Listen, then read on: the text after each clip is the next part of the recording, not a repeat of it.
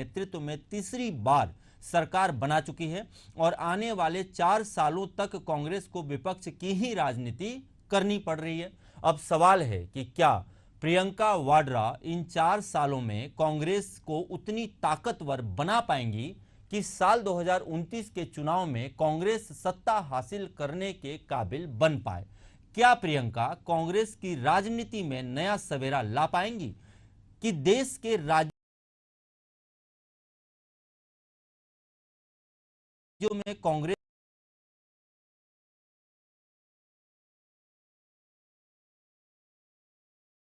की सरकार बन पाए? इन तमाम सवालों पर चर्चा के लिए आज हमारे साथ मेहमान के रूप में बीजेपी प्रवक्ता रविंद्र सिंह जी, कांग्रेस प्रवक्ता अभय नारायण राय और वरिष्ठ पत्रकार योगीराज योगेश मौजूद हैं। आप तीनों मेहमानों का एशियन न्यूज पर हार्दिक अभिनंदन है। सवाल है, बड़ा सवाल है, कांग्रेस की डूबती नैया की खेवैया पार लगाने की कोशिश, जद्दोजहद जारी है। सवाल लेते हैं अभय नारायण राय जी से।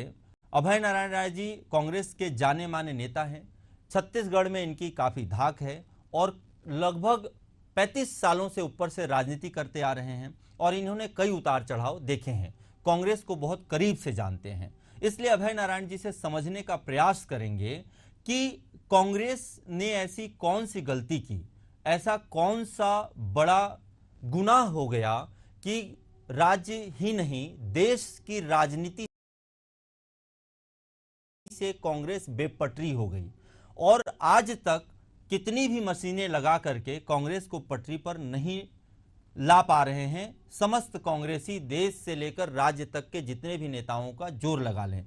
क्या कारण है अभय नारायण राय जी? आपको क्या लगता है, ऐसी गलती क्या हो रही है जो जिसको कांग्रेस नहीं पकड़ पा रही है?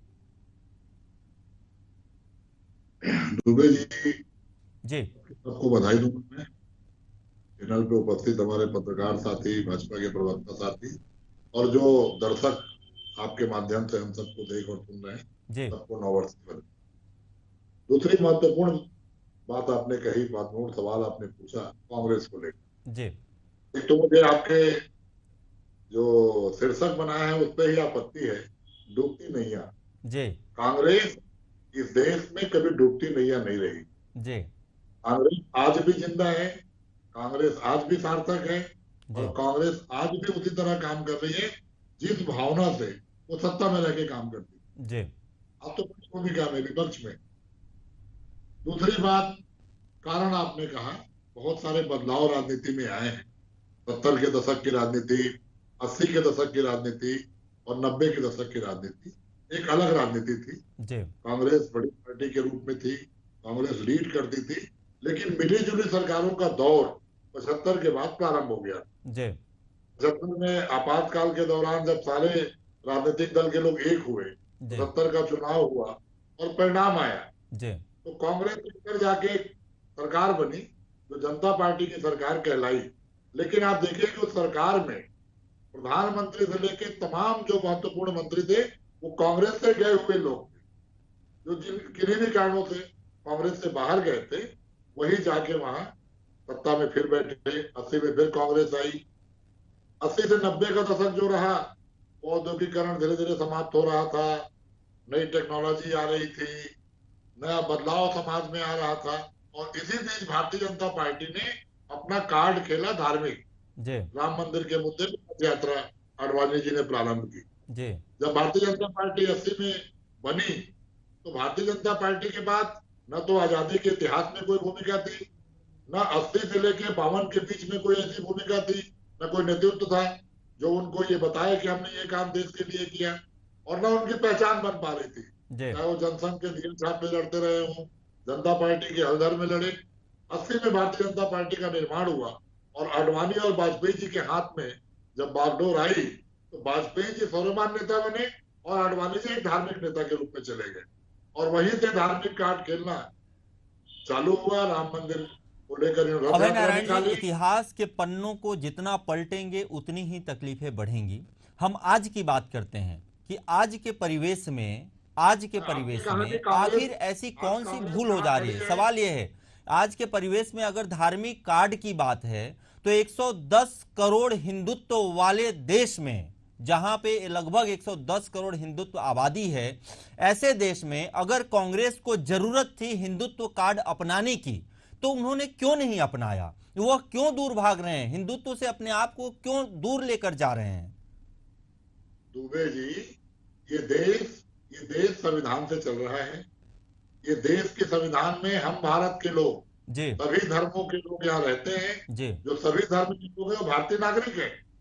हम कोई भी भारतीय नागरिक को हिंदू और मुस्लिम में बांटकर बात करने की कांग्रेस की विचारधारा नहीं है। ये लड़ाई विचारधारा की है। ये लड़ाई हिंदू मुस्लिम की नहीं है। ये देश जितना हिंदुओं का है उतना मुस्लिमों का भी है। देखिए, अगर ऐसा है तो अल्पसंख्यक और बहुसंख्यक का जो नारा दिया हुआ है ये कांग्रेस का ही दिया हुआ है। अल्पसंख्यक जो होगा उसकी रक्षा के लिए कानून बनाया जाएगा।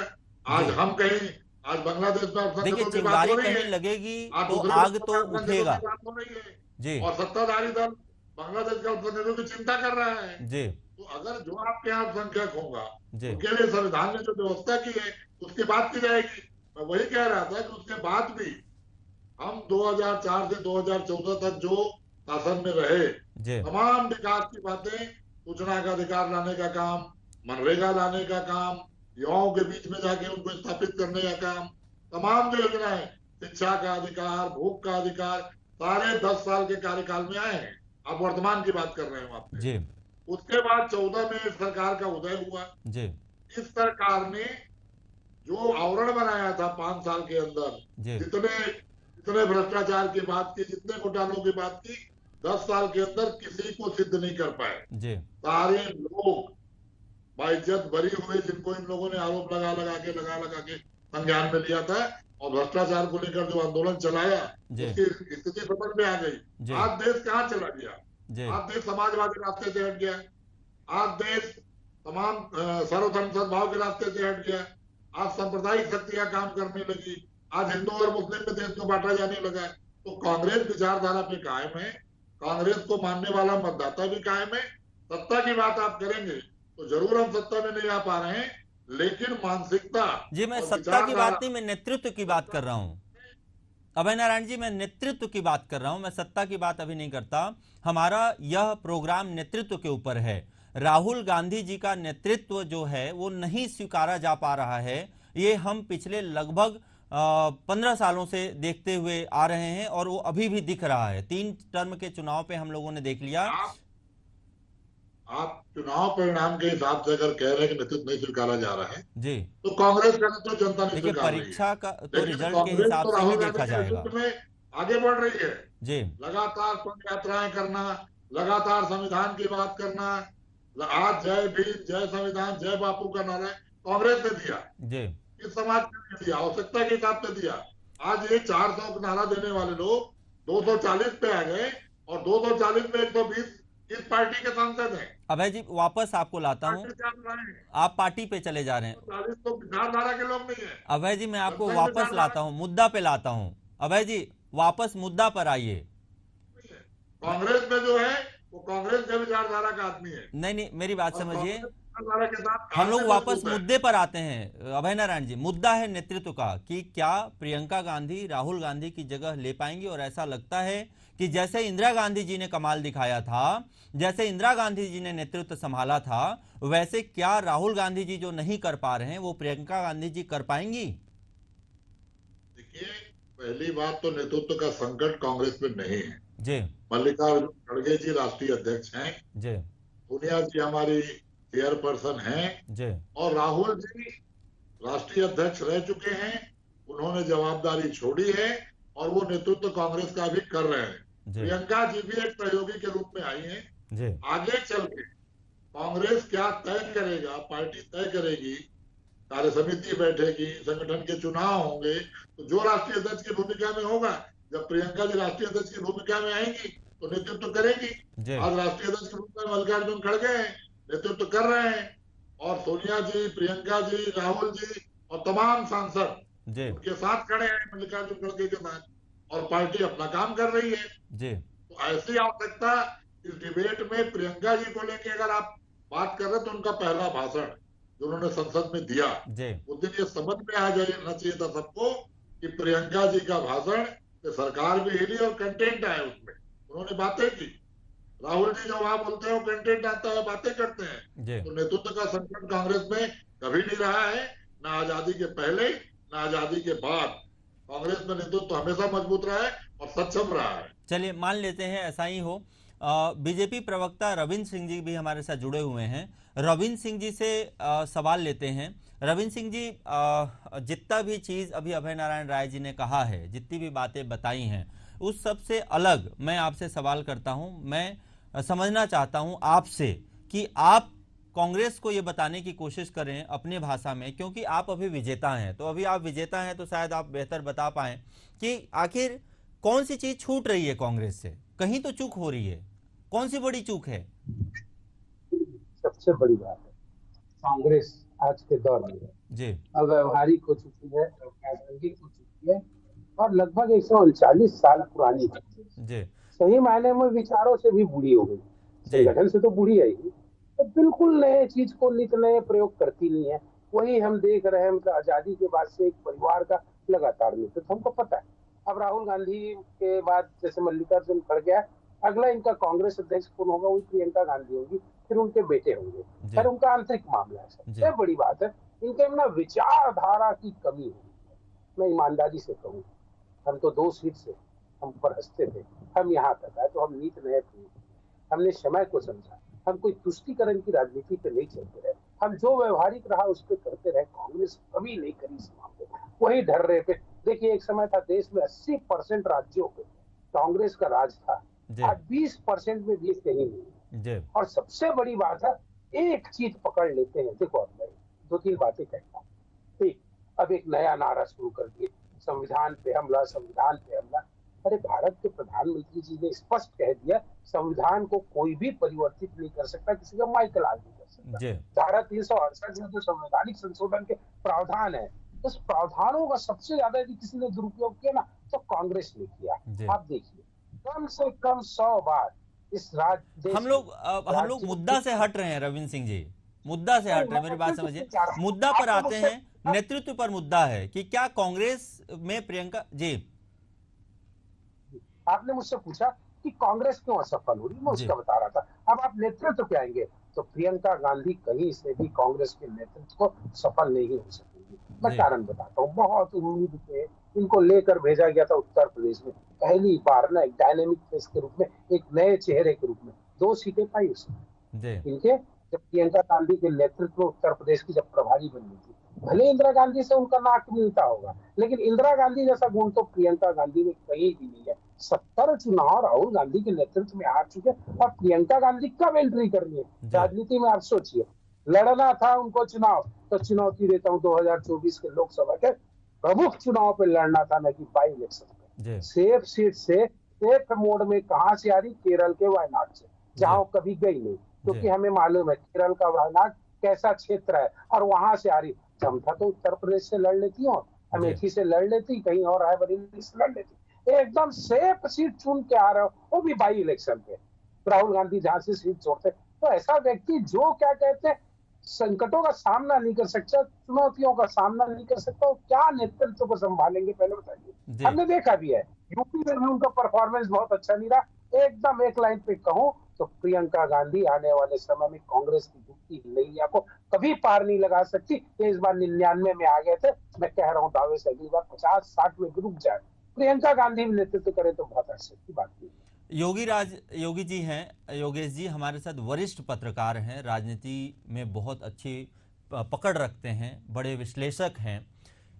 योगी राज जी, आपसे ओवरऑल चर्चा में जो इसका आकलन है उसमें समझना चाहता हूं मैं, और अपने दर्शकों को भी समझाना चाहता हूं, एशियन न्यूज़ के सभी को आपके माध्यम से, कि क्या लगता है आपको, जैसे प्रियंका गांधी जिस हिसाब से अब मेहनत कर रही हैं, उनका जो पुराना परफॉर्मेंस रहा है या जो रिस्क लेने की क्षमता है वो कहाँ कम रह जा रही है? जैसे मैं आपसे एक और सवाल का जवाब चाहूँगा, इसी में मैं दूसरा सवाल भी आपको साथ में कर देता हूँ।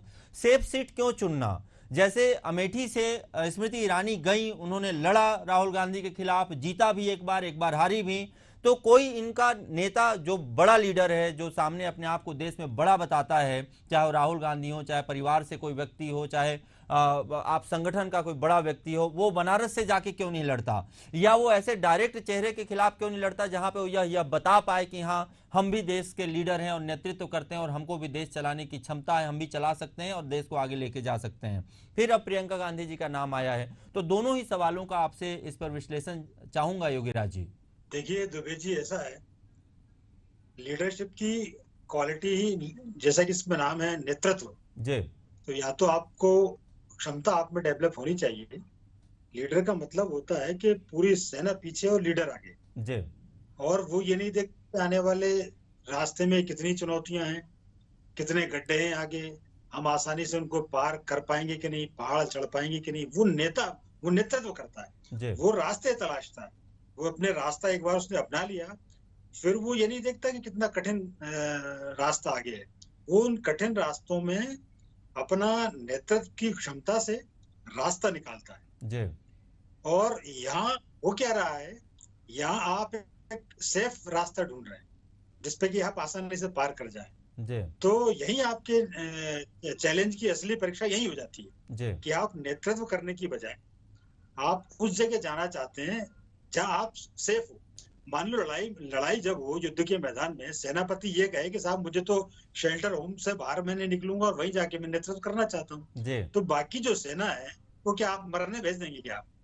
वो लड़ने भेज देंगे क्या आप उसको?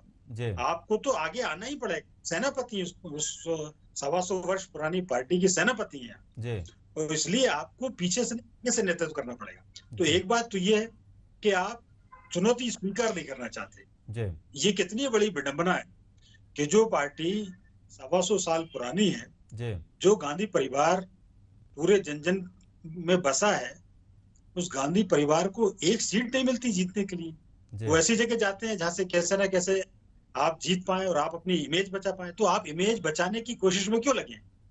यदि आप खुद सेफ सीट तलाशेंगे तो हर कांग्रेस का जो वर्कर है वो सेफ सीट तलाशना चाहेगा। कौन ऐसा नेता है कांग्रेस में अभी तक जिसको 25 साल मौका मिला हो अपने आप को स्थापित करने का? आज एक चुनाव कोई आदमी हार जाता है तो दोबारा से उसकी वापसी कब होगी इसका कोई भरोसा नहीं। और या तो 20-20, 25-25 मौके आपको मिल रहे हैं। 89 चुनाव राहुल गांधी हारे, तो स्थापित होने के लिए आपको कितने अवसर आपको चाहिए? सेम यही प्रियंका गांधी के साथ हो रहा है। अच्छा, आप ये देखिए, अभी हाल ही में उनकी अपीयरेंस हुई संसद में, वो आई और संसद में आपके पास तमाम मुद्दे, लेकिन आप फिलिस्तीन का बैग टांग के चली गई। तो कम से कम आपको मुद्दे समझने पड़ेंगे कि देश के मुद्दे क्या हैं, देश का भाव क्या है, देश का विचार क्या है, देश आपसे क्या उम्मीद करता है। आप बार बार बात करते हैं कि हम देश की पार्टी हैं, हम शहीदों की पार्टी हैं। तो ये शहादत केवल ये नहीं कि 1947 में दे दी और आप चादर ओढ़ के सो जाओ। वर्तमान का समय हर दिन शहादत का मांग रहा है। हर दिन देश की डिमांड है कि इस देश पर कुर्बानी की जाए। तो क्या आप उसके लिए तैयार हैं? देश किन कठिन चुनौतियों का सामना कर रहा है, क्या आपको पता है? कितनी इंटरनेशनल कॉन्स्पिरेसी देश के लिए हो रही है। इस देश की तरक्की के लोगों को बर्दाश्त नहीं, कई विकसित देश नहीं चाहते कि देश आगे बढ़े। क्या आप उन चुनौतियों का सामना करने के लिए सक्षम हैं? तो इन सब चीजों से अपने आप को आपको तैयार करना पड़ेगा। केवल बैकअप से राजनीति नहीं हो सकती। ये कुछ समय के लिए संसद में आपको पहुंचा देंगे जैसे राहुल गांधी को पहुंचा दिया, लेकिन अब लीडरशिप की असली चुनौती आपके सामने वहां है कि आपका विजन क्या है, आप देश को कहां ले जाना चाहते हैं। कभी आप ये तो बताइए। केवल हिंदू मुस्लिम फिलिस्तीन का बैग टांग लेना, हम अल्पसंख्यकों की बात करते करते कांग्रेस को 60 साल हो गए और आपने अल्पसंख्यकों की बात नहीं की बल्कि बहुसंख्यकों को नाराज करने की कोशिश की। कई कानून आपने ऐसे बना दिए जो अल्पसंख्यकों के हित में तो है लेकिन देश के हित में नहीं है। बिल्कुल। तो आपको बहुत सारी चीज आपको सोचना पड़ेगा, पार्टी को नए सांचे में आपको ढालना पड़ेगा और उन सब के अतिरिक्त आपको वो विचार देना पड़ेगा कि पार्टी आपके पीछे खड़ी रहे। अभी आपने मल्लिकार्जुन खड़गे साहब को अध्यक्ष बनाया हुआ है लेकिन वो इंडिपेंडेंस ही नहीं दी आपने उनको। हमारे साथ योगेश जी थे जिन्होंने बहुत अच्छे से इस बात को बताने की कोशिश की कि नेतृत्व करने के लिए आपको नए विचारधारा की जरूरत है और आपको नए विचार लेकर के आने होंगे, देश के पटल में ऐसे मुद्दे लेकर के आने होंगे और ऐसे मुद्दों पर बात करनी होगी, देश का सामना करना होगा जिसकी जरूरत है, जो देश चाहता है, जो देश मांगता है, जो यहाँ के जनसंख्या के हिसाब से बहुसंख्यक अल्पसंख्यक सबको पच सके और जिससे जनता को यह लगे कि जनता आपके लिए मर सके और आपको वोट दे सके और जनता को यह विश्वास हो कि अगर मैं इस पार्टी को या इस नेता को चुनता हूं तो मैं आगे चल के अपने देश को बहुत ही सुरक्षित हाथों में और प्रगतिशील हाथों में दे रहा हूं। यह विश्वास बहुत बड़ी चीज है। बहरहाल देश ने पीएम मोदी को उनके विजन, देश की प्रगति और वैश्विक मुकाम हासिल करने के वादे पर मौका दिया था। पीएम मोदी ने वैसा मद्दा था जो उन्होंने देश की जनता का विश्वास हासिल किया और इसलिए ही तीसरी बार सत्तासीन होने का अवसर भी मतदाताओं ने उन्हें दिया। आने वाले सालों में प्रियंका की मौजूदगी कांग्रेस को कितनी मजबूत कर पाएगी, फिलहाल भविष्य के गर्भ में है और यह देखने का विषय होगा कि आने वाले विधानसभा चुनाव में भी, जैसे अभी दिल्ली में विधानसभा चुनाव है, अन्य राज्यों में भी विधानसभा चुनाव होने वाले हैं अगले साल। एक देश एक चुनाव का भी मुद्दा चल रहा है। वन नेशन वन इलेक्शन में कितना कारगर वह साबित हो पाती हैं, इस मुद्दे को कितने अच्छी तरीके से देश के हित में लेके जा सकती हैं। अन्य कई मुद्दे हैं जो ज्वलंत मुद्दे हैं, इस पर समझना होगा, यह समय ही बताएगा। हमारे इस खास प्रोग्राम मुद्दा में हमारे सभी मेहमानों का जुड़ने के लिए बहुत बहुत धन्यवाद, बहुत बहुत शुक्रिया। आप समय निकाल कर के हमारे इस प्रोग्राम के साथ जुड़ें। ऐसे ही बने रहिए हमारे प्रोग्राम मुद्दा के साथ और एशियन न्यूज़ के साथ। फिर होगी मुलाकात नए टॉपिक के साथ। नमस्कार।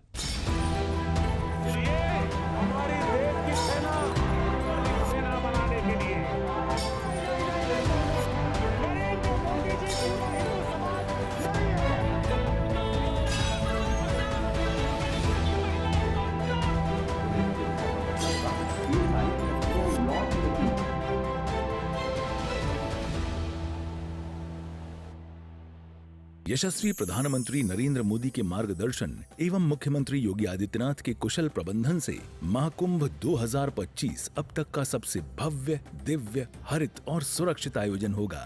13 जनवरी अर्थात पौष पूर्णिमा को अमृत स्नान से महाकुंभ 2025 का विधिवत शंखनाद होगा। 26 फरवरी को महाशिवरात्रि पर अमृत स्नान तक कुल 6 प्रमुख स्नान होंगे।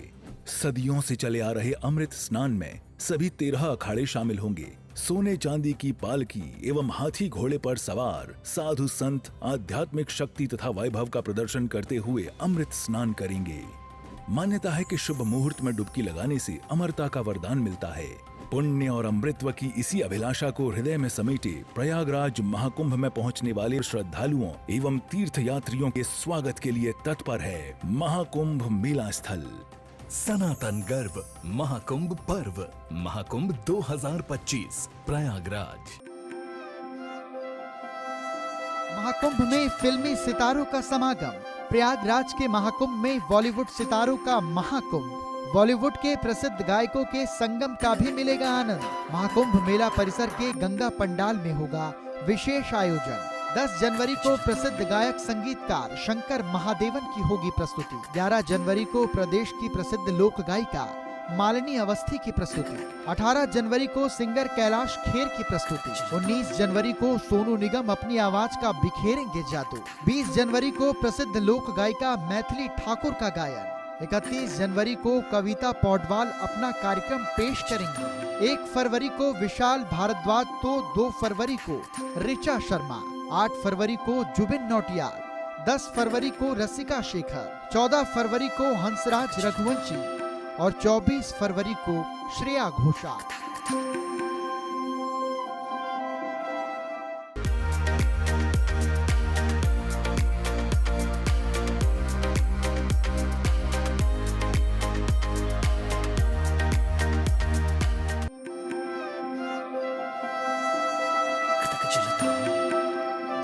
हिंदू धर्म की अपनी एक विशेष मान्यता है।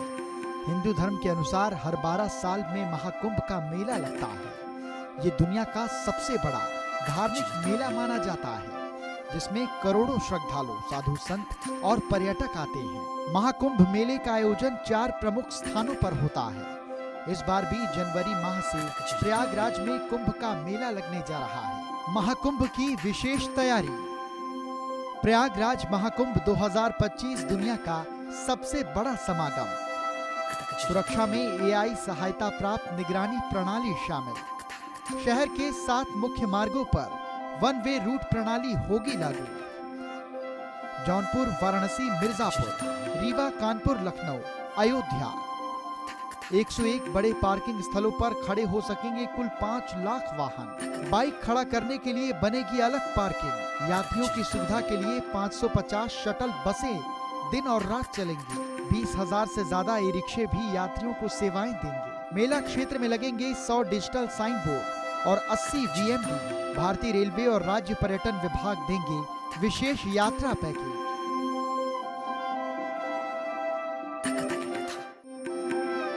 प्रयागराज में महाकुंभ 2025 का विशेष आयोजन। महाकुंभ में स्नान करना होता है बेहद फलदायी। 10 जनवरी 2025 पौष शुक्ल एकादशी महाकुंभ प्रथम स्नान तिथि। 13 जनवरी 2025 पौष पूर्णिमा महाकुंभ द्वितीय स्नान तिथि। 25 जनवरी 2025 माँ कृष्ण एकादशी महाकुंभ चतुर्थ स्नान तिथि।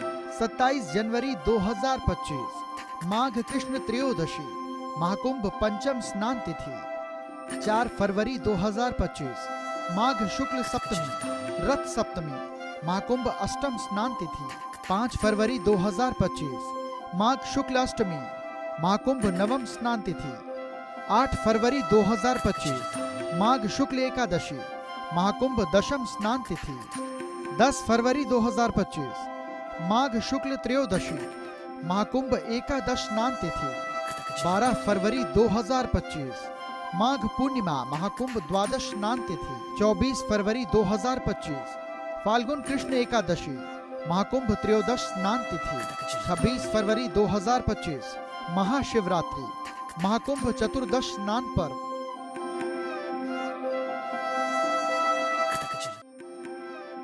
महाकुंभ में संतों का अखाड़ा। पहलवानों के लड़ने वाली जगह को कहा जाता है अखाड़ा। सनातन में साधु संतों के समूह को भी अखाड़ा कहते हैं। असल में इसका नामकरण आदि गुरु शंकराचार्य ने किया। हमारे आध्यात्मिक और सांस्कृतिक संरक्षक होते हैं अखाड़े। सनातन धर्म में कुल 13 अखाड़े जो इसके ध्वजवाहक हैं। स्वतंत्रता संघर्ष में भी अखाड़ों ने महत्वपूर्ण भूमिका निभाई। आजादी के बाद अखाड़ों ने अपना सैन्य चरित्र त्याग दिया। अखाड़े राष्ट्र रक्षा और धर्म रक्षा के लिए करते हैं कार्य। अयोध्या में निर्मोही और दत्तात्रेय 2 प्रमुख अखाड़े हैं। सनातनी अखाड़ों का है अपना एक समृद्ध इतिहास। मुद्दा है आने वाले कल को बेहतर बनाने का। मुद्दा है सच और झूठ का। मुद्दा है इंसाफ का। मुद्दा है समाज के बदलाव का। देखिए मुद्दा, प्रबंध संपादक जय दुबे के साथ सिर्फ एशियन न्यूज पर। संघर्ष के क्षेत्रों से लेकर राजनीतिक केंद्रों तक हर खबर पर नजर, हर सच की पहचान बिना किसी डर। नया साल, नई ऊर्जा, आपके विश्वास का साथी। पत्रकारिता का स्वर्ण मानक, Asian news, voice of people. हर खबर के सच और झूठ से कराएंगे आपको रूबरू। खबर के तह तक हर नजरिए से विश्लेषण। कौन सी खबर पर है आपकी नजर? देश और दुनिया के हर हालात पर होगी बात। देखिए विश्लेषण हर शनिवार और रविवार शाम 6:30 बजे सिर्फ एशियन न्यूज पर।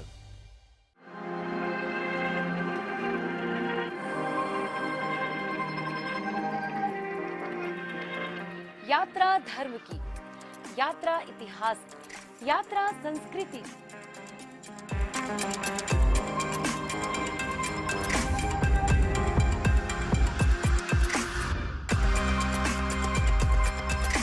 देखिए यात्रा शनिवार और रविवार दोपहर 3:30 बजे सिर्फ एशियन न्यूज पर। मुद्दा है आने वाले कल को बेहतर बनाने का। मुद्दा है सच और झूठ का। मुद्दा है इंसाफ का। मुद्दा है समाज के बदलाव का। देखिए मुद्दा, प्रबंध संपादक जय दुबे के साथ सिर्फ एशियन न्यूज पर।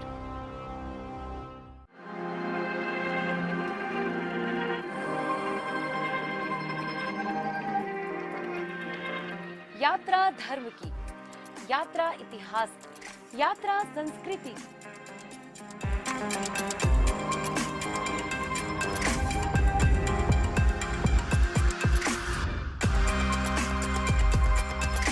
देखिए यात्रा शनिवार और रविवार दोपहर 3:30 बजे सिर्फ एशियन न्यूज पर।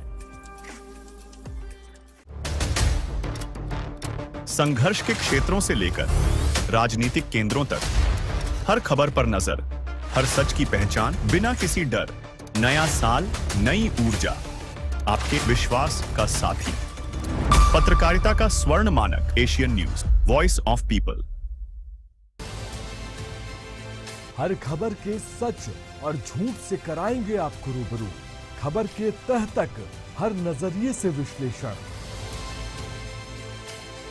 कौन सी खबर पर है आपकी नजर? देश और दुनिया के हर हालात पर होगी बात। देखिए विश्लेषण हर शनिवार और रविवार शाम 6:30 बजे सिर्फ एशियन न्यूज पर।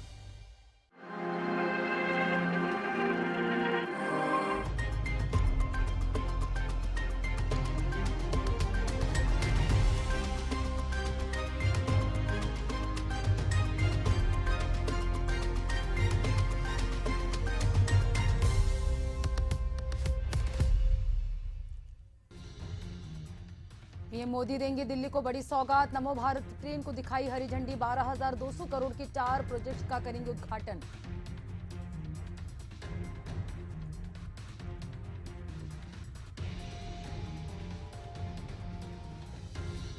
मध्य प्रदेश के मुख्यमंत्री डॉक्टर मोहन यादव का उज्जैन दौरा। राहगिरी के आनंद उत्सव में हुए शामिल। विक्रमशिला विश्वविद्यालय में संगोष्ठी कार्यक्रम में हुए शामिल।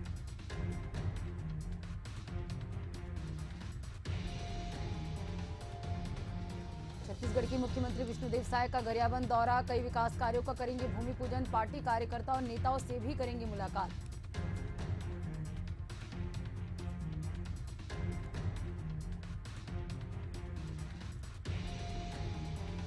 अबूझमाड़ में पुलिस और नक्सलियों के बीच मुठभेड़। 1 जवान शहीद, 4 नक्सली ढेर। मौके से एक AK-47 SLR और 315 बोर बंदूक बरामद।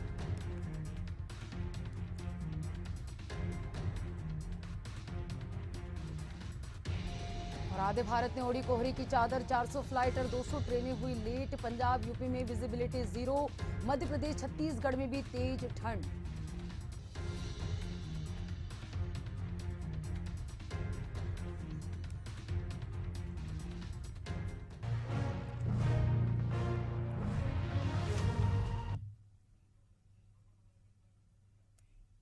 नमस्कार, बहुत स्वागत है आप सभी का एशियन अपडेट देख रहे हैं आप। मैं हूं आपके साथ पद्मा कुलदीप। तो चलिए बुलेटिन की शुरुआत करते हैं। दिल्ली विधानसभा चुनाव की घोषणा से पहले प्रधानमंत्री मोदी रविवार को राजधानी में 12,200 करोड़ रुपए से ज्यादा की योजनाओं का उद्घाटन शिलान्यास किया। मोदी का दिल्ली में पिछले 3 दिन में ये तीसरा कार्यक्रम रहा। उन्होंने सबसे पहले दिल्ली, गाजियाबाद, मेरठ में नमो भारत कॉरिडोर के साहिबाबाद से न्यू अशोक नगर तक के सेक्शन का उद्घाटन किया। 13 किलोमीटर लंबा ये रूट 4600 करोड़ रुपए की लागत से बनाया गया है। ये दिल्ली की पहली नमो भारत कनेक्टिविटी है जो मेरठ को जोड़ेगी। प्रधानमंत्री मोदी ने रैपिड ट्रेन में बैठने से पहले खुद टिकट काउंटर से टिकट खरीदा। उन्होंने पेमेंट के लिए अपने मोबाइल के QR कोड से पेमेंट किया। इसके बाद वे ट्रेन में स्कूली बच्चों से मिले।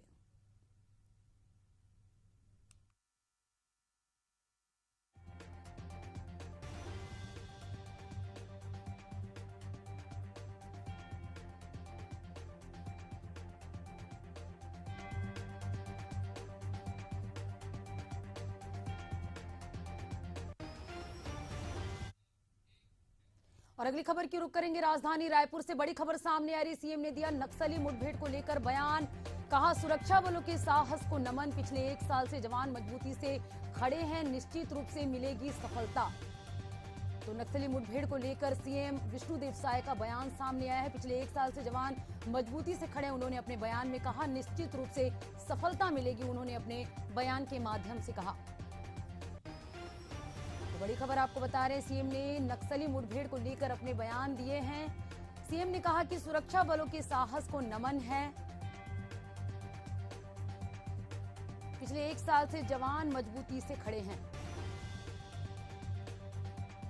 देखिए, लगातार पिछले 1 साल से मजबूती के साथ नक्सलवाद के खिलाफ में हमारे सुरक्षा बल के जवान लड़ रहे हैं और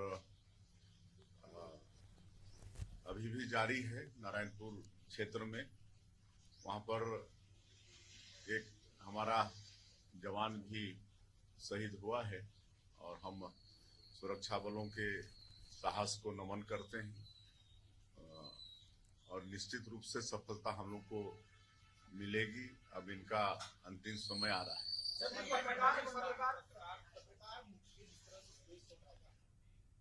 और चलिए बात करेंगे अगली बड़ी खबर की। राजधानी रायपुर से सामने आ रही मुकेश चंद्राकर की हत्या पर सीएम का बयान आया है।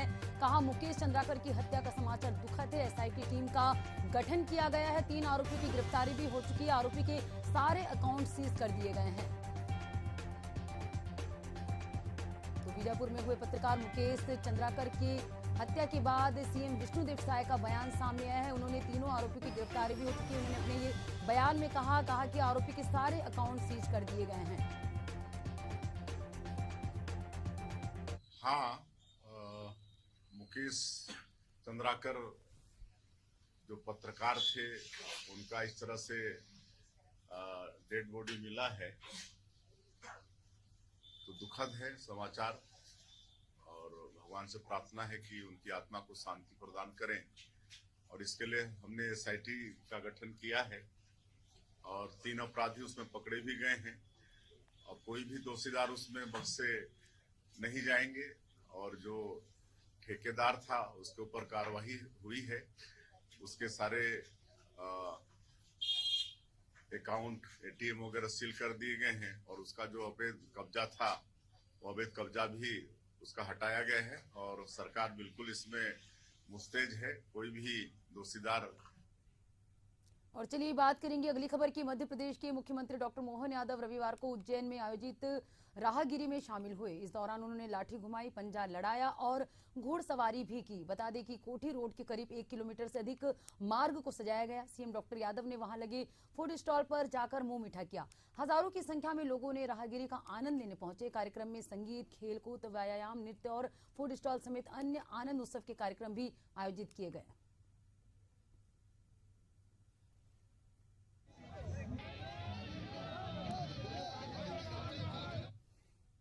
इधर मुख्यमंत्री डॉक्टर मोहन यादव रविवार को उज्जैन के दूध तलाई स्थित गुरुद्वारा साहिब पहुंचे, जहां मुख्यमंत्री ने गुरुद्वारा में माथा टेका और प्रदेश के सुख समृद्धि के लिए कामना की। इस अवसर पर सिख समाज के प्रतिनिधियों ने सरोफा भेंट कर मुख्यमंत्री का अभिवादन किया। कार्यक्रम में विधायक, सभापति सहित सिख समाज के प्रतिनिधि भी मौजूद रहे।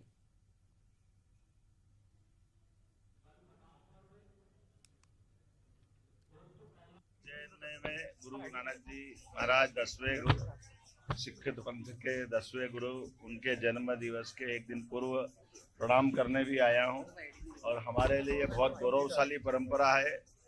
सदैव सिख पंथ के हमारे सभी गुरुओं ने जीवन में अपने बीच सच्चाई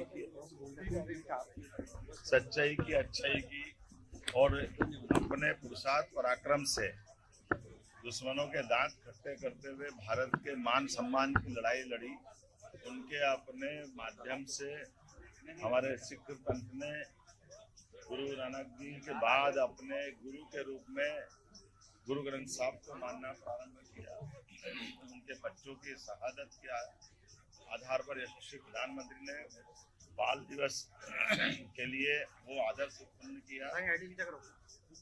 हमारी भी सरकार ने तय किया कि हमारे गुरु गोविंद साहब के साहबजादे अर्थात उनके बच्चों की शहादत को आगामी बच्चों की पीढ़ी जाने, इसलिए स्कूल शिक्षा में पाठ्यक्रम। और इस बीच न्यायधानी बिलासपुर से बड़ी खबर सामने आ रही। इंस्टाग्राम में दोस्ती कर नाबालिग से दुष्कर्म किया गया। शादी का झांसा देकर दुष्कर्म किया गया। आरोपी युवक को पुलिस ने गिरफ्तार किया है। अपहरण, दुष्कर्म और पॉक्सो एक्ट के तहत केस दर्ज किया गया है। सरकंडा थाना पुलिस की ये कार्रवाई है। तो बिलासपुर से बड़ी खबर आपको बता रहे हैं, जहां इंस्टाग्राम में दोस्ती कर युवती के साथ दुष्कर्म की घटना को अंजाम दिया गया। अपहरण, दुष्कर्म और पॉक्सो एक्ट के तहत आरोपी के खिलाफ कार्रवाई की जा रही है। तो सरकंडा थाना पुलिस की बड़ी कार्रवाई है, जहां पर इंस्टाग्राम में दोस्ती कर नाबालिग के साथ दुष्कर्म करने वाले आरोपी को पुलिस ने गिरफ्तार कर लिया है। दरअसल शादी का झांसा देकर आरोपी युवक ने दुष्कर्म की घटना को अंजाम दिया। पुलिस ने आरोपी युवक को गिरफ्तार कर लिया है। अपहरण, दुष्कर्म और पॉक्सो एक्ट के तहत ये मामला जो है दर्ज किया गया है।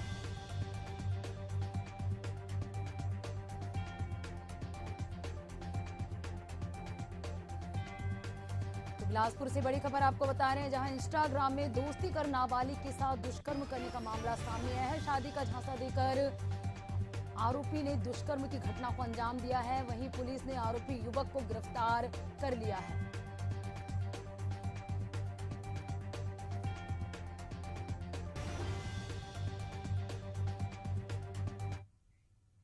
आगे खबरों का सिलसिला जारी रहेगा। फिलहाल वक्त एक छोटे से ब्रेक का।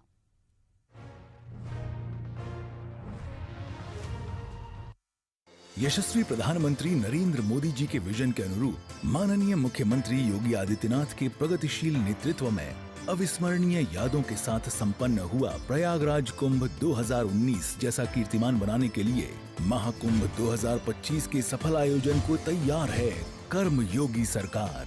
स्वच्छ महाकुंभ, हरित महाकुंभ के अनुरूप पौधरोपण, पार्कों का जीर्णोद्धार एवं सौंदर्यकरण के विभिन्न कार्यों से पर्यटकों को होगी विशेष अनुभूति। कूड़ा प्रबंधन और पॉलिथीन फ्री महाकुंभ के लिए बनाई गई है विशेष कार्य योजना। श्रद्धालुओं की सुविधा के लिए 1,50,000 शौचालय का कराया जा रहा है निर्माण। सौंदर्यकरण और मेला थीमेटिक लाइटिंग के कार्यों से कुंभ नगरी प्रयागराज को मिला है नव्य स्वरूप। महाकुंभ 2025 में अमृत स्नान का पुण्य कमाने आओ चलें महाकुंभ। सनातन गर्व महाकुंभ पर्व। महाकुंभ 2025 प्रयागराज। मुद्दा है आने वाले कल को बेहतर बनाने का, मुद्दा है सच और झूठ का, मुद्दा है इंसाफ का, मुद्दा है समाज के बदलाव का। देखिए मुद्दा, प्रबंध संपादक जय दुबे के साथ, सिर्फ एशियन न्यूज पर। संघर्ष के क्षेत्रों से लेकर राजनीतिक केंद्रों तक हर खबर पर नजर, हर सच की पहचान बिना किसी डर। नया साल, नई ऊर्जा, आपके विश्वास का साथी। पत्रकारिता का स्वर्ण मानक, Asian news, voice of people. हर खबर के सच और झूठ से कराएंगे आपको रूबरू। खबर के तह तक हर नजरिए से विश्लेषण। कौन सी खबर पर है आपकी नजर? देश और दुनिया के हर हालात पर होगी बात। देखिए विश्लेषण हर शनिवार और रविवार शाम 6:30 बजे सिर्फ एशियन न्यूज पर।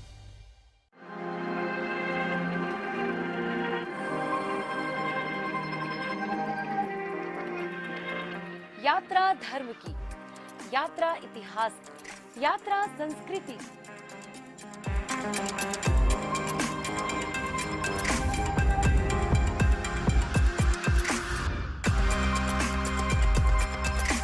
देखिए यात्रा शनिवार और रविवार दोपहर 3:30 बजे सिर्फ एशियन न्यूज पर। मुद्दा है आने वाले कल को बेहतर बनाने का, मुद्दा है सच और झूठ का, मुद्दा है इंसाफ का, मुद्दा है समाज के बदलाव का। देखिए मुद्दा, प्रबंध संपादक जय दुबे के साथ, सिर्फ एशियन न्यूज पर।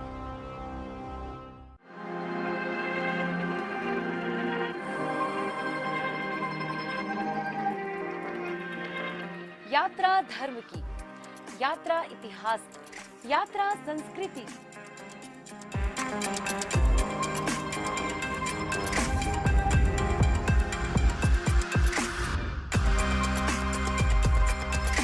देखिए यात्रा शनिवार और रविवार दोपहर 3:30 बजे सिर्फ एशियन न्यूज पर।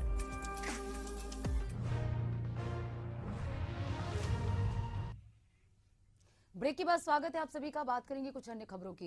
राजधानी रायपुर के डूमरतराई स्थित श्रीराम थोक सब्जी मंडी में पार्किंग को लेकर विवाद हो गया। दरअसल पार्किंग करने से मना करने पर वर्धमान नगर विकास समिति के अध्यक्ष विवेकानंद भट्टाचार्य से मारपीट की गई है, जिससे उनको गहरी चोट आई है। इसको लेकर दोनों पक्ष न्यू राजेंद्र नगर थाना पहुंचकर एक दूसरे पर आरोप लगा रहे हैं। वहीं दोनों पक्षों का क्या कहना है, इसका जायजा हमारे संवाददाता ने लिया है। आइए देखते हैं।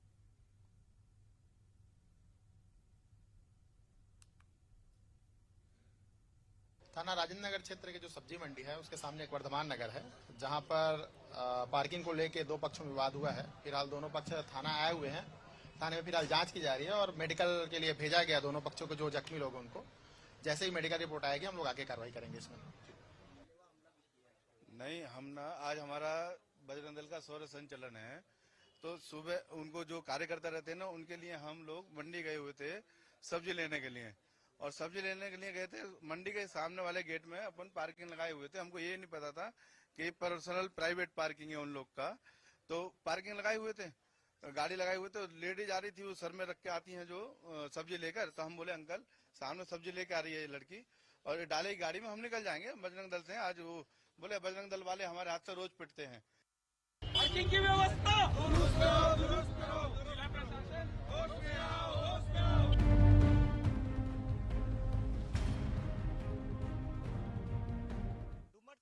वर्धमान नगर के रहवासी जो हैं अभी न्यू राजेंद्र नगर थाना पहुंचे हैं और पार्किंग विवाद को लेकर मारपीट हुई। और क्या मामला है, हम इन्हीं से चर्चा करते हैं और जानेंगे कि आखिर ये पूरा मामला क्या है, किस तरीके से मारपीट हुई और जिनके साथ मारपीट हुए उनकी स्थिति क्या है। आप लोग न्यू नगर थाना पहुंचे हैं, क्या मामला है और किस तरीके से आप लोग विरोध दर्ज करवा रहे हैं? हम सभी लोग वर्धमान नगर निवासी हैं। वर्धमान नगर के एंट्री पॉइंट में एक श्रीराम थोक सब्जी मंडी है, उनके यहाँ से आए दिन अवैध पार्किंग की जाती है।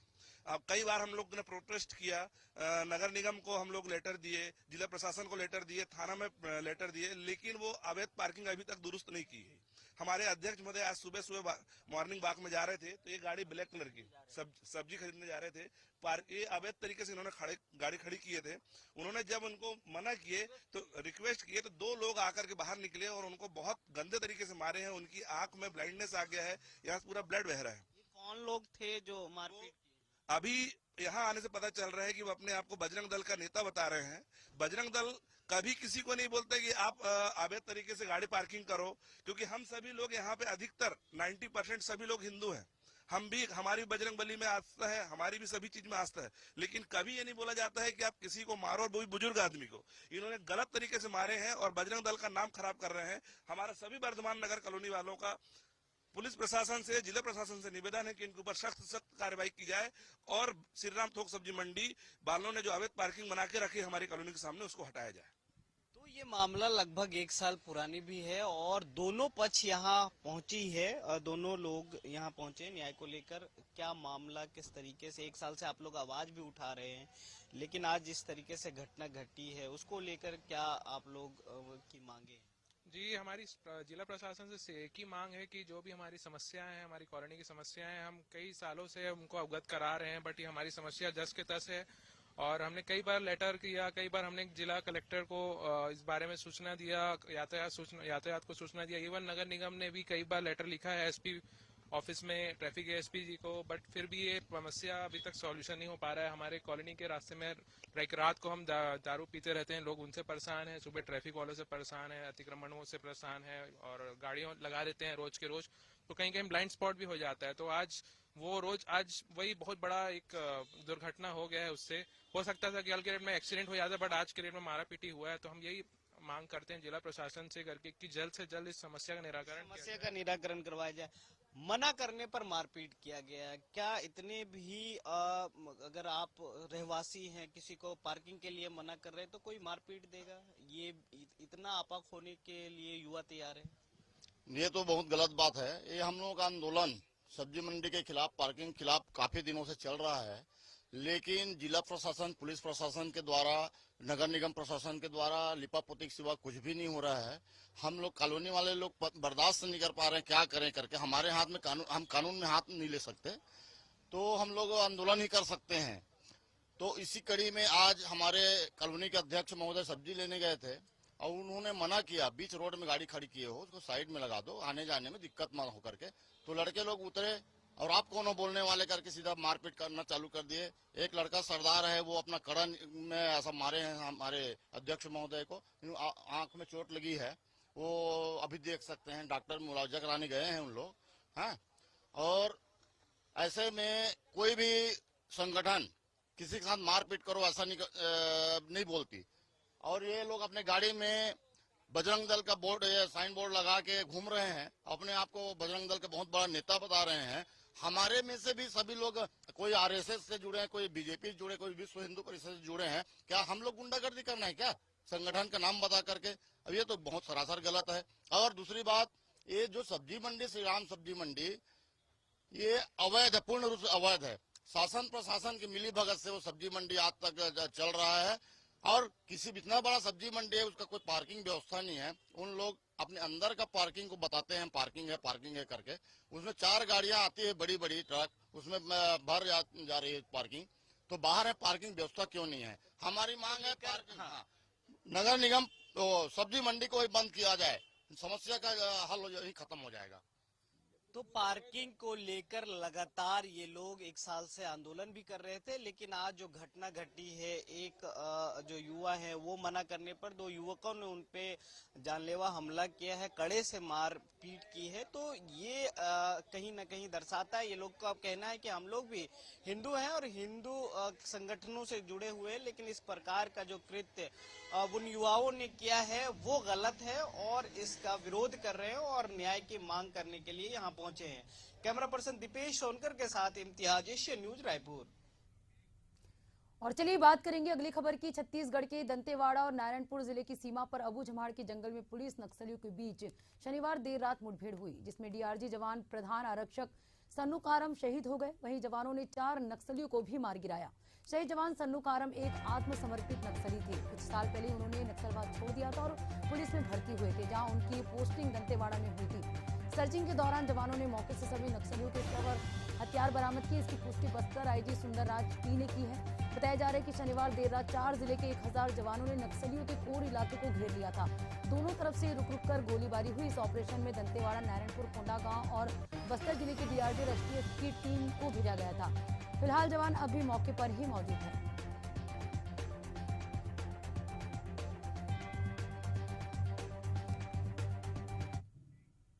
और इसी के साथ बुलेटिन में फिलहाल इतना ही। लगातार खबरों में बने रहने के लिए देखते रहिए एशियन न्यूज। नमस्कार।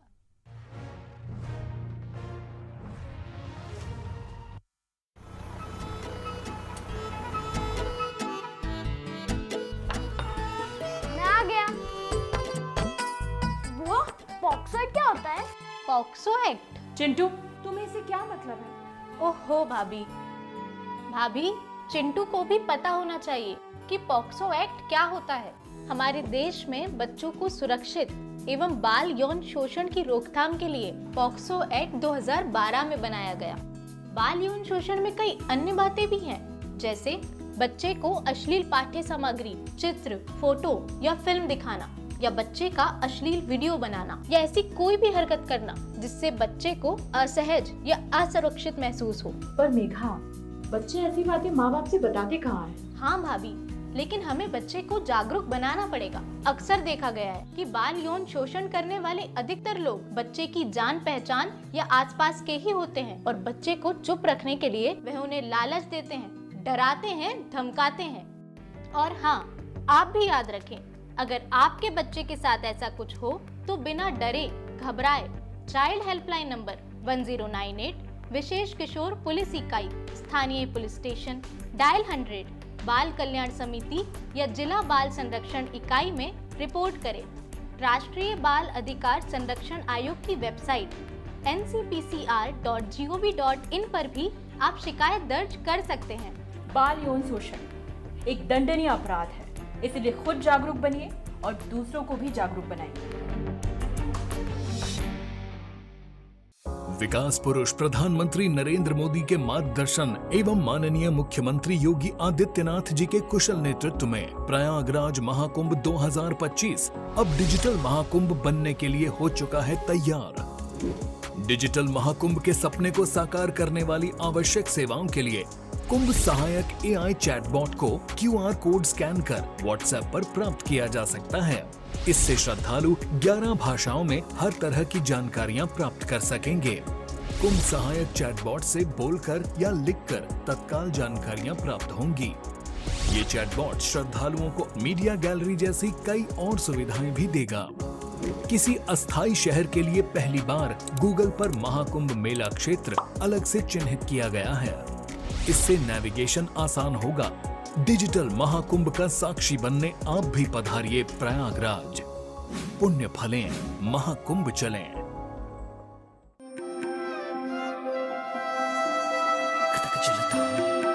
देश में हिंदू धर्म की अपनी एक विशेष मान्यता है। हिंदू धर्म के अनुसार हर 12 साल में महाकुंभ का मेला लगता है। ये दुनिया का सबसे बड़ा धार्मिक मेला माना जाता है, जिसमें करोड़ों श्रद्धालु, साधु संत और पर्यटक आते हैं। महाकुंभ मेले का आयोजन 4 प्रमुख स्थानों पर होता है। इस बार भी जनवरी माह से प्रयागराज में कुंभ का मेला लगने जा रहा है। महाकुंभ की विशेष तैयारी। प्रयागराज महाकुंभ 2025 दुनिया का सबसे बड़ा समागम। सुरक्षा में AI सहायता प्राप्त निगरानी प्रणाली शामिल। शहर के 7 मुख्य मार्गों पर 1 वे रूट प्रणाली होगी लागू। जौनपुर, वाराणसी, मिर्जापुर, रीवा, कानपुर, लखनऊ, अयोध्या 101 बड़े पार्किंग स्थलों पर खड़े हो सकेंगे कुल 5 लाख वाहन। बाइक खड़ा करने के लिए बनेगी अलग पार्किंग। यात्रियों की सुविधा के लिए 550 शटल बसें दिन और रात चलेंगी। 20,000 से ज्यादा ई रिक्शे भी यात्रियों को सेवाएं देंगे। मेला क्षेत्र में लगेंगे 100 डिजिटल साइन बोर्ड और 80 VMD। भारतीय रेलवे और राज्य पर्यटन विभाग देंगे विशेष यात्रा पैकेज।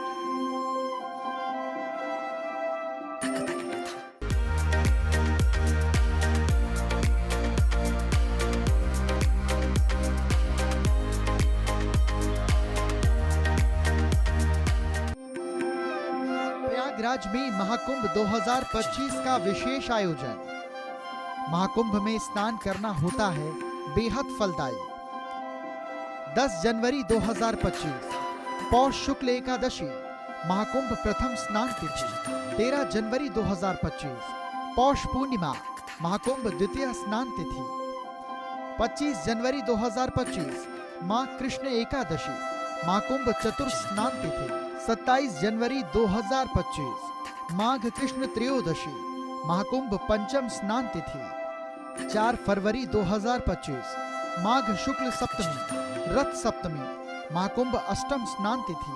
5 फरवरी 2025 माघ शुक्ल अष्टमी महाकुंभ नवम स्नान तिथि। 8 फरवरी 2025 माघ शुक्ल एकादशी महाकुंभ दशम स्नान तिथि। 10 फरवरी 2025 माघ शुक्ल त्रयोदशी महाकुंभ एकादश स्नान तिथि। 12 फरवरी 2025 माघ पूर्णिमा महाकुंभ द्वादश स्नान तिथि। 24 फरवरी 2025 फाल्गुन कृष्ण एकादशी महाकुंभ त्रयोदश स्नान तिथि। 26 फरवरी 2025 महाशिवरात्रि महाकुंभ चतुर्दश स्नान पर्व।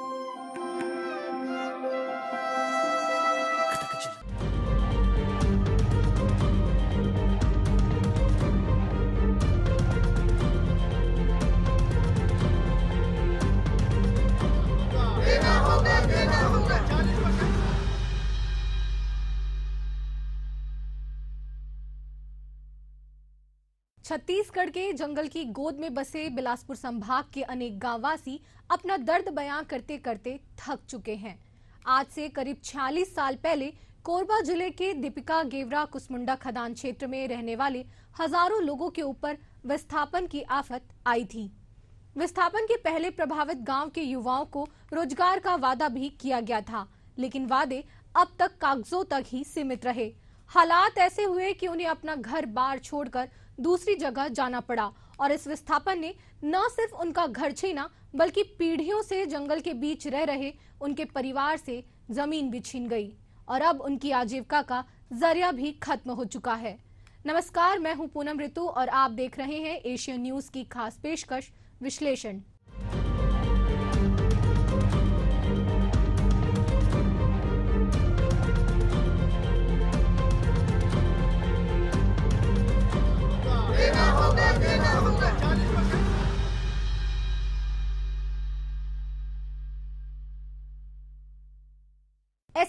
यानी साउथ ईस्टर्न कोलफील्ड्स लिमिटेड का मुख्यालय छत्तीसगढ़ के बिलासपुर जिले में है।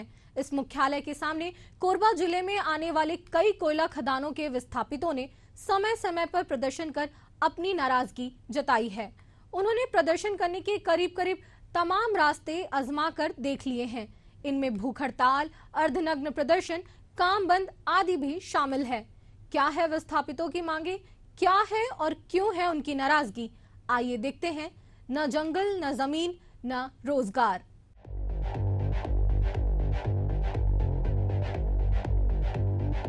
छत्तीसगढ़ का बिलासपुर संभाग कोयला उत्पादन के लिए न केवल देश में बल्कि पूरी दुनिया में प्रसिद्ध है।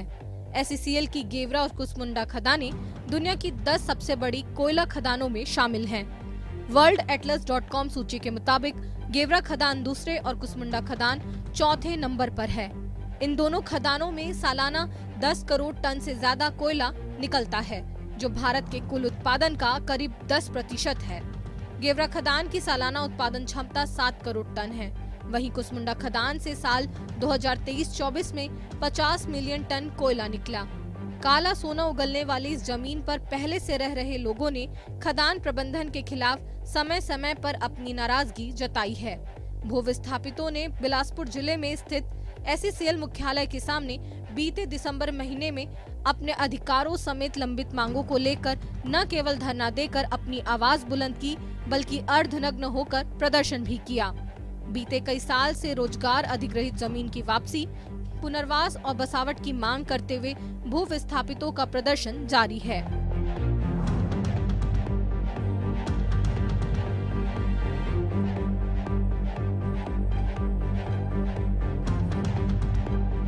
छत्तीसगढ़ किसान सभा और भू विस्थापित एकता संघ बैनर तले चल रहे इस आंदोलन में प्रदर्शनकारियों ने आरोप लगाया कि एसईसीएल ने उनकी जमीन तो अधिग्रहित कर ली, लेकिन अब तक उन्हें रोजगार नहीं दिया गया। कई वर्षों से अधिग्रहण प्रभावित गांवों के युवाओं को आश्वासन दिया जा रहा है, लेकिन वादे अब तक कागजों में ही सीमित हैं। कुसमुंडा और गेवरा क्षेत्र के प्रदर्शनकारियों ने बताया कि जमीनों के अधिग्रहण के बाद न केवल उनकी आजीविका का स्रोत खत्म हो गया है, बल्कि पुनर्वास और रोजगार की योजनाओं का लाभ भी उन्हें नहीं मिल रहा। युवाओं का कहना है कि एसईसीएल ने उनके भविष्य के साथ खिलवाड़ किया है।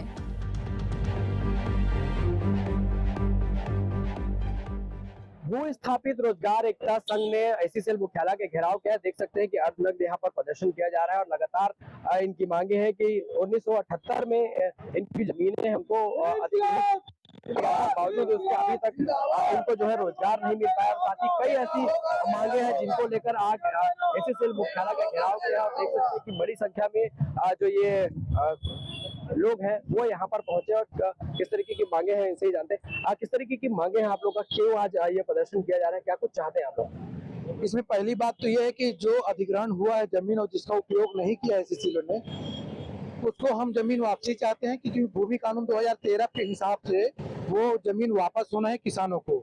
दूसरी मांग ये है कि जिनको जिनको नौकरी नहीं दिया गया है, जिस सिचुएशन में, जिस कंडीशन में जमीन लिया गया है, उससे वादा से जो मुकर है एसईसीएल, उस पे हम कह रहे हैं कि each affected family will be consider. प्रत्येक प्रभावित परिवार के एक सदस्य को नौकरी देने का प्रावधान है तो उसमें उनको देना पड़ेगा। तीसरा यह है कि जिनको बसावट नहीं मिला है, पुनर्वास की व्यवस्था नहीं की गई है, इनकी जिम्मेदारी है और ये जिम्मेदारी से हट नहीं सकते हैं, चाहे वो राज्य शासन के सह में जाए, चाहे केंद्र शासन के सह में जाए। इनकी मनमानी नहीं चलने देंगे और आगे हम खदान भी बंद करेंगे और अनिश्चितकालीन के लिए बंद करेंगे। कितने ऐसे गांव हैं जो प्रभावित है और क्या कुछ अभी स्थिति वहां पर आप लोग अभी मांग आपकी पूरी होगी तब आगे की स्थिति क्या होगी? आप मांग अगर पूरी नहीं होती है तो ये देखा जाएगा कि अगर मांग नहीं पूरी होती है तो इनका एक ही समस्या है, प्रोडक्शन। और प्रोडक्शन हम एकदम जीरो ठप कर देंगे इनका और अनिश्चितकालीन खदान बंद करेंगे और जिसका जिम्मेदार जिला प्रशासन, एसईसीएल, राज्य सरकार ये होंगे। कितने ऐसे गांव प्रभावित है इससे? कैसे, कितने गांव है, कितना एकड़ जमीन था और किस तरीके से एसईसीएल ने बात कही थी? अभी आप लोग प्रदर्शन कर रहे हैं, क्या कुछ चाहते हैं? कोरबा जिला में 50 से भी अधिक गांव जो है जो इनके प्रभावित है, विस्थापन प्रभावित है और आने वाले समय में होने वाले भी है। और मतलब हजारों एकड़ जमीन, कोरबा जिले के हजारों एकड़ जमीन का इन्होंने मतलब अधिग्रहण किया है। और खासकर ये देखने के लिए मिलता है कि एसईसीएल एक सरकारी संस्था है, उसके बाद में भी एक निजी उद्योगपति की तरह काम कर रही है। और जिन जमीनों का मतलब इनको उपयोग नहीं है, प्रयोग नहीं है, कोरबा के अंदर में ऐसा आप देखेंगे कि मतलब 80 में अधिग्रहण किया हुआ जमीन आज उसको आपको मतलब 24 साल से ऊपर हो गए, 44 साल होने जा रहा है और उस जमीन को आज तक एसईसीएल ने छुआ नहीं है। मतलब ये जमाखोरी है एक तरह से। मतलब हमें तो इसमें एक षड्यंत्र की बू आ रही है कि एसईसीएल जमीनों की जमाखोरी करके निजी कंपनियों को आसानी से देने की एक योजना बना रही है, हमें ये भी लग रहा है।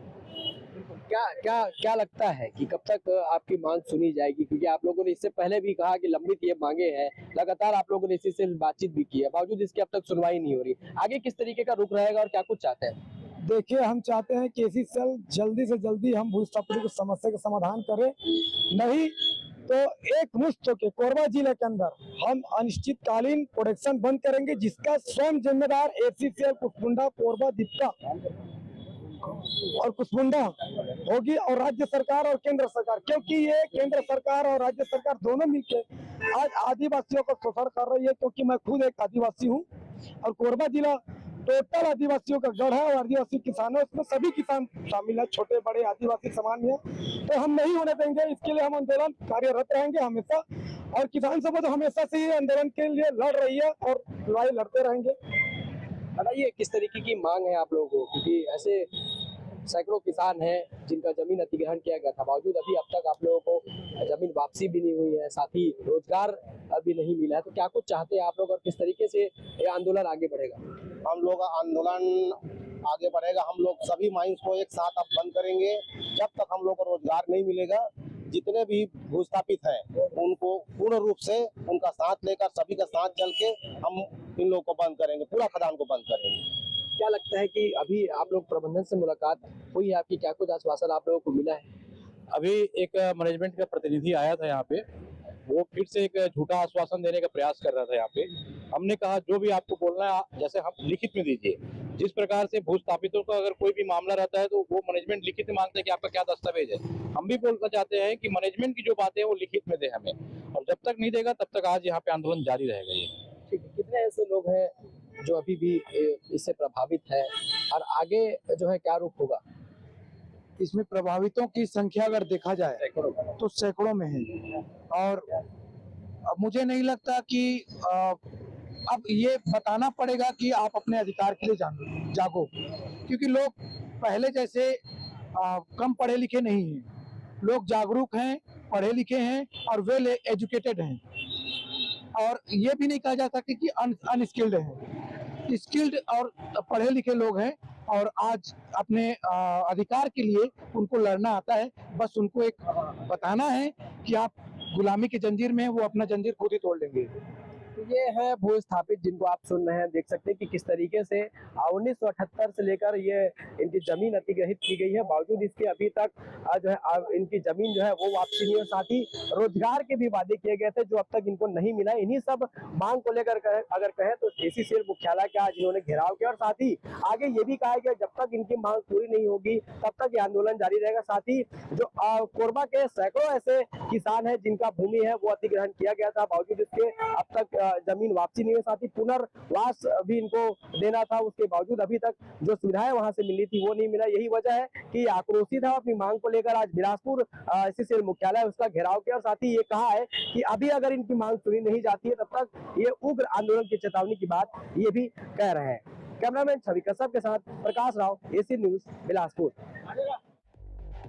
भू विस्थापितों के इन आरोपों से जाहिर है कि ये लंबित मांगे कई वर्षों से यूं ही चली आ रही हैं। उनका ये भी आरोप है कि एसईसीएल है तो सार्वजनिक उपक्रम, लेकिन अब भी उनके हक की आवाज अभी भी जिम्मेदारों तक नहीं पहुंची है। साल 1980 से अधिग्रहित भूमि को अभी तक उपयोग में नहीं लाया गया है।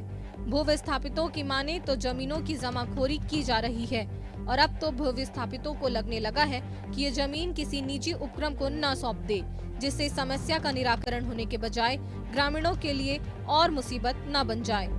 भूमि में बने मकानों का 100% सोल्यूशन के साथ मुआवजा देना होगा 40% 60% के दर से मुआवजा काटना बंद करो। Bureau report, Asian news. जिंदाबाद।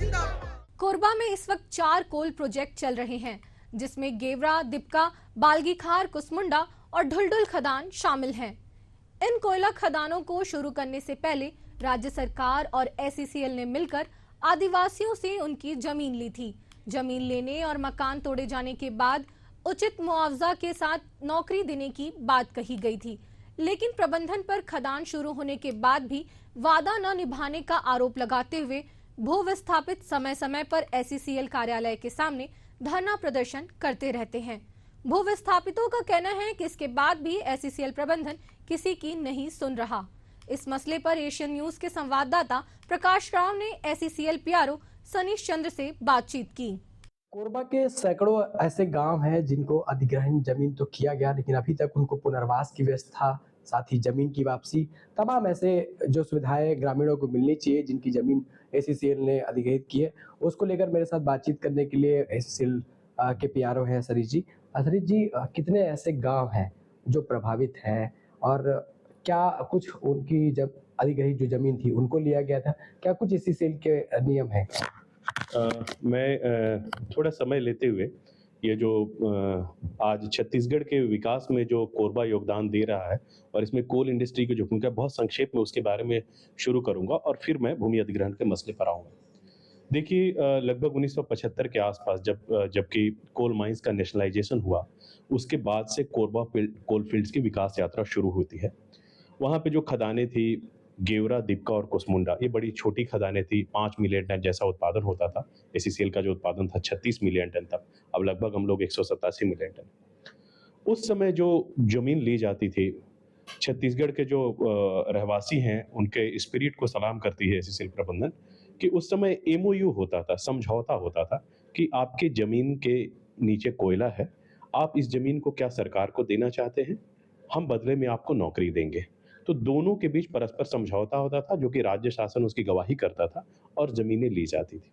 यह प्रक्रिया लगभग 1990-95 तक चली और कितनी भी आपकी जमीन, आप अपनी 2 एकड़ जमीन देना चाहते हैं तो आपको 1 नौकरी मिलेगी और पूरी जमीन का मुआवजा मिलेगा, जो भी प्रावधान थे उस समय। वैसे लोगों ने जमीनें दी। कालांतर में इस प्रकार के नियमों में बदलाव होते गए और बदलाव होते होते वर्ष 2008 में 1996 में एक बदलाव हुआ, जिसमें जो जमीन के नौकरी, कितनी जमीन पे नौकरी दी जाएगी, कितना मुआवजा दिया जाएगा, उसमें बदलाव किया गया।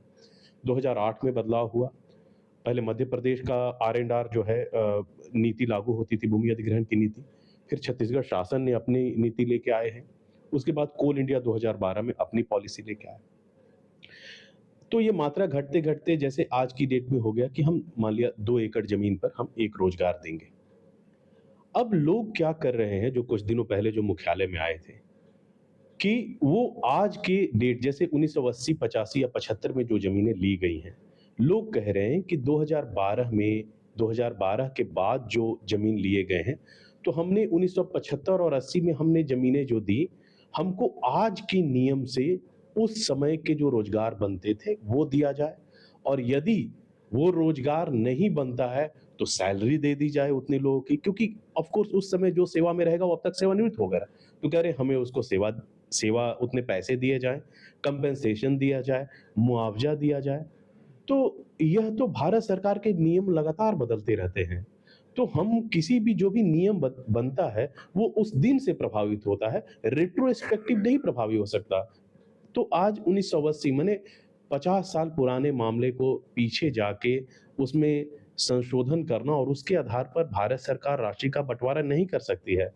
तो यह एक बेसिक बुनियादी बात है जिसे हम लगातार समझाने का प्रयास कर रहे हैं। अच्छा, अब इसकी भूमिका में जाएंगे कि यह मुद्दा अचानक से आया क्यों। यह मुद्दा इसलिए आया क्योंकि अभी कोरबा कोलफील्ड्स में जो परियोजनाएं हैं, गेवरा विस्तृत हो रहा है, दुनिया के दूसरे सबसे बड़ी परियोजना बन गई, छत्तीसगढ़ के लिए गौरव का विषय हुआ। कुसमुंडा दुनिया की 4थी सबसे बड़ी परियोजनाएं हो रही हैं। यहाँ की लोगों का जमीन लिया जा रहा है और लगातार रोजगार दिए जा रहे हैं। पिछले 2 सालों में कहें तो 1500 लोगों को रोजगार दिया। एक साल में औसतन 800 लोगों को रोजगार दिया जा रहा है। पिछले 10 सालों का जो आप एवरेज निकालेंगे तो इतने रोजगार कभी स्वीकृत नहीं किए जा रहे। अब इस आंकड़े को देखकर दूसरे लोग भी उत्साहित हो रहे हैं और उत्साह में कहीं ना कहीं उन्हें ये लग रहा है कि यदि वो यहाँ आए, प्रदर्शन करें या मांग रखें तो राज्य शासन के सहयोग से या एसीसीएल के सहयोग से उन्हें 50 वर्ष पूर्व मामले में मुआवजा मिल जाएगा या नौकरी मिल जाएगा। हम उनके उत्साह को सलाम करते हैं, लेकिन यह स्पष्ट करना चाहेंगे कि यह एक सार्वजनिक उपक्रम है, भारत सरकार का उपक्रम है। कोई भी कार्य नियमों के अधीन ही किया जा सकता। जो 2012 में नियम बने हैं, हम 1985 में उस नियम को नहीं लागू कर सकेंगे। अभी आगे क्या कैसे देखते हैं, क्योंकि अभी जो एकता संघ ने भी यहाँ पे प्रदर्शन किया, वो स्थापित है, अब वो चाह रहे कि अगर आगे मांग नहीं सुनी जाती है, वो लिखित में मांग भी कर रहे हैं, तो ऐसे में क्या स्थिति बनती है? क्योंकि वो अगर इस तरीके की उनकी मांग नहीं सुनी जाती है तो खदानें बंद करने की चेतावनी भी एक है, तो कैसे देखते हैं? हमने देखा कि देखिए कुछ लोग तो इसके पीछे हैं जो इनको भोले भाले जो हमारे ग्रामवासी हैं जिन्होंने जमीन दी है, उनको वो गलत तरीके से समझाते हैं। आपने यहाँ पे देखा होगा कि वो लोग सामने भी नहीं आते, वो पीछे रहते हैं और गांव वालों को आगे करते हैं और उन्हें वो बता देते हैं कि नहीं कैसे नहीं मिलेगा। दूसरी बात है कि मामले को थोड़ा संवेदनशील बनाने के लिए वो इस तरह के हथकंडे अपना रहे हैं कि जैसे मुख्यालय के बाहर शहर में आओ और अपना शर्ट उतार दो। इस प्रकार से कह रहे हैं कि जैसे खदान में कोई बड़े लोग जाएंगे, मीडिया के सामने उन्हें कहा तो हम वहाँ पे अपने कपड़े उतारने लगेंगे। पहले वो महिलाओं को लेकर आने वाले थे। तो राज्य शासन ने हमें सहयोग किया है और जब उन्होंने ऐसी बातें लिखी थी तो राज्य शासन के द्वारा उन्हें मनाही की गई और हमने बैठक किया। बैठक लगातार कर रहे हैं, 2 दिसंबर को बैठक कर रहे हैं, 18 दिसंबर को बैठक की, 25 दिसंबर को बैठक की कुसमुंडा में उनके साथ। यह मामला कुसमुंडा में ही सुलझाया जाना है, लेकिन फिर भी वो दबाव बनाने के लिए अपना बात रख जो मनवाने के लिए जबरदस्ती जैसा लगता है कि वो मुख्यालय आ गए। मुख्यालय आने का कोई औचित्य नहीं था, लेकिन फिर भी वो आ गए और यहाँ आके और इस तरह से दबाव बनाना चाह रहे हैं। मैं पुनः अपने भूस्वामियों से, ग्रामवासियों से निवेदन करेंगे, प्रार्थना करेंगे कि जो नियम है भारत सरकार के, राज्य शासन के, जो कलेक्ट्रेट के जरिए नियम बताए जाते हैं, आप उन्हीं पे भरोसा करें। कोई कुछ भी आके कहता हो उस पर कृपया ध्यान न दें। आप हमारी जो लैंड एंड रेवेन्यू डिपार्टमेंट है कोरबा में, एसीसीएल के कुसमुंडा, गेवरा, दीपका में, वहाँ के अधिकारी 24/7 काम करते हैं। आप उनके संपर्क में हैं, आप वहाँ जाएं, उस कार्यालय में पूछें कि ऐसा कोई कह रहा है कि हमें 50 साल पुराने मामले में हमें रोजगार दिलवा देगा, हमें मुआवजा दिलवा देगा। यह सरासर गलत है, ऐसा नहीं हो सकता है, यह भ्रामक बातें हैं। कृपया उस पर ध्यान दें। अभी कितनी जमीनें वहाँ से जो है किसान उनकी ली गई थी और आगे किस तरीके से अब एसीसीएल प्रबंधन है वो इस दिशा पे काम करेगा? अभी कुसमुंडा मेगा प्रोजेक्ट में हमारे 75 मिलियन टन की प्रोजेक्ट रिपोर्ट स्वीकृत हुई है। तो जो कुसमुंडा के आसपास के जो 4-5 गांव हैं, वहाँ निश्चित रूप से आने वाले वर्षों में उसका विस्तार होगा। गेवरा और कुसमुंडा की जमीनें पिछले 3-4-5 वर्षों में बहुत तेजी से अधिग्रहित की गई हैं और इसी का नतीजा है कि प्रत्येक वर्ष 800 रोजगार स्वीकृत किए गए हैं। पहले जो माननीय कलेक्टर सर हैं उन्होंने भी बैठ के ली हैं और वो भी सूची को पहले राज्य शासन, देखिए हम लोग क्या करते हैं, इसकी प्रक्रिया होती है, एक DRRC की बैठक होती है, उसमें माननीय कलेक्टर सर उसमें मुहर लगाते हैं कि ये गांव वाले हैं, इनकी इतनी जमीन है, भारत सरकार के नियम के अनुसार इनकी पात्रता है और इन्हें रोजगार दिया जाए। वो सूची हमारे पास आती है। यह बहुत सरल है। सूची में जितना पैसा है वो लिखा हुआ है भारत सरकार के नियमों में कि इन्हें इतना पैसा मिलेगा, इतना रोजगार मिलेगा। हमारे पास एक जो विकल्प रहता है मामले को बहुत तेजी से करने का। तो पिछले 2 सालों में लगातार CMD doctor Prem Sagar Mishra sir ने संवेदनशील प्रबंधन, संवादशील प्रबंधन का नारा दिया। 800 रोजगार 2 सालों से किए जा रहे हैं। इस साल अभी सितंबर माह तक जितने रोजगार स्वीकृत किए गए पिछले साल से लगभग दुगने के जैसे हैं। जो इस मतलब अप्रैल से लेकर सितंबर तक की अवधि बहुत तेजी से काम किया जा रहा है। कुसमुंडा में आने वाले सालों में आसपास की गांवों की जमीनें अधिग्रहित करने का प्रस्ताव है और जैसे भी इसमें प्रक्रिया हो गांव वालों को नोटिफाई किया जाएगा। हम लोग अखबारों में, मुनादी के जरिए, राज्य शासन भी घोषणा करती है, हम लोग भी करते हैं। उनकी जमीनें हम लोग लेना चाहेंगे जहां विस्तार होगा खदान का, तो और जो नियमों के अनुकूल जो पात्रता होगी रोजगार की और मुआवजा की हम लोग देंगे।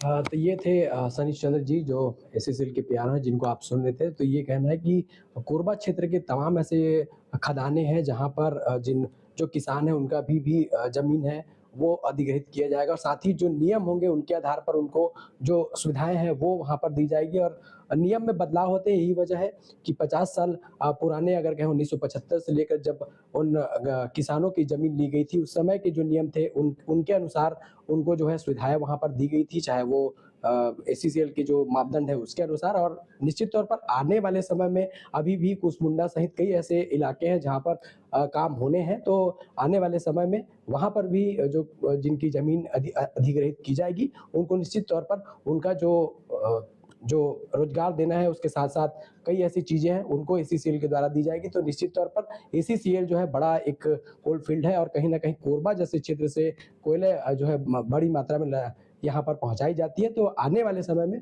जो वहाँ के रहवासी हैं जिनको रोजगार सहित कई ऐसी सुविधाएं वहाँ पर दी जाएगी। कैमरामैन छवि कश्यप के साथ प्रकाश राव, एशियन न्यूज, बिलासपुर।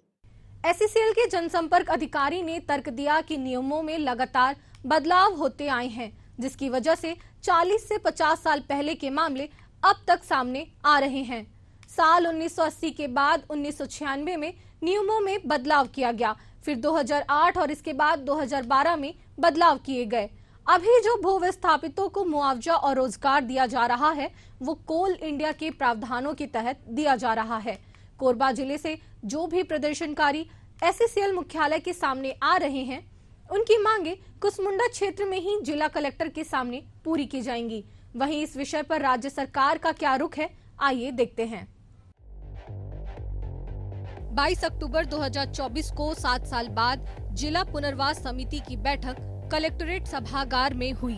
बैठक में सार्वजनिक उपक्रम, ACCL, NTPC सहित बाल्को और लैंको पावर प्लांट के अधिकारी मौजूद थे। बैठक के शुरू होते ही प्रभारी मंत्री अरुण साव और मंत्री लखनलाल देवांगन ACCL से प्रभावित भू विस्थापितों की समस्या और प्रबंधन की वादाखिलाफी पर जमकर भड़क गए। डिप्टी CM साव ने ACCL की नीयत पर सवाल उठाते हुए यहाँ तक कह दिया कि आपको सिर्फ कोयला उत्पादन से मतलब है, प्रभावितों की मानवीय संवेदना से कोई लेना देना नहीं है। लेकिन ये सरकार संवेदनशील है, अब ऐसा नहीं चलेगा। इस दौरान श्रम और उद्योग मंत्री लखनलाल देवांगन ने भी अपनी नाराजगी जाहिर की। उन्होंने बैठक में ACCL के अधिकारियों को ऐसे सभी FIR तत्काल वापस लेने का निर्देश भी दिया जो फर्जी तरीके से लगाए गए थे। बैठक में मंत्री लखनलाल देवांगन ने सवाल उठाते हुए कहा कि भू विस्थापितों की जमीन लेने के वक्त प्रबंधन विस्थापितों के लिए मॉडल गांव तैयार करने का दावा करता है, लेकिन ऐसे मॉडल गांव कहां हैं? उन्होंने कहा कि ऐसा एक भी मॉडल गांव है तो अधिकारी दिखा दें। साथ ही प्रभारी मंत्री और डिप्टी CM अरुण साव ने भू विस्थापितों के विस्थापन और लंबित नौकरी के मुद्दे को लेकर जमकर नाराजगी जताते हुए ACCL के अफसरों की नीयत पर सवाल खड़ा किया। जिला पुनर्वास समिति की भी बैठक हमने की है। पुनर्वास से संबंधित सारी समस्याओं पर विस्तार से चर्चा की है और संबंधित कंपनियों को भू विस्थापितों की समस्याओं का शीघ्रता पूर्वक निराकरण करने के लिए निर्देशित किया है। मामले में एक तरफ ACCL कोल इंडिया के नियमों में बदलाव का तर्क देते नजर आता है, तो दूसरी ओर राज्य सरकार ACCL अधिकारियों को भू विस्थापितों के अधिकारों को लेकर निर्देश देते दिखाई देते हैं। बहरहाल 1980 से आश्वासन झेलते आ रहे इन भू विस्थापितों की मांग कब तक पूरी होगी, ये एक बड़ा सवाल है।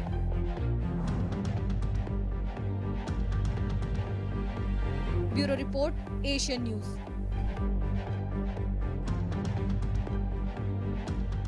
मामले में ACCL और शासन का रुख जानने के बाद अब प्रशासन की भूमिका पर सवाल उठता है।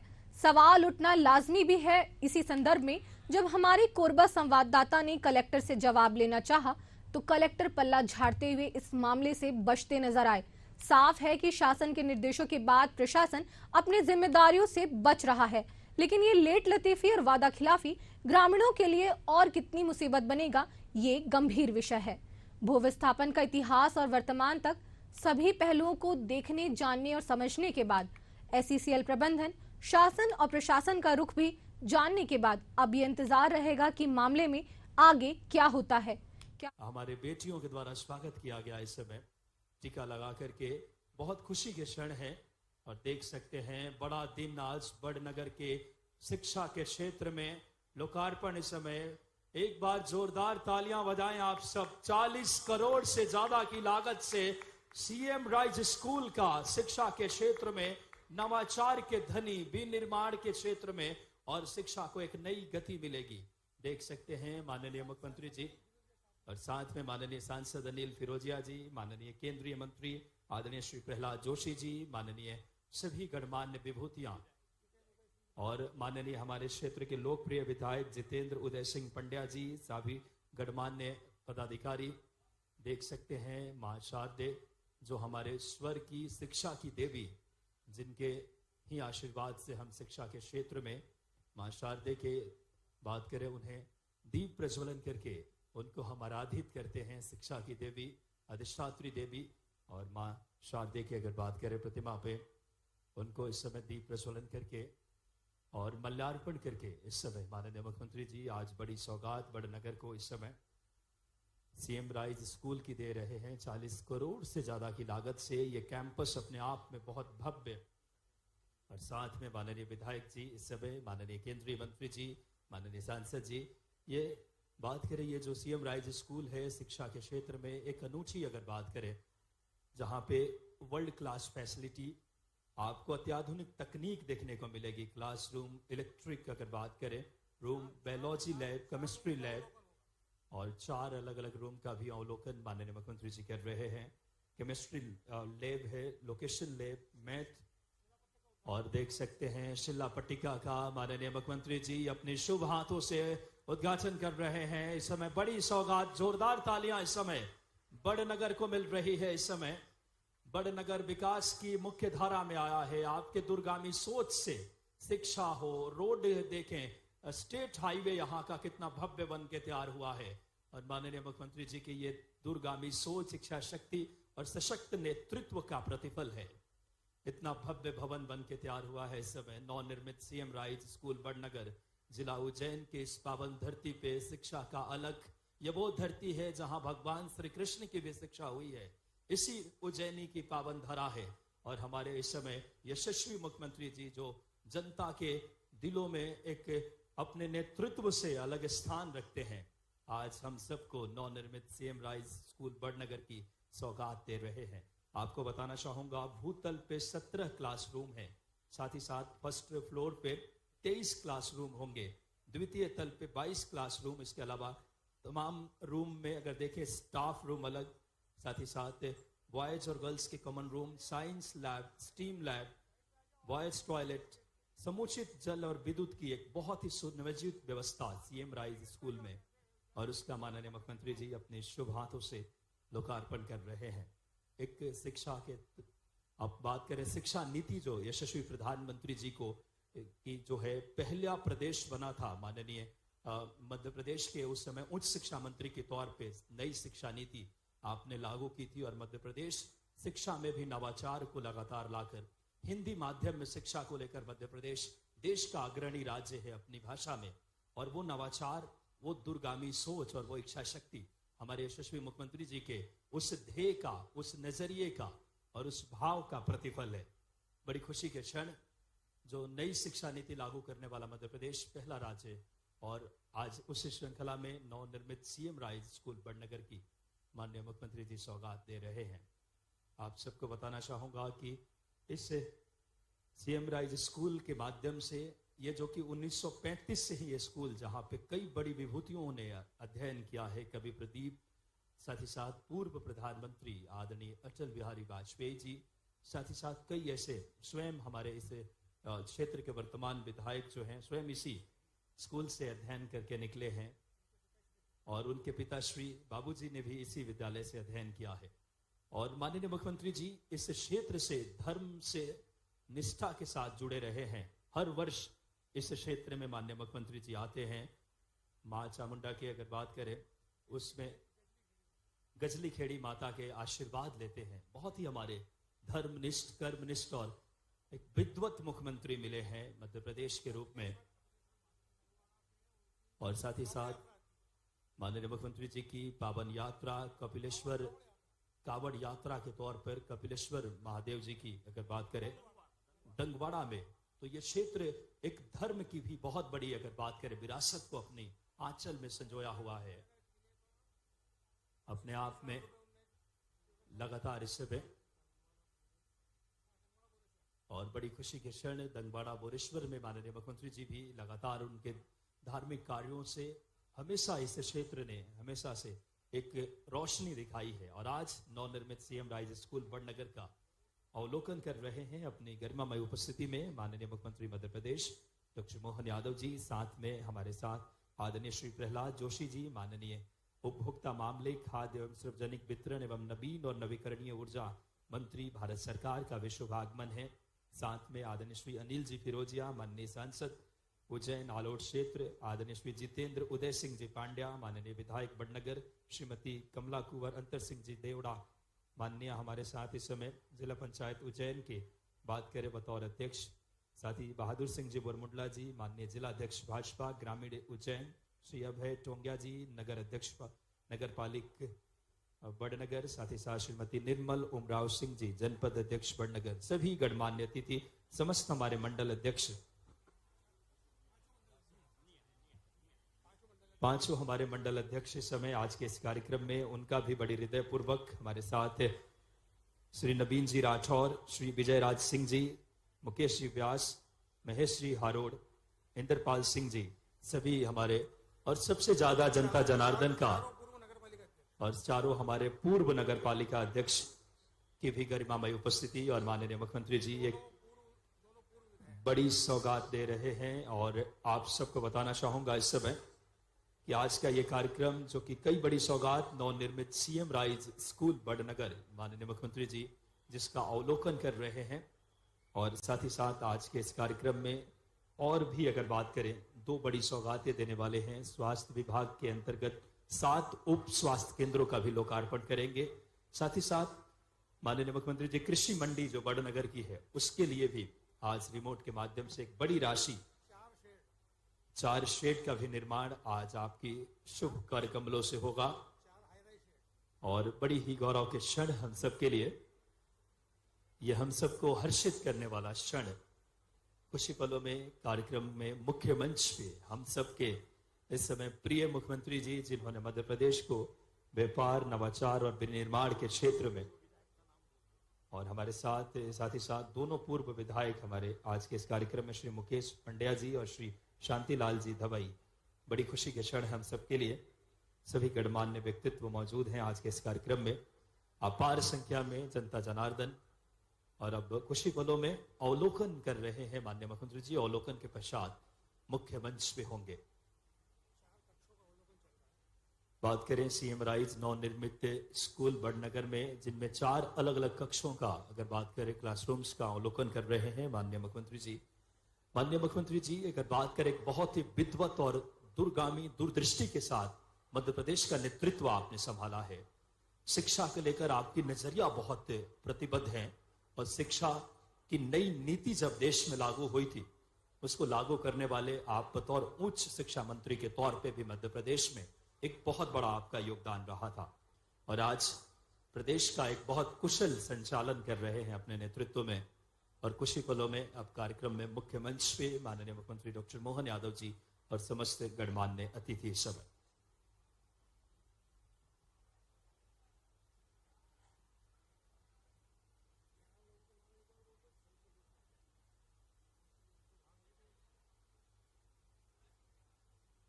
बड़ी ही गौरव के क्षण हम सबके लिए, जो हमारे स्वागत के लिए सभी गणमान्य व्यक्तित्व जो आज के इस कार्यक्रम में, उनको मैं उद्घोष करता हूं कृपया कार्यक्रम स्थल के नजदीक रहें आप।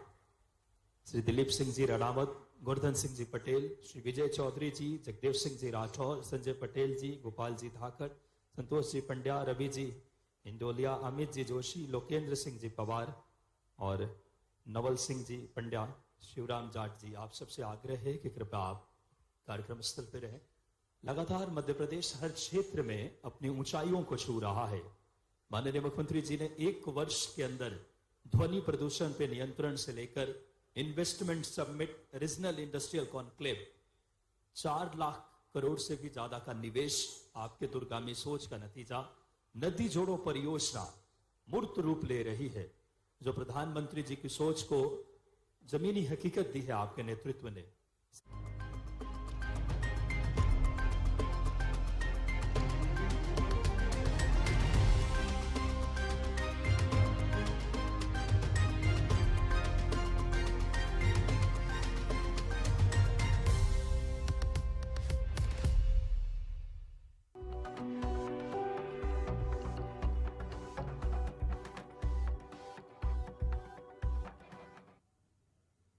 नमस्कार, आप देख रहे हैं एशियन न्यूज। खबर दोपहर में मैं हूं आपके साथ सारिका। चलिए अब तक की सारी खबरों से आपको रूबरू करा देते हैं। तो गुजरात की बात करते हैं, जहां पर पोरबंदर में हेलीकॉप्टर क्रैश, कोस्ट गार्ड के एयर एनक्लेव में हेलीकॉप्टर क्रैश हुआ है। बड़ी खबर यहां से आपको बता रहे हैं, जहां पर कोस्ट गार्ड के एयर एनक्लेव में हेलीकॉप्टर क्रैश की खबर है। हादसे में 3 लोगों के मौत की खबर सामने आ रही है गुजरात के पोरबंदर से, जहां पर हादसे के बाद हेलीकॉप्टर में आग लग गई है, जिसमें 3 लोगों के मौत की खबर सामने आ रही है। गुजरात के पोरबंदर से बड़ी खबर आपको बता रहे हैं, जहां पर एनक्लेव में हेलीकॉप्टर क्रैश हो गया है। गुजरात के पोरबंदर में हेलीकॉप्टर क्रैश की खबर है, जहां कोस्ट गार्ड के एयर एनक्लेव में हेलीकॉप्टर क्रैश हुआ है। इस हादसे में 3 लोगों की मौत की सूचना सामने आ रही है। हादसे के बाद हेलीकॉप्टर में आग लग गई है, जिससे 3 लोगों की मौत हो गई है।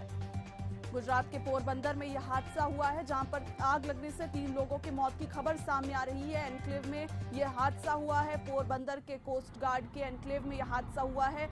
आग लग गई हेलीकॉप्टर में, जिससे 3 लोगों की मौत की खबर सामने आ रही है।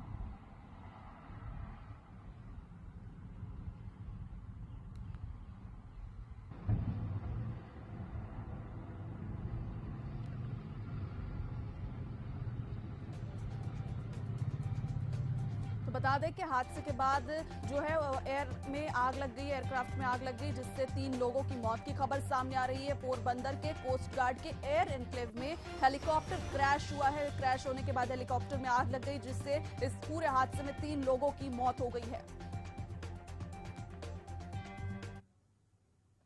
एक और बड़ी खबर नारायणपुर से सामने आ रही है। इस वक्त की बड़ी खबर नारायणपुर से आपको बता दें, शहीद जवान को बाहर निकालने की तैयारी की जा रही है। बता दें, जवानों और नक्सलियों के बीच मुठभेड़ अभी भी जारी है। मुठभेड़ काफी देर से चल रही है, जिसमें एक जवान के शहीद होने की सूचना मिली थी। एसपी प्रभात कुमार ने प्रेस वार्ता की है और प्रेस वार्ता में यह जानकारी साझा की है। देर रात से मुठभेड़ लगातार जारी है, जिसमें एक जवान के शहीद होने की खबर सामने आई थी। बता दें कि जवान जो थे, वे जो शहीद हुए वे आत्मसमर्पित नक्सली बताए जा रहे हैं, जिन्होंने कुछ वर्ष पहले आत्मसमर्पण किया था, जिसके बाद पुलिस में उनकी भर्ती हुई थी, जिसके बाद मुठभेड़ में वे फिर शहीद हो गए हैं। शहीद जवान को अब बाहर निकालने की तैयारी है। रात से ही जवानों और नक्सलियों के बीच मुठभेड़ जारी है, जो कि अभी भी जारी है, और इसी बीच जवान को बाहर निकालने की तैयारी है, जहां पर एसपी प्रभात कुमार ने प्रेस वार्ता की है और प्रेस वार्ता में इस बात की जानकारी दी है। देर रात से मुठभेड़ लगातार जारी है और इस मुठभेड़ में 4 नक्सलियों को जवानों ने ढेर भी किया है। नारायणपुर से बड़ी खबर आपको बता रहे हैं, जहां पर पुलिस और जवानों की मुठभेड़ जो है लगातार जारी है। 4 नक्सली जो है वो उन्हें ढेर किया गया है जवानों ने, और एक जवान शहीद भी हुए हैं। जवानों और नक्सलियों के बीच मुठभेड़ जो है वो अभी भी जारी है।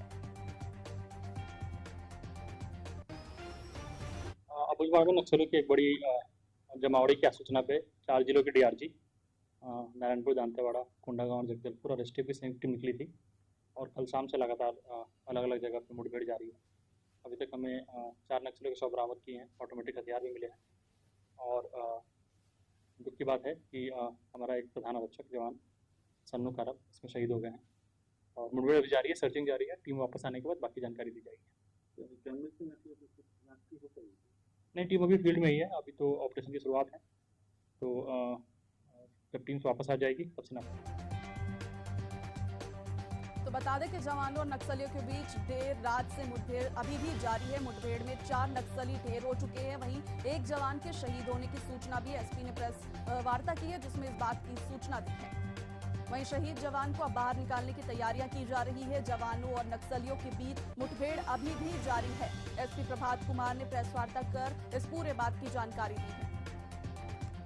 इस खबर पर ज्यादा जानकारी के साथ बिंदेश पात्रा हमारे साथ लाइव जुड़ चुके हैं। चलिए बिंदेश से भी अपडेट लेते हैं। जी बिंदेश, बताएं क्या कुछ अपडेट है अभी। बताएं बिंदेश की एक जवान शहीद हुए, वहीं अब तक 4 नक्सलियों के मारे जाने की सूचना है, क्या इस पर और कुछ अपडेट है?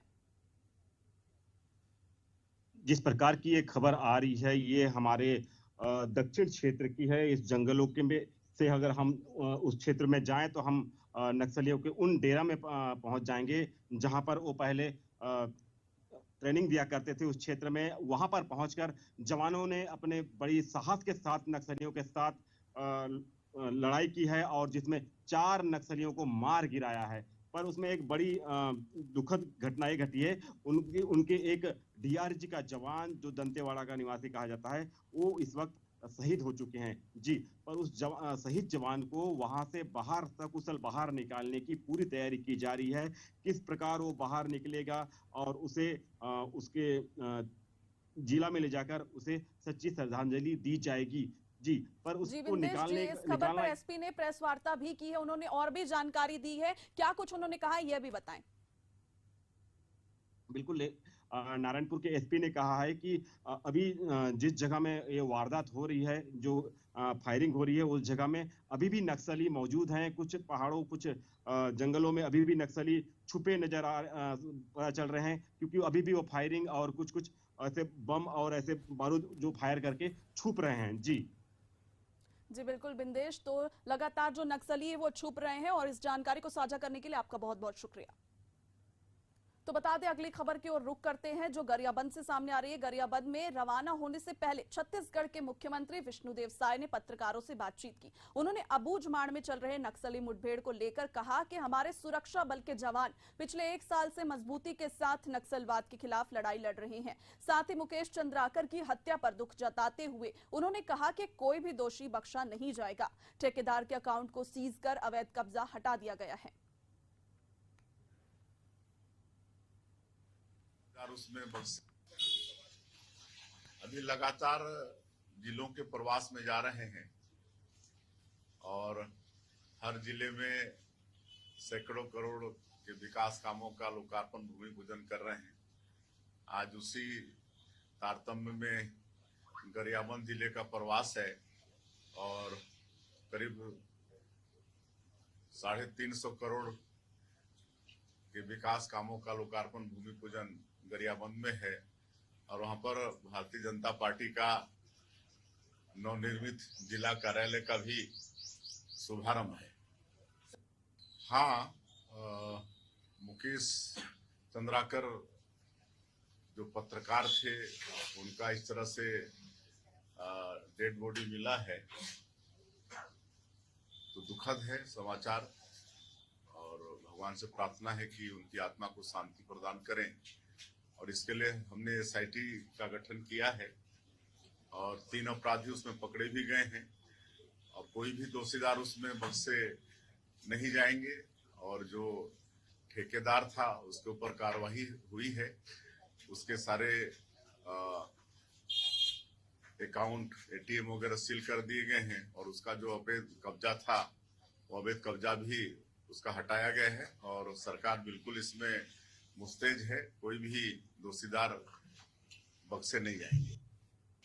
देखिए, लगातार पिछले 1 साल से मजबूती के साथ नक्सलवाद के खिलाफ में हमारे सुरक्षा बल के जवान लड़ रहे हैं और अभी भी जारी है। नारायणपुर क्षेत्र में वहां पर एक हमारा जवान भी शहीद हुआ है और हम सुरक्षा बलों के साहस को नमन करते हैं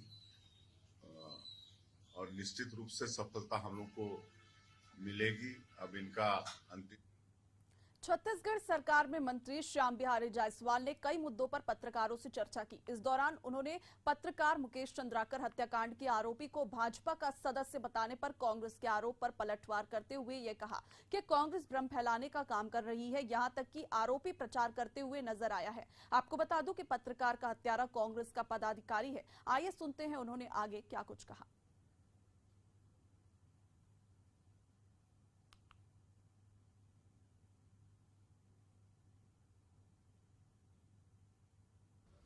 देखिए, प्रश्न तो विधायकों का अधिकार है, पूछते रहते हैं और विधानसभा में ऐसे सैकड़ों प्रश्न पूछे गए। प्रश्न को लेकर किसी प्रकार की कोई कार्रवाई नहीं हुई है। और जहां तक कि मुकेश चंद्राकर को भाजपा का बता रहे हैं तो खुद ही देख लें, उनके प्रचार करते हुए पोस्ट हैं, वो पदाधिकारी है। सुरेश चंद्राकर भारतीय जनता पार्टी कोई प्रतिनिधि नहीं है। ये कांग्रेस का ही प्रतिनिधि है और कांग्रेस का पदाधिकारी है। उसके प्रचार करते हुए उसके कांग्रेस के नेताओं के साथ सारा वीडियो ऑडियो देखा जा सकता है और इसमें कांग्रेस जो है भटकाने के लिए इस प्रकार का बयानबाजी कर। वक्त तो चला एक छोटे से ब्रेक का, ब्रेक के बाद जल्द लौटेंगे।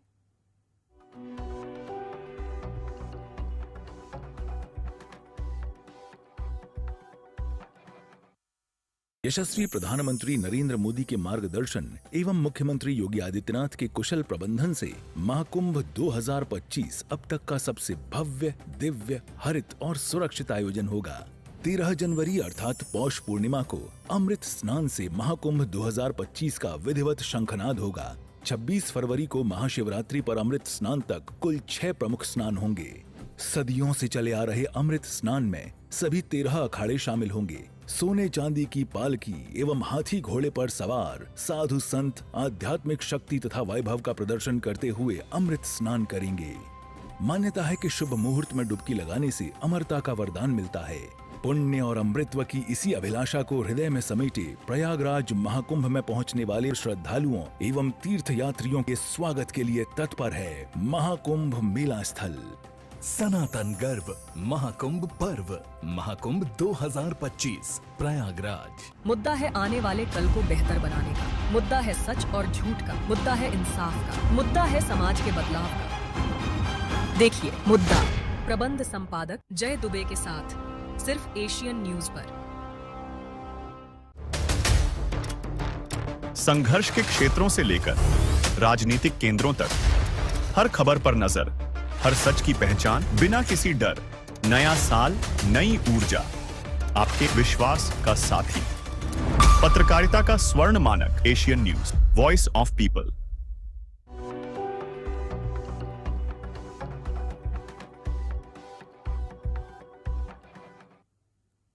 ब्रेक के बाद एक बार फिर से आप सभी का स्वागत है। दिल्ली विधानसभा चुनाव की घोषणा से पहले प्रधानमंत्री मोदी रविवार को राजधानी में 12,200 करोड़ रुपए से ज्यादा की योजनाओं का उद्घाटन शिलान्यास किया। मोदी का दिल्ली में पिछले 3 दिनों में ये तीसरा कार्यक्रम रहा। उन्होंने सबसे पहले दिल्ली, गाजियाबाद, मेरठ, नमो भारत कॉरिडोर के साहिबाबाद से न्यू अशोकनगर तक के सेक्शन का उद्घाटन किया। 13 किलोमीटर लंबा यह रूट 4600 करोड़ रुपए की लागत से बनाया गया है। ये दिल्ली की पहली नमो भारत कनेक्टिविटी है जो मेरठ को जोड़ेगी। प्रधानमंत्री मोदी ने रैपिड ट्रेन में बैठने से पहले खुद टिकट काउंटर से टिकट खरीदा। उन्होंने पेमेंट के लिए अपने मोबाइल के QR कोड से पेमेंट किया। इसके बाद वे ट्रेन में स्कूली बच्चों से भी मिले।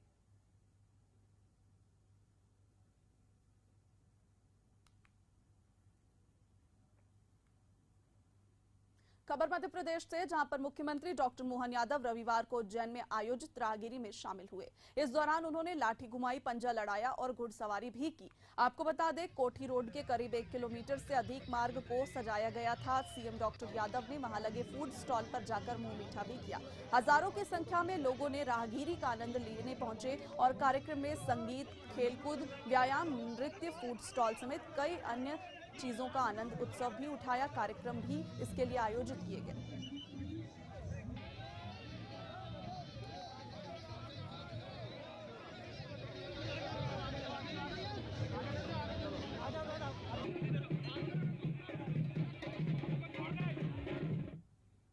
चलिए सीधे ले चलते हैं आपको उज्जैन, जहां पर सीएम डॉक्टर मोहन यादव पहुंचे ऊंचाइयों की तरफ आपके नेतृत्व से बढ़ रहा है।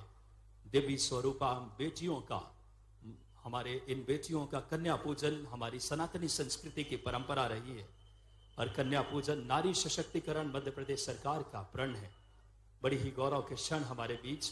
उन्हें उपहार नए वर्ष की भी इन बेटियों के जीवन में खुशहाली लाने का, इन बेटियों के जीवन में समृद्धि लाने का मध्य प्रदेश सरकार इन लाडली बेटियों के जीवन को कैसे समृद्ध बनाए।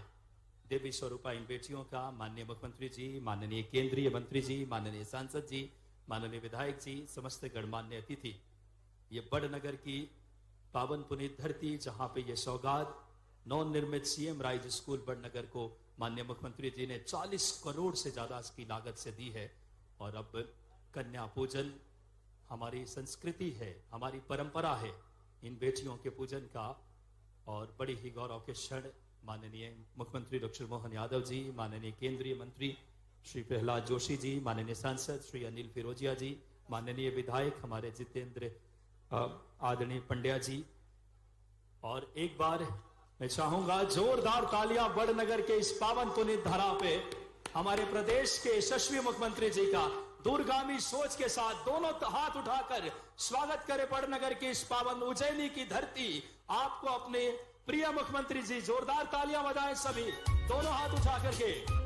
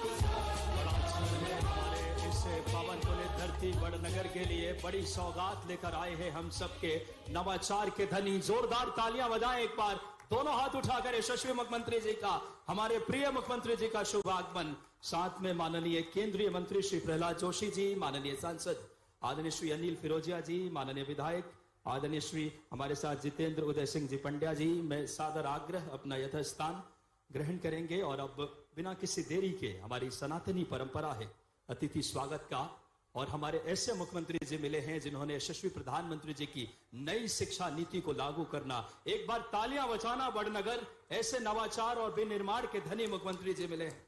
मैं सादर आग्रह करूंगा माननीय विधायक श्री जितेंद्र उदय सिंह पंड्या जी से कि आप आए और माननीय मुख्यमंत्री जी का स्वागत करें। माननीय जितेंद्र उदय सिंह पंड्या जी से आग्रह, और बड़नगर एक ऐसा स्वागत करें कि ये लम्हे दिलों में बस जाएं। हमारे ऐसे नवाचार के धनी मुख्यमंत्री जी का स्वागत जोरदार तालियों के साथ, बड़ी गौरव के क्षण। मैं आग्रह करूंगा माननीय जितेंद्र उदय सिंह पंड्या जी से कि पगड़ी पहना करके, पगड़ी वस्त्र जो कि हमारे क्षेत्र की परंपरा है, और साथ में स्मृति चिन्ह भी मां शारदे की प्रतिमा, क्योंकि हमारी देवी अधिष्ठात्री हमारे केंद्रीय मंत्री आदरणीय श्री प्रहलाद जोशी जी के लिए भी जोरदार तालियां बजाएं। हम सब के लिए बड़ी खुशी की बात कि आज हमारे बीच एक आग्रह पे माननीय केंद्रीय मंत्री जी का शुभ आगमन हुआ है। हमारे साथ इस समय उपभोक्ता मामले, खाद्य प्रसंस्करण, सार्वजनिक वितरण, नवीन नवीकरणीय ऊर्जा के मंत्री हमारी मालवा की यह प्यारी पगड़ी पहना करके मैं पुनः आग्रह करूंगा माननीय हमारे विधायक जी से कि आप आए, और सांसद उससे पहले यह स्मृति चिन्ह मां शारदे, स्वर्ग की देवी, शिक्षा की देवी, जोरदार तालियां। ऐसे हमारे आज शिक्षा की अलग जगाने वाले मुख्यमंत्री जी और माननीय केंद्रीय मंत्री जी को भी ये इस समय मां शारदे की प्रतिमा, ये तस्वीर भेंट करके ये पल हम सब के लिए बहुत अनूठा है। और मैं आग्रह करूंगा माननीय सांसद जी के स्वागत के लिए जितेंद्र उदय सिंह जी पंड्या जी से कि आप आएं और सांसद उज्जैन आलोट आदरणीय अनिल फिरोजिया जी का स्वागत करें। मैं आग्रह करूंगा आदरणीय श्री नवीन राठौर जी, अध्यक्ष नगर अध्यक्ष, कि आप आएं और माननीय विधायक जी का स्वागत करें। नवीन राठौर जी, स्वागत के क्रम को हम थोड़ी शीघ्रता रखेंगे, आप आएं और माननीय हमारे जितेंद्र उदय सिंह पंड्या जी का स्वागत करें। जोरदार तालियां। मैं श्री विजय राज सिंह जी राठौर, मंडल अध्यक्ष खरखोद कला, मैं आग्रह करूंगा कि आप आएं और श्रीमती कमला कुंवर अंतर सिंह जी देवड़ा, अध्यक्ष जिला पंचायत उज्जैन का स्वागत करें। मैं आग्रह करूंगा विजय सिंह जी से कमला कुंवर जी की आप स्वागत करें, हमारी मातृशक्ति। मैं मुकेश व्यास जी, मंडल अध्यक्ष खरखोद खुर्द, मैं आग्रह करूंगा कि आप आएं और बहादुर सिंह जी बोरमुंडला, हमारे जिला अध्यक्ष ग्रामीण का, माननीय मुकेश जी आएं और जल्दी स्वागत करेंगे माननीय जिला अध्यक्ष ग्रामीण। मैं आग्रह करूंगा आदरणीय महेश हारोड़ जी से कि आप आएं। अभय टोंगिया जी, अध्यक्ष नगर पालिका बड़नगर, का स्वागत करें। मैं आग्रह करूंगा महेश जी से कि आप आदरणीय अभय टोंगिया जी का। इंद्रपाल सिंह जी से आग्रह श्रीमती निर्मला उमराव सिंह जी, जनपद अध्यक्ष बड़नगर, का स्वागत करें। और अन्य अतिथियों का स्वागत का क्रम चलता रहेगा। मैं जिला शिक्षा अधिकारी आनंद शर्मा जी और प्रिंसिपल आदरणीय सीएम राइज कृष्णदास बैरागी जी से आग्रह कि द्वितीय पंक्ति में बैठे सभी अतिथियों का आप क्रमशः स्वागत करते जाएं ताकि समय ज्यादा विलंब न हो और हम कार्यक्रम को आगे बढ़ा सके। अन्य अतिथियों के स्वागत के लिए जिला शिक्षा अधिकारी आनंद शर्मा जी और प्रिंसिपल सीएम राइज कृष्ण बैरागी जी। हमारे शिक्षा की इस लौ को जलाया है, ऐसे हमारे शिक्षा के प्रिय नवाचार के धनी मुख्यमंत्री जी, नई शिक्षा नीति लागू करने वाले उच्च शिक्षा मंत्री के तौर पर रहते हुए आपने मध्य प्रदेश की तस्वीर और तकदीर बदली है। आपके 1 साल के नेतृत्व में इन्वेस्टमेंट समिट, नदी जोड़ो परियोजना, हुकुमचंद मिल विवाद, अवैध खनन पे रोक, अंतर्राष्ट्रीय गीता जयंती, श्री राम पथ गमन, ऐसे अनेकों कार्यों से मध्य प्रदेश की तस्वीर बदली है। अन्य अतिथियों का स्वागत हो रहा है। उससे पश्चात में बिना किसी देरी के आज के इस कार्यक्रम में ज्यादा वक्त न लेते हुए स्वागत उद्बोधन के लिए मैं आग्रह करूंगा माननीय हमारे स्थानीय लोकप्रिय विधायक आदरणीय श्री जितेंद्र उदय सिंह पंड्या जी से कि आप आए और स्वागत उद्गार व्यक्त करें। एक बार जोरदार तालियां आदरणीय हमारे विधायक जी के लिए कि आप आए और हम सबको अपना उद्बोधन दें। आदरणीय श्री जितेंद्र उदय पंड्या जी, जोरदार तालियां बजाएं। बोलिए भारत माता की, भारत माता की। आज सीएम राइज स्कूल और विभिन्न निर्माण कार्यों के भूमि पूजन लोकार्पण समारोह में उपस्थित हमारे उज्जैन जिले की मुकुटमणि, जिसकी आभा उनके व्यक्तित्व और उनके काम के जरिए पूरे प्रदेश में फैल रही है, ऐसे प्रदेश की 8 करोड़ जनता के जननायक यशस्वी मुख्यमंत्री माननीय डॉक्टर मोहन यादव जी हम सबके बीच उपस्थित है। मैं आप सबसे आह्वान करना चाहता हूं कि जोरदार तालियों के साथ उनका स्वागत करें, अभिनंदन करें। हम सबके बीच में आज एक और सौभाग्य की बात है कि भारत सरकार के कोयला मंत्री सम्मानित प्रहलाद जोशी जी भी हम सबके बीच उपस्थित है। उनका भी जोरदार तालियों के साथ स्वागत करें, अभिनंदन करें।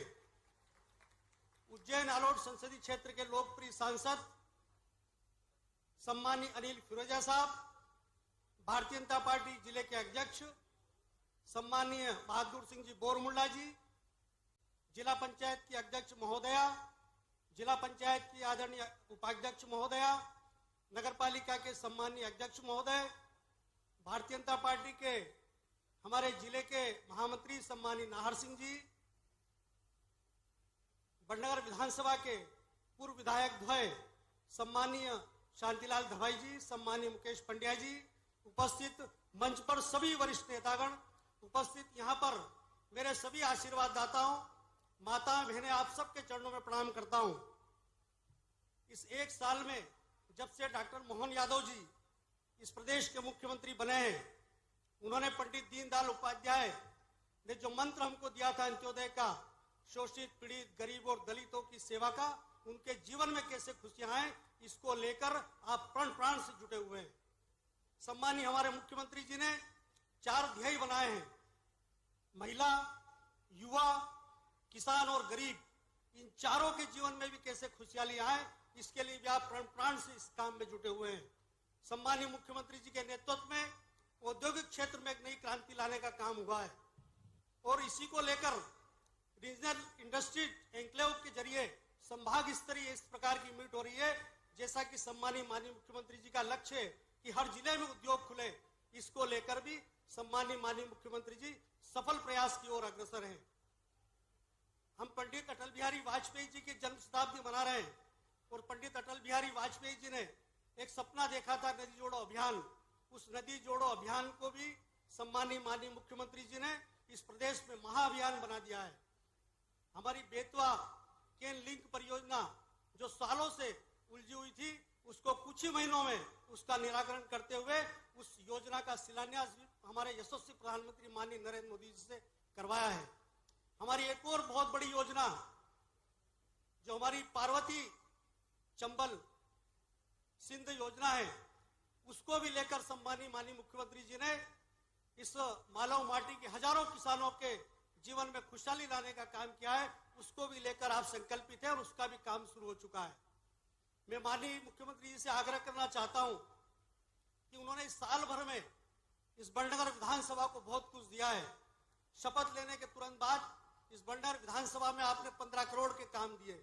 उसके बाद तो जैसे झड़ी लगा दी, 76,000 करोड़ रुपए की लागत से NHI के छूटे हुए भाग और संगम चौराहे से लेकर खोप दरवाजा तक एक 4 लेन, कोर्ट चौराहे से लेकर संगम चौराहे तक एक 4 लेन। उसके बाद मैं आपसे कहना चाहूंगा कि जो मध्य सरकार का जो अनुपूरक बजट पास हुआ है उसमें भी माननीय मुख्यमंत्री जी ने बड़नगर पर आशीर्वाद दिया है। 54 करोड़ रुपए से अधिक के काम इस बड़नगर विधानसभा में हुए हैं। उसमें 5 पुलिया सहित ऐसी 4 बहुप्रतीक्षित रोड है जिनका सालों से लोगों को इंतजार था। मैं सम्मानीय माननीय मुख्यमंत्री जी की कृतज्ञता व्यक्त करना चाहता हूं और एक बात और कहना चाहता हूं कि यहाँ पर अनेक समस्याएं हैं। उन समस्याओं से मैंने आपको अवगत भी कराया है। आज समय कम है, मैं उनको पढ़ूंगा तो समय लगेगा, लेकिन आप मेरी भावनाओं को समझते हुए इस संपूर्ण बड़नगर विधानसभा के संकल्प के साथ हम सब संकल्पित हैं। और मैं एक बात कहना चाह रहा हूं, मुझे एक बात सम्मानीय मुख्यमंत्री जी ध्यान आ रही है। आज से 5000 वर्ष पहले की श्री कृष्ण और सुदामा की, लेकिन उस समय के सुदामा में अपने स्वयं के लिए और परिवार के लिए उन्नति का भाव था, लेकिन आज के इस सुदामा में इस बड़नगर विधानसभा के संपूर्ण विकास का भाव है। निश्चित रूप से इस भाव को आप समझेंगे और इस बड़नगर विधानसभा का संपूर्ण विकास करने में हम सबको आशीर्वाद देंगे। आपके नेतृत्व यशस्वी प्रधानमंत्री नरेंद्र मोदी जी के विजन के अनुरूप माननीय मुख्यमंत्री योगी आदित्यनाथ के प्रगतिशील नेतृत्व में अविस्मरणीय यादों के साथ संपन्न हुआ प्रयागराज कुंभ 2019 जैसा कीर्तिमान बनाने के लिए महाकुंभ 2025 के सफल आयोजन को तैयार है कर्म योगी सरकार।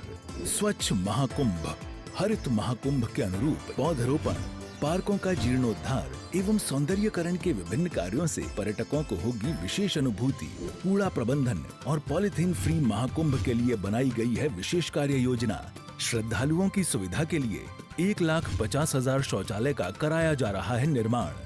सौंदर्यकरण और मेला थीमेटिक लाइटिंग के कार्यों से कुंभ नगरी प्रयागराज को मिला है नव्य स्वरूप। महाकुंभ 2025 में अमृत स्नान का पुण्य कमाने आओ चलें महाकुंभ।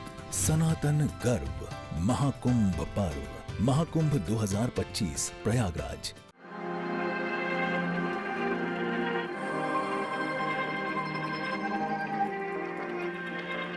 यात्रा धर्म की, यात्रा इतिहास की, यात्रा संस्कृति।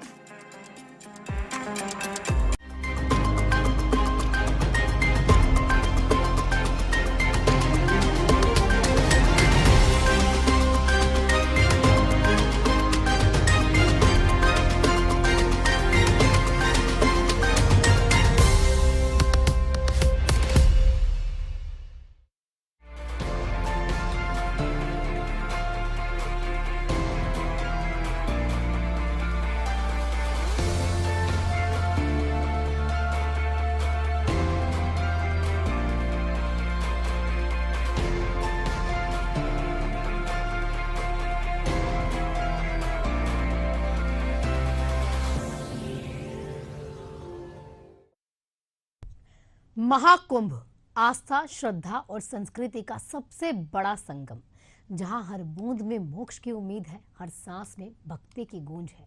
भारत के 4 प्रमुख तीर्थ स्थलों पर आयोजित होने वाला ये मेला इस बार उत्तर प्रदेश के प्रयागराज में लगने वाला है।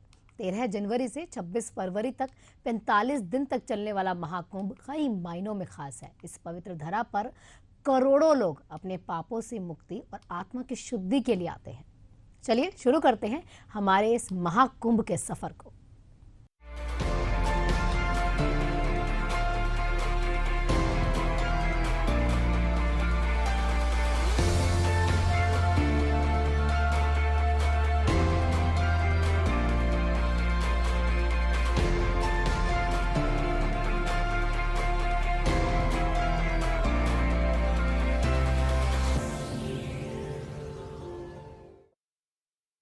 उत्तर प्रदेश के मुख्यमंत्री योगी आदित्यनाथ इन दिनों प्रयागराज में आयोजित होने वाले महाकुंभ की तैयारियों की मॉनिटरिंग खुद कर रहे हैं। अब इसके लिए मुख्यमंत्री योगी प्रयागराज पहुंचकर अधिकारियों से चर्चा कर रहे हैं और तैयारियों का जायजा भी ले रहे हैं। पिछले दिनों मुख्यमंत्री योगी ने प्रयागराज में महाकुंभ 2025 की तैयारियों की समीक्षा भी की थी। योगी आदित्यनाथ ने संगम पर पूजा अर्चना की और मेला क्षेत्र के अधिकारियों के साथ बैठकर तैयारियों की जांच की।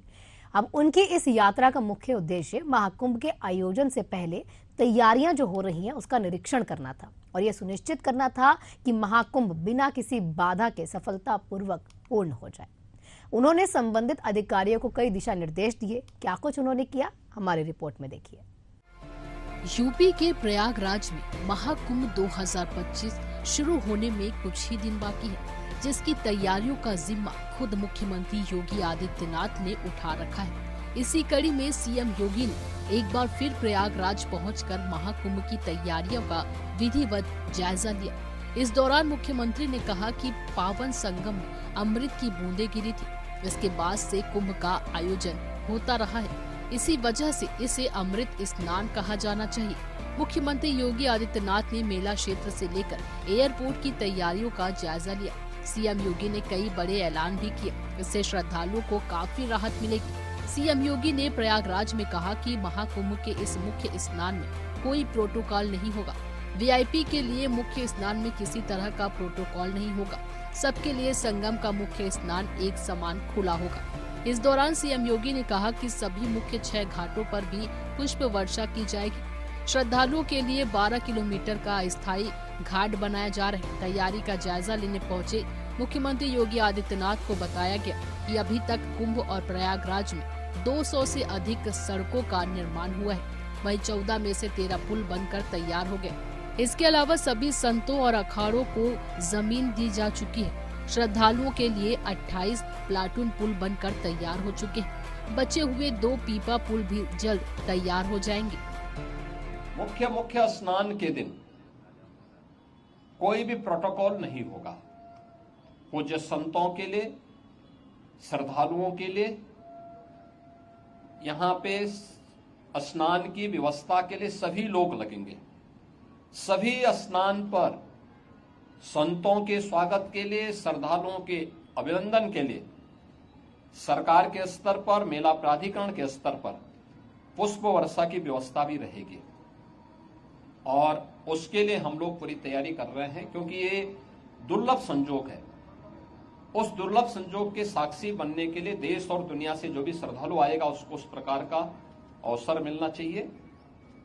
प्रकृति और परमात्मा की कृपा से, भगवान प्रयागराज की कृपा से, द्वादश माधव की कृपा और मां गंगा और मां यमुना की कृपा से ये पूरे कार्यक्रम सकुशल संपन्न हो। महाकुंभ की तैयारी को परखने महाकुंभ नगर पहुंचे मुख्यमंत्री योगी आदित्यनाथ ने गंगा तट पर गंगा जल से आचमन भी किया। मुख्यमंत्री ने दशाश्वमेध महादेव के दर्शन किए। उन्होंने महाकुंभ के सफल आयोजन के लिए आशीर्वाद मांगा। प्रयागराज जंक्शन पर मुख्यमंत्री योगी आदित्यनाथ ने यात्री सुविधाओं का निरीक्षण किया। उन्होंने जंक्शन के रीडेवलपमेंट कार्यों, कंट्रोल रूम, आश्रय स्थल, फायर सेफ्टी के कार्य को देखा। इसके अलावा यूटीएस टिकटिंग की भी जानकारी ली। प्रयागराज में मुख्यमंत्री ने भव्य टेंट सिटी का भी निरीक्षण किया। उन्होंने आम आदमी की सुविधा पूरा ध्यान में रखने के निर्देश दिए। सीएम योगी आदित्यनाथ ने कहा कि ये टेंट महाकुंभ की पहचान है। प्रयागराज के संगम स्थल पर गंगा, सरस्वती और यमुना का संगम होता है। ये जगह काफी महत्वपूर्ण है। महाकुंभ 2025 का पहला शाही स्नान 13 जनवरी 2025 को शुरू होगा। इसी तारीख से महाकुंभ औपचारिक तौर पर शुरू हो जाएगा। दूसरा शाही स्नान अगले दिन 14 जनवरी को होगा। कुंभ का तीसरा शाही स्नान 29 जनवरी को मौनी अमावस्या के दिन होगा। चौथा शाही स्नान 3 फरवरी को पड़ेगा। इस दिन बसंत पंचमी है। 5वां शाही स्नान 12 फरवरी 2025 और आखिरी शाही स्नान 26 फरवरी को होगा। महाशिवरात्रि पर होने वाले शाही स्नान के साथ महाकुंभ 2025 का समापन हो जाएगा।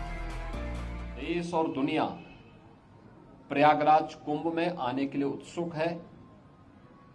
उत्तर प्रदेश और देश के इस सबसे बड़े आध्यात्मिक और धार्मिक समागम को अपनी आंखों से देखना चाहता है। 144 वर्ष के बाद महाकुंभ का यह मुहूर्त आ रहा है और इस महा समागम का साक्षी देश और दुनिया बनना चाहता है। इसके लिए हर प्रकार की व्यवस्थाएं डबल इंजन की सरकार ने, केंद्र और राज्य सरकार ने मिलकर के, यहां पे प्रशासन और पुलिस ने मिलकर के, मेला प्राधिकरण के साथ मिलकर के इन सभी कार्यक्रमों को युद्ध स्तर पर आगे बढ़ाने की तैयारी की जा रही है। और जनवरी प्रथम सप्ताह तक संस्थाएं भी आ चुकी होंगी, तैयारियां पूरी हो चुकी होंगी। 13 जनवरी को पौष पूर्णिमा की पहला स्नान यहां पे संपन्न होगा। मकर संक्रांति 14 जनवरी को दूसरा स्नान यहां पे होगा, जो अमृत स्नान भी होगा, जिन्हें साई स्नान कहते थे। 29 जनवरी मौनी अमावस्या, ये मुख्य स्नान में से एक है, जिसमें सबसे ज्यादा भीड़, हमारा अनुमान है कि 6 से लेकर 8 करोड़ श्रद्धालु यहां पर उस दिन आएंगे। और उस स्नान में, यहाँ पे अमृत स्नान में सहभागी करेंगे। यह एक बड़ा आयोजन कुंभ का होगा और एक बहुत पवित्र मुहूर्त भी होगा। 3 फरवरी बसंत पंचमी है, फिर 12 फरवरी और 26 फरवरी ये 2 अतिरिक्त स्नान फिर यहाँ पे होंगे। कुल 6 स्नान होने हैं। उत्तर प्रदेश के मुख्यमंत्री योगी आदित्यनाथ ने प्रयागराज में महाकुंभ 2025 की तैयारियों का पूरा मुआयना किया।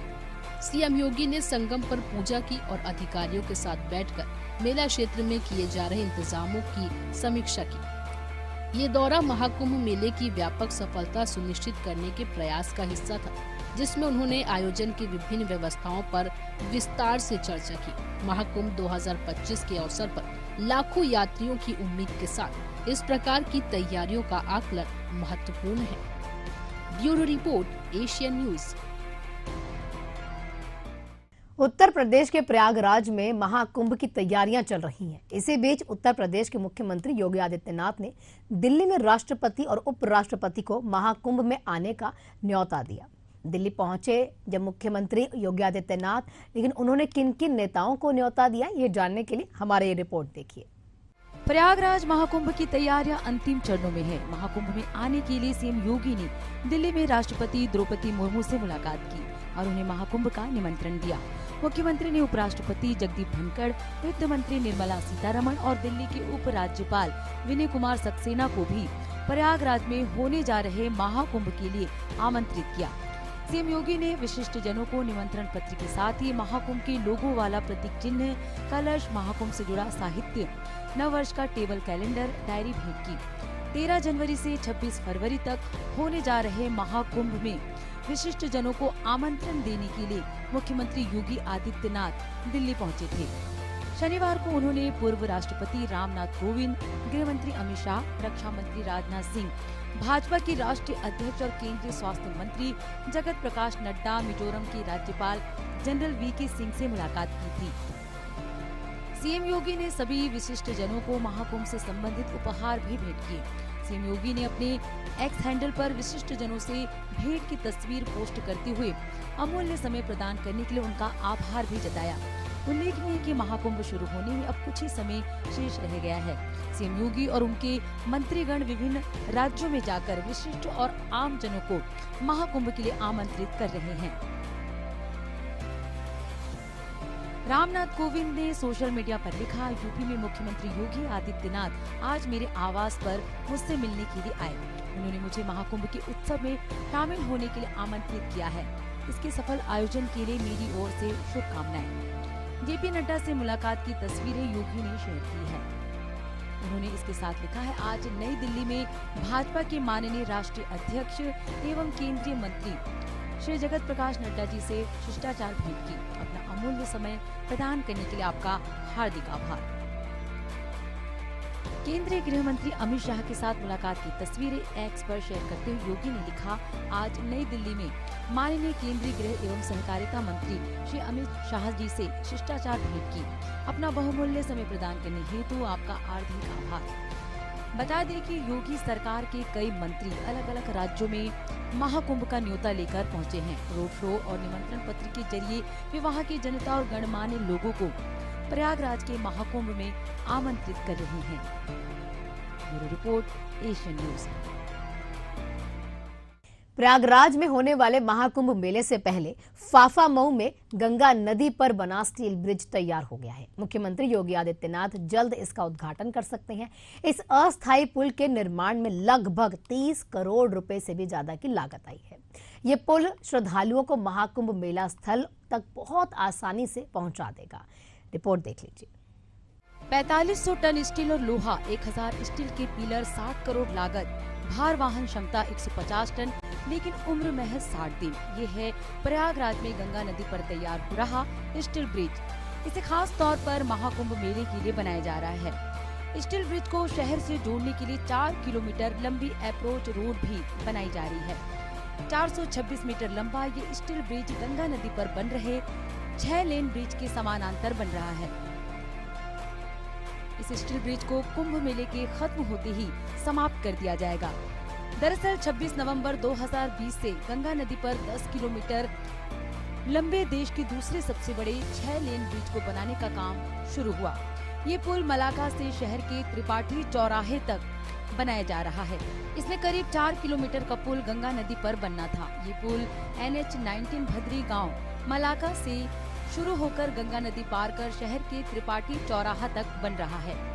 शिलान्यास के समय इसकी कुल लागत 980 करोड़ 77 लाख रुपए तय की गई थी। पुल की लंबाई 9.9 किलोमीटर है। जर्मन तकनीक, केबल और बॉक्सेस से बनने वाले देश के आधुनिकतम पुलों में से एक इस पुल के निर्माण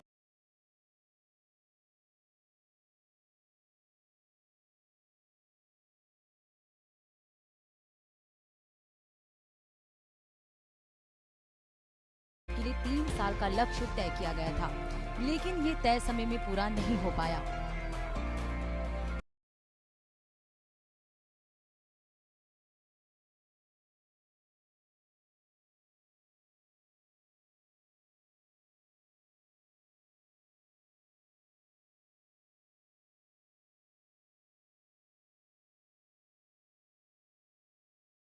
SP सिंगला कंस्ट्रक्शन कंपनी कर रही है, जो 10 किलोमीटर लंबे 6 लेन ब्रिज का निर्माण कर रही है। 6 लेन ब्रिज समय पर पूरा नहीं हो पाया, जिसके बाद कंपनी को कुंभ से पहले विकल्प के तौर पर ये स्टील ब्रिज खड़ा करना पड़ा है। महज 3 से 4 दिन में पुल का काम पूरा हो जाएगा। 98% तक काम पूरा हो चुका है। कुल मिलाकर ये स्टील ब्रिज अपने आप में अनोखा है। प्रदेश में पहली बार ऐसा हो रहा है कि कोई स्टील ब्रिज सिर्फ 2 महीने के लिए बनाया जा रहा है। यहाँ अगर पुल बनाने वाली कंपनी तय समय पर अपना काम पूरा कर लेती है तो इस 60 करोड़ रुपए के पुल बनाने की जरूरत नहीं पड़ती। Bureau desk, Asian news. Prayagraj में 45 दिन तक चलने वाले इस महाकुंभ का आयोजन होने जा रहा है, जिसमें देश और विदेश से करोड़ों की संख्या में श्रद्धालुओं के पहुंचने की पूर्ण संभावनाएं हैं। ऐसे में महाकुंभ के दौरान आग की अगर आपात स्थिति आ जाती है तो इससे निपटने के लिए भी इंतजाम किए गए हैं। भोपाल में फायर फाइटर बोट तैयार की गई है, जो कि करीब 1.5 महीने तक महाकुंभ में सेवाएं देगी। लेकिन इसकी खासियत क्या है, ये क्या काम करेगी, कैसे काम करेगी, यह जानने के लिए हमारी ये रिपोर्ट जरूर देखिए। उत्तर प्रदेश के प्रयागराज में महाकुंभ का आयोजन होने जा रहा है। इसके लिए बड़े स्तर पर तैयारियां की जा रही है। संगम नगरी में डुबकी लगाने वाले श्रद्धालुओं की सुरक्षा के लिए तमाम इंतजाम किए गए हैं। इसी के मद्देनजर मध्य प्रदेश की राजधानी भोपाल में फायर फाइटिंग बोट बनाई गई। भोपाल से अब फायर फाइटिंग बोट प्रयागराज रवाना की जाएगी। फायर सेफ्टी के लिहाज से इस बोट को महाकुंभ के दौरान घाटों पर तैनात किया जाएगा। लाखों श्रद्धालुओं की भीड़ के बीच आग लगने की आपातकालीन स्थिति में घाटों तक फायर ब्रिगेड ना पहुंचने की परेशानी के लिहाज से रेस्क्यू का काम करेगी। फायर बोट पर उत्तर प्रदेश फायर ब्रिगेड और आपात सेवा लिखा गया है। बोट में 6 से 8 लोगों के बैठने की व्यवस्था की गई है। नाव के पिछले हिस्से में लगी हुई मोटर से नदी का पानी खींचकर आग लगने की स्थिति में इसका इस्तेमाल होगा। इस बोट की करीब 30 व्यक्ति की कैपेसिटी है, 30 आदमी इस पर बैठ सकते हैं। लेकिन ये फायर बोट बनी है FRP PRP enterprises Govindpura Bhopal ने इसको निर्माण किया है। और पीएस ने इसको सप्लाई दिया है, जो कि जहाँ पर पीएस इंटरप्राइजेज है उन्होंने सप्लाई दिया है। लेकिन बना है एफआरपी बोर्ड, हमारा स्पीड बोर्ड, कई प्रकार के हम बोर्डे बनाते हैं, पेडल बोर्ड, ये स्पीड बोर्ड, फिशिंग बोर्ड। तो हमने ये फायर बोर्ड का हमें ऑर्डर, हमारा सौभाग्य है कि महाकुंभ मेले में ये प्रोजेक्ट मेरे को मिला और मैंने इस पे दिल से काम किया। करीब 2 महीने बहुत जल्दीबाजी में काम किया गया है, लेकिन फिर भी ईश्वर की कृपा है कि बहुत सक्सेस है। बोट बनाने वाली कंपनी पीएस ट्रेडर्स के ओनर प्रियांश शाह ने ये बताया कि महाकुंभ में ज्यादा भीड़भाड़ को देखते हुए बोट का निर्माण किया गया है। भीड़ के चलते कई इलाकों में आपात स्थिति में फायर ब्रिगेड की गाड़ियां नहीं पहुंच पाती। ऐसी ही स्थिति से निपटने के लिए फायर फाइटिंग बोट्स को अलग अलग घाटों में तैनात किया जाएगा। किसी भी आपातकाल की स्थिति में ये बोट तुरंत सहायता देगी, आग पर काबू पाएगी और कई जो लोग अगर फंसे होते हैं तो उनका भी रेस्क्यू करेगी। भोपाल में टेस्टिंग प्रक्रिया पूरी होने के बाद पहली बोट को प्रयागराज के लिए रवाना कर दिया जाएगा। इसके बाद अगले 8 से 10 दिनों के अंदर 5 और बोट्स को प्रयागराज भेजा जाएगा। इस बोट में एक समय पर क्रू के अलावा 10 लोगों के बैठने की व्यवस्था है। इस बोट में लगी हुई मोटर डीजल से ऑपरेट होती है।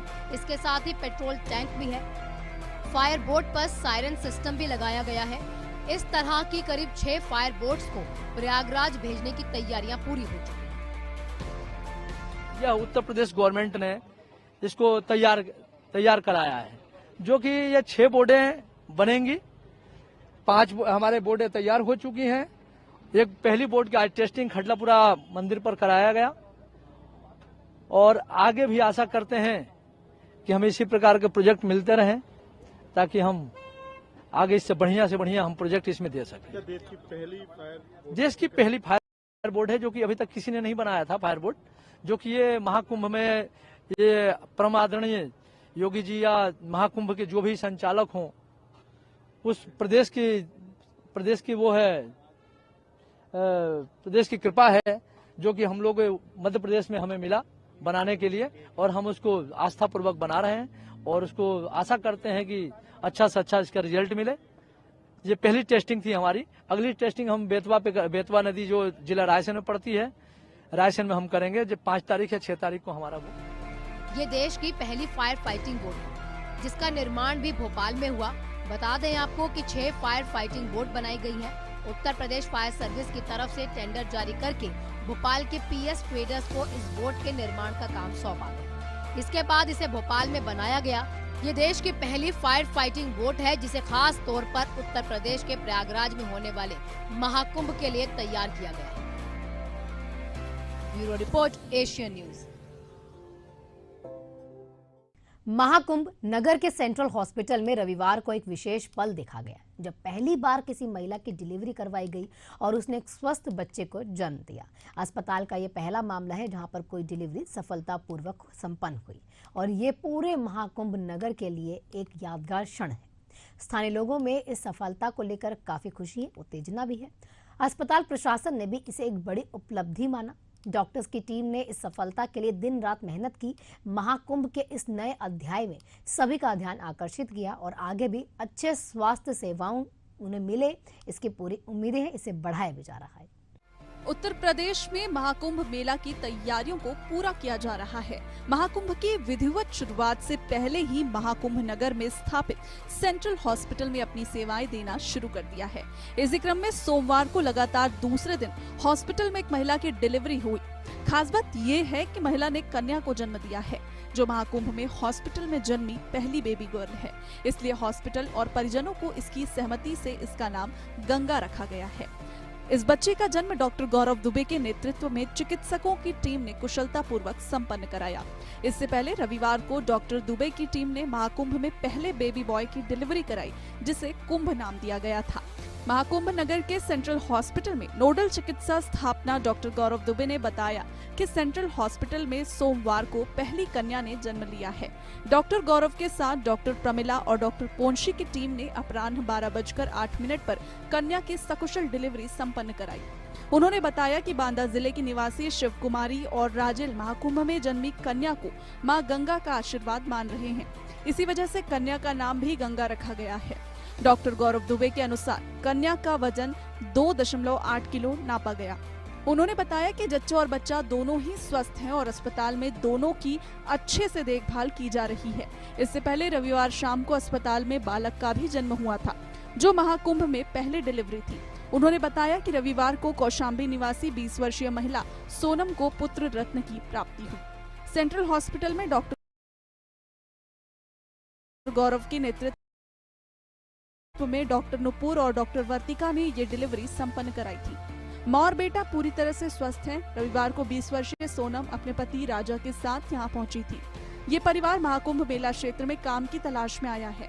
सोनम को अस्पताल लाए जाने पर तेज प्रसव पीड़ा हो रही थी। महिला डॉक्टरों ने परीक्षण किया और उसे भर्ती कर लिया।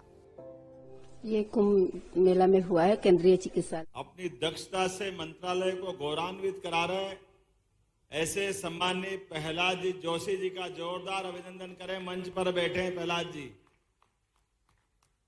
प्रहलाद जी भाई साहब कह रहे थे कि मेरी हिंदी में थोड़ी दिक्कत है।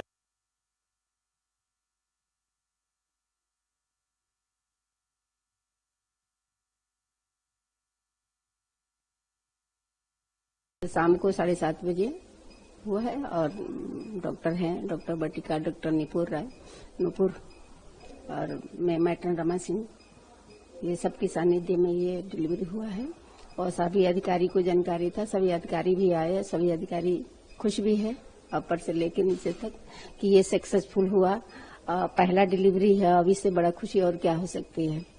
तो सभी लोग अपने अपने साथ में ले लेके फोटो भी खिंचवाए, खुशी का माहौल बना कि मतलब पहली डिलीवरी है और अच्छा से हुआ। तो सर लोगों ने, हमारे अधिकारियों लोगों ने इनका महाकुंभ नाम रखा है। हाँ, जच्चा बच्चा इस टाइम स्वस्थ है, आप खुद भी देख रहे हैं। जैसा भी है हमारे बताने की जरूरत ही नहीं है, जो भी है आपके सामने है, सब देख रहे हैं। इनकी मदर भी है, जच्चा बच्चा स्वस्थ है आपके सामने। महाकुंभ में करोड़ों लोगों की आमद को देखते हुए योगी सरकार ने यहां स्वास्थ्य सुविधाओं को लेकर खास प्रबंध किए हैं।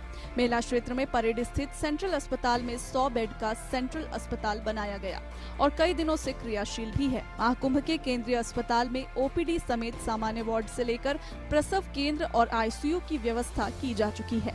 इसमें बड़ी संख्या में लोगों का इलाज भी होने लगा है और इसी क्रम में अस्पताल में अब तक 2 डिलीवरी कराने में भी सफलता प्राप्त कर ली गई है। Bureau report, Asian news. इसी के साथ महाकुंभ के इस सफर में फिलहाल इतना ही। देखते रहिए एशियन न्यूज।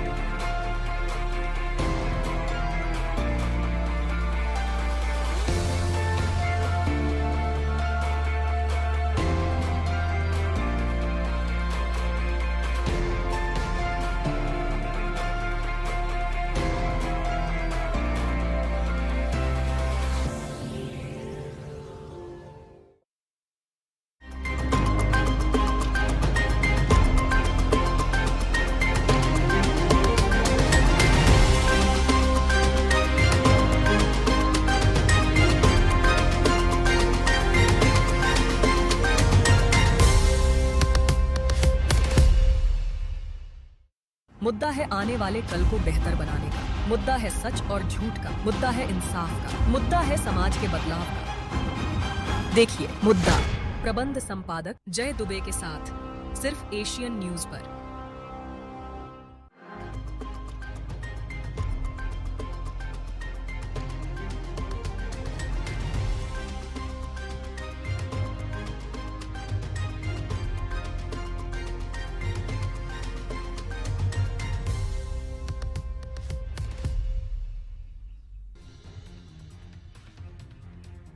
दिल्ली चुनाव के लिए पीएम मोदी ने भरी हुंकार। रोहिणी की रैली में आप पर बड़ा हमला, बोले दिल्ली सरकार आपदा से कम नहीं। आम आदमी पार्टी के पास नहीं है कोई विजन।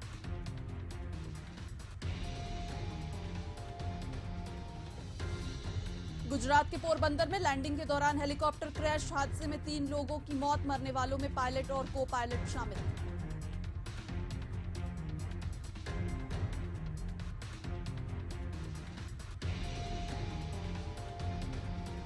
मध्य प्रदेश के मुख्यमंत्री डॉक्टर मोहन यादव का उज्जैन दौरा, राहगिरी के आनंदोत्सव में हुए शामिल। विक्रमशिला विश्वविद्यालय में संगोष्ठी कार्यक्रम में भी की शिरकत।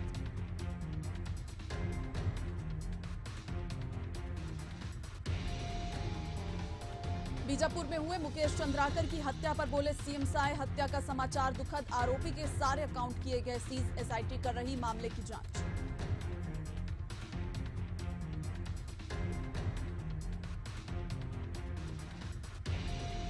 अबूझबाड़ में पुलिस और नक्सलियों के बीच मुठभेड़, एक जवान शहीद, 4 नक्सली ढेर, मौके से शवों के साथ AK-47 समेत कई हथियार बरामद।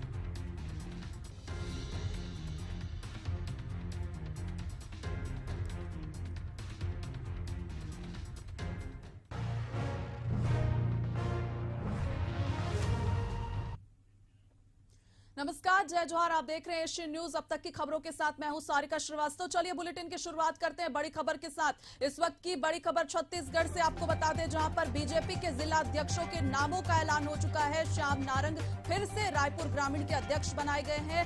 सूरजपुर में भी बीजेपी जिला अध्यक्ष का लिफाफा खुल चुका है। मुरली सोनी नए जिला अध्यक्ष चुने गए हैं। पुरुषोत्तम देवांगन अब भिलाई के नए बीजेपी के अध्यक्ष होने वाले हैं। लालजी यादव भी गौरेला पेंड्रा मरवाही से नए जिला अध्यक्ष चुन लिए गए हैं।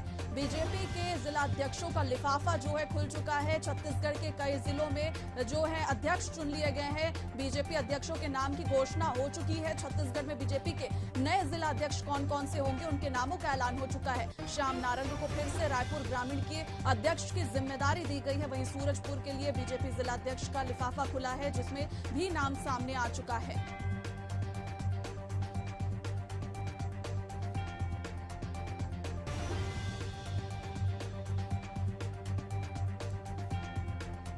बता दें कि पुरुषोत्तम देवांगन के भी नाम की यहां पर चयन किया गया है। छत्तीसगढ़ में जितने भी जिले हैं, कई जिलों के लिए जिला अध्यक्षों के नामों का ऐलान हो चुका है। श्याम नारंग को एक बार फिर से रायपुर ग्रामीण के लिए मौका मिला है, तो वहीं सूरजपुर के लिए मुरली सोनी जिला अध्यक्ष बनाए गए। वहीं भिलाई जिला अध्यक्ष के तौर पर अब पुरुषोत्तम देवांगन रहने वाले हैं, जहां पर रायपुर ग्रामीण के लिए अध्यक्ष श्याम नारंग को चुना गया है।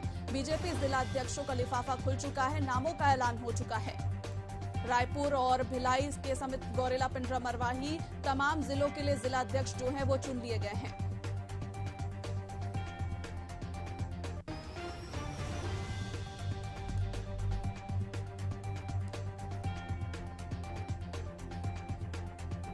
तो बता दें कि जिला अध्यक्षों की जो सूची है उसका ऐलान हो चुका है और इस खबर पर ज्यादा जानकारी के साथ शशिकांत हमारे साथ जुड़ चुके हैं। बताया शशिकांत, जिला अध्यक्षों के जो नामों का लिफाफा है वो खुल चुका है, ऐलान हो चुका है। कितने जिलों के लिए अध्यक्षों का चुनाव अब तक हुआ है? बिल्कुल, देखिए सभी लगभग 36 जिलों के लिए आज जिला अध्यक्षों की नियुक्ति कर दी जाएगी। बताना चाहूँगा कि मंडल अध्यक्ष, बूथ अध्यक्ष को नियुक्ति पहले से कर दी गई थी, जिसके बाद जिला अध्यक्षों में सहमति नहीं बन पा रही थी। चूंकि जो है सर्वसहमति से जिला अध्यक्षों की नियुक्ति की जानी है, तो ऐसे में जो नियुक्ति है सर्वसहमति से नहीं हो पा रही थी। कई जगह विवाद जैसी स्थिति उत्पन्न हो रही थी, जिसके बाद सीधा जो नामों का पैनल है, 3 नामों का जो पैनल बनाकर दिल्ली भेज दिया गया था, केंद्र में भेज दिया गया था। जिसके बाद वहां तमाम जो नेता है वो बैठे थे, प्रदेश किरण अध्यक्ष, प्रदेश अध्यक्ष थे, वो भी दिल्ली गए थे। वहां तमाम नामों पर चर्चा की गई, जिसके बाद एक बंद लिफाफे में वो जो नाम है, जिन नामों को जिला अध्यक्ष के लिए घोषित किया जाना है, उनका नाम छत्तीसगढ़ भेजा गया। और आज सभी नामों, कल जो नाम आया और आज नामांकन की प्रक्रिया हुई। जिन्हें जिला अध्यक्ष बनाना है उनके लिए नामांकन दाखिल किया गया और कई जिलों में जो जिला अध्यक्षों की घोषणा कर दी गई है और धीरे धीरे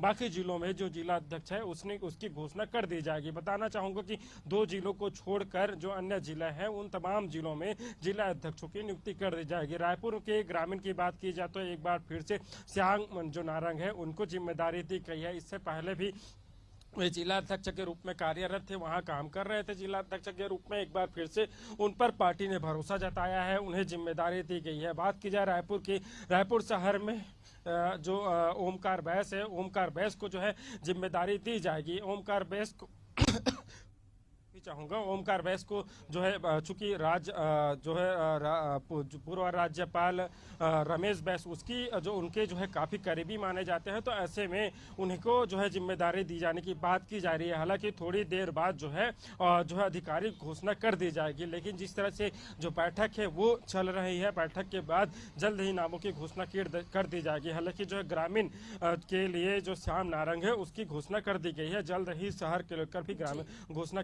कर दी जाएगी और तमाम जो जिला है वहाँ जिला अध्यक्षों की नियुक्ति होगी। उसके बाद बताया यह भी जा रहा है कि प्रदेश अध्यक्ष की भी नियुक्ति की जा सकती है, क्योंकि किरण सिंह के 1 साल का कार्यकाल पूरा हो गया है और उन्हें मंत्रिमंडल में जगह मिलने की बात कही जा रही है। तो मंत्रिमंडल में उन्हें जगह मिल जाएगी तो स्वाभाविक है कि जो प्रदेश अध्यक्ष है वो भी बदले जाएंगे। तो प्रदेश अध्यक्ष की बदलने की जो संभावना है वो नजर आ रही है। जी बिल्कुल शशिकांत, क्या ये जो नामों का चयन है ये किस आधार पर हुआ है? क्या ये सर्वसहमति से हुआ है या फिर ये किसी व्यक्ति विशेष या करीबी होने की वजह से हुआ है?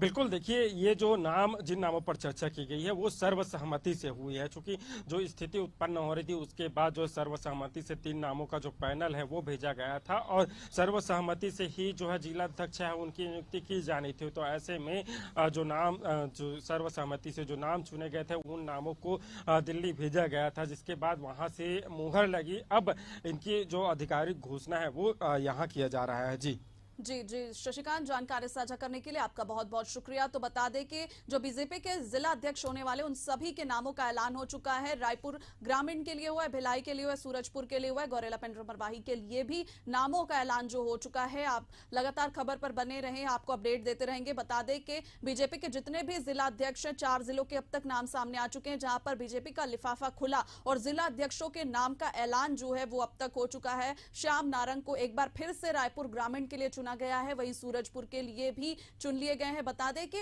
जिला अध्यक्षों के नाम सर्वसहमति से चुने गए हैं। इसके लिए 3 सदस्यीय पैनल बना हुआ था जिनमें जिला अध्यक्षों के नाम के लिए लिफाफा खुला है।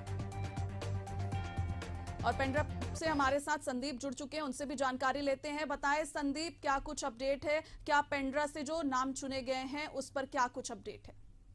जी आपको बता दूं कि जिला भाजपा कार्यालय में चुनाव की प्रक्रिया संपन्न हो गई है और जिला गौरेला पेंड्रा मरवाही के नए भाजपा जिला अध्यक्ष लालजी यादव चुन लिए गए हैं। बिलासपुर के पूर्व भाजपा सांसद लखन लाल साहू ने नए जिला अध्यक्ष की घोषणा की है।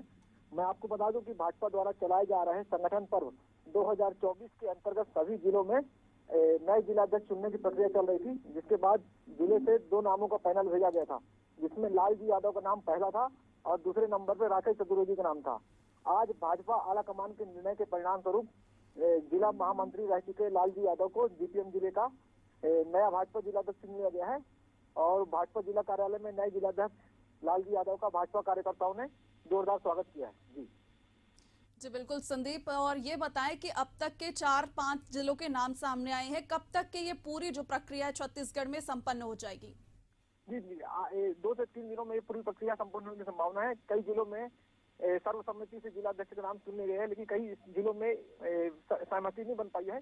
इस कारण देरी होने उन जिलों में भाजपा जिला अध्यक्ष के नाम की घोषणा होने में देरी हो सकती है। जी बिल्कुल, आपका बहुत बहुत शुक्रिया जानकारी साझा करने के लिए। तो बता दें कि 4 जिलों से जानकारी सामने आ रही है। छत्तीसगढ़ में बीजेपी के लिए जो जिला अध्यक्षों के नाम है उनका लिफाफा खुल चुका है, नामों का ऐलान हो चुका है। सूरजपुर में भी बीजेपी के जो जिला अध्यक्ष है वो मुरली सोनी चुने गए हैं नए जिला अध्यक्ष के तौर पर। सूरजपुर की बात कर ले तो वही पुरुषोत्तम देवांगन को भिलाई के लिए चुना गया है, जहाँ पर जिला बीजेपी के नए अध्यक्ष के तौर पर पुरुषोत्तम देवांगन होंगे।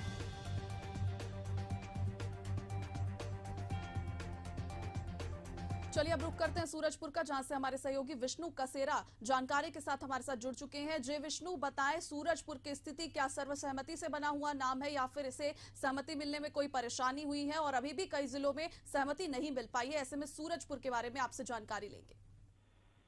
जी देखिए, सूरजपुर की बात की जाए तो सूरजपुर में जहां एक गुट विधायक और मंत्रियों का लेकर है, तो वहीं दूसरे गुट में जो है खासकर मुरली सोनी के दूसरे गुट के सामंजस्य बनाने के उद्देश्य से इसे जिला अध्यक्ष बनाया गया है। वहीं आगामी जो रणनीति है और चुनाव को लेकर, पंचायत चुनाव को लेकर, उस चुनाव की में भी समानता बरतने के कारण ही मुरली सोनी को बनाया गया है, जिनकी ग्रामीण क्षेत्रों में अच्छी पकड़ मानी जाती है और ये भाजपा में महामंत्री भी रह चुके थे। तो वहीं यह समझा जा सकता है कि आपसी सामंजस्य बनाने के उद्देश्य से मुरली को जो है कि जिलाध्यक्ष बनाया गया है। जी बिल्कुल, और जानकारी देंगे आप, क्योंकि जो मुरली सोनी है उन्हें सामंजस्य बनाने के लिए चुना गया है। ऐसे में क्या कुछ जो परेशानियां हैं वो सामने आ रही थी जिसके लिए इन्हें सामंजस्य बनाने के लिए चुना गया? जी देखिए, बात ऐसी है कि यहाँ जो एक गुट है वो खासकर यह माना जाता है जो अंदरूनी रूप से, हालांकि खुलकर भाजपा में कोई चीजें सामने नहीं आती है, लेकिन अंदरूनी गुट जो है उनका यह मानना था कि वो विधायक और मंत्रियों का गुट है। और वहीं एक गुट जो है वो प्रदेश अध्यक्ष या कहा जा सकते हैं जो पूर्व के बड़े नेता हैं उनका गुट है। तो उनको मनाने के लिए और आगामी चुनाव को देखते हुए, पंचायत चुनाव को देखते हुए जो दूसरा गुट है उस गुट से मुरली सोनी को जो है कि जिलाध्यक्ष बनाया गया है। जी बिल्कुल विष्णु, जानकारी साझा करने के लिए आपका बहुत बहुत शुक्रिया। तो बता दें सूरजपुर में भी जिला अध्यक्ष के नाम का लिफाफा खुल गया है, मुरली सोनी चुने गए हैं और लगातार अपडेट जो जिला अध्यक्षों की है वो बीजेपी के द्वारा जारी की जा रही है। 4 जिलों के लिए अब तक नामों का ऐलान हो चुका है।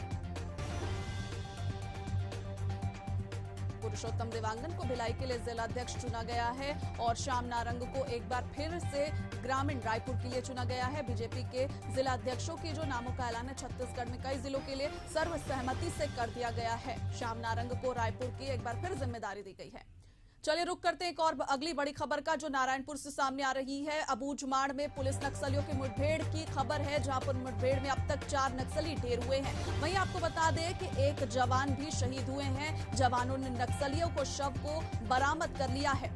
लगातार आपको बता दें देर रात से पुलिस और जवानों के बीच नारायणपुर में मुठभेड़ लगातार जारी है। 4 नक्सलियों के ढेर होने की खबर आई है उसमें, और एक दुखद खबर है जहां पर पुलिस के एक जवान शहीद हो गए हैं जो आत्मसमर्पित नक्सली थे जिन्होंने पुलिस में भर्ती ली थी। उसके बाद अब वे शहीद हो गए हैं। अबूझमाड़ के कोर जंगल में ये जो मुठभेड़ है लगातार जारी है। इस मुठभेड़ में 4 नक्सलियों के अब तक ढेर होने की सूचना मिली है। इस पर कुछ देर पहले एसपी ने प्रेस कॉन्फ्रेंस भी की थी, उसमें जानकारी भी दी थी। बता दें कि जवानों ने नक्सलियों के शव को बरामद कर दिया है। वहीं शहीद जवान के शव को अब वहां से बाहर निकाला जा रहा है। बता दें कि लगभग 1000 जो जवान हैं जंगलों में बने हुए नक्सलियों को घेर कर उनके साथ लगातार मुठभेड़ जारी है। लाल आतंक को खत्म करने के लिए लगातार छत्तीसगढ़ सरकार जो है वो पहल कर रही थी। लगातार जो इस वर्ष और पिछले वर्ष की बात करें तो लगातार हमले भी हुए हैं नक्सलियों के द्वारा और उसके जवाब में जवानों ने भी कई जवाबी कार्रवाई की है। ऐसे में एक जवान के शहीद होने की सूचना नारायणपुर की मुठभेड़ से सामने आई है जिनके शव को बाहर निकाला गया। आपको बता दें कि नक्सलियों के शव को भी बरामद कर लिया है जिसमें 4 नक्सलियों के ढेर होने की पुख्ता जानकारी है। एसपी ने भी प्रेस वार्ता कर इस पर जानकारी दी हुई है। देर रात से मुठभेड़ में लगातार जवान लगे हुए हैं। जवानों ने नक्सलियों के शव को अब जंगल से बरामद कर लिया है। आप देख सकते हैं तस्वीरों में 4 नक्सलियों के ढेर होने की जो सूचना है अबूझमाड़ के जंगलों से निकलकर सामने आ रही है।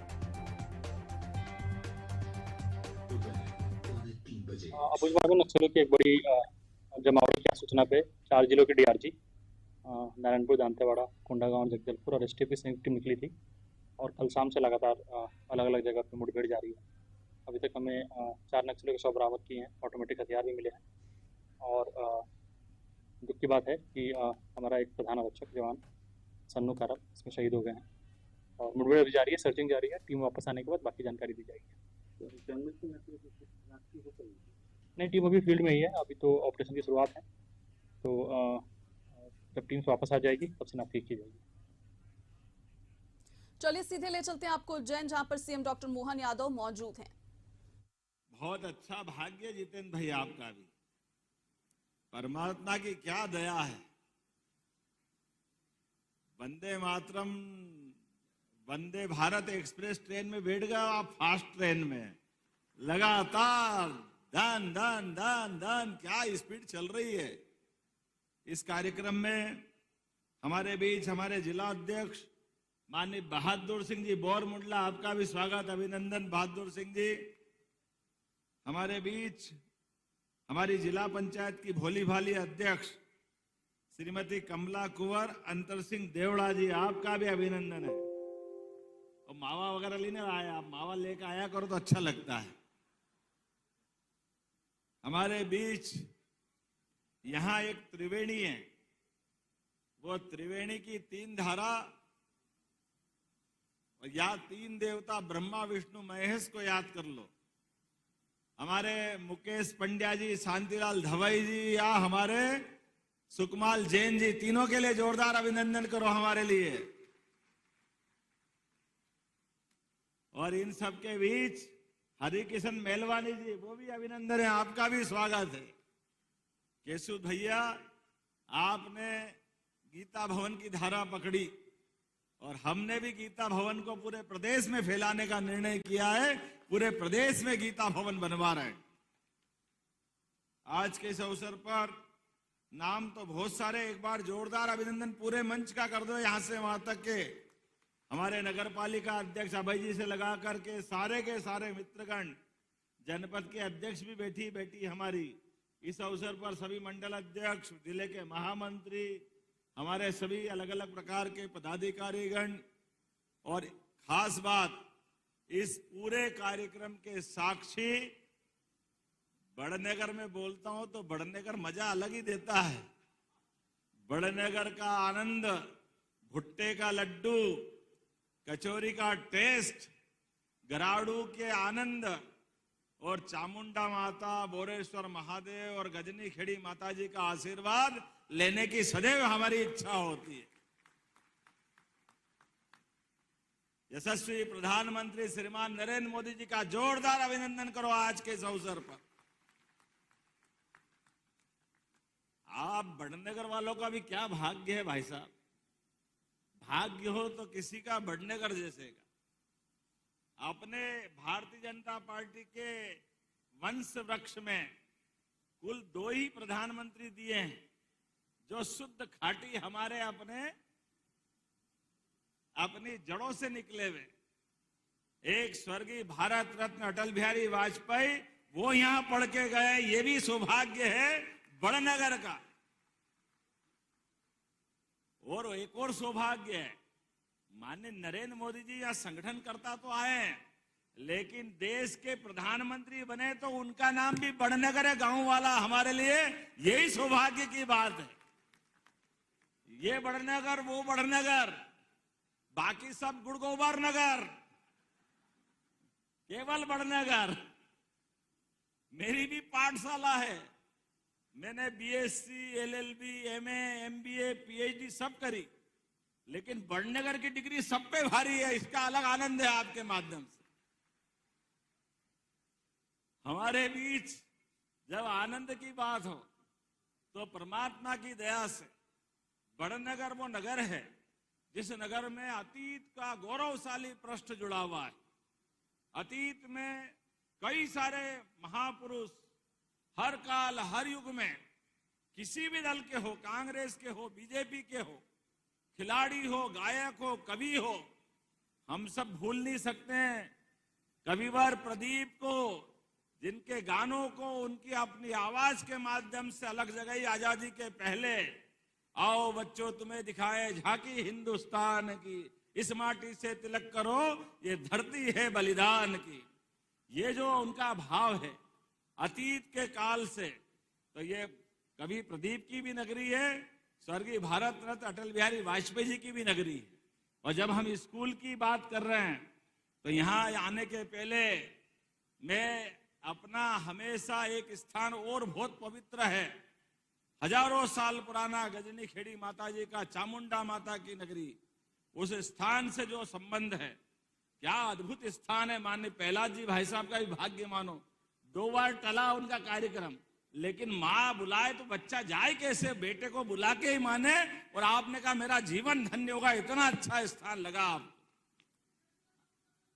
अरे तुम चुप तो रहो, बोलने तो दो मेरे को। मैंने तो पहले ही किया, मैं बड़नगर में सीखने आता हूं। ऐसे बहुत सारे गुरु घंटाल दिखते हैं मेरे को, सबका शिष्य में ही हूं, सबके पाठ गिन गिन के रखते जाता हूं, गठान बांध के। एक पाठ और मिल गया आज भी। लेकिन जब मैं बोलने के लिए खड़ा हूं तो अपने में से कई सारे चीजों के लिए करने की इच्छा है। अगर तुमने बात कही है बाबू तो चलो तुमसे ही शुरू करता हूं। गजनी खेड़ी पंचायत का नाम अब चामुंडा माता नगरी के रूप में जाना जाएगा। बोले चामुंडा माता की। हमारे लिए सौभाग्य की बात है, अद्भुत स्थान है। माँ बुलाए, बेटे दौड़े दौड़े आए। मैं कोशिश करता था हर नवरात्रि में आने की, लेकिन अब ये आपने बड़े संकट में डाल दिया। नवरात्रि में हूं तो आपके दर्शन बिगड़ जाए, इसलिए डर के मारे कम आता हूं कि बगैर नवरात्रि के चलो, ताकि किसी के दर्शन में व्यवधान नहीं हो।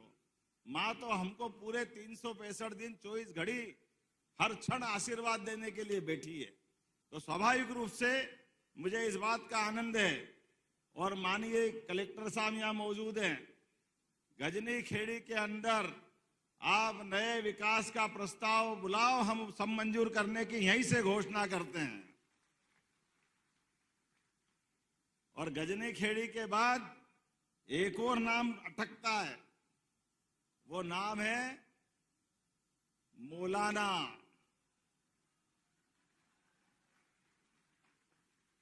अब हमको तो समझ में ही नहीं आया, गांव के अंदर इस नाम से क्या संबंध है। हमारे पुरुषार्थी लोग इस भाई साहब इस बड़नगर विधानसभा में अपने बलबूते पर प्राइवेट सेक्टर में इंडस्ट्रियल डेवलपमेंट का काम कहीं होता है तो मौलाना में होता है, वहां के अपनी उद्यमशीलता के बलबूते पर। पंजाब, हरियाणा, दिल्ली, वहां जो मशीन नहीं मिलती है, यहां मशीन मिलती। इतना आनंद आता मौलाना गांव के अंदर। लेकिन नाम लिखो तो अटकता पेन।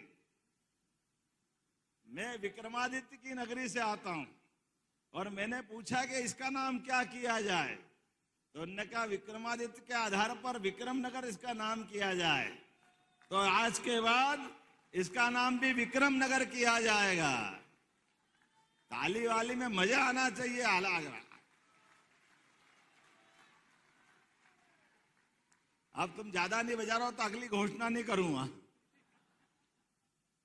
अगर आप साथ दोगे तो आगे बढ़ूं, या नहीं तो आगे दूसरी बात चालू कर दूं। पीछे वाले आलसी लग रहे हैं, उधर से भी आवाज नहीं आ रही आखिरी से। अच्छा, दोनों में कंपटीशन करो, इधर ज्यादा जोर से बजाते कि वो पहले तुम बंद रखना, उधर से बजवाता हूं। आप मत बजाना, आप बजा के बताओ ताली कितनी जोर से बजा सकते। अब आप जरा चुप रहना, आप बजा के बताओ जोरदार तरीके से ताली। अब मैं जो घोषणा करूंगा जहांगीरपुर की, तो दोनों तरफ से आवाज आना चाहिए। जगदीशपुर हमारी पंचायत जहांगीरपुर जानी जाएगी।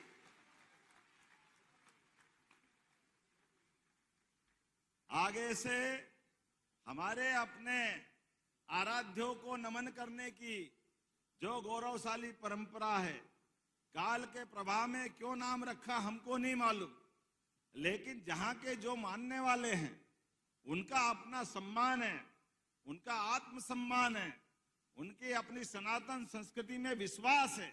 तो हमारा भी फर्ज बनता है, समाज के आधार पर सरकार जो चलती है, सरकार समाज का भी सम्मान करती है। और जाने अनजाने इस प्रकार से कोई नाम किस कारण हुए मालूम नहीं, लेकिन इन नामों से जो अटकता है वो संशोधित करने वाली सरकार भी हमारी सरकार है, माननीय मोदी जी के नेतृत्व में। जब बंबई का नाम मुंबई हो सकता है, मद्रास का नाम चेन्नई हो सकता है, ऐसे नाम जब बदले जाते हैं तो हमारे छोटी छोटी पंचायत के नाम क्यों नहीं बदलना चाहिए। और ये तो हुई पंचायतों की कहानी। लेकिन जब स्कूल की बात कर रहे हैं, मुझे बताया गया कि स्वर्गीय भारत रत्न अटल बिहारी वाजपेयी बड़नगर से पढ़ के गए हैं। उनकी प्राथमिक शिक्षा में यहाँ का गौरवशाली स्वर्णिम पक्ष जुड़ा हुआ है, इसलिए इस स्कूल का नाम भारत रत्न अटल बिहारी वाजपेयी किया जाता है।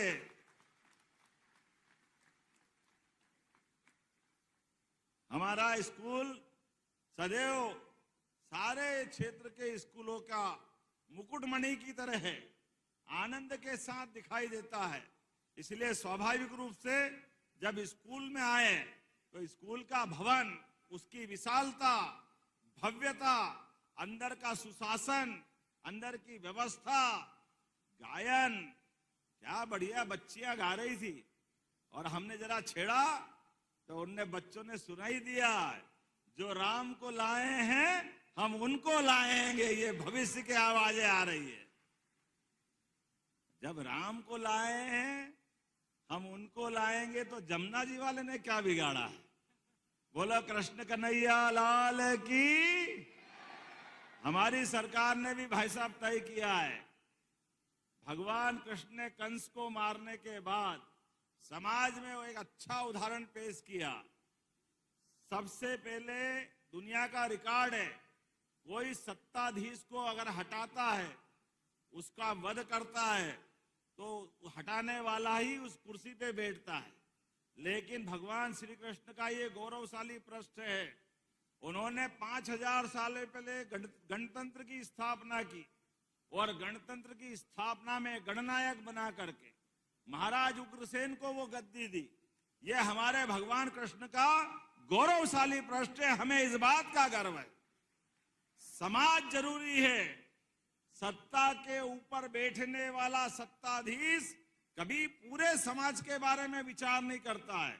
ये हमारी उज्जवल परंपरा है, समाज की गौरवशाली मार्ग पे चलने की, सच्चे अर्थों में गणतंत्र की स्थापना करने का काम भगवान कृष्ण ने अपने जीवन में कई बार किया है।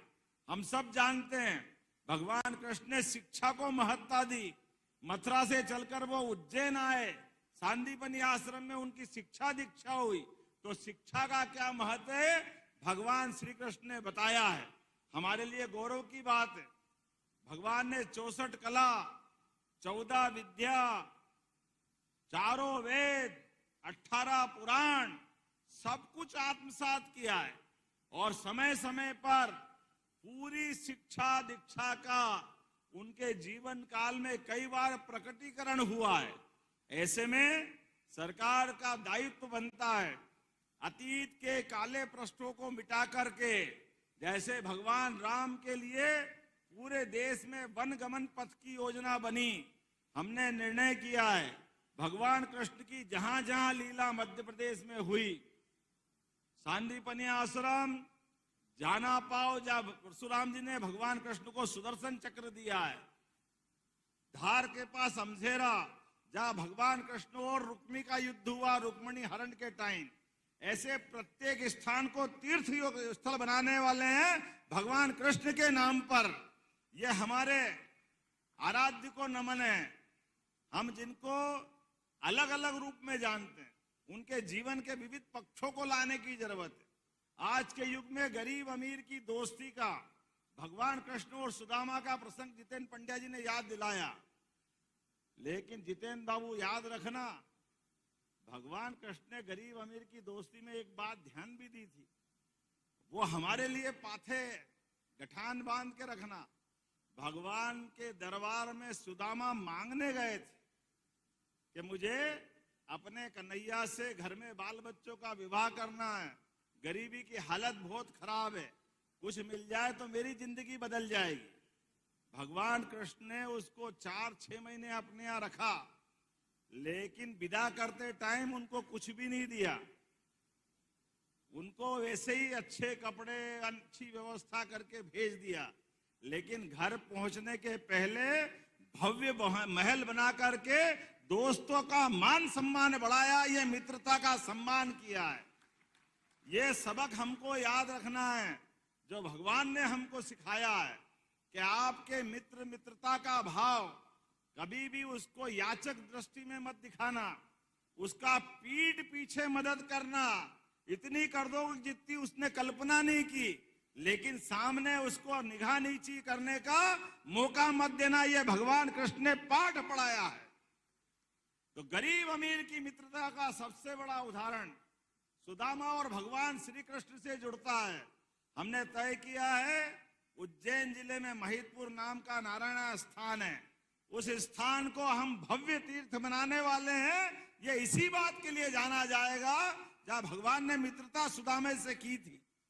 ऐसे एक नहीं कई सारी बातें मैं बता सकता हूं, लेकिन आज चूंकि समय की कमी भी है और कुछ चीजें हमने लगातार यहाँ कही भी है।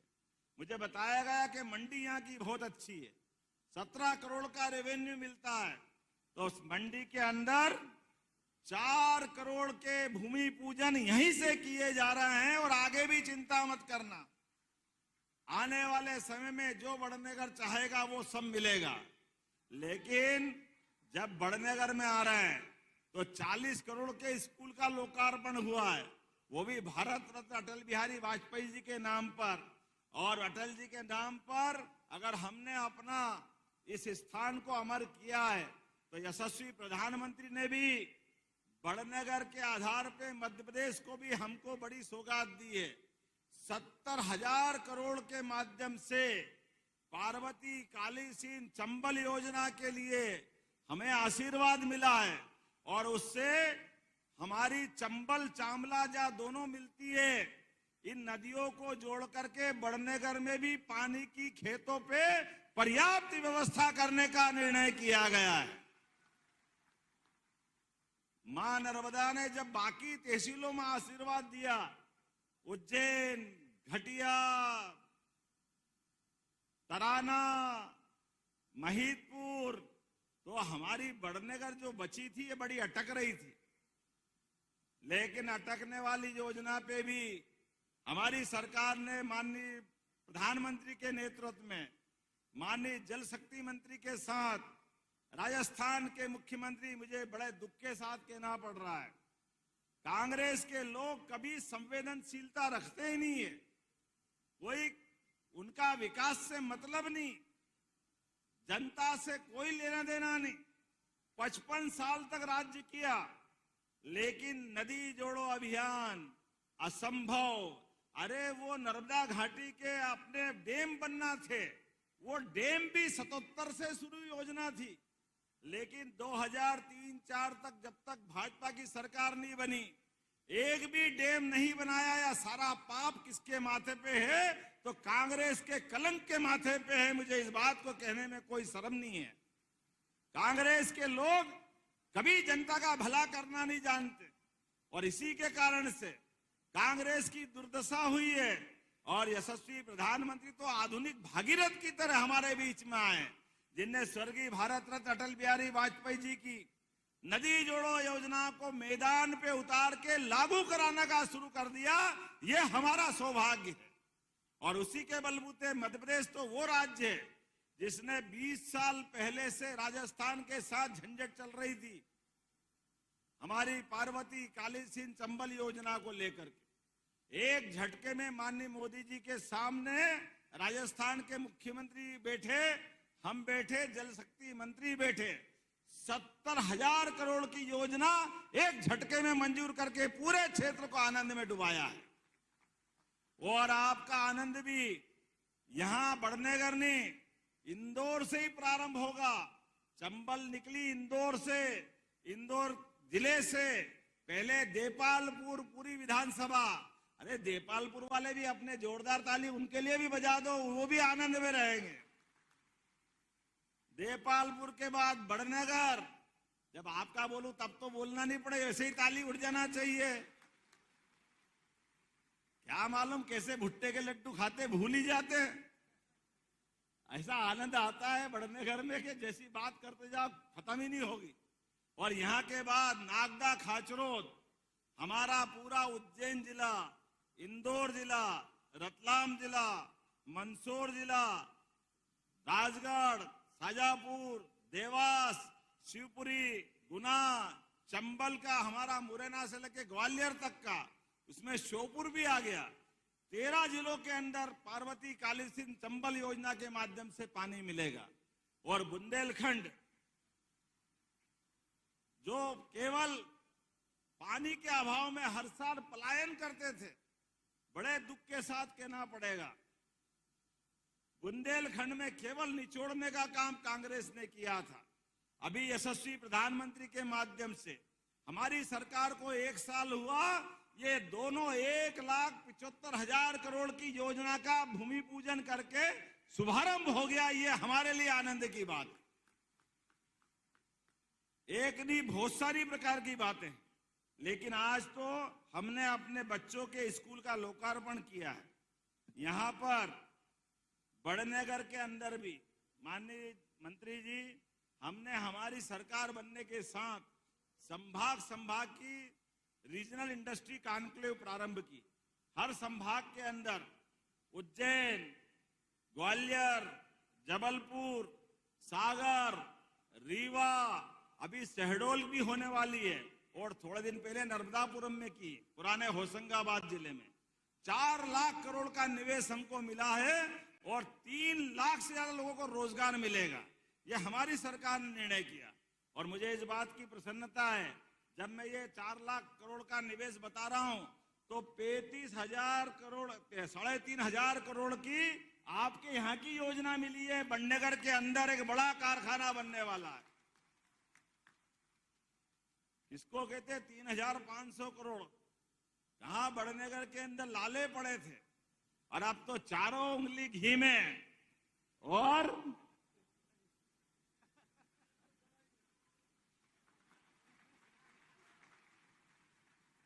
सारा हिसाब चूकता कर लिया। जब तक नहीं होता था और होने लगा तो छोरा अपना पैदा होते ही सोने के पालने में झूलने लगा। ये समय बदल गया है। क्या भाग्य बड़नगर का, और बड़नगर का नहीं, पूरे प्रदेश के अंदर एक एक करके ऐसे विकास के सभी काम। मित्रों, हमारी सरकार ने तय किया 1 लाख युवाओं को सरकारी नौकरी देने के लिए हम विज्ञापन जारी कर रहे हैं, 1 लाख लोगों को। और जो कहते वो करके दिखाते हैं। लगातार लगभग एक के बाद एक हमारी लाडली बहना योजना कांग्रेस रोज कहती थी अब बंद कर देंगे, कल बंद कर देंगे। हमने बंद तो नहीं की, 250 रुपए उसमें भी बढ़ा दिए। बहनों के लिए 1250 रुपए कर दिया।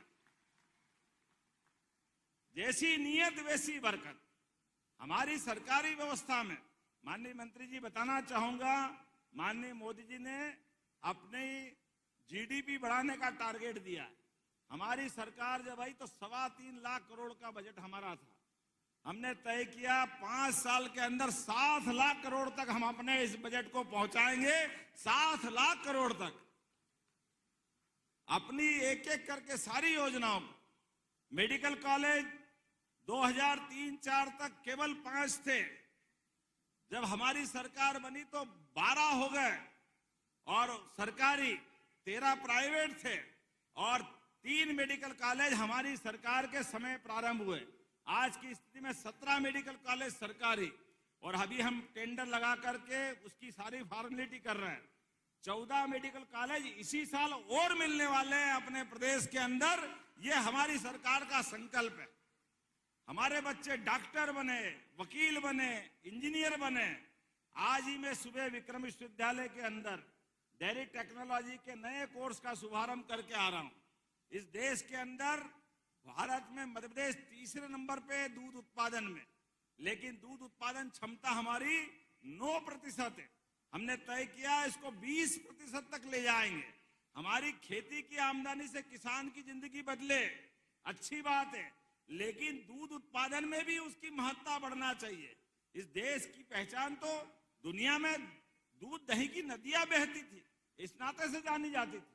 इसलिए हमने निर्णय किया है फसल के बोनस की तरह दूध खरीदने पे भी बोनस हमारी सरकार देने वाली है, दूध खरीदने पे भी। और जिनके घर गाय वो सब गोपाल, जिनके घर गाय का कुल वो घर घर गोकुल। तो हमने तय किया कि 10 से ज्यादा जो गाय पालेगा उसको गाय खरीदने पे भी अनुदान हमारी सरकार के द्वारा दिया जाएगा। बड़ी नगर पालिका, नगर निगम 10-10 हजार की गौशाला ला रही।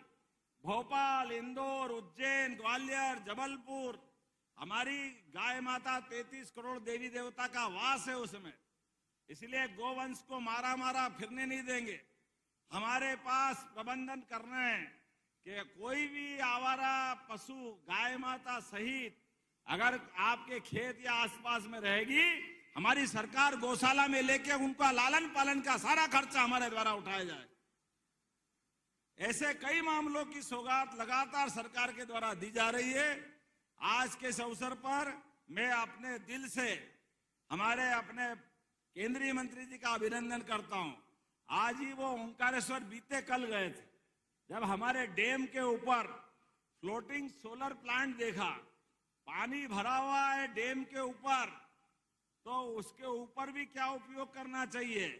हमारी सरकार ने सोलर पंप के आधार पर वो प्लांट लगाया ताकि अपना पानी भी फालतू नहीं उड़े और उससे बिजली अलग उत्पन्न हो जाए। ये भारत का नहीं, देश का, दुनिया का पहला प्लांट है जो ओंकारेश्वर में लगा। माननीय प्रधानमंत्री जी शुरुआत कराई है।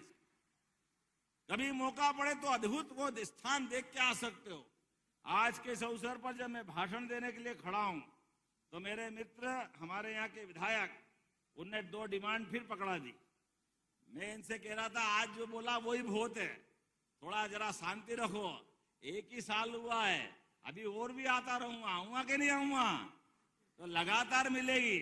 लेकिन जब आपने कहा है तो हमारे बड़नगर विधानसभा में मटर, प्याज, लहसुन, गाजर, आलू, ये सारी की सारी हमारी जो फसलें होती है इनके लिए फूड प्रोसेसिंग यूनिट लगाने की आपने मांग की। हम कोशिश करेंगे बहुत जल्दी फूड प्रोसेसिंग यूनिट यहाँ लगाया जाएगा। अब ये तो बोल ही दिया हमने, चामला, चंबल, गंभीर, जो भी गांव बचेंगे एक एक गांव में पानी पहुंचाने का प्रयास हमारी सरकार के द्वारा किया जाएगा।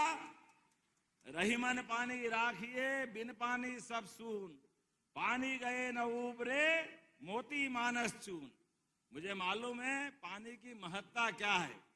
मोती की चमक पानी से है, खेतों की चमक पानी से है और चेहरे की चमक भी पानी से है। यशस्वी प्रधानमंत्री के नेतृत्व में सब चमक बरकरार रखेंगे। बहुत बहुत धन्यवाद। भारत माता की जय। एक बार जोरदार तालियां हमारे कर्मनिष्ठ धर्मनिष्ठ मुख्यमंत्री जी। सभी त्योहारों को शासकीय स्तर पे मनाने का भी निर्णय आपने लिया था। जोरदार तालियां ऐसे हमारे यशस्वी मुख्यमंत्री जी के लिए। आज बड़ी सौगात दी जिन्होंने 40 करोड़ से ज्यादा सीएम राइज स्कूल की। और अब मैं सादर आग्रह करूंगा आभार व्यक्त करने के लिए जिला शिक्षा अधिकारी सर से कि आप आए और आभार व्यक्त करें।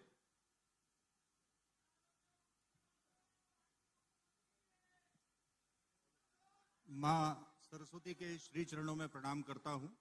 बाबा महाकाल को प्रणाम करता हूँ।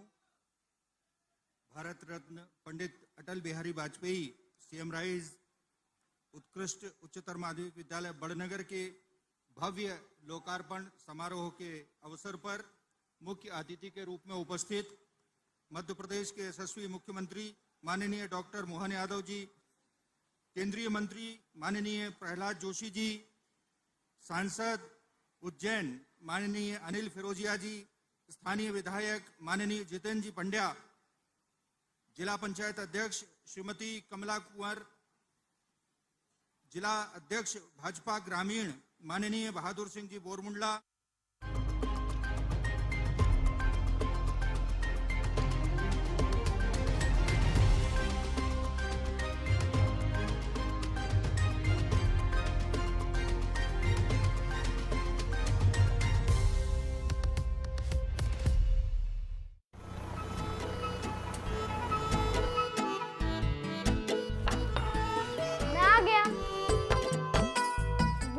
पॉक्सो एक्ट क्या होता है? POCSO act? चिंटू, तुम्हें इससे क्या मतलब है?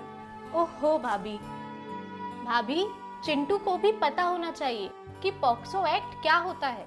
हमारे देश में बच्चों को सुरक्षित एवं बाल यौन शोषण की रोकथाम के लिए पॉक्सो एक्ट 2012 में बनाया गया।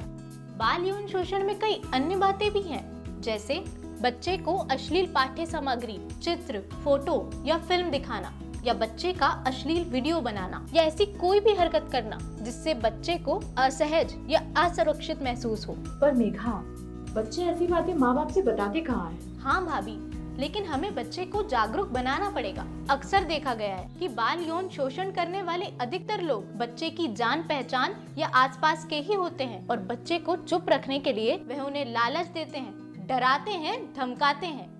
और हाँ, आप भी याद रखें, अगर आपके बच्चे के साथ ऐसा कुछ हो तो बिना डरे घबराए चाइल्ड हेल्पलाइन नंबर 1098, विशेष किशोर पुलिस इकाई, स्थानीय पुलिस स्टेशन, डायल 100, बाल कल्याण समिति या जिला बाल संरक्षण इकाई में रिपोर्ट करें। राष्ट्रीय बाल अधिकार संरक्षण आयोग की वेबसाइट ncpcr.gov.in पर भी आप शिकायत दर्ज कर सकते हैं। बाल यौन शोषण एक दंडनीय अपराध है। इसलिए खुद जागरूक बनिए और दूसरों को भी जागरूक बनाइए। यशस्वी प्रधानमंत्री नरेंद्र मोदी के मार्गदर्शन एवं मुख्यमंत्री योगी आदित्यनाथ के कुशल प्रबंधन से महाकुंभ 2025 अब तक का सबसे भव्य, दिव्य, हरित और सुरक्षित आयोजन होगा। 13 जनवरी अर्थात पौष पूर्णिमा को अमृत स्नान से महाकुंभ 2025 का विधिवत शंखनाद होगा। 26 फरवरी को महाशिवरात्रि पर अमृत स्नान तक कुल 6 प्रमुख स्नान होंगे। सदियों से चले आ रहे अमृत स्नान में सभी 13 अखाड़े शामिल होंगे। सोने चांदी की पालकी एवं हाथी घोड़े पर सवार साधु संत आध्यात्मिक शक्ति तथा वैभव का प्रदर्शन करते हुए अमृत स्नान करेंगे। मान्यता है कि शुभ मुहूर्त में डुबकी लगाने से अमरता का वरदान मिलता है। पुण्य और अमृतत्व की इसी अभिलाषा को हृदय में समेटे प्रयागराज महाकुंभ में पहुंचने वाले श्रद्धालुओं एवं तीर्थ यात्रियों के स्वागत के लिए तत्पर है महाकुंभ मेला स्थल। सनातन गर्व महाकुंभ पर्व महाकुंभ 2025 प्रयागराज।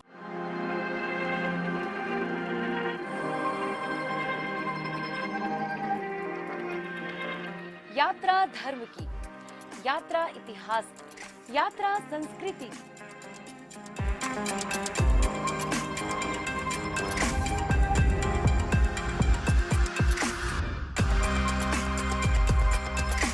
देखिए यात्रा शनिवार और रविवार दोपहर 3:30 बजे सिर्फ एशियन न्यूज पर।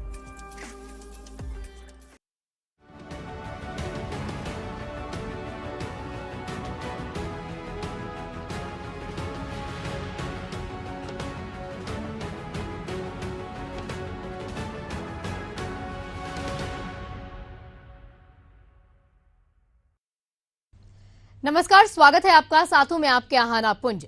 आज की हमारी खास पेशकश एशियन स्पेशल में बात करेंगे बिहार की, क्योंकि बिहार में बवाल बा और ये वही बिहार है जिसने 1974 में छात्र आंदोलन के दौरान लोकनायक जयप्रकाश ने बदलाव के लिए संपूर्ण क्रांति का नारा दिया था, जिसकी चिंगारी ऐसी भड़की कि देश ने आपातकाल देख लिया। बिहार इन दिनों फिर से चर्चाओं में है। कारण है बवाल। दरअसल बिहार लोक सेवा आयोग यानी कि बीपीएससी की परीक्षा में पेपर लीक का मसला पहले ही गरमाया हुआ था। फिर उस पर होती रही राजनीति ने इस राज्य को ऐसी चर्चाओं में ला दिया कि इस साल वहां होने वाली विधानसभा चुनाव की बात नहीं हो रही, बल्कि वहां छात्रों के प्रदर्शन और उस पर हुई राजनीति की चर्चा देखने को मिली। तो चलिए देखते हैं बिहार में बवाल बा।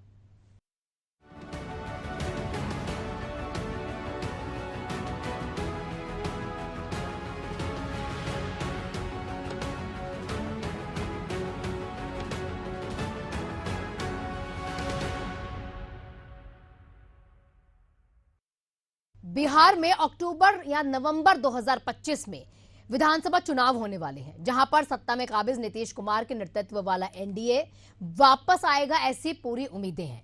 दूसरी ओर विपक्षी गठबंधन इंडिया अलायंस अपना दम दिखाने की कोशिश करेगा, लेकिन इसी बीच सियासी गलियारों में अटकलों का दौर लगातार जारी है। एनडीए कहता है कि मुख्यमंत्री नीतीश कुमार के नेतृत्व में ही फिर से विधानसभा का चुनाव वो लड़ेंगे, और आरजेडी की माने यानी कि आरजेडी प्रमुख लालू यादव ने मुख्यमंत्री नीतीश कुमार को एक बार फिर से अपने साथ आने का न्योता दे दिया। रिपोर्ट देख लीजिए।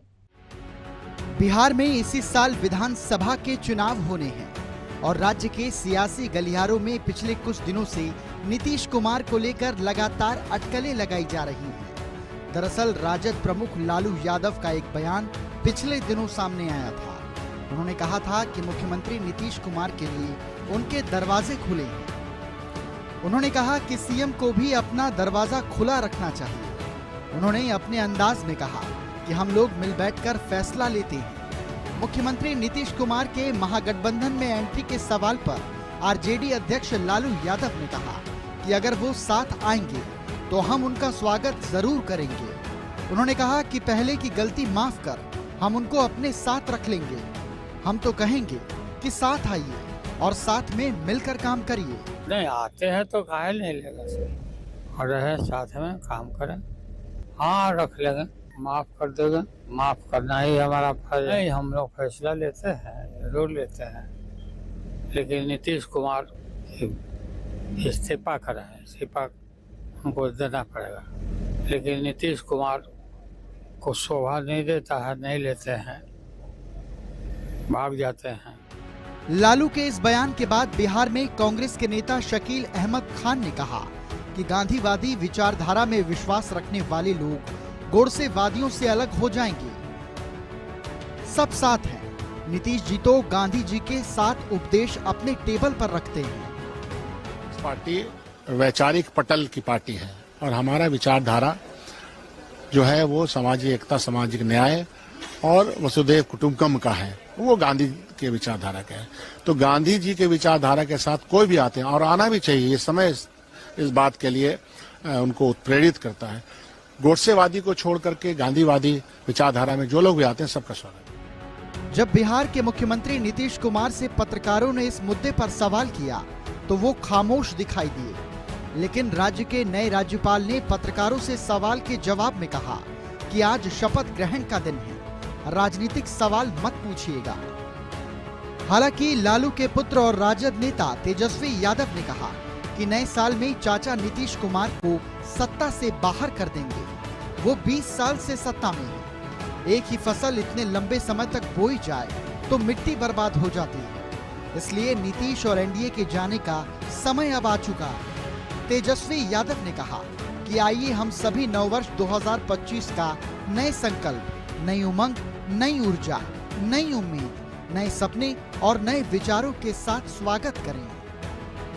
तो आप लोगों के माध्यम से माननीय मुख्यमंत्री जी को भी नए साल की शुभकामनाएं देते हैं और हम सब लोग जान रहे हैं कि इस साल में हमारे मुख्यमंत्री नीतीश चाचा जी का विदाई तय है। अभी तो ऐसे ही विदाई यात्रा में घूम रहे हैं, पता नहीं कहाँ घूम रहे, किससे मिल रहे, किससे बात कर रहे, पता ही नहीं चल रहा। तो हम लोग देखिए 20 साल से बिहार ने उनको मौका दिया, अब वो ही टायर्ड, अब थक चुके हैं। 20 साल में अगर खेतों में एक ही ब्रांड का एक ही बीज अगर 20 साल तक बोगे तो जमीन भी बर्बाद होता है, फसल भी नहीं हो पाता। हालांकि जेडीयू के वरिष्ठ नेता और केंद्रीय मंत्री लखन सिंह ने लालू के बयान से किनारा करते हुए कहा कि छोड़िए ना, लालू जी क्या बोलते हैं क्या नहीं बोलते, ये लालू जी से जाकर पूछिए। हम लोग एनडीए में हैं और मजबूती से एनडीए में हैं। लालू जी क्या बोलते हैं, लालू जी क्या नहीं बोलते हैं, जाके लालू जी से पूछिए। हम लोग एनडीए में हैं और छोड़िए ना भाई, किसकी क्या बात, कौन क्या बोलता है उस पर प्रतिक्रिया हम देते रहे। बोलने के लिए आजादी है, फ्रीडम है, तो आजादी है, फ्रीडम है, तो कुछ बोलते रहे। बता दें 2020 में बिहार में विधानसभा चुनाव हुए। नीतीश कुमार ने भाजपा के साथ मिलकर चुनाव लड़ा और जीत भी हासिल की। इस चुनाव में नीतीश की पार्टी जेडीयू को सिर्फ 43 सीटें हासिल हुई, भाजपा को 74 और आरजेडी को 75 सीटें मिली। लेकिन इन सब के बावजूद मुख्यमंत्री के सिंहासन पर नीतीश कुमार ही विराजमान हुए। इसके 2 साल बाद 2022 में नीतीश कुमार ने एक बार फिर पलटी मारी। नीतीश कुमार ने कई कारण बताते हुए मुख्यमंत्री पद से इस्तीफा दे दिया, साथ ही भाजपा से अपना रिश्ता खत्म कर दिया। इसके साथ ही नीतीश कुमार ने आरजेडी, कांग्रेस और लेफ्ट के साथ मिलकर सरकार बना ली और राज्य का डिप्टी सीएम तेजस्वी यादव को बना दिया। लेकिन इसके बाद जनवरी 2024 में नीतीश कुमार ने महागठबंधन का साथ छोड़ दिया और एनडीए में शामिल होकर उन्होंने एक बार फिर सीएम पद की शपथ ली। अब बिहार में इसी साल के अंत में विधानसभा चुनाव होने हैं और नीतीश कुमार की जेडीयू राज्य की एक ऐसी पार्टी है जो आरजेडी या बीजेपी के साथ भी गठबंधन में जा सकती है। आंकड़े बताते हैं कि नीतीश कुमार की पार्टी अकेले भले ही कुछ हासिल ना कर पाए, लेकिन वो जिस गठबंधन में होती है ताकत बढ़ जाती है।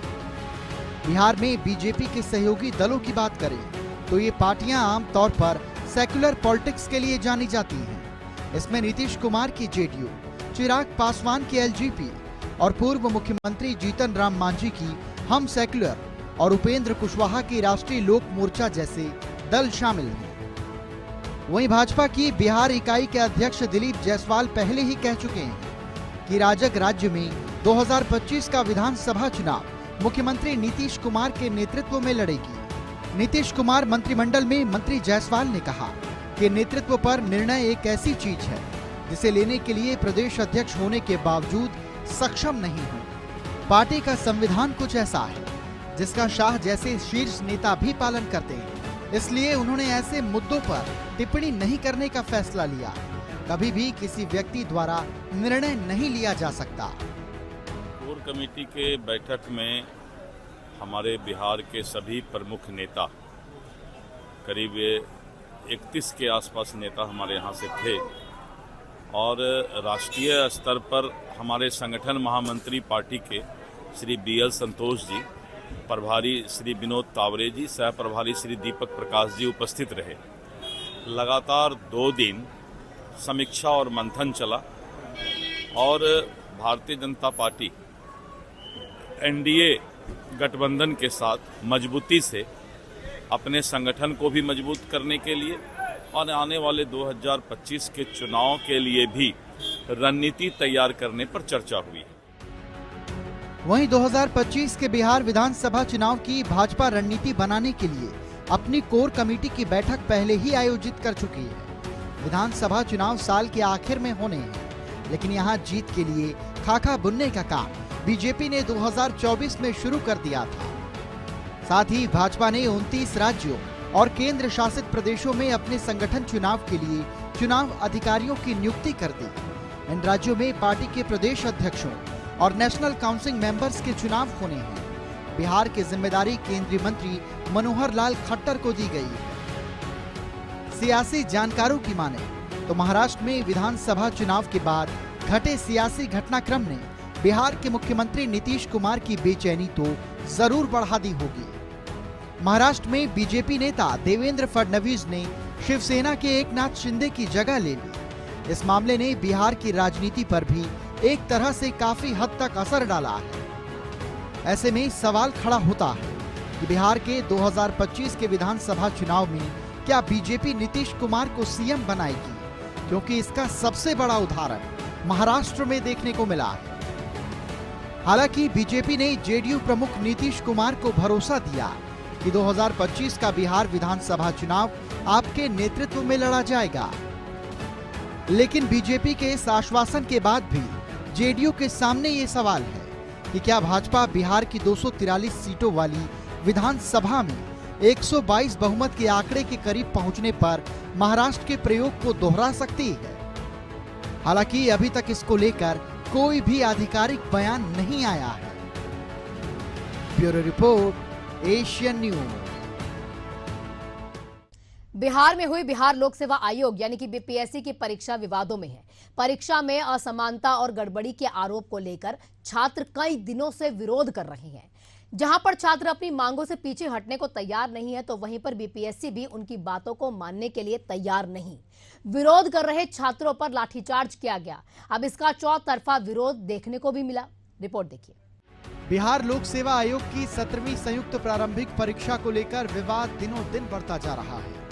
29 दिसंबर को छात्रों ने परीक्षा में गड़बड़ी और प्रश्न पत्र में असमानता का आरोप लगाते हुए पूरी परीक्षा को दोबारा कराने की मांग की। इस बीच छात्रों ने पहले जनसुराज के प्रमुख प्रशांत किशोर की अगुवाई में पटना के गांधी मैदान पहुंचे। छात्रों का प्लान था कि वो सीएम हाउस जाएंगे, लेकिन पुलिस ने उन्हें रास्ते में ही रोक लिया। 29 दिसंबर को दिन भर बवाल के बाद शाम होते होते मामला इतना बढ़ गया कि रात होते होते पुलिस को छात्रों पर लाठीचार्ज करना पड़ा।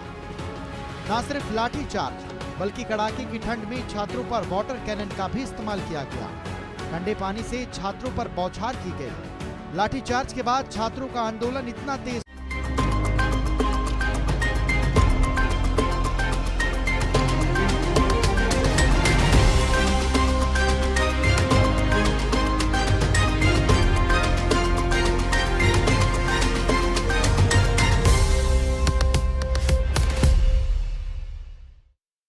विकास पुरुष प्रधानमंत्री नरेंद्र मोदी के मार्गदर्शन एवं माननीय मुख्यमंत्री योगी आदित्यनाथ जी के कुशल नेतृत्व में प्रयागराज महाकुंभ 2025 अब डिजिटल महाकुंभ बनने के लिए हो चुका है तैयार। डिजिटल महाकुंभ के सपने को साकार करने वाली आवश्यक सेवाओं के लिए कुंभ सहायक AI चैटबॉट को QR कोड स्कैन कर WhatsApp पर प्राप्त किया जा सकता है।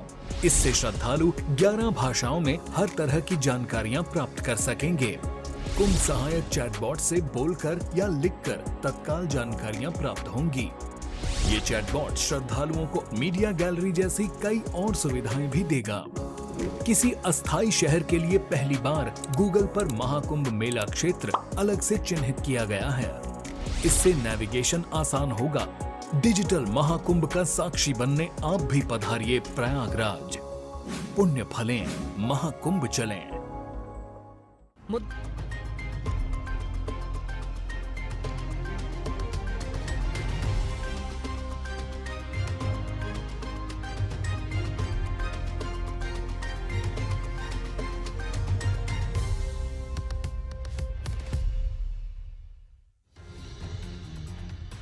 सार्वजनिक रैली में आप पर बरसे पीएम मोदी का दिल्ली में आपदा नहीं विकास चाहिए। आगामी विधानसभा चुनाव में दिल्ली में कमल खिलेगा।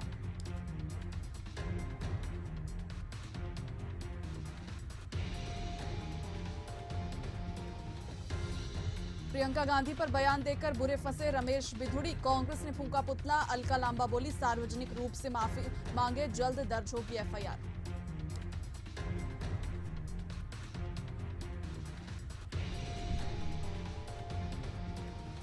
छत्तीसगढ़ के मुख्यमंत्री विष्णुदेव साय का गरियाबंद दौरा। कई विकास कार्यों का करेंगे भूमि पूजन। पार्टी कार्यकर्ताओं नेताओं से भी करेंगे मुलाकात।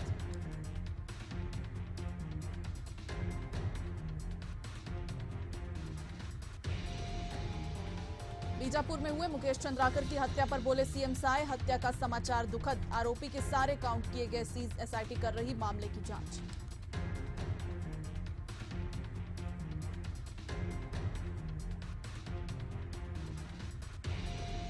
अबूझमाड़ में पुलिस और नक्सलियों के बीच मुठभेड़। एक जवान शहीद, 4 नक्सली ढेर। मौके से शवों के साथ AK-47 समेत कई हथियार बरामद।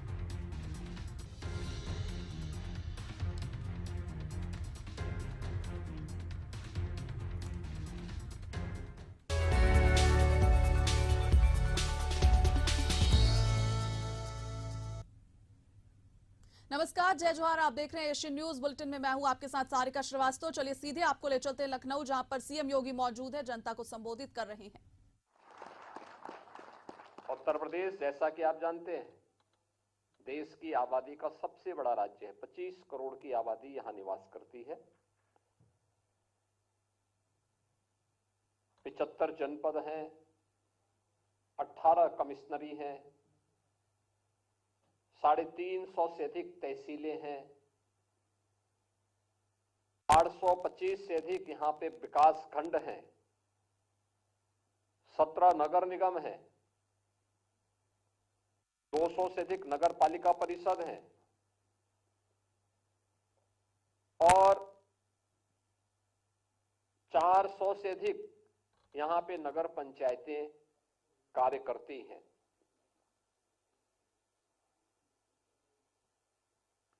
यह प्रकृति और परमात्मा की विशेष भूमि है।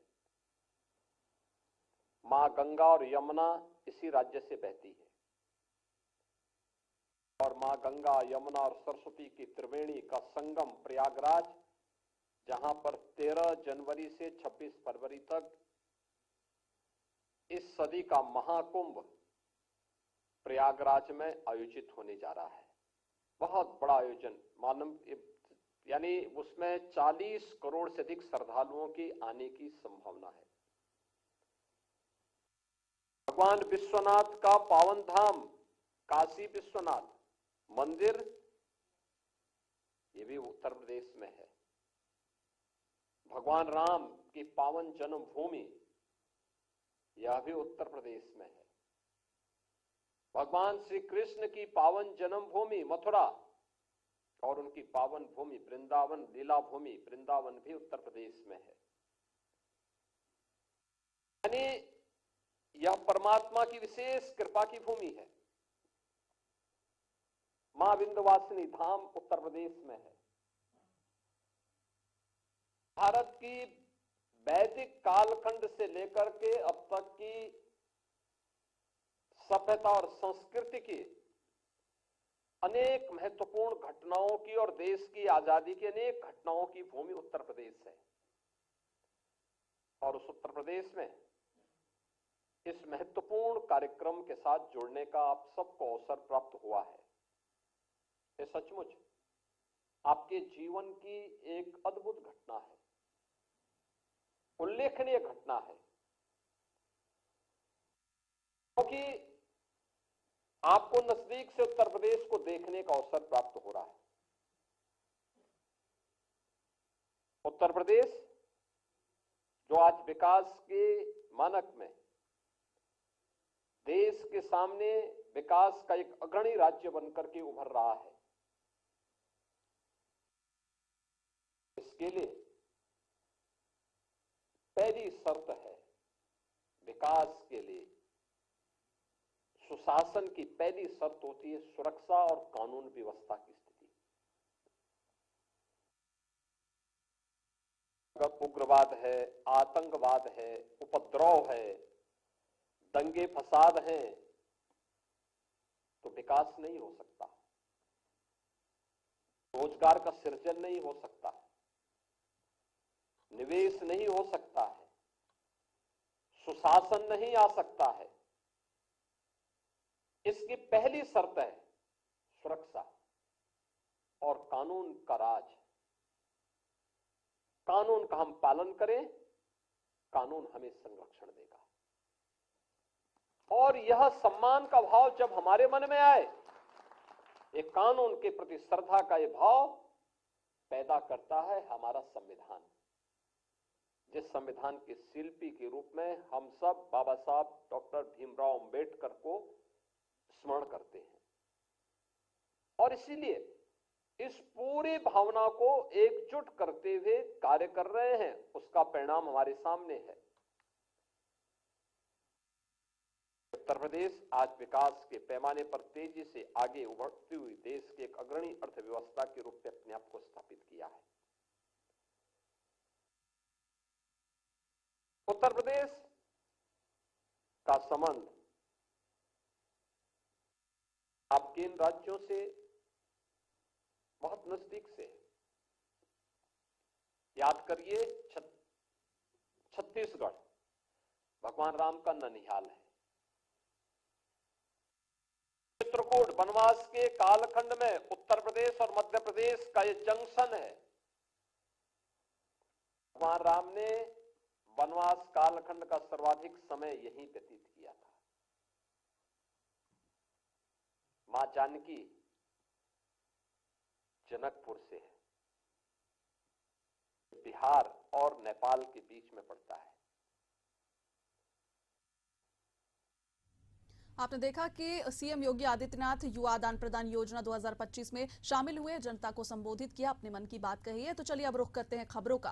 प्रधानमंत्री नरेंद्र मोदी ने दिल्ली के जापानी पार्क में परिवर्तन रैली को संबोधित किया। इस दौरान आप पर निशाना साधते हुए कहा कि देश की राजधानी को आपदा नहीं विकास चाहिए। आगामी विधानसभा चुनाव में दिल्ली में कमल खिलने वाला है। आने वाले 25 साल दिल्ली के लिए बेहद जरूरी है। दिल्ली का कदम से कदम मिलाकर चलना जरूरी है और दिल्ली विकास की धारा चाहती है, इसलिए बीजेपी को वोट दीजिए। भाजपा सेवा भाव से काम करने वाली पार्टी है और दिल्ली के लोगों से एक विशेष आग्रह करने के लिए दिल्ली आया हूं। मैं दिल्ली वासियों से दिल्ली के उज्जवल भविष्य के लिए भाजपा को अवसर देने का आग्रह करता हूं। ये भाजपा ही है जो दिल्ली का विकास कर सकती है। इलेक्ट्रिक बसें चलने लगी है, वहीं आपदा वालों ने दिल्ली के ट्रांसपोर्ट सिस्टम को तबाह करने में कोई कोर कसर बाकी नहीं छोड़ी। ये आपदा वाले बसों की मेंटेनेंस पर बिल्कुल ध्यान नहीं दे रहे। इसका नुकसान दिल्ली के सामान्य नागरिकों को उठाना पड़ा। साथियों, जब से मैंने आपदा का कच्चा चिट्ठा खोला है, तब से आपदा वाले तिल मिलाए हुए हैं। इन लोगों ने 10 साल तक दिल्ली को बेहाल रखा और आज लोग इन्हें आपदा कहते हैं। बीजेपी से प्रत्याशी रमेश बिधूड़ी की मुसीबतें बढ़ गई है, जिसे लेकर वे हर तरफ से घिरते दिखाई दे रहे हैं। दरअसल बीजेपी के पूर्व सांसद और कालकाजी से प्रत्याशी रमेश बिधूड़ी ने प्रियंका गांधी को लेकर विवादित बयान दिया था, जिस पर कांग्रेस ने एफआईआर कराने का फैसला किया। इस बात पर कांग्रेस नेता अलका लांबा ने कहा कि रमेश बिधूड़ी के खिलाफ एफआईआर दर्ज कराई जाएगी और कालकाजी विधानसभा क्षेत्र में अलका लांबा के साथ कांग्रेस कार्यकर्ताओं ने रमेश बिधूड़ी के खिलाफ प्रदर्शन शुरू कर दिया। अलका लांबा भी कालकाजी विधानसभा सीट से कांग्रेस की प्रत्याशी चुनी गई हैं। वहीं विरोध प्रदर्शन के बीच अलका लांबा इस वक्त कालकाजी हनुमान मंदिर में मौजूद हैं। प्रदर्शन के दौरान कांग्रेस कार्यकर्ताओं और अलका लांबा ने रमेश बिधूड़ी का पुतला दहन किया। सारी की सारी सड़कें प्रियंका गांधी के गाल जैसे जरूर बना देंगे। कालकाजी भी सुधार कैंप के सामने वाली, बराबर वाली, अंदर वाली सारी की सारी सड़कें प्रियंका गांधी के गाल जैसे जरूर बना देंगे। लालू ने कहा था बिहार में कि बिहार की सड़कों को मैं हेमा मालिनी जी के गालों जैसे बना दूंगा। लालू ने झूठ बोला था, नहीं बना पाया, लेकिन मैं आपको विश्वास दिलाता हूं, जैसे ओखले की सड़कें हमने बना दिए, संगम बिहार की सड़कें बना दिए, इसी प्रकार से कालकाजी भी सुधार कैंप के सामने वाली, बराबर वाली, अंदर वाली सारी की सारी सड़कें प्रियंका गांधी के गाल जैसे जरूर बना देंगे। कालकाजी भी सुधार। बीजेपी वस्तुतः महिला विरोधी है और इसका प्रमाण वो बार बार देते हैं। बीजेपी के पूर्व सांसद और अब कालकाजी दिल्ली में उनके विधायक उम्मीदवार रमेश बिधूड़ी जी का प्रियंका गांधी जी के संदर्भ में दिया हुआ बयान न सिर्फ शर्मनाक है, पर उनकी असली कुत्सित महिला विरोधी मानसिकता को दिखाता है। जिस आदमी ने सदन में खड़े होकर अपने साथी सांसद को गंदी गंदी गालियां दी हो और उसकी कोई सजा, उसका कोई खामियाजा ना भुगता हो, उससे क्या ही उम्मीद की जा सकती है।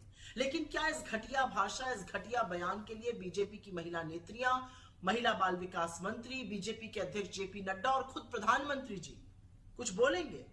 असलियत तो यह है कि इस महिला विरोधी भाषा, इस महिला विरोधी सोच, इस कुत्सित मानसिकता के जनक तो खुद मोदी जी ही हैं। 24 में बोला, उसको दोहराया, और हेमा जी के बारे में लालू जी जो इनकी सरकार में मंत्री रहे हैं वो माफी मांगे। वो हेमा जी के बारे में जो लालू जी अलायंस में चलते हैं, ये हेमा जी के बारे में अगर बोला है ऐसे अपशब्द, और प्रियंका गांधी एक विशेष वीआईपी कल्चर खानदान से है। क्या करोड़पति की एक खानदान की बेटी तो महिला है, और एक जनरल परिवार से निकलने वाली हेमा मालिनी वो महिला नहीं है? वो महिला नहीं है। एक खानदान विशेष से निकलकर आने वाला नेहरू खानदान का परिवार राजकुमार होगा, महिला होगी। गरीब परिवार में, सामान्य परिवार में रहने वाली महिला नहीं है। कांग्रेस माफी मांगे, कांग्रेस लालू से माफी मंगवाए, और ऑन बिहाफ ऑफ लालू उनकी सरकार में मंत्री रहे हैं, वो उनसे माफी मांगे। वो कंपेयर किया गया है। जैसा कोई आगे से बोलेगा, प्रधानमंत्री के पवन खेड़ा जी जो रफूगर हैं कांग्रेस के, जो केवल चाटुकारी का कारण राजनीति में है, शिराजी के जमाने में सबको मालूम है कैसे दलाली करते थे। छत्तीसगढ़ के नक्सल प्रभावित नारायणपुर अबुझमाड़ में पुलिस और नक्सलियों के बीच मुठभेड़ अभी भी जारी है। रुक रुक कर सुरक्षा बलों की नक्सलियों से मुठभेड़ हो रही है। इस मुठभेड़ में नक्सलियों के खिलाफ सुरक्षा बलों को बड़ी कामयाबी मिली है। बता दें, मुठभेड़ में 4 नक्सलियों के मारे जाने की खबर है, वहीं एक जवान भी शहीद हुए हैं। एसपी प्रभात कुमार ने इसकी पुष्टि की है और घटनास्थल से AK-47, SLR जैसे हथियार भी बरामद किए गए और अभी भी सर्चिंग अभियान जारी है। इसे लेकर छत्तीसगढ़ के सीएम साय ने एक्स पर पोस्ट कर जवानों को बधाई दी और शहीद के बलिदान के लिए दुख व्यक्त किया है।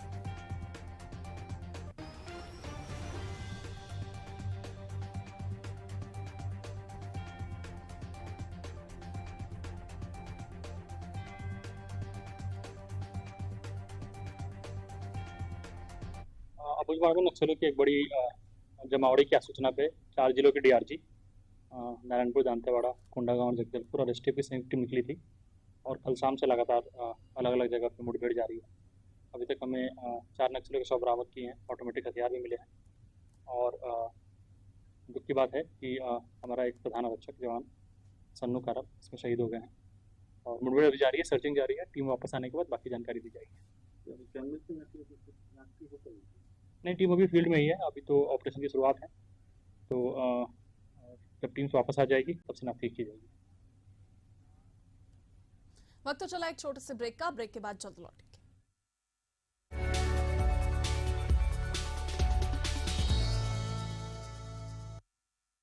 विकास पुरुष प्रधानमंत्री नरेंद्र मोदी के मार्गदर्शन एवं माननीय मुख्यमंत्री योगी आदित्यनाथ जी के कुशल नेतृत्व में प्रयागराज महाकुंभ 2025 अब डिजिटल महाकुंभ बनने के लिए हो चुका है तैयार। डिजिटल महाकुंभ के सपने को साकार करने वाली आवश्यक सेवाओं के लिए कुंभ सहायक AI चैटबॉट को QR कोड स्कैन कर WhatsApp पर प्राप्त किया जा सकता है। इससे श्रद्धालु 11 भाषाओं में हर तरह की जानकारियां प्राप्त कर सकेंगे। कुंभ सहायक चैटबॉट से बोलकर या लिखकर तत्काल जानकारियां प्राप्त होंगी। ये चैटबॉट श्रद्धालुओं को मीडिया गैलरी जैसी कई और सुविधाएं भी देगा। किसी अस्थायी शहर के लिए पहली बार गूगल पर महाकुंभ मेला क्षेत्र अलग से चिन्हित किया गया है। इससे नेविगेशन आसान होगा। डिजिटल महाकुंभ का साक्षी बनने आप भी पधारिए प्रयागराज। पुण्य फलें, महाकुंभ चलें।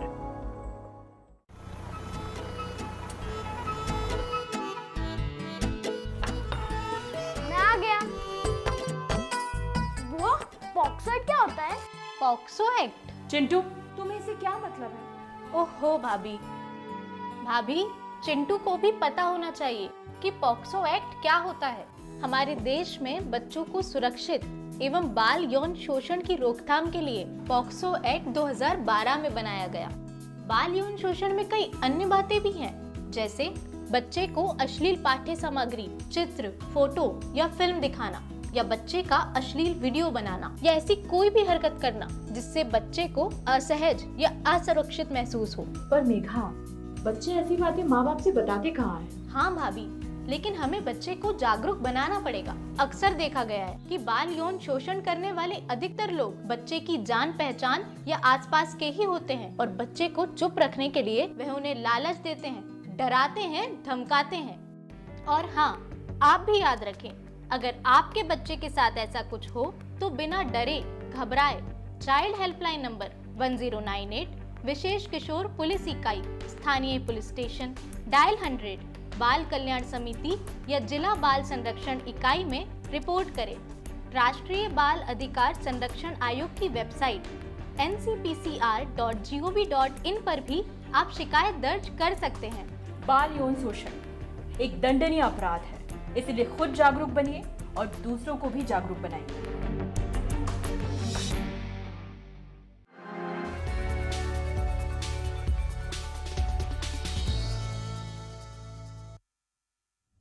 ब्रेक के बाद एक बार फिर से आप सभी का स्वागत है। बड़ी खबर आपको बता दें, गुना से सामने आ रही है। खनन माफियाओं पर बड़ी कार्रवाई की खबर है। नदी में अवैध खनन करते हुए कई वाहन जब्त किए गए। चाचौड़ा और राघवगढ़ एसडीएम ने संयुक्त कार्रवाई की है, जहां पर कुंभराज तहसील के भमावत गांव का ये पूरा मामला है, जहां पर नदी में अवैध खनन जारी था, जहां पर वाहन जब्त किए गए हैं। चाचौड़ा और राघवगढ़ एसडीएम ने संयुक्त रूप से कार्रवाई करते हुए ये काम किया है। बता दें, कुंभराज तहसील के भमावत गाँव का ये पूरा मामला बताया जा रहा है, जहाँ पर अवैध खनन पर कार्रवाई हुई है। खनन माफियाओं पर एक बड़ी कार्रवाई गुना में हुई है, जहां पर वाहनों को जब्त किया गया है। नदी में अवैध खनन जारी था, कई वाहन जब्त किए गए हैं।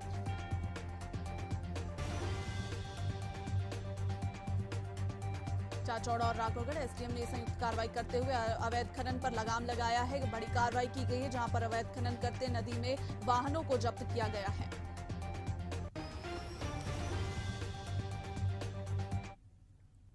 इस वक्त की एक और बड़ी खबर रायपुर से सामने आ रही है। रायपुर से बड़ी खबर बता दें, कानून व्यवस्था को लेकर एसएसपी की बैठक हुई है। एसएसपी डॉक्टर लाल उम्मेद सिंह ये बैठक ले रहे हैं। सभी एएसपी, सीएसपी और थाना प्रभारी बैठक में मौजूद हैं। बता दें कि सभी एएसपी, सीएसपी इस पूरी बैठक में मौजूद हैं। कानूनी कसावट और अपराध पर चर्चा हो रही है, जहां थानों में पेंडिंग मामले की जानकारी ली जा रही है। कानूनी कसावट और अपराधों पर रोक लगाने के लिए पूरी चर्चा की जा रही है।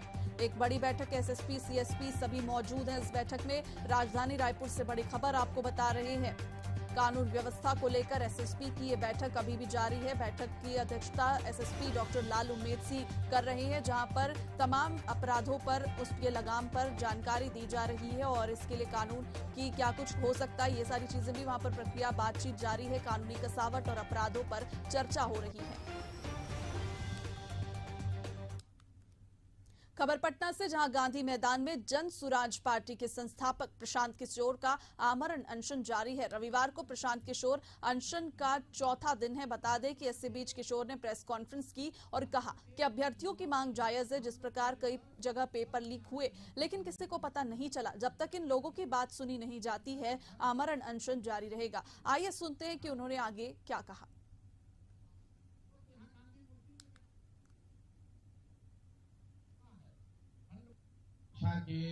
में हुई अनियमितता के खिलाफ कुछ अनशन शुरू किया। उसके बाद है जो ये मानते हैं कि बीपीएससी की परीक्षा में अनियमितता हुई है, बच्चों के साथ धांधली हुआ है, बच्चों की बात नहीं सुनी गई है।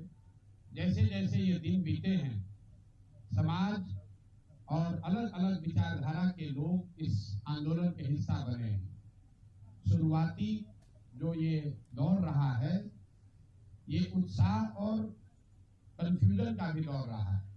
किसी को ये नहीं पता है कि इसको लीड कौन कर रहा है। बिहार के मुख्यमंत्री नीतीश कुमार ने आरजेडी सुप्रीमो लालू यादव के पाला बदलने वाले ऑफर को खारिज कर दिया। शनिवार को मुख्यमंत्री ने कहा कि हम 2 बार गलती से इधर उधर हो गए, लेकिन अब हम हमेशा साथ रहेंगे और बिहार के साथ साथ देश का भी विकास करेंगे। इस बयान को लेकर हमारे संवाददाता ने आरजेडी के प्रवक्ता मृत्युंजय तिवारी से खास बातचीत की। बिहार में कड़ाके की ठंड पड़ रही है, लेकिन सियासत कहीं न कहीं गर्म है। ऐसे में लालू प्रसाद यादव ने बयान दिया कि नीतीश कुमार के लिए दरवाजे खुले हैं। तो एक तरफ नीतीश कुमार ने प्रगति यात्रा के दौरान अपने बयान जारी किया है। उन्होंने कहा है कि 2 बार हम इधर उधर चले गए थे, लेकिन अब नहीं जाएंगे। हमारे साथ बातचीत करने के लिए राजद के प्रवक्ता हैं मृत्युंजय तिवारी, उनसे हम बात करेंगे और सीधा सवाल जानेंगे। नीतीश कुमार ने कल बयान दे दिया और कह दिया कि अब हम इधर उधर नहीं जाएंगे, 2 बार गलती हो गया। लालू यादव के ऑफर को आप तो उन्होंने सिरे से नकार दिया है, कैसे देखते हैं? आदरणीय नीतीश कुमार जी को बार बार ये सफाई आखिर क्यों देना पड़ रहा है? इसका मतलब है कि वो डरे हुए हैं। आदरणीय नीतीश कुमार जी का चैप्टर क्लोज हो गया। 2025 आदरणीय नीतीश जी की सरकार फिनिश, विदाई वर्ष है इस सरकार का। अब बिहार की जनता ने ठाना है तेजस्वी सरकार बनाना है, बेरोजगारी हटाना है, नया बिहार बनाना है। तो इसलिए ये सब आदरणीय नीतीश कुमार जी सफाई देना पड़ रहा है। तो बीजेपी से डरे हुए हैं। बीजेपी उनकी पार्टी को भी तोड़ेगी और उनको मुख्यमंत्री के कुर्सी से भी बेदखल करेगी। इस बात का एहसास उनको है। अब उनकी विश्वसनीयता ही समाप्त हो गई। अब कह रहे हैं इधर उधर नहीं जाएंगे। कितना बार बोले, फिर भी इधर उधर किए। अब जनता किधर जाएगी ये जनता ने तय कर लिया। लेकिन सम्राट चौधरी कह रहे हैं कि लालू प्रसाद यादव डरे हुए हैं, अपने बेटे को स्थापित करने के लिए इस तरह के बयान दे रहे हैं, वो छटपटाए हुए हैं। डरे हुए तो बीजेपी वाले हैं ना भाई। जब आदरणीय अमित शाह जी ने कहा, जब सवाल मीडिया ने पूछा पत्रकारों ने कि नीतीश जी ही मुख्यमंत्री होंगे, तो अमित शाह जी चुप हो गए, मौन हो गए। लेकिन जब नीतीश जी ने पैंतरा लिया तो फिर बीजेपी वाले यहाँ से लेकर हरियाणा तक जाकर कह रहे हैं नहीं अब उन्हीं के नेतृत्व में लड़ेंगे। डरा हुआ कौन है? हिम्मत है तो अकेले फरियाले, जो विश्व की सबसे बड़ी पार्टी कहती है, 3 दशकों से ज्यादा समय से लड़ रहे हैं, राजनीतिक लड़ाई लड़ पा रहे हैं लालू जी से, तो क्या लड़ेंगे और डरेंगे? आदरणीय लालू प्रसाद जी से बीजेपी उनका पूरा कुनबा एनडीए का डरा हुआ। अंतिम सवाल मृत्युंजय जी, कार्यकारिणी की बैठक हुई है आपकी पार्टी की, लेकिन सम्राट चौधरी ने कह दिया कि एक ही नेतृत्व करने वाला है। ये बैठक किस काम की, जो आखिर लालू प्रसाद ही नेतृत्व करते हैं, बाकी कोई करने वाला नहीं। वहाँ उनके नेतृत्व में संकट है, यहाँ कोई संकट नहीं है। लालू प्रसाद जी के लाल श्री तेजस्वी यादव जी अकेले धूल चटा देंगे, ये पूरा एनडीए का कुनबा है। इसलिए यहाँ स्पष्ट है, बिहार में 2020 में सबसे बड़े दल के रूप में जनता ने तेजस्वी जी के ऊपर भरोसा विश्वास जताया था कि नहीं जताया था? तो कहीं कोई मुकाबला नहीं है, मुकाबला साफ है। 2025 में जो लड़ाई जनता लड़ रही है बिहार की, इस नीतीश सरकार की विदाई तय। तो देखिए हमारे साथ मृत्युंजय तिवारी थे जो राजद के प्रवक्ता हैं और सीधे तौर पे उन्होंने स्पष्ट कर दिया है नीतीश कुमार के बयान को कि विदाई तय है। भले नीतीश कुमार जो कुछ कह रहे हैं कि 2 बार उधर उधर चल गए लेकिन इस बार नहीं जाएंगे। लेकिन इस सफाई के बाद जो है सियासत तो गर्म है। लालू यादव ने ऑफर दिया, नीतीश कुमार ने नकार दिया, लेकिन अब जो है इसको लेकर सियासत तेज हो गई है। बुलेटिन में फिलहाल इतना ही। देश प्रदेश की ताजा अपडेट्स के लिए देखते रहिए एशियन न्यूज। नमस्कार।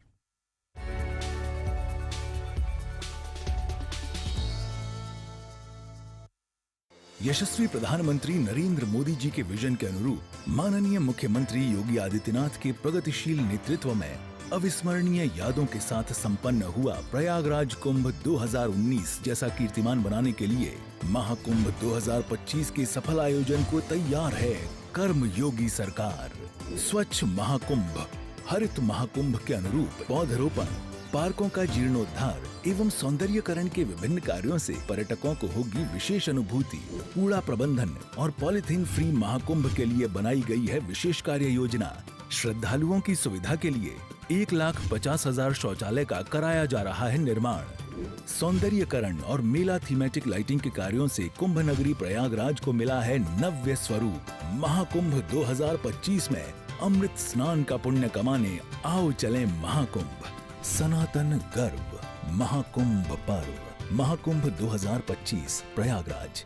मुद्दा है आने वाले कल को बेहतर बनाने का, मुद्दा है सच और झूठ का, मुद्दा है इंसाफ का, मुद्दा है समाज के बदलाव का। देखिए मुद्दा, प्रबंध संपादक जय दुबे के साथ, सिर्फ एशियन न्यूज पर।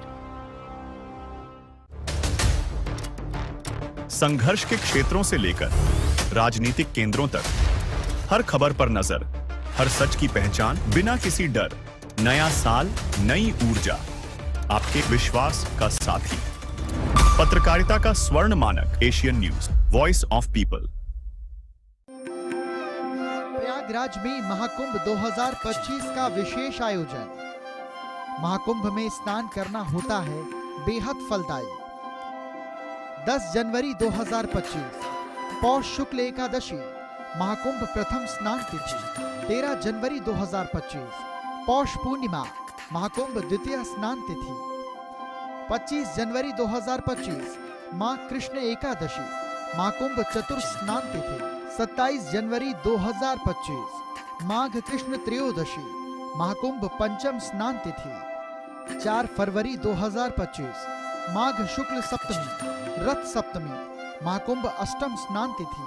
5 फरवरी 2025 माघ शुक्ल अष्टमी महाकुंभ नवम स्नान तिथि। 8 फरवरी 2025 माघ शुक्ल एकादशी महाकुंभ दशम स्नान तिथि। 10 फरवरी 2025 माघ शुक्ल त्रयोदशी महाकुंभ एकादश स्नान तिथि। 12 फरवरी 2025 माघ पूर्णिमा महाकुंभ द्वादश स्नान तिथि। 24 फरवरी 2025 फाल्गुन कृष्ण एकादशी महाकुंभ त्रयोदश स्नान तिथि।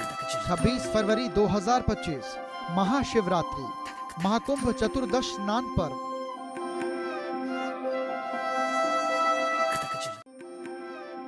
महाकुंभ में संतों का अखाड़ा, पहलवानों के लड़ने वाली जगह को कहा जाता है अखाड़ा। सनातन में साधु संतों के समूह को भी अखाड़ा कहते हैं। असल में इसका नामकरण आदि गुरु शंकराचार्य ने किया। हमारे आध्यात्मिक और सांस्कृतिक संरक्षक होते हैं अखाड़े। सनातन धर्म में कुल 13 अखाड़े जो इसके ध्वजवाहक हैं। स्वतंत्रता संघर्ष में भी अखाड़ों ने महत्वपूर्ण भूमिका निभाई। आजादी के बाद अखाड़ों ने अपना सैन्य चरित्र त्याग दिया। अखाड़े राष्ट्र रक्षा और धर्म रक्षा के लिए करते हैं कार्य। अयोध्या में निर्मोही और दत्तात्रेय 2 प्रमुख अखाड़े हैं। सनातनी अखाड़ों का है अपना एक समृद्ध इतिहास। महाकुंभ के लिए रेलवे की तैयारी। प्रयागराज महाकुंभ 2025 मेले की महातैयारी। भारतीय रेलवे ने 25 से ज्यादा एक्सप्रेस ट्रेन चलाने का किया ऐलान। 10 जनवरी से 28 फरवरी तक चलेंगी सभी एक्सप्रेस ट्रेनें। महाकुंभ के लिए रेल मंत्रालय की स्पेशल ट्रेनों की सूची जारी। मुंबई, बिहार, चेन्नई सेंट्रल, मध्य प्रदेश और छत्तीसगढ़ के यात्रियों पर जोर। नैनी, भरतकुप और शिवरामपुर स्टेशनों पर दिया अस्थायी ठहराव। IRCTC महाकुंभ ग्राम नाम से एक प्रीमियम टेंट सिटी को किया स्थापित। इसमें आतंकितों के लिए की जा रही है बेहद शानदार आवास की व्यवस्था। प्रयागराज में तमाम दूसरी रेलगाड़ियों को भी दिया गया है अस्थायी ठहराव। महाकुंभ 2025 में 10 करोड़ से भी ज्यादा यात्रियों के आने का अनुमान।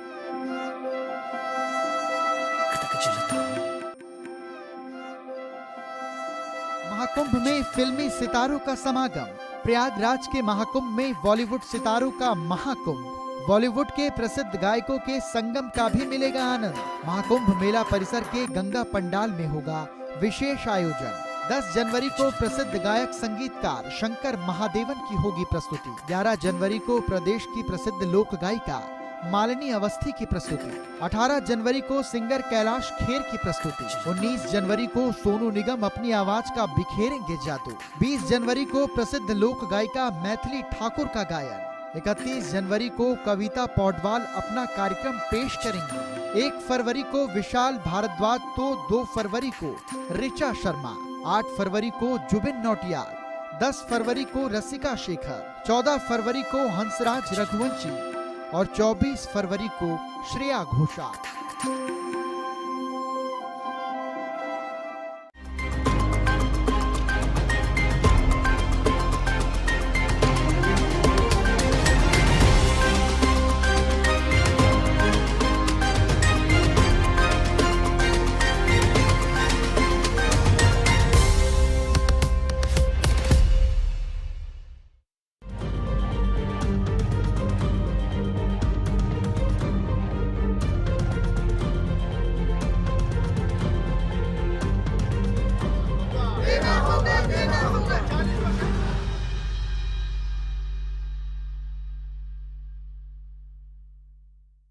छत्तीसगढ़ के जंगल की गोद में बसे बिलासपुर संभाग के अनेक गांववासी अपना दर्द बयां करते करते थक चुके हैं।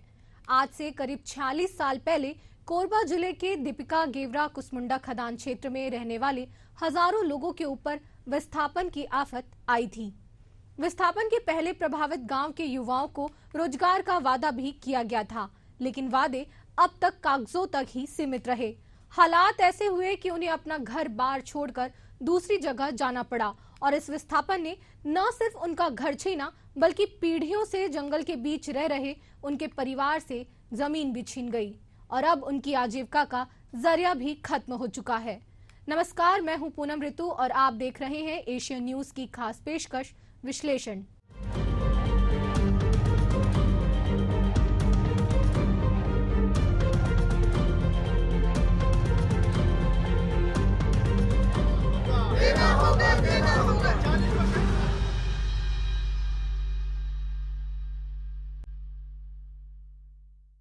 SECL यानी साउथ ईस्टर्न कोलफील्ड्स लिमिटेड का मुख्यालय छत्तीसगढ़ के बिलासपुर जिले में है। इस मुख्यालय के सामने कोरबा जिले में आने वाले कई कोयला खदानों के विस्थापितों ने समय समय पर प्रदर्शन कर अपनी नाराजगी जताई है। उन्होंने प्रदर्शन करने के करीब करीब तमाम रास्ते आजमा कर देख लिए हैं। इनमें भूख हड़ताल, अर्धनग्न प्रदर्शन, काम बंद आदि भी शामिल है। क्या है विस्थापितों की मांगे, क्या है और क्यों है उनकी नाराजगी, आइए देखते हैं। न जंगल, न जमीन, न रोजगार।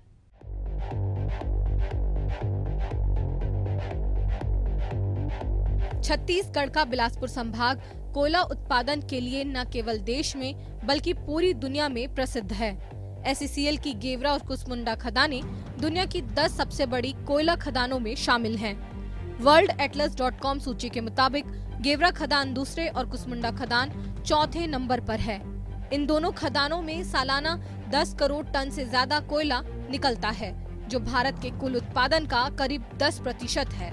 गेवरा खदान की सालाना उत्पादन क्षमता 7 करोड़ टन है। वहीं कुसमुंडा खदान से साल 2023-24 में 50 मिलियन टन कोयला निकला। काला सोना उगलने वाली इस जमीन पर पहले से रह रहे लोगों ने खदान प्रबंधन के खिलाफ समय समय पर अपनी नाराजगी जताई है। भूविस्थापितों ने बिलासपुर जिले में स्थित SECL मुख्यालय के सामने बीते दिसंबर महीने में अपने अधिकारों समेत लंबित मांगों को लेकर न केवल धरना देकर अपनी आवाज बुलंद की बल्कि अर्धनग्न होकर प्रदर्शन भी किया।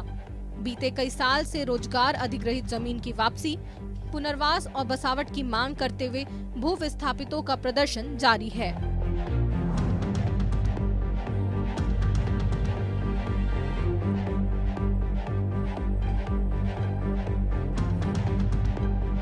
छत्तीसगढ़ किसान सभा और भू विस्थापित एकता संघ बैनर तले चल रहे इस आंदोलन में प्रदर्शनकारियों ने आरोप लगाया कि एसईसीएल ने उनकी जमीन तो अधिग्रहित कर ली, लेकिन अब तक उन्हें रोजगार नहीं दिया गया। कई वर्षों से अधिग्रहण प्रभावित गांवों के युवाओं को आश्वासन दिया जा रहा है, लेकिन वादे अब तक कागजों में ही सीमित हैं। कुसमुंडा और गेवरा क्षेत्र के प्रदर्शनकारियों ने बताया कि जमीनों के अधिग्रहण के बाद न केवल उनकी आजीविका का स्रोत खत्म हो गया है, बल्कि पुनर्वास और रोजगार की योजनाओं का लाभ भी उन्हें नहीं मिल रहा। युवाओं का कहना है कि एसईसीएल ने उनके भविष्य के साथ खिलवाड़ किया है।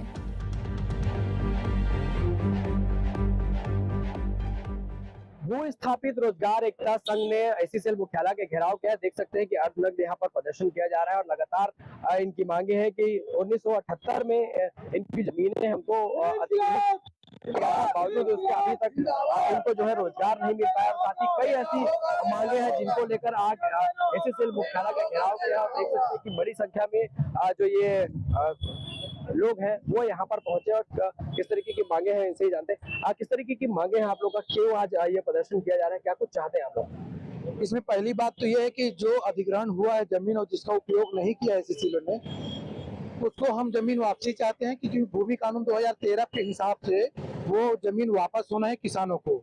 दूसरी मांग ये है कि जिनको जिनको नौकरी नहीं दिया गया है, जिस सिचुएशन में जिस कंडीशन में जमीन लिया गया है उससे वादा से जो मुकर रहा है एसईसीएल, उस पे हम कह रहे हैं कि each affected family will be consider. प्रत्येक प्रभावित परिवार के एक सदस्य को नौकरी देने का प्रावधान है तो उसमें उनको देना पड़ेगा। तीसरा यह है कि जिनको बसावट नहीं मिला है, पुनर्वास की व्यवस्था नहीं की गई है, इनकी जिम्मेदारी है और ये जिम्मेदारी से हट नहीं सकते हैं, चाहे वो राज्य शासन के सह में जाए चाहे केंद्र शासन के सह में जाए। इनकी मनमानी नहीं चलने देंगे और आगे हम खदान भी बंद करेंगे और अनिश्चितकालीन के लिए बंद करेंगे। कितने ऐसे गांव हैं जो प्रभावित है और क्या कुछ अभी स्थिति वहां पर आप लोग अभी मांग आपकी पूरी होगी तब आगे की स्थिति क्या होगी? आप लोग मांग अगर पूरी नहीं होती है तो ये देखा जाएगा कि अगर मांग नहीं पूरी होती है तो इनका एक ही समस्या है प्रोडक्शन, और प्रोडक्शन हम एकदम जीरो ठप कर देंगे इनका और अनिश्चितकालीन खदान बंद करेंगे और जिसका जिम्मेदार जिला प्रशासन, एसईसीएल, राज्य सरकार ये होंगे। कितने ऐसे गांव प्रभावित है इससे, कैसे कितने गांव है, कितना एकड़ जमीन था और किस तरीके से एसईसीएल ने बात कही थी, अभी आप लोग प्रदर्शन कर रहे हैं, क्या कुछ चाहते हैं? कोरबा जिला में 50 से भी अधिक गांव जो है जो इनके प्रभावित है, विस्थापन प्रभावित है और आने वाले समय में होने वाले भी है। और मतलब हजारों एकड़ जमीन, कोरबा जिले के हजारों एकड़ जमीन का इन्होंने मतलब अधिग्रहण किया है। और खासकर ये देखने को मिलता है कि एसईसीएल एक सरकारी संस्था है, उसके बाद में भी एक निजी उद्योगपति की तरह काम कर रही है और जिन जमीनों का मतलब इनको उपयोग नहीं है, प्रयोग नहीं है, कोरबा के अंदर में ऐसा आप देखेंगे कि मतलब 80 में अधिग्रहण किया हुआ जमीन आज उसको आपको मतलब 24 साल से ऊपर हो गए, 44 साल होने जा रहा है और उस जमीन को आज तक एसईसीएल ने छुआ नहीं है। मतलब ये जमाखोरी है एक तरह से। मतलब हमें तो इसमें एक षड्यंत्र की बू आ रही है कि एसईसीएल जमीनों की जमाखोरी करके निजी कंपनियों को आसानी से देने की एक योजना बना रही है, हमें ये भी लग रहा है। क्या लगता है कि कब तक आपकी मांग सुनी जाएगी? क्योंकि आप लोगों ने इससे पहले भी कहा कि लंबित ये मांगे हैं, लगातार आप लोगों ने इसी बातचीत भी की है, बावजूद इसके अब तक सुनवाई नहीं हो रही। आगे किस तरीके का रुख रहेगा और क्या कुछ चाहते हैं? देखिए, हम चाहते हैं कि एसईसीएल जल्दी से जल्दी हम भूस्थापित की समस्या का समाधान करें, नहीं तो एक मुश्त होकर कोरबा जिले के अंदर हम अनिश्चितकालीन प्रोडक्शन बंद करेंगे, जिसका स्वयं जिम्मेदार एसईसीएल कुसमुंडा, कोरबा, दीपका और कुसमुंडा होगी और राज्य सरकार और केंद्र सरकार, क्योंकि ये केंद्र सरकार और राज्य सरकार दोनों मिलकर आज आदिवासियों को शोषण कर रही है। क्योंकि मैं खुद एक आदिवासी हूँ और कोरबा जिला टोटल आदिवासियों का गढ़ है और आदिवासी किसान है, उसमें सभी किसान शामिल है, छोटे बड़े आदिवासी समान है। तो हम नहीं होने देंगे, इसके लिए हम आंदोलन कार्यरत रहेंगे हमेशा और किसान सभा तो हमेशा से ही आंदोलन के लिए लड़ रही है और लड़ाई लड़ते रहेंगे। बताइए किस तरीके की मांग है आप लोगों को, क्योंकि ऐसे सैकड़ों किसान हैं जिनका जमीन अधिग्रहण किया गया था, बावजूद अभी अब तक आप लोगों को जमीन वापसी भी नहीं हुई है, साथ ही रोजगार अभी नहीं मिला है। तो क्या कुछ चाहते हैं आप लोग और किस तरीके से ये आंदोलन आगे बढ़ेगा? हम लोग आंदोलन आगे बढ़ेगा, हम लोग सभी माइंस को एक साथ अब बंद करेंगे जब तक हम लोग को रोजगार नहीं मिलेगा। जितने भी भूस्थापित हैं उनको पूर्ण रूप से उनका साथ लेकर सभी का साथ चल के हम इन लोगों को बंद करेंगे, पूरा खदान को बंद करेंगे। क्या लगता है कि अभी आप लोग प्रबंधन से मुलाकात हुई है आपकी, क्या कुछ आश्वासन आप लोगों को मिला है? अभी एक मैनेजमेंट का प्रतिनिधि आया था यहाँ पे, वो फिर से एक झूठा आश्वासन देने का प्रयास कर रहा था यहाँ पे। हमने कहा जो भी आपको बोलना है जैसे हम लिखित में दीजिए। जिस प्रकार से भूस्थापितों का अगर कोई भी मामला रहता है तो वो मैनेजमेंट लिखित में मांगते हैं कि आपका क्या दस्तावेज है। हम भी बोलना चाहते हैं कि मैनेजमेंट की जो बातें हैं वो लिखित में दे हमें, और जब तक नहीं देगा तब तक आज यहाँ पे आंदोलन जारी रहेगा। ये ठीक है, कितने ऐसे लोग हैं जो अभी भी इससे प्रभावित है और आगे जो है क्या रूप होगा? इसमें प्रभावितों की संख्या अगर देखा जाए तो सैकड़ों में है, और मुझे नहीं लगता कि अब ये बताना पड़ेगा कि आप अपने अधिकार के लिए जागो, क्योंकि लोग पहले जैसे कम पढ़े लिखे नहीं हैं, लोग जागरूक हैं, पढ़े लिखे हैं और वेल एजुकेटेड हैं, और ये भी नहीं कहा जा सकता कि अनस्किल्ड हैं, स्किल्ड और पढ़े लिखे लोग हैं और आज अपने अधिकार के लिए उनको लड़ना आता है। बस उनको एक बताना है कि आप गुलामी की जंजीर में वो अपना जंजीर खुद ही तोड़ लेंगे। ये है भूस्थापित जिनको आप सुन रहे हैं, देख सकते हैं कि किस तरीके से 1978 से लेकर ये इनकी जमीन अधिग्रहित की गई है, बावजूद इसके अभी तक जो है इनकी जमीन जो है वो वापसी नहीं, और साथ ही रोजगार के भी वादे किए गए थे जो अब तक इनको नहीं मिला। इन्हीं सब मांग को लेकर अगर कहें तो एसीसीएल मुख्यालय का आज इन्होंने घेराव किया, और साथ ही आगे ये भी कहा गया जब तक इनकी मांग पूरी नहीं होगी तब तक ये आंदोलन जारी रहेगा। साथ ही जो कोरबा के सैकड़ों ऐसे किसान है जिनका भूमि है वो अधिग्रहण किया गया था, बावजूद इसके अब तक जमीन वापसी नहीं है, साथ ही पुनर्वास भी इनको देना था, उसके बावजूद अभी तक जो सुविधाएं वहां से मिली थी वो नहीं मिला। यही वजह है कि आक्रोशित है, अपनी मांग को लेकर आज बिलासपुर एसीसीएल मुख्यालय उसका घेराव किया, और साथ ही ये कहा है कि अभी अगर इनकी मांग सुनी नहीं जाती है तब तक ये उग्र आंदोलन की चेतावनी की बात ये भी कह रहे हैं। कैमरामैन छवि कश्यप के साथ प्रकाश राव, एसी न्यूज, बिलासपुर। भू विस्थापितों के इन आरोपों से जाहिर है कि ये लंबित मांगे कई वर्षों से यूं ही चली आ रही हैं। उनका ये भी आरोप है कि एसीसीएल है तो सार्वजनिक उपक्रम, लेकिन अब भी उनके हक की आवाज अभी भी जिम्मेदारों तक नहीं पहुंची है। साल 1980 से अधिग्रहित भूमि को अभी तक उपयोग में नहीं लाया गया है। भू विस्थापितों की माने तो जमीनों की जमाखोरी की जा रही है, और अब तो भू विस्थापितों को लगने लगा है कि ये जमीन किसी निजी उपक्रम को न सौंप दे, जिससे समस्या का निराकरण होने के बजाय ग्रामीणों के लिए और मुसीबत न बन जाए। बने मकानों का 100% सोल्यूशन के साथ मुआवजा देना होगा। 40% 60% के दर से मुआवजा काटना बंद करो। Bureau report, Asian news. Korba में इस वक्त 4 कोल प्रोजेक्ट चल रहे हैं, जिसमें गेवरा, दिपका, बालगीखार, कुसमुंडा और ढुलढुल खदान शामिल हैं। इन कोयला खदानों को शुरू करने से पहले राज्य सरकार और एसीसीएल ने मिलकर आदिवासियों से उनकी जमीन ली थी। जमीन लेने और मकान तोड़े जाने के बाद उचित मुआवजा के साथ नौकरी देने की बात कही गई थी, लेकिन प्रबंधन पर खदान शुरू होने के बाद भी वादा न निभाने का आरोप लगाते हुए भू विस्थापित समय समय पर एसीसीएल कार्यालय के सामने धरना प्रदर्शन करते रहते हैं। भू विस्थापितों का कहना है कि इसके बाद भी एसीसीएल प्रबंधन किसी की नहीं सुन रहा। इस मसले पर एशियन न्यूज के संवाददाता प्रकाश राव ने एसीसीएल पीआरओ सनीश चंद्र से बातचीत की। कोरबा के सैकड़ों ऐसे गांव हैं जिनको अधिग्रहण जमीन तो किया गया, लेकिन अभी तक उनको पुनर्वास की व्यवस्था, साथ ही जमीन की वापसी, तमाम ऐसे जो सुविधाएं ग्रामीणों को मिलनी चाहिए जिनकी जमीन एसीसीएल ने अधिग्रहित की है, उसको लेकर मेरे साथ बातचीत करने के लिए एसीसीएल के पीआरओ हैं सरीश जी।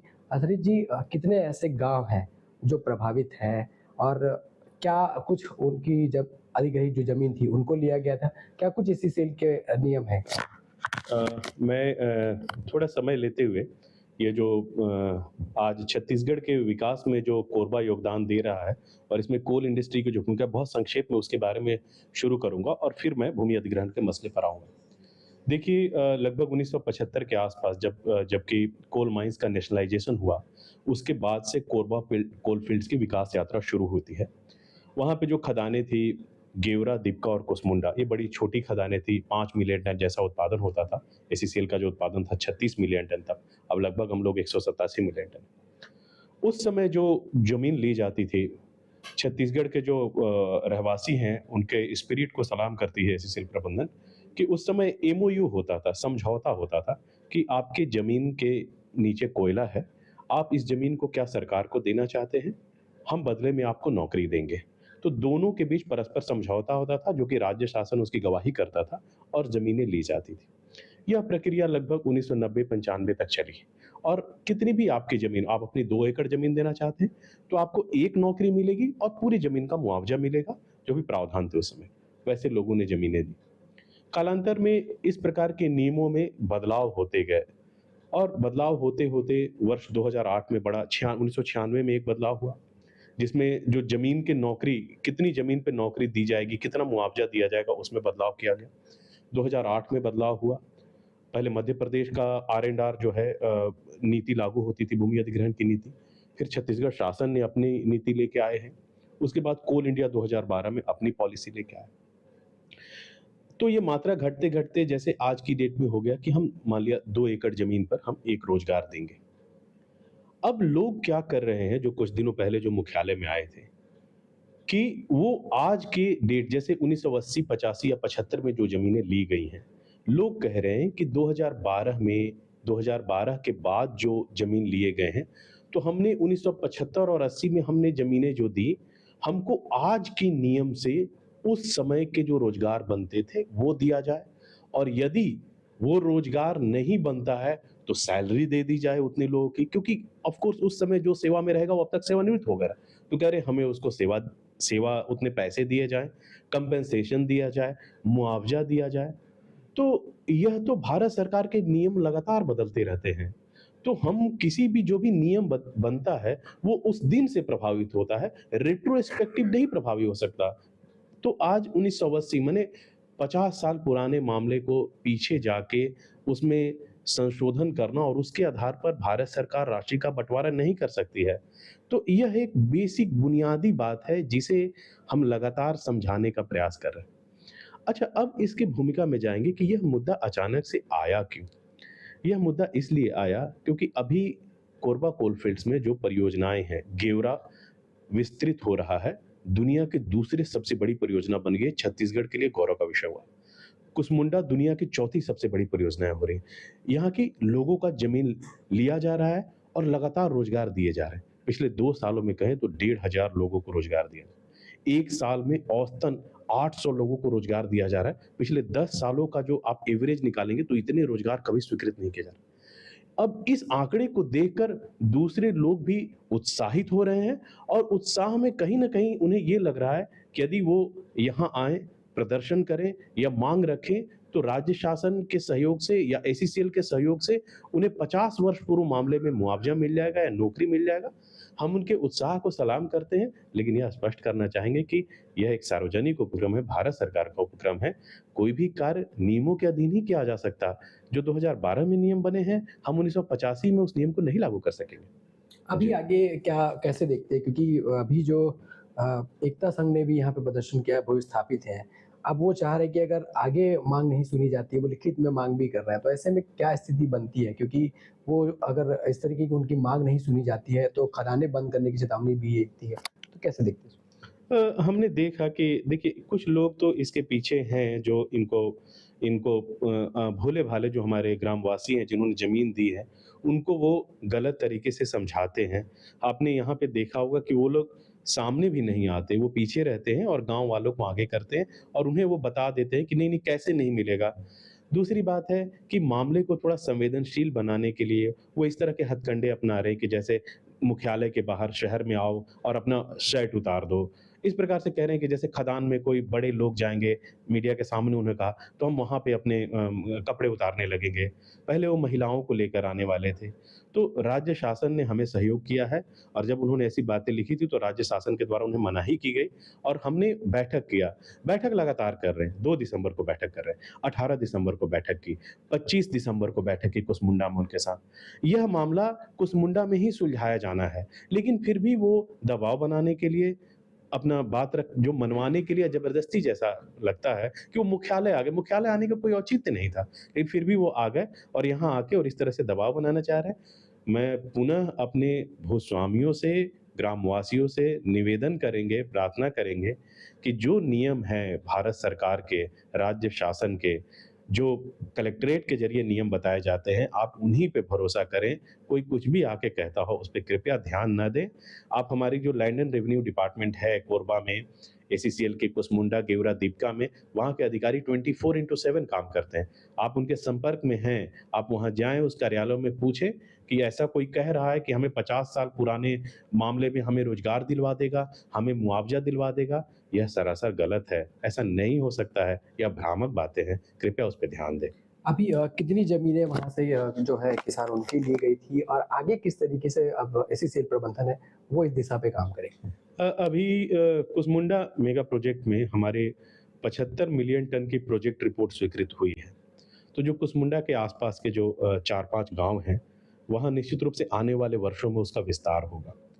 गेवरा और कुसमुंडा की जमीनें पिछले 3-4-5 वर्षों में बहुत तेजी से अधिग्रहित की गई हैं और इसी का नतीजा है कि प्रत्येक वर्ष 800 रोजगार स्वीकृत किए गए हैं।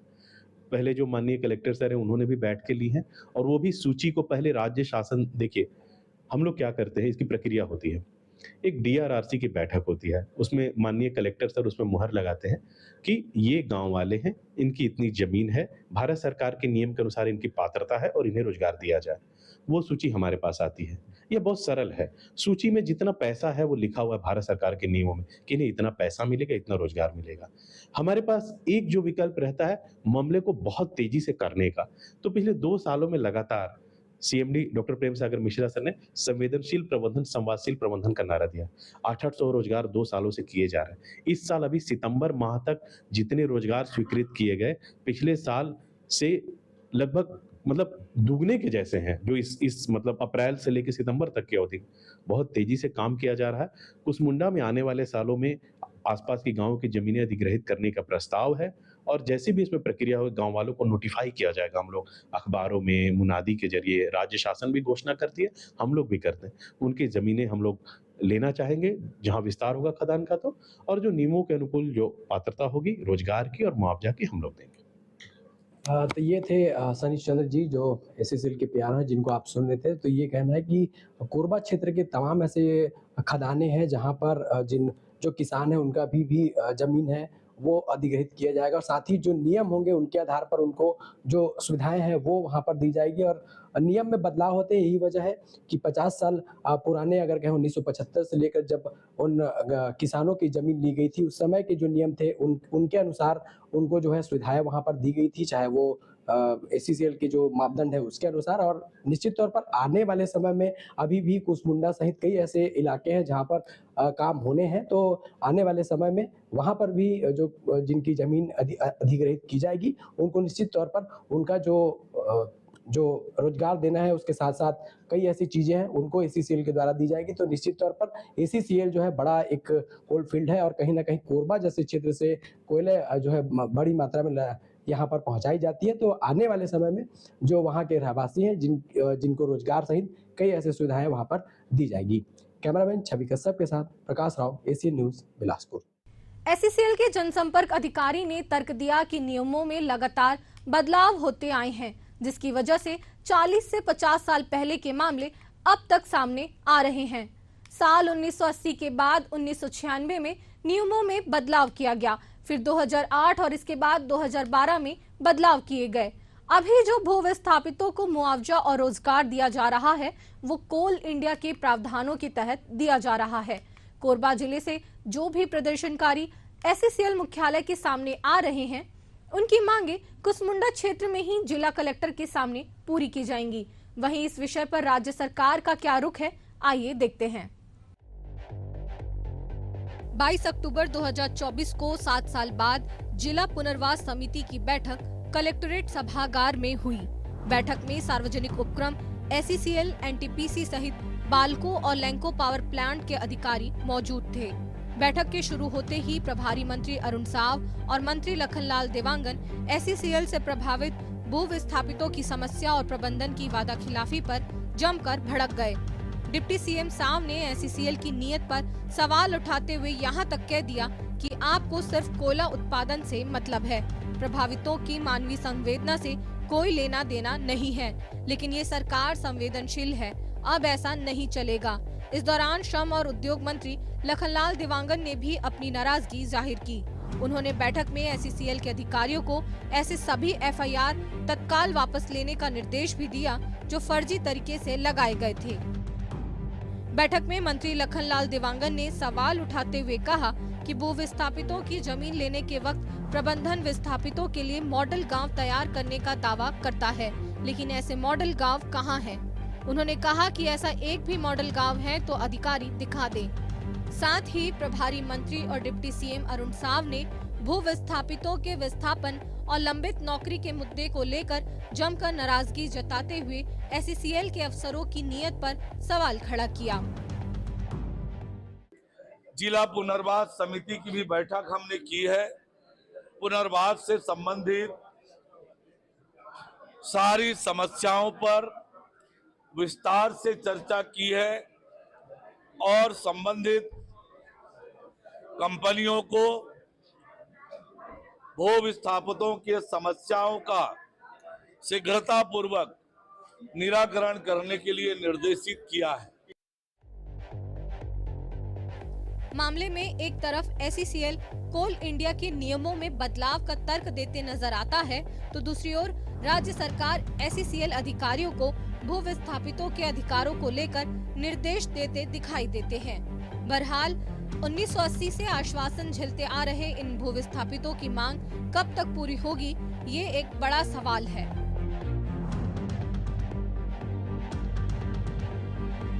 Bureau report, Asian news.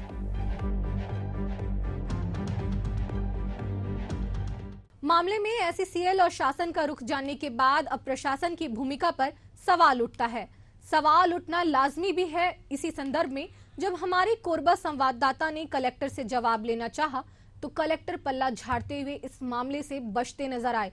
साफ है कि शासन के निर्देशों के बाद प्रशासन अपनी जिम्मेदारियों से बच रहा है, लेकिन ये लेट लतीफी और वादा खिलाफी ग्रामीणों के लिए और कितनी मुसीबत बनेगा, ये गंभीर विषय है।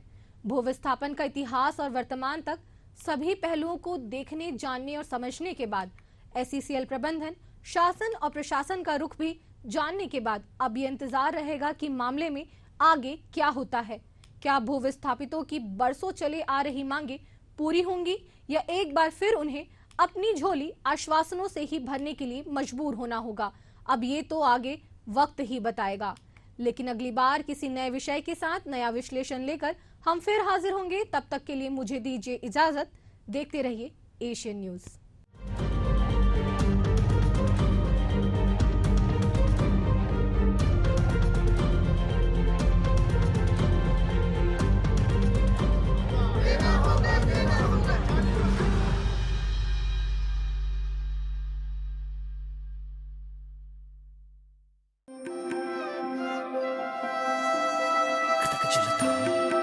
देश में हिंदू धर्म की अपनी एक विशेष मान्यता है। हिंदू धर्म के अनुसार हर 12 साल में महाकुंभ का मेला लगता है। ये दुनिया का सबसे बड़ा धार्मिक मेला माना जाता है, जिसमें करोड़ों श्रद्धालु, साधु संत और पर्यटक आते हैं। महाकुंभ मेले का आयोजन 4 प्रमुख स्थानों पर होता है। इस बार भी जनवरी माह से प्रयागराज में कुंभ का मेला लगने जा रहा है। महाकुंभ की विशेष तैयारी। प्रयागराज महाकुंभ 2025 दुनिया का सबसे बड़ा समागम।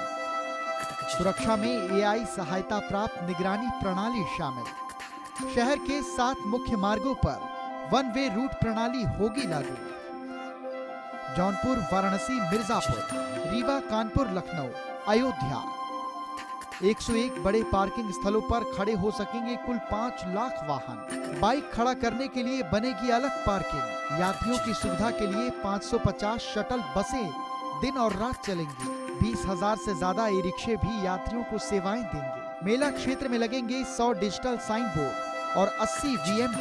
भारतीय रेलवे और राज्य पर्यटन विभाग देंगे विशेष यात्रा पैकेज।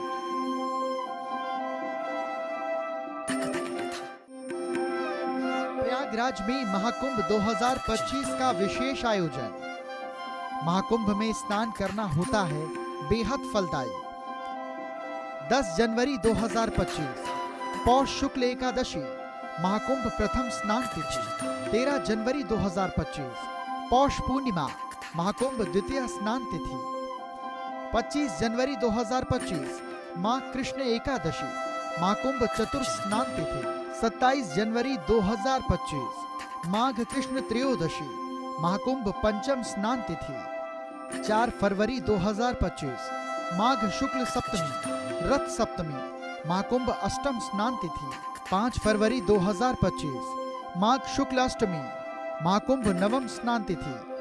8 फरवरी 2025 माघ शुक्ल एकादशी महाकुंभ दशम स्नान तिथि। 10 फरवरी 2025 माघ शुक्ल त्रयोदशी महाकुंभ एकादश स्नान तिथि। 12 फरवरी 2025 माघ पूर्णिमा महाकुंभ द्वादश स्नान तिथि। 24 फरवरी 2025 फाल्गुन कृष्ण एकादशी महाकुंभ त्रयोदश स्नान तिथि। 26 फरवरी 2025 महाशिवरात्रि महाकुंभ चतुर्दश स्नान पर्व।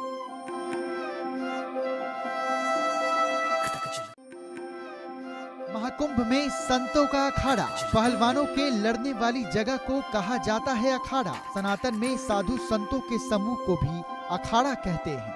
असल में इसका नामकरण आदि गुरु शंकराचार्य ने किया। हमारे आध्यात्मिक और सांस्कृतिक संरक्षक होते हैं अखाड़े। सनातन धर्म में कुल 13 अखाड़े जो इसके ध्वजवाहक हैं। स्वतंत्रता संघर्ष में भी अखाड़ों ने महत्वपूर्ण भूमिका निभाई। आजादी के बाद अखाड़ों ने अपना सैन्य चरित्र त्याग दिया। अखाड़े राष्ट्र रक्षा और धर्म रक्षा के लिए करते हैं कार्य। अयोध्या में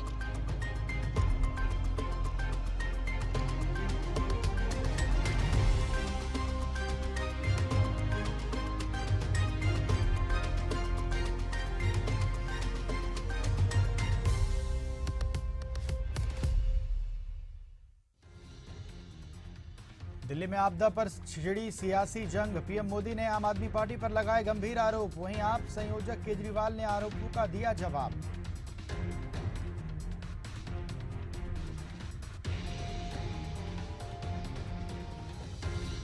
प्रियंका गांधी पर बयान देकर बुरे फंसे रमेश बिधूड़ी। कांग्रेस ने फूका पुतला। अलका लांबा बोली सार्वजनिक रूप से माफी मांगे, जल्द दर्ज होगी FIR।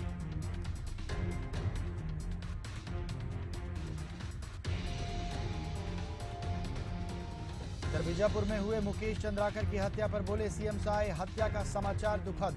आरोपी के सारे अकाउंट किए गए सीज। SIT कर रही मामले की जांच।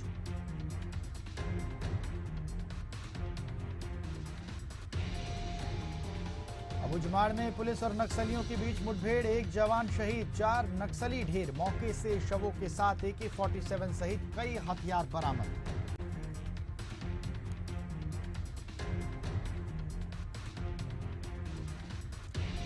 इधर राजधानी रायपुर में कानून व्यवस्था को लेकर SSP की बैठक। सभी ASP, CSP और थाना प्रभारी बैठक में रहे मौजूद। कानून कसावट और अपराध को लेकर हो रही है चर्चा।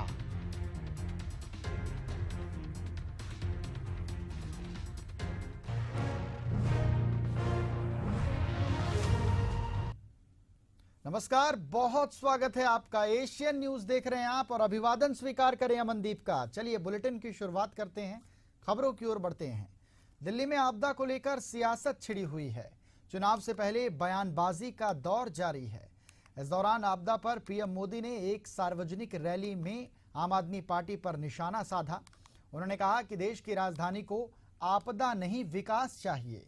आगामी विधानसभा चुनाव में दिल्ली में कमल खिलने वाला है। आने वाले 25 साल दिल्ली के लिए बेहद जरूरी हैं। दिल्ली का कदम से कदम मिलाकर चलना जरूरी है। दिल्ली विकास की धारा चाहती है, इसलिए बीजेपी को वोट दीजिए।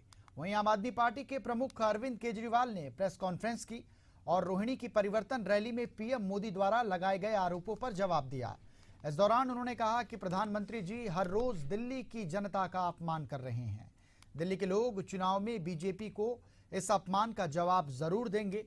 उन्होंने कहा कि आज पीएम 38 मिनट तक बोले, इसमें 29 मिनट तक उन्होंने दिल्ली के लोगों के लिए अपशब्दों का प्रयोग किया। इलेक्ट्रिक बसें चलने लगी है,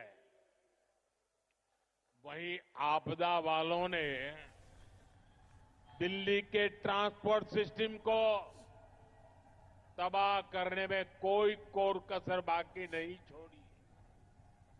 ये आपदा वाले बसों की मेंटेनेंस पर बिल्कुल ध्यान नहीं दे रहे।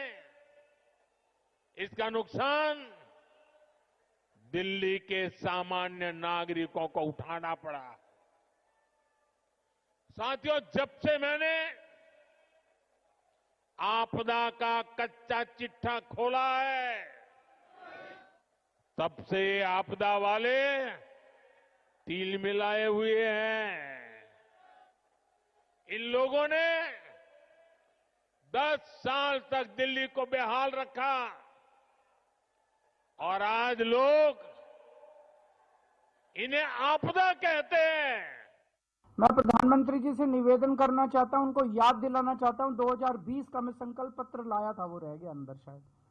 उनका पिछला संकल्प पत्र मोदी जी ने जो प्रॉमिस किए थे, 2020 में मोदी जी ने जो प्रॉमिस किए थे, मेरे दिल्ली देहात के भाई आज भी उन प्रॉमिसेस की वेट कर रहे हैं कि कब प्रॉमिस पूरे होंगे। प्रधानमंत्री जी 2020 के चुनाव के पहले प्रॉमिस करके गए थे कि दिल्ली लैंड रिफॉर्म एक्ट की धारा 81 और धारा 33 रद्द की जाएगी। ये केवल और केवल केंद्र सरकार कर सकती है। दिल्ली असेंबली ने इस बारे में प्रस्ताव पास करके कई साल पहले, एक बार नहीं 2-2 बार पहले, कांग्रेस की सरकार ने प्रस्ताव पास करके केंद्र को भेजा, भाई इसको खत्म करो। फिर दिल्ली में आम आदमी पार्टी की सरकार ने प्रस्ताव पास करके कई साल पहले केंद्र को भेजा। और भारतीय जनता पार्टी ने 2020 में प्रधानमंत्री जी ने खुद इसका वादा किया था कि धारा 81 और धारा 33 खत्म कर देंगे। इसमें अनगिनत केस कर रखे हैं, छोटे छोटे किसानों के ऊपर दिल्ली देहात में केस कर रखे हैं। वो कचहरी के रोज 10 चक्कर काट काट के परेशान हो गए हैं। इनके सारे मुकदमे वापस लिए जाने चाहिए और धारा 81 और धारा 33 वापस ली जानी चाहिए। इधर गुजरात के पोरबंदर में रविवार को इंडियन कोस्ट गार्ड का हेलीकॉप्टर क्रैश हो गया। हादसे में 3 लोगों की मौत हो गई। मरने वालों में पायलट और को पायलट शामिल हैं। पुलिस ने बताया कि रविवार दोपहर गुजरात के पोरबंदर हवाई अड्डे पर लैंडिंग के दौरान आईसीजी का एक हेलीकॉप्टर दुर्घटनाग्रस्त हो गया, जिससे चालक दल के 3 सदस्यों की मौत हो गई। पोरबंदर के पुलिस अधीक्षक भागीरथ सिंह जडेजा ने बताया कि आईसीजी का एडवांस लाइट हेलीकॉप्टर पोरबंदर हवाई अड्डे पर लैंडिंग के दौरान दुर्घटनाग्रस्त हो गया है, जिसमें चालक दल के 3 सदस्य सवार थे।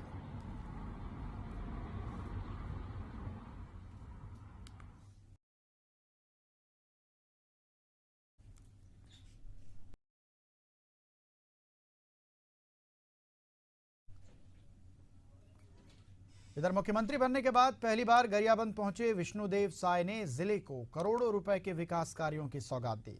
इस दौरान कैबिनेट और जिला प्रभारी मंत्री दयालदास बघेल, महासमुंद सांसद श्रीमती रूप कुमारी चौधरी और राजिम विधायक रोहित साहू सहित कई बीजेपी कार्यकर्ता कार्यक्रम में मौजूद रहे।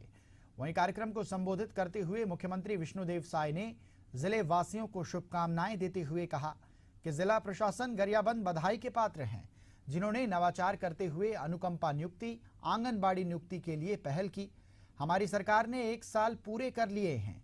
इस 1 साल के दौरान मोदी जी की गारंटी के अनुरूप हमने हर वर्ग से जुड़े वादों को पूरा किया है।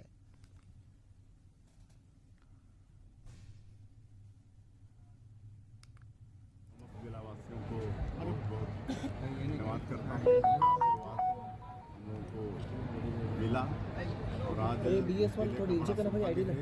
338 करोड़ रुपए के विकास कामों का लोकार्पण और भूमि पूजन किए। वहीं गरियाबंद कार्यक्रम के बाद मुख्यमंत्री विष्णुदेव साय ने पत्रकार मुकेश चंद्राकर हत्याकांड का जिक्र करते हुए कहा कि निश्चित तौर पर हमारी सरकार पत्रकारों के साथ खड़ी है। हम पत्रकार सुरक्षा कानून भी लाएंगे। और भी मुख्यमंत्री ने क्या कुछ कहा है, सुन लीजिए।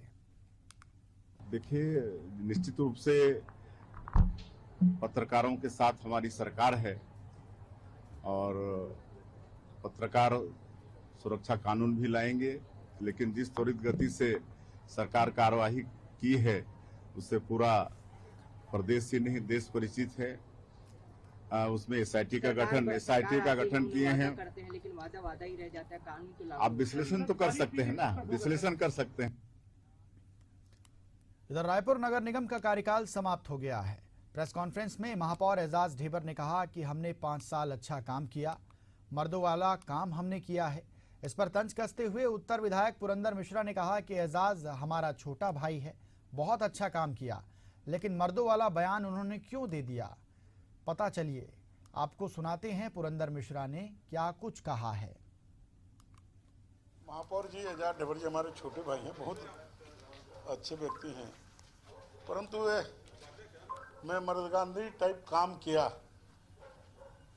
मर्द तो है ही। मुझे विश्वास नहीं होता कि ऐसा उन्होंने क्यों वक्तव्य दिया, और उनको कोई संशय है तो उनका परीक्षण करा लेंगे डॉक्टर से। पर करीब 14 फिल्टर है, जिसको पानी साफ करके फिर 2-3 मशीनों में पानी साफ होके फिर पानी रायपुर को सप्लाई होता है, मगर जो मेन फिल्टर है वो इतना गंदा था कि अगर कोई देख ले तो फिर वो रायपुर का पानी ना पी। मगर मुझे खुशी इस बात की है कि 2020 के बाद आज 2025 है, एक भी पीलिया या मलेरिया से संबंधित मरीज रायपुर नगर निगम को नहीं मिला, और ना ही रायपुर नगर निगम को कोई भी दवाई खरीदने की पिछले 5 साल में, आप पता लगा लेंगे, 5 साल में जरूरत नहीं पड़ी। मैं एक छोटा सा आप लोगों को जो काम हुए हैं उसके बारे में मैं जानकारी आप लोगों को दे देता हूं। मुझे पता है आज मेरी प्रेस वार्ता के बाद कल या परसों भारतीय जनता पार्टी वाले भी प्रेस कॉन्फ्रेंस करेंगे। इधर बिहार के पूर्व डिप्टी सीएम सुशील कुमार मोदी की आज 73वीं जयंती है। सुशील मोदी के जयंती समारोह के अवसर पर पटना के श्री कृष्ण मेमोरियल हॉल में कार्यक्रम का आयोजन किया गया। इस कार्यक्रम में मुख्यमंत्री नीतीश कुमार, डिप्टी सीएम सम्राट चौधरी और विजय सिन्हा के साथ मंत्री मंगल पांडे, मंत्री विजय चौधरी, जेडीयू नेता छोटू सिंह समेत तमाम नेता मौजूद रहे। हम लोगों के लिए तो अत्यंत ही दुर्भाग्यपूर्ण का दिन है कि हम लोगों के नेता और लंबे समय तक जिन्होंने भारतीय जनता पार्टी को सींचने का काम किया, विद्यार्थी परिषद को आगे बढ़ाने का काम किया, वो हम लोगों के बीच में नहीं है। देखिए, लालू जी डरे हुए हैं, तो जो डरा हुआ है, जो डर गया सो मर गया। तो लालू यादव जी डरे हुए हैं, उनको लगता है कि मेरा बेटा कैसे स्थापित हो जाए। अरे बिहार की जनता स्थापित करती है लालू जी, आप नहीं स्थापित कर सकते।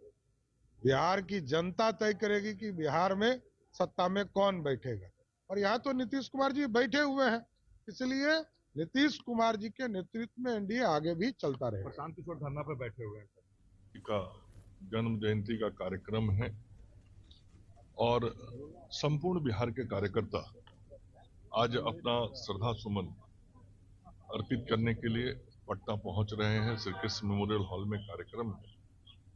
निश्चित रूप से आज के दिन हम सुशील जी को याद करते हुए उनके किए हुए कार्यों को भी याद करते हैं।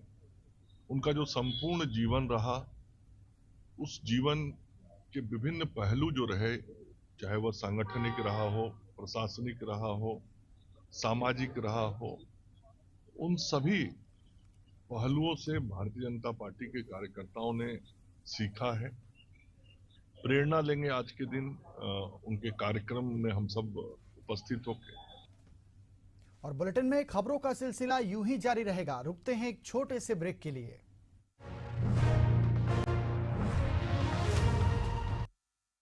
विकास पुरुष प्रधानमंत्री नरेंद्र मोदी के मार्गदर्शन एवं माननीय मुख्यमंत्री योगी आदित्यनाथ जी के कुशल नेतृत्व में प्रयागराज महाकुंभ 2025 अब डिजिटल महाकुंभ बनने के लिए हो चुका है तैयार। डिजिटल महाकुंभ के सपने को साकार करने वाली आवश्यक सेवाओं के लिए कुंभ सहायक AI चैटबॉट को QR कोड स्कैन कर WhatsApp पर प्राप्त किया जा सकता है। इससे श्रद्धालु 11 भाषाओं में हर तरह की जानकारियां प्राप्त कर सकेंगे। कुंभ सहायक चैटबॉट से बोलकर या लिखकर तत्काल जानकारियां प्राप्त होंगी। ये चैटबॉट श्रद्धालुओं को मीडिया गैलरी जैसी कई और सुविधाएं भी देगा। किसी अस्थायी शहर के लिए पहली बार गूगल पर महाकुंभ मेला क्षेत्र अलग से चिन्हित किया गया है। इससे नेविगेशन आसान होगा। डिजिटल महाकुंभ का साक्षी बनने आप भी पधारिए प्रयागराज। पुण्य फलें, महाकुंभ चलें।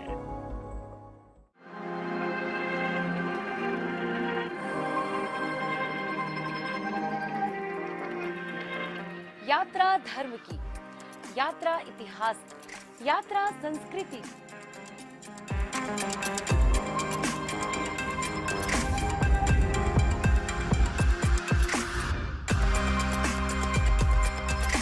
देखिए यात्रा शनिवार और रविवार दोपहर 3:30 बजे सिर्फ एशियन न्यूज पर।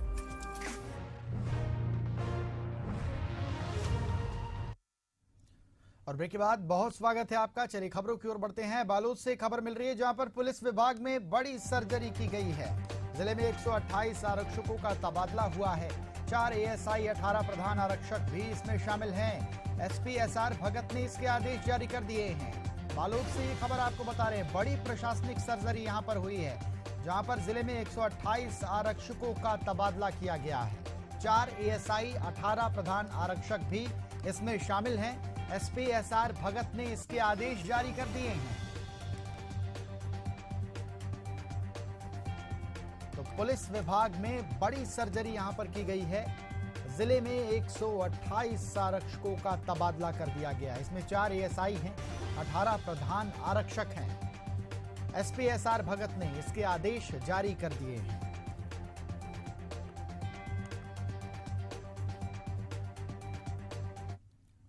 इधर मध्य प्रदेश सरकार में ऊर्जा मंत्री प्रद्युम्न सिंह तोमर ने एक नया अभियान चलाया है।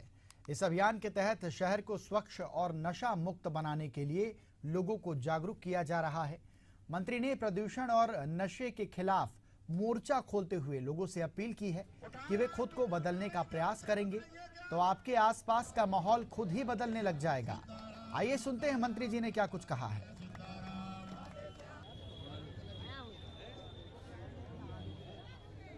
निश्चित रूप से हम सब लोगों ने मिलकर के देश के यशस्वी प्रधानमंत्री माननीय नरेंद्र मोदी जी के नेतृत्व में जो सफाई अभियान स्वच्छता का कार्यक्रम चल रहा है उसमें और गति आए। दूसरा, हमारा शहर, हमारी गलियां प्रदूषण मुक्त हों। आप ये देख रहे होगे इन प्रदूषण के कारण हमारे लंग्सों पे, हमारे स्वास्थ्य पे बड़ा असर पड़ता है। और उस गरीब परिवार को क्या करे जो रोज गड्ढा खोदता है और पानी पीता है। तो हम सबके मन में एक वेदना है, पीड़ा है कि हम सब मिलकर के इस शहर को स्वच्छ रखें, प्रदूषण मुक्त बनाएं, सामाजिक पर्यावरण भी ठीक हो। आज देखिए सिविल हॉस्पिटल के लिए हम लोगों ने जब प्रयास शुरू किया था तब कुछ लोग कहते थे ये नौटंकी है, पर वो नौटंकी लगातार प्रयास करते रहे तो आज वो सिविल हॉस्पिटल एक ऐसा हॉस्पिटल बन गया जिसमें 1500 लोग रोज दिखा रहे हैं। जिम्मेदार अधिकारियों के साथ भी मेरी बैठक हुई है और वो भी निभाएंगे और जो नहीं निभाएगा वो बर्दाश्त नहीं होगा।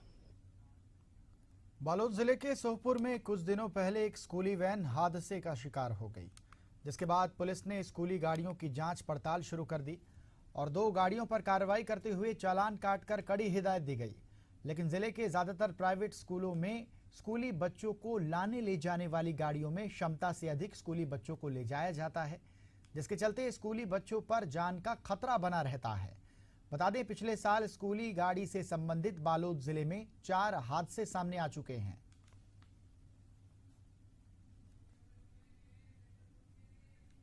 स्कूलों के गाड़ियों पे कार्रवाई की गई है, जिसमें बीमा और पॉल्यूशन और फिटनेस की कमी पाई गई है और यातायात प्रभारी के द्वारा उस पे चालान काटा गया है। आगे भी इसी तरह की कार्रवाई की जाएगी?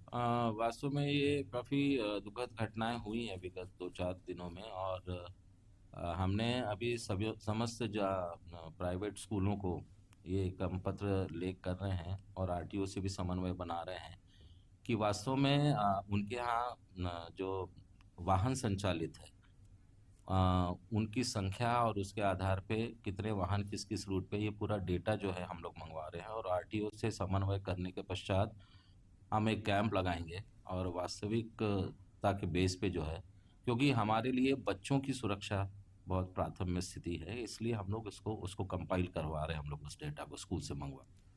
इधर भोपाल टूरिज्म बोर्ड की ओर से विंड एंड वेव्स से राइडर्स इन द वाइल्ड के तीसरे संस्करण का शुभारंभ किया गया। इसे लेकर टूरिज्म बोर्ड के ज्वाइंट डायरेक्टर SK श्रीवास्तव ने बताया कि सुपर बाइकर्स फ्लैग ऑफ करेंगे। बाइकर्स का 7 दिन का ट्रिप होगा जो कई जिलों से होता हुआ 11 जनवरी को भोपाल वापस आएगा। मेडिकल और मैकेनिकल्स टीम भी बाइकर्स के साथ रहेगी।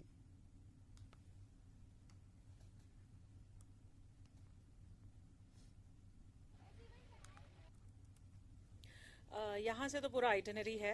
हम पूरा मध्य प्रदेश के जो आइकॉनिक स्पॉट्स हैं, नेशनल पार्क्स हैं, विल बी विजिटिंग देयर। और प्रीवियसली मैंने ऑलमोस्ट कंप्लीट इंडिया कर लिया हुआ है बाइक पे। हाँ जी।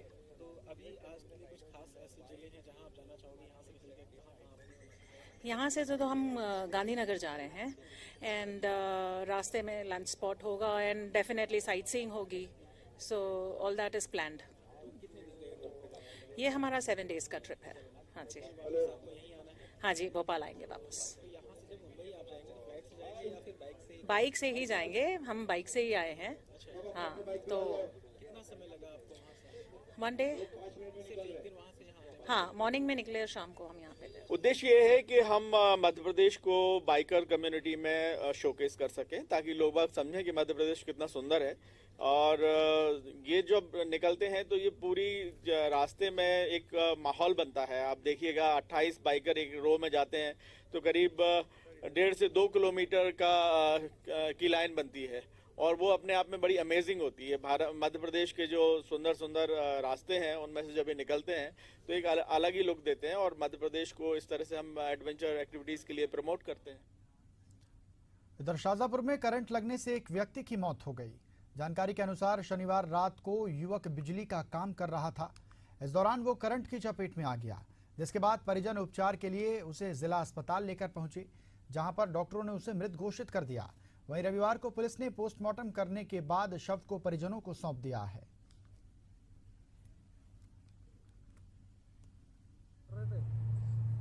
तरी कर रहे थे घर पे, उस दौरान करंट लग गया। दौरान मोटर का तार टूट गया, पीछे गिला था तो पावर रखा गया उनको, मैं फेंक दिया उनको, जिससे मौत हो गई। जिससे मौत हो गई।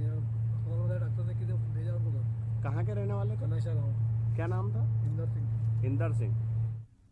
इधर रतलाम में इलेक्ट्रिक स्कूटी में चार्जिंग के दौरान विस्फोट हो गया। विस्फोट के बाद घर में आग लग गई। इस घटना में 11 साल की बच्ची की मौत हो गई, जबकि 2 लोग घायल हैं, जिन्हें इलाज के लिए अस्पताल में भर्ती कराया गया है। मौके पर पहुंची पुलिस ने शव को पोस्टमार्टम के लिए भिजवा दिया है। फिलहाल पुलिस इस पूरे मामले की जांच कर रही है।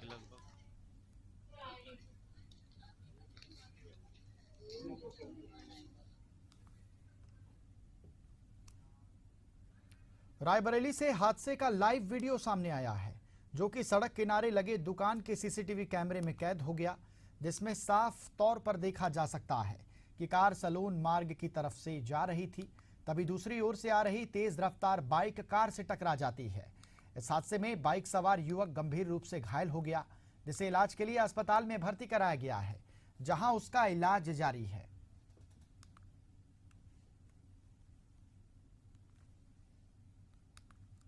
तो हादसे का लाइव वीडियो सामने आ चुका है और वो लाइव वीडियो भी हम आपको दिखा रहे हैं। पास लगे दुकान के सीसीटीवी कैमरे में ये पूरी दुर्घटना कैद हो गई और ये तस्वीरें देखिए आप, कितना भयावह वो मंजर होगा, इसका अंदाजा लगाया जा सकता है। जहां पर तेज रफ्तार बाइक कार से टकरा जाती है और इसमें युवक गंभीर रूप से घायल हो जाता है।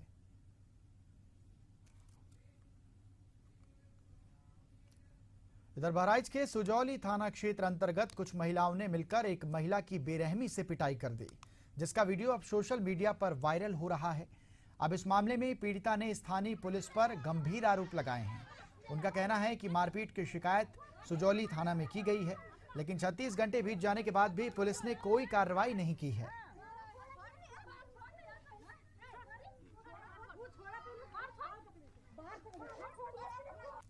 और जो क्या कहें, वहाँ से हम सब लोग हमसे गाली दिए, झगड़ा किए।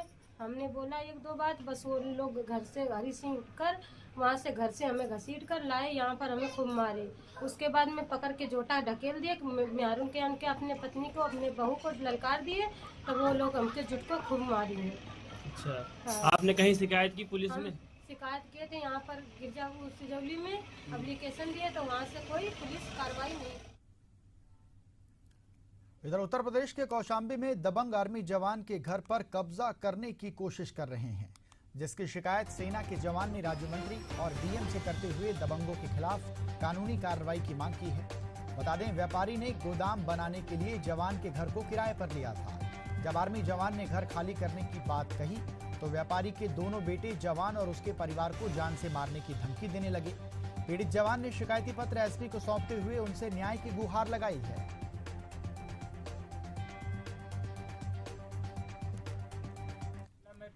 फौजी जो इंडियन आर्मी में इस समय जम्मू कश्मीर में तैनात हूँ।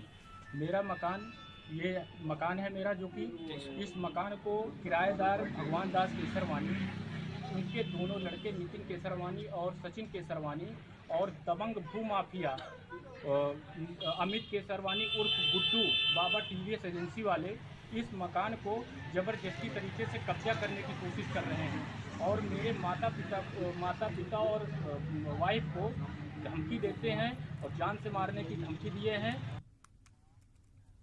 और इसी के साथ इस बुलेटिन में फिलहाल इतना ही। देश और दुनिया की तमाम बड़ी अपडेट्स के लिए बने रहिए एशियन न्यूज के साथ। नमस्कार।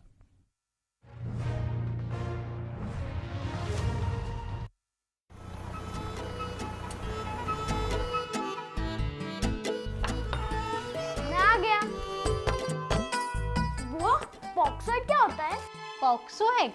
चिंटू, तुम्हें इससे क्या मतलब है? ओहो भाभी, चिंटू को भी पता होना चाहिए कि पॉक्सो एक्ट क्या होता है। हमारे देश में बच्चों को सुरक्षित एवं बाल यौन शोषण की रोकथाम के लिए पॉक्सो एक्ट 2012 में बनाया गया। बाल यौन शोषण में कई अन्य बातें भी हैं, जैसे बच्चे को अश्लील पाठ्य सामग्री, चित्र, फोटो या फिल्म दिखाना, या बच्चे का अश्लील वीडियो बनाना, या ऐसी कोई भी हरकत करना जिससे बच्चे को असहज या असुरक्षित महसूस हो। पर मेघा, बच्चे ऐसी बातें माँ बाप से बताते कहाँ हैं? हाँ भाभी, लेकिन हमें बच्चे को जागरूक बनाना पड़ेगा। अक्सर देखा गया है कि बाल यौन शोषण करने वाले अधिकतर लोग बच्चे की जान पहचान या आसपास के ही होते हैं और बच्चे को चुप रखने के लिए वह उन्हें लालच देते हैं, डराते हैं, धमकाते हैं। और हाँ, आप भी याद रखें, अगर आपके बच्चे के साथ ऐसा कुछ हो तो बिना डरे घबराए चाइल्ड हेल्पलाइन नंबर 1098, विशेष किशोर पुलिस इकाई, स्थानीय पुलिस स्टेशन, डायल 100, बाल कल्याण समिति या जिला बाल संरक्षण इकाई में रिपोर्ट करें। राष्ट्रीय बाल अधिकार संरक्षण आयोग की वेबसाइट ncpcr.gov.in पर भी आप शिकायत दर्ज कर सकते हैं। बाल यौन शोषण एक दंडनीय अपराध है, इसलिए खुद जागरूक बनिए और दूसरों को भी जागरूक बनाइए।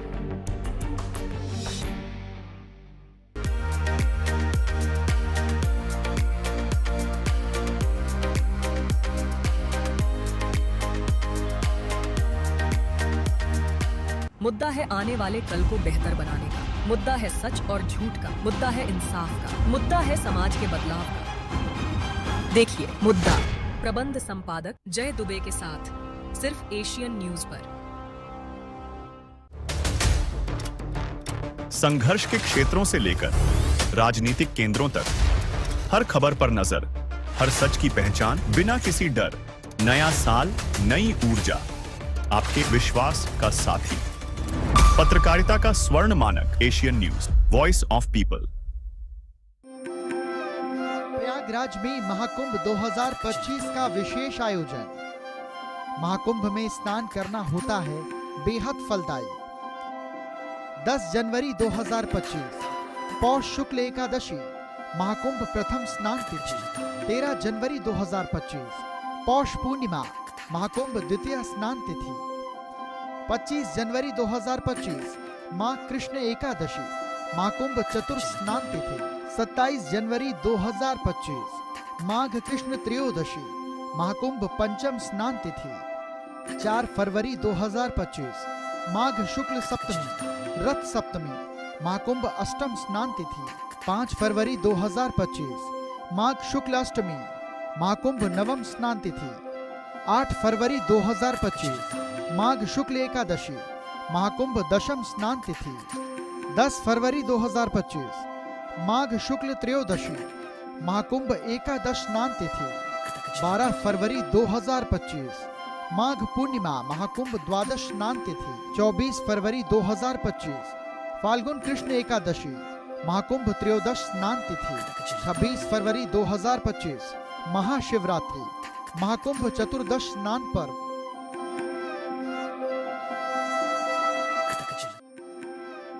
महाकुंभ में संतों का अखाड़ा, पहलवानों के लड़ने वाली जगह को कहा जाता है अखाड़ा। सनातन में साधु संतों के समूह को भी अखाड़ा कहते हैं।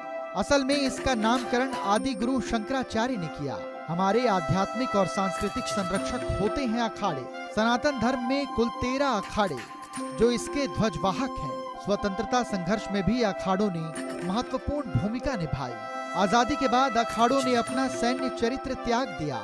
अखाड़े राष्ट्र रक्षा और धर्म रक्षा के लिए करते हैं कार्य। अयोध्या में निर्मोही और दत्तात्रेय 2 प्रमुख अखाड़े हैं। सनातनी अखाड़ों का है अपना एक समृद्ध इतिहास।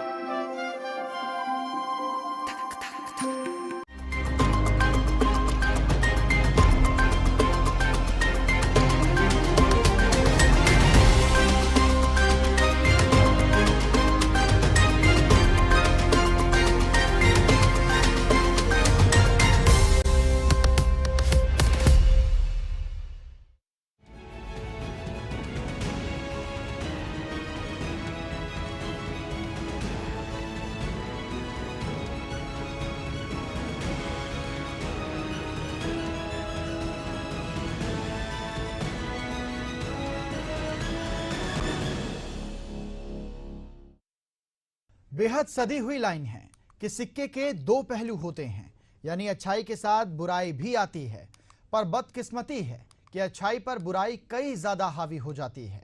ऐसा ही कुछ हाल आर्टिफिशियल इंटेलिजेंस के साथ भी है।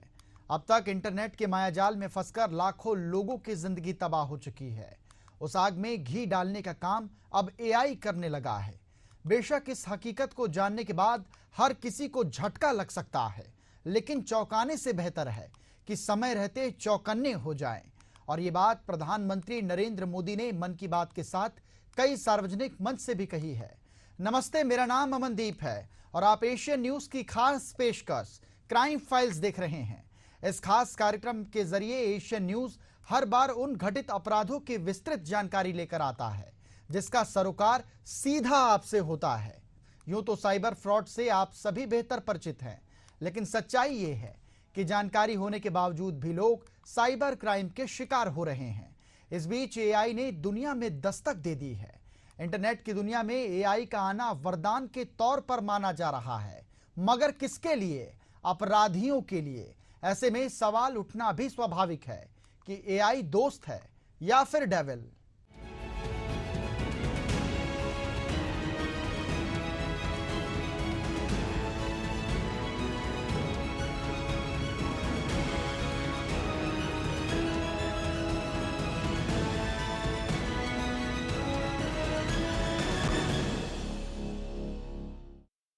ये हकीकत है कि इंटरनेट की वजह से पूरी दुनिया सिमट कर रह गई है। दिमाग में उफनते हर सवाल का जवाब इस इंटरनेट के जरिए उंगलियों पर मौजूद है। अच्छी से अच्छी जानकारी के साथ जरूरत की तमाम चीजों का संग्रह इंटरनेट पर मौजूद है, पर दूसरी तरफ इस माया जाल का इस्तेमाल अपराध के लिए धड़ल्ले से हो रहा है। इस सच्चाई से इनकार नहीं किया जा सकता। इसके हजारों उदाहरण सामने आ चुके हैं। अब एआई का भी इस्तेमाल उसी तेजी से अपराध की दुनिया में शुरू हो चुका है जिसके शिकार देश और दुनिया के लोग हो रहे हैं। इस इंटेलिजेंस टूल के जरिए अपराध जगत के कुछ मुट्ठी भर लोग दुनिया भर में दहशत का पर्याय बन चुके हैं, जिससे निपटना मुश्किल नहीं।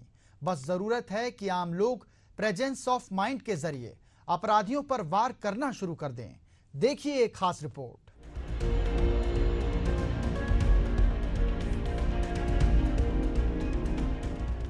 आर्टिफिशियल इंटेलिजेंसी, जिसे एआई के तौर पर दुनिया में पहचान मिली है, ये एक ऐसा टूल है जिसके पास हर एक समस्या से निपटने की कई तरह के विकल्प हैं। चंद सेकंड में इस एआई के जरिए सटीक सवाल कर अपने कामों की बातों का जवाब ले सकते हैं। सही तरीके से इसका उपयोग किया जाए तो एआई किसी वरदान से कम नहीं। पर वास्तविकता ये है कि एआई का इस्तेमाल आपराधिक गतिविधियों में कहीं ज्यादा देखने को मिलता है। इस विषय पर प्रधानमंत्री नरेंद्र मोदी ने अपने मन की बात पर उल्लेख किया और बाकायदा उन्होंने ठगी के तरीकों का वीडियो भी इसमें शामिल किया। मेरे प्यारे देशवासियों, मैं आपको एक ऑडियो सुनाता हूं। हेलो सर, नमस्ते सर। नमस्ते सर बोलिए सर। देखिए, जो आपने एफआईआर नंबर मुझे सेंड किया है, इस नंबर के खिलाफ 17 कंप्लेंट्स हमारे पास। आप ये नंबर यूज कर रहे हैं? मैंने नहीं यूज करता हूँ सर। अभी कहाँ से बात कर रहे हो? सर कर्नाटका सर, वो घर में हूँ सर। ओके, इसके लिए आप अपने स्टेट में रिकॉर्ड करवाइए ताकि ये नंबर ब्लॉक कर दिया जाए, फ्यूचर में आपको कोई प्रॉब्लम ना हो। ओके? Yes sir. अभी मैं आपको कनेक्ट कर रहा हूँ, ये आपका इन्वेस्टिगेशन ऑफिसर है। आप अपनी स्टेट में रिकॉर्ड करवाइए ताकि ये नंबर ब्लॉक कर दिया जाए। Okay? Yes sir, yes sir, yes sir. अब बताइएगा मैं किसके साथ बात कर रहा हूँ।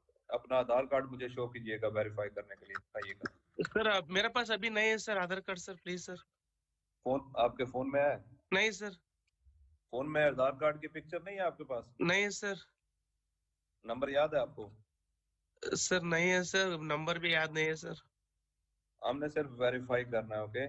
वेरीफाई करने के लिए नहीं सर। आप डरिए ना, डरिए ना।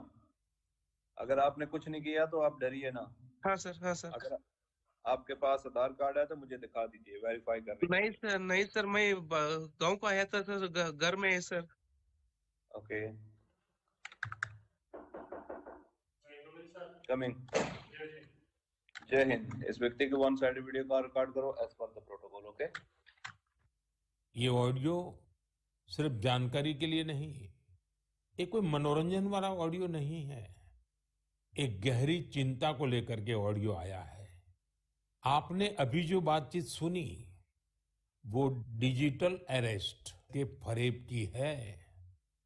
ये बातचीत एक पीड़ित और फ्रॉड करने वाले के बीच हुई है।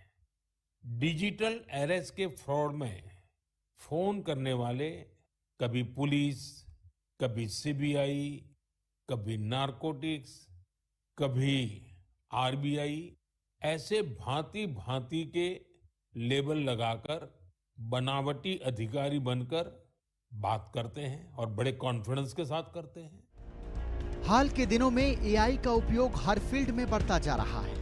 खास तौर पर अपराध को अंजाम देने के लिए एआई का इस्तेमाल सबसे ज्यादा होने लगा है। इन दिनों डिजिटल अरेस्ट जैसा एक शब्द काफी ज्यादा प्रचलन में है। इस डिजिटल अरेस्ट के जरिए साइबर अपराधी दूर दराज में बैठकर आम लोगों को शिकार बना रहे हैं। डिजिटल माध्यम में उन्हें एक ही कमरे में कैद कर उन्हें इस तरह बुरी तरीके से डरा देते हैं, जिसके बाद इंसान खुद को गुनाहगार समझ बैठता है। फिर पिंड छुड़ाने के लिए करोड़ों रुपए तक उस शख्स के हवाले करने पर मजबूर हो जाता है, जिसे वो जानता तक नहीं। इसका ताजा उदाहरण भी सामने आ चुका है, जिसमें एक महिला डॉक्टर बुरी तरीके से फंस गई। उसके साथ क्या हुआ, आइए उन्हीं से जान लेते हैं। मुझे मॉर्निंग में फोन आया कि आपका जो फोन है उसको हम ट्राई से बोल रहे हैं और जो आपका फोन है उसको बंद किया जाएगा, क्योंकि हमें इंस्ट्रक्शंस दिए हैं पुलिस ने कि फोन को बंद कर दिया जाए, क्योंकि उस पर मुंबई में साइबर क्राइम में ये बहुत सारी कंप्लेंट्स आपके नंबर के अगेंस्ट रजिस्टर्ड हैं कि लोगों को हैरेसिंग मैसेजेस आ रहे हैं इस नंबर से, और आपके और भी जो नंबर्स हैं वो सारे जितने भी हम ट्रेस करके सारे ब्लॉक कर देंगे।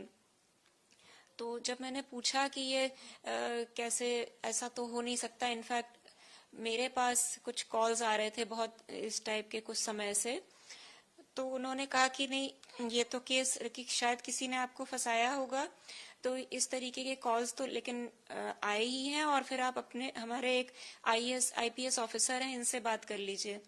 तो उन्होंने एक किसी और को कॉल ट्रांसफर की, और फिर वो सो कॉल्ड जो IPS ऑफिसर थे उन्होंने बात की कि खाली ये फोन का बात नहीं है, इसके एक आपका कोई अकाउंट भी है जो कि लिंक्ड है इलीगल एक्टिविटीज से जुड़ा हुआ है, जिससे मनी लॉन्ड्रिंग हुई है 7 करोड़ की। तो एक और केस है, और हमें ऑर्डर्स मिले हैं कि आपको अरेस्ट किया जाए इमीडिएटली, और अगर जब ये नहीं आप वहाँ आ नहीं सकते अगर, तो फिर हम डिजिटल कस्टडी में लेते हैं। और उन्होंने अपने किसी CBI ऑफिसर से भी बात कराई, फिर वो 7 डेज तक, और ये कहा कि आप इसको किसी को बता नहीं सकते हैं क्योंकि ये मैटर ऑफ नेशनल इम्पोर्टेंस है, इसको आप कुछ सीक्रेट को किसी को शेयर नहीं करना, वो शेयर करने की भी जेल है 3 to 5 years की, और उसमें आप सस्पेक्ट हो तो आपका केस चलेगा। फिर उन्होंने सारा कुछ मतलब 7 डेज के अंदर उन्होंने अपना पूरा केस चलाया कोर्ट में, और जज भी थे उसमें, जज IPS ऑफिसर CBI सब कुछ बन के जो भी, और एक नया फोन खरीदवा के व्हाट्सएप कॉल और स्काइपी के जरिए उस पर कनेक्टेड रखा फॉर 7 days, 6 to 7 days। और फिर कहा कि आपको वेरिफिकेशन के लिए अपना सारा जो भी अकाउंट्स में पैसा है सब डिक्लेयर करना है, और उसको सरकारी अकाउंट्स में ट्रांसफर करना है। उसका अगर वेरिफिकेशन हो जाता है, और अगर ये पता चलता है कि उसमें कुछ आपने नहीं किया है, कुछ मनी लॉन्ड्रिंग, तो फिर वो रिटर्न होगा, नहीं तो अगर कुछ भी गड़बड़ पाई गई तो वो नहीं मिलेगा वो पैसा। तो बैंक से भेजा और फिर वो ट्रांसफर किया। आर्टिफिशियल इंटेलिजेंस यानी AI को लेकर इतनी गहन चर्चा क्यों? बेशक ये सवाल हर किसी के दिमाग में उभर सकता है, और उभरना भी चाहिए। वजह जब AI को लॉन्च किया गया तो उसके स्वरूप को लेकर भी चर्चा हुई थी कि ये एक ऐसी तकनीक है जिससे काम करना आसान हो जाएगा। माना गया था कि AI के उपयोग से सोचने की क्षमता का विकास होगा, और ये हो भी रहा है। लेकिन आश्चर्य का विषय है कि इस AI तकनीक का सबसे ज्यादा फायदा साइबर अपराधियों को मिल रहा है। प्रधानमंत्री नरेंद्र मोदी ने AI को लेकर बातों को स्पष्ट किया है, जिसे जानना देश के हर व्यक्ति के लिए बेहद जरूरी है। लेकिन इससे जुड़ी नेगेटिव बातें भी उतनी ही चिंता का विषय है। AI 21वीं सदी में विकास का सबसे बड़ा टूल बन सकता है, और 21वीं सदी को तबाह करने में भी सबसे बड़ी भूमिका निभा भी सकता है। डीप फेक का चैलेंज आज पूरी दुनिया के सामने है। इसके अलावा साइबर सिक्योरिटी, डेटा थेफ्ट और आतंकियों के हाथ में AI टूल्स के आने का भी बहुत बड़ा खतरा है।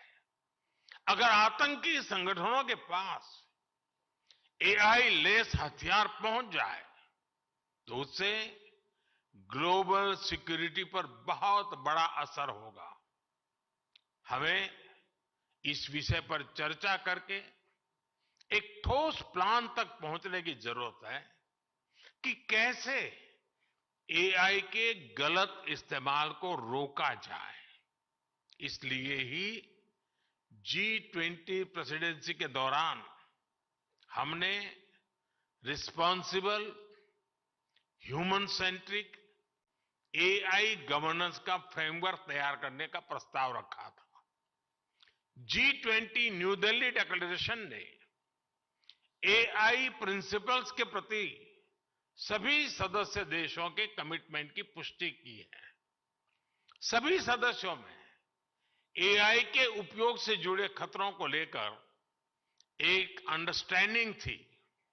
जिस तरह हमारे पास विभिन्न अंतर्राष्ट्रीय मुद्दों के लिए समझौते और प्रोटोकॉल्स है, उसी तरह हमें AI के एथिकल यूज के लिए मिलकर ग्लोबल फ्रेमवर्क तैयार करना होगा। इसमें हाई रिस्क या फ्रंटियर एआई टूल्स की टेस्टिंग और डिप्लॉयमेंट के लिए प्रोटोकॉल भी शामिल होगा। इसके लिए कन्विक्शन, कमिटमेंट, कोऑर्डिनेशन और कोलैबोरेशन की सबसे अधिक जरूरत है। भारत की आबादी 140 करोड़ हो चुकी है, जिसमें 90 करोड़ लोग इंटरनेट यूजर्स हैं। इसमें से 78% लोग ऑनलाइन ट्रांजैक्शन को प्राथमिकता देते हैं। कहने का तात्पर्य है कि भारत की 53% आबादी का बैंक डाटा लोगों की मोबाइल पर मौजूद है। अब बात करें एआई के स्मार्टनेस की, तो इसकी ताकत को कई गुना करना एआई तकनीक को बेहतर तरीके से समझने वाले लोगों के हाथों की बात है। इस पर जितनी भी बातें सामने आई हैं, उसके मुताबिक अपराध की दुनिया में शातिरों के लिए ये एक वरदान साबित हो गया है। उत्तराखंड के डीजीपी ने इन बातों को साझा किया है। इस तथ्य को साबित करने के लिए पर्याप्त है। आज मैं आपको एक नए फ्रॉड के बारे में बताना चाहूंगा। ये है वॉइस क्लोनिंग फ्रॉड। ये एक साइबर फ्रॉड का सबसे लेटेस्ट तरीका सामने आया है। आर्टिफिशियल इंटेलिजेंस की मदद से लोग बाग आपकी आवाज की नकल कर सकते हैं, उसके टूल्स लेकर के, और फिर उस नकली आवाज से पेरेंट्स से, भाई बहन से, पति पत्नी से जो है पैसा वसूल कर ले रहे हैं, फ्रॉड कर ले रहे हैं। सबसे कमाल की बात यह है कि साइबर ठगी के मामलों में ट्रैवलिंग की कोई भूमिका नहीं होती है। शातिर अपराधी एक बंद कमरे में बैठकर दुनिया के किसी भी कोने से एक शिकार को अपने जाल में फंसा सकता है। खुद को पुलिस, सीबीआई, आईटी अफसर, ईडी या फिर आरबीआई का अफसर बताकर अपने शिकार को पहले 20 सेकंड में इतना डरा धमका चुका होता है कि जाल में फंसा हुआ शख्स कुछ और सोचने की स्थिति में नहीं रहता। इसके बाद पहले 1 घंटे से 36 घंटों तक टॉर्चर किया जाता है। शिकार बने उस शख्स के लिए उस सदमे से बाहर आ पाना अपने आप में किसी चुनौती से कम नहीं होता, जिसके कई उदाहरण पहले ही सामने आ चुके हैं। साइबर अपराध देश की पुलिस के लिए एक चुनौती बन चुकी है। पुलिस के साथ ही सरकार भी इस बात को मानती है। पुलिस के पास साइबर एक्सपर्ट्स तो हैं, लेकिन साइबर अपराधियों की सोच कहीं ज्यादा आगे निकल चुकी है। सबसे बड़ी दिक्कत यह है कि अपराधियों के खिलाफ आम लोग शिकायत लेकर पुलिस के पास ही पहुंचते हैं, लेकिन शातिर किस्म के अपराधियों ने पुलिस का ही चोला पहनकर अपराध को अंजाम देना शुरू कर दिया है, जिसकी वजह से फर्जीवाड़े को समझ पाना आसान नहीं हो पाता और लोग जाल में फंस जाते हैं। इस तथ्य को पीएम मोदी ने मन की बात के माध्यम से देश के लोगों के साथ साझा करते हुए कहा कि इन शातिर अपराधियों से निपटने के लिए सजग रहना पहली शर्त है। इसके बाद अपराधियों को सही मायने में सजा दिलाई जा सकती है। डिजिटल अरेस्ट के शिकार होने वालों में हर वर्ग, हर उम्र के लोग हैं। लोगों ने डर की वजह से अपनी मेहनत से कमाए हुए लाखों रुपए गंवा दिए हैं।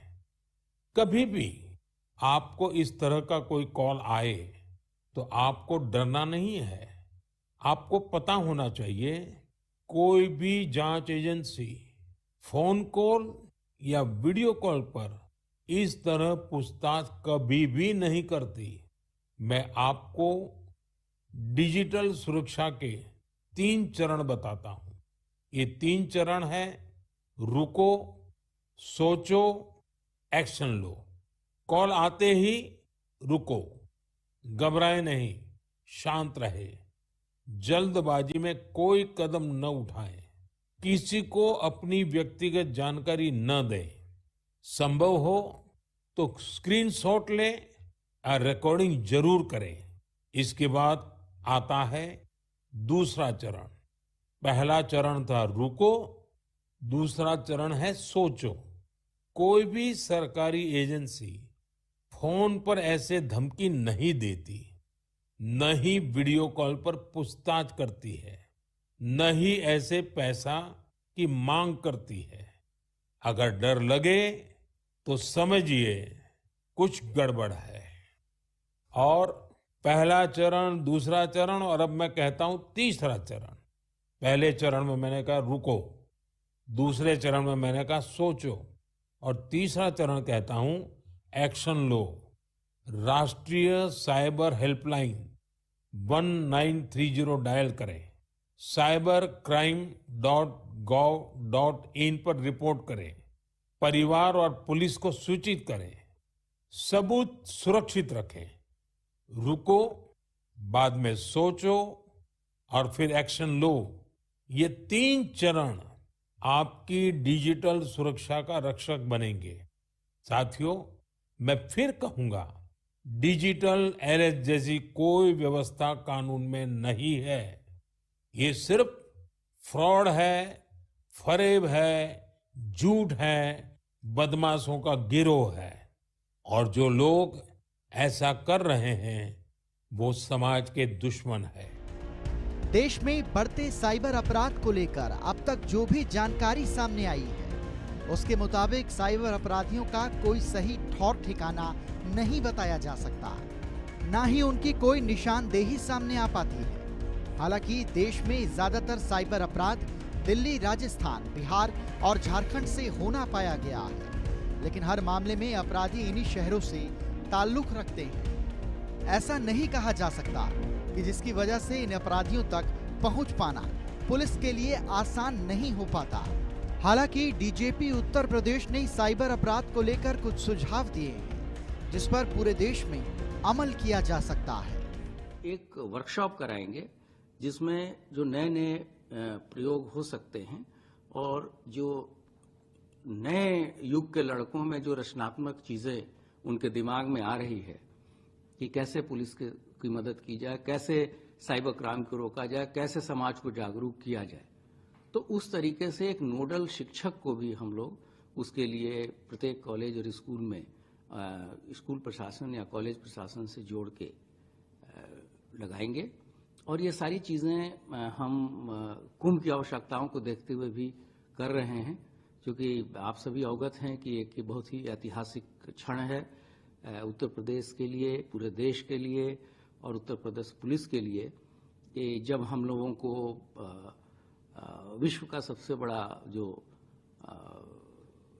समागम है, जहां पर इतने ज्यादा लोग, करीब 30 से 40 करोड़ लोग इस पूरे 1.5 महीने के अंतर्गत यहाँ प्रयागराज कुंभ में आएंगे और विभिन्न सुविधाओं का यहाँ लाभ लेंगे, तो उनकी कम से कम उनकी कठिनाइयां हो, उनकी यात्रा को और उनके जो आस्था का पर्व है उसमें कितनी हम सहायता करें और कितने उनकी मदद करें, इसके लिए भी उसमें भी इन चीज़ों की हम मदद लेंगे। और साथ ही साथ जो साइबर क्राइम का एक नया रूप जुड़ता जा रहा है, उससे हम अपनी रीच जो है सोशल मीडिया के विभिन्न प्लेटफॉर्म्स पे, सिर्फ व्हाट्सएप पे ही नहीं, फेसबुक पर है, टेलीग्राम पे है और अन्य सारे फेसबुक प्लेटफॉर्म्स पे है, वो हम करा रहे हैं। और इसके लिए सभी हमारे फील्ड के अधिकारियों को हम लोगों ने यहाँ से निर्देश जारी किए हैं और जल्द ही इस पे जो है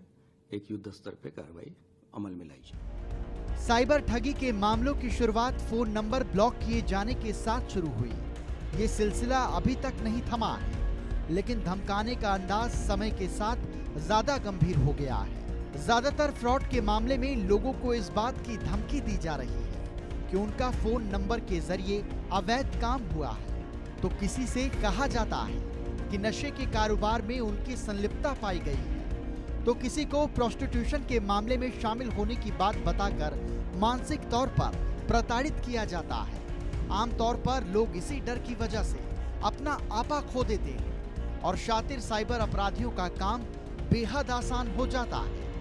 साइबर और कानून मामलों के जानकारों का ये भी कहना है कि एआई तकनीक वास्तव में साइबर अपराधियों के लिए वरदान साबित हो रही है, जिसकी पुष्टि डीजीपी उत्तराखंड ने की है।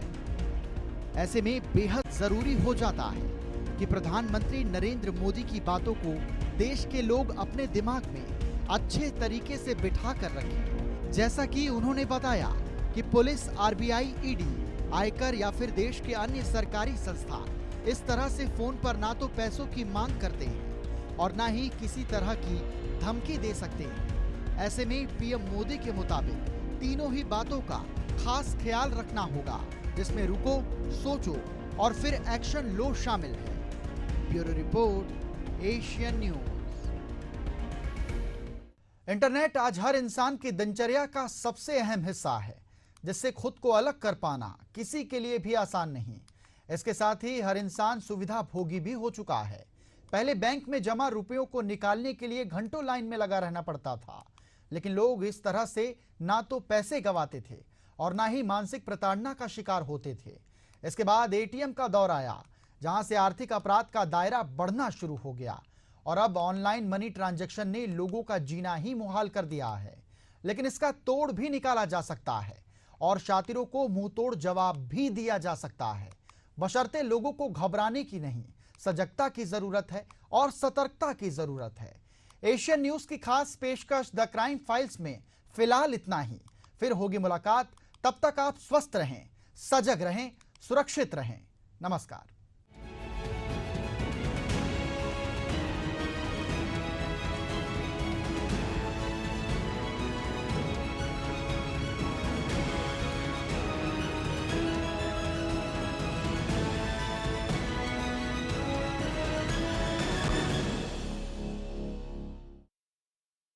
यशस्वी प्रधानमंत्री नरेंद्र मोदी के मार्गदर्शन एवं मुख्यमंत्री योगी आदित्यनाथ के कुशल प्रबंधन से महाकुंभ 2025 अब तक का सबसे भव्य, दिव्य, हरित और सुरक्षित आयोजन होगा। 13 जनवरी अर्थात पौष पूर्णिमा को अमृत स्नान से महाकुंभ 2025 का विधिवत शंखनाद होगा। 26 फरवरी को महाशिवरात्रि पर अमृत स्नान तक कुल 6 प्रमुख स्नान होंगे। सदियों से चले आ रहे अमृत स्नान में सभी 13 अखाड़े शामिल होंगे। सोने चांदी की पालकी एवं हाथी घोड़े पर सवार साधु संत आध्यात्मिक शक्ति तथा वैभव का प्रदर्शन करते हुए अमृत स्नान करेंगे। मान्यता है कि शुभ मुहूर्त में डुबकी लगाने से अमरता का वरदान मिलता है। पुण्य और अमृतत्व की इसी अभिलाषा को हृदय में समेटे प्रयागराज महाकुंभ में पहुंचने वाले श्रद्धालुओं एवं तीर्थ यात्रियों के स्वागत के लिए तत्पर है महाकुंभ मेला स्थल। सनातन गर्व महाकुंभ पर्व महाकुंभ 2025 प्रयागराज।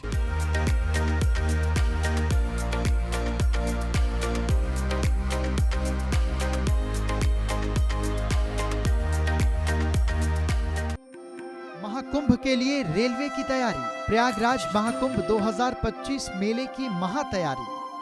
भारतीय रेलवे ने 25 से ज्यादा एक्सप्रेस ट्रेन चलाने का किया ऐलान। 10 जनवरी से 28 फरवरी तक चलेंगी सभी एक्सप्रेस ट्रेनें। महाकुंभ के लिए रेल मंत्रालय की स्पेशल ट्रेनों की सूची जारी। मुंबई, बिहार, चेन्नई सेंट्रल, मध्य प्रदेश और छत्तीसगढ़ के यात्रियों पर जोर। नैनी, भरतकुप और शिवरामपुर स्टेशनों पर दिया अस्थायी ठहराव। IRCTC महाकुंभ ग्राम नाम से एक प्रीमियम टेंट सिटी को किया स्थापित। इसमें आतंकितों के लिए की जा रही है बेहद शानदार आवास की व्यवस्था। प्रयागराज में तमाम दूसरी रेलगाड़ियों को भी दिया गया है अस्थायी ठहराव। महाकुंभ 2025 में 10 करोड़ से भी ज्यादा यात्रियों के आने का अनुमान।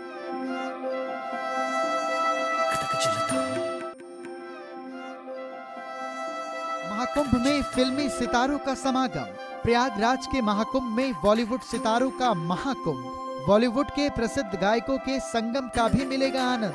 महाकुंभ मेला परिसर के गंगा पंडाल में होगा विशेष आयोजन।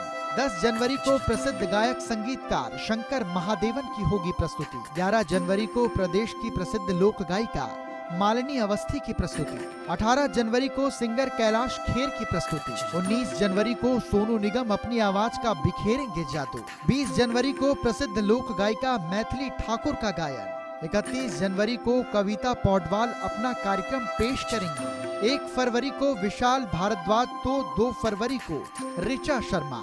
8 फरवरी को जुबिन नौटियाल। 10 फरवरी को रसिका शेखर। 14 फरवरी को हंसराज रघुवंशी और 24 फरवरी को श्रेया घोषाल।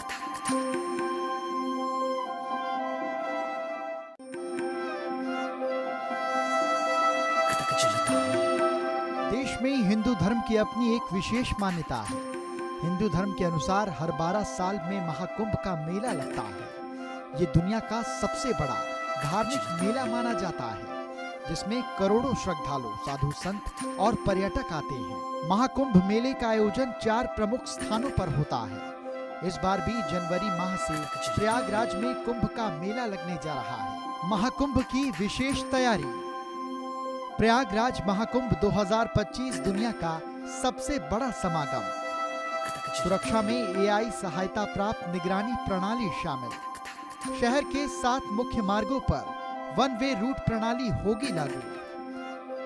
जौनपुर, वाराणसी, मिर्जापुर, रीवा, कानपुर, लखनऊ, अयोध्या।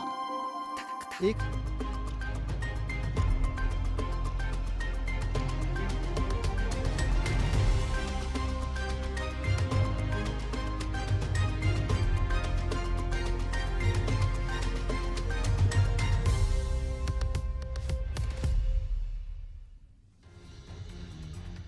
दिल्ली में आपदा पर छिड़ी सियासी जंग। पीएम मोदी ने आम आदमी पार्टी पर लगाए गंभीर आरोप। वहीं आप संयोजक केजरीवाल ने आरोपों का दिया जवाब।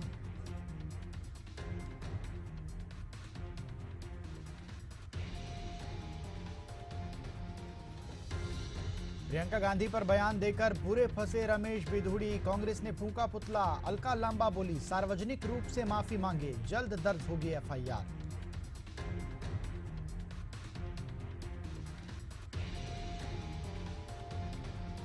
छत्तीसगढ़ में भाजपा के नए जिला अध्यक्षों का ऐलान। पर्ची निकालकर हुई नामों की घोषणा। श्याम नारंग को रायपुर ग्रामीण तो रमेश ठाकुर बने रायपुर शहर के जिला अध्यक्ष।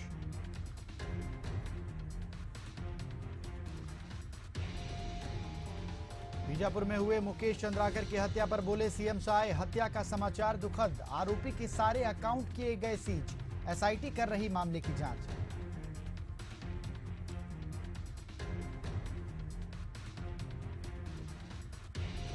राजधानी रायपुर में कानून व्यवस्था को लेकर एसएसपी की बैठक। सभी एएसपी और सीएसपी और थाना प्रभारी बैठक में मौजूद। कानून कसावट और अपराध पर हो रही है चर्चा।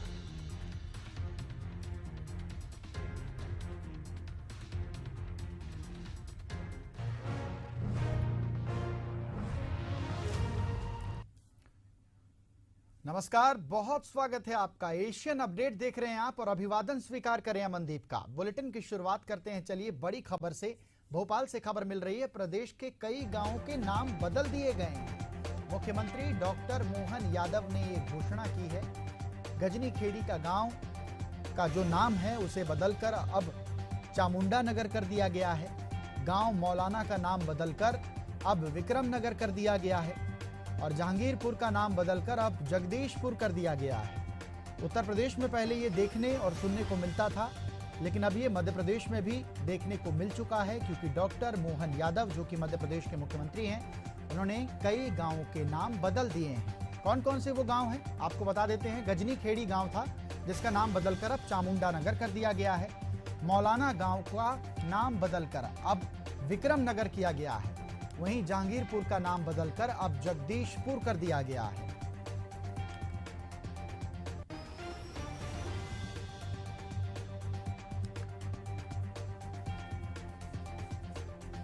खेड़ी पंचायत का नाम अब चामुंडा माता नगरी के रूप में जाना जाएगा। बोले चामुंडा माता की। और माननीय कलेक्टर साहब यहाँ मौजूद हैं। गजनी खेड़ी के अंदर आप नए विकास का प्रस्ताव बुलाओ, हम सब मंजूर करने की यहीं से घोषणा करते हैं। पंजाब, हरियाणा, दिल्ली, वहां जो मशीन नहीं मिलती है यहाँ मशीन मिलती। इतना आनंद आता मौलाना गांव के अंदर, लेकिन नाम लिखो तो अटकता पेन। मैं विक्रमादित्य की नगरी से आता हूं और मैंने पूछा कि इसका नाम क्या किया जाए, तो उन्होंने कहा विक्रमादित्य के आधार पर विक्रम नगर इसका नाम किया जाए। तो आज के बाद इसका नाम भी विक्रम नगर किया जाएगा। अब मैं जो घोषणा करूंगा जहांगीरपुर की, तो दोनों तरफ से आवाज आना चाहिए। जगदीशपुर हमारी पंचायत जहांगीरपुर जानी जाएगी। सरकार समाज का भी सम्मान करती है और जाने अनजाने इस प्रकार से कोई नाम किस कारण हुए मालूम नहीं, लेकिन इन नामों से जो अटकता है वो संशोधित करने वाली सरकार भी हमारी सरकार है, माननीय मोदी जी के नेतृत्व में। इधर छत्तीसगढ़ भाजपा ने राज्य में जिला अध्यक्षों का ऐलान कर दिया है। दिल्ली से आए बंद लिफाफों में अध्यक्ष के नाम जिला मुख्यालय में खोले गए। जिसमें कई जिलों में अध्यक्षों को दोबारा मौका दिया गया। रायपुर ग्रामीण से श्याम नारंग फिर से जिला अध्यक्ष बनाए गए हैं। इसके साथ ही रायपुर शहर का जिला अध्यक्ष रमेश ठाकुर को नियुक्त किया गया है। जिले के चुनाव अधिकारी शिवरतन शर्मा ने नाम घोषित किए। वहीं कांकेर में महेश जैन, भिलाई में पुरुषोत्तम देवांगन, दुर्ग जिले में सुरेंद्र कौशिक अध्यक्ष बनाए गए हैं। इसके साथ ही कई और जिले में भी अध्यक्षों के नामों का ऐलान कर दिया गया है। वहीं इस दौरान कार्यालय में भारी संख्या में बीजेपी कार्यकर्ता मौजूद रहे। ये 6 तस्वीरें देखिए। 6 भाजपा के जिला अध्यक्ष आपको दिखाई देंगे। श्याम नारंग पहली तस्वीर, रायपुर ग्रामीण से जिला अध्यक्ष बनाए गए। पुरुषोत्तम देवांगन आपको नजर आ रहे होंगे दूसरी तस्वीर में, भिलाई से हैं, जिला अध्यक्ष बनाए गए हैं। मुरली सोनी सूरजपुर, इनको भी जिला अध्यक्ष बनाया गया है। चेमन देशमुख बालोद से जिला अध्यक्ष बने हैं। महेश जैन को कांकेर जिला अध्यक्ष की जिम्मेदारी सौंपी गई है। वहीं लालजी यादव को गौरेला पेंड्रा मरवाही का जिला अध्यक्ष बनाया गया है।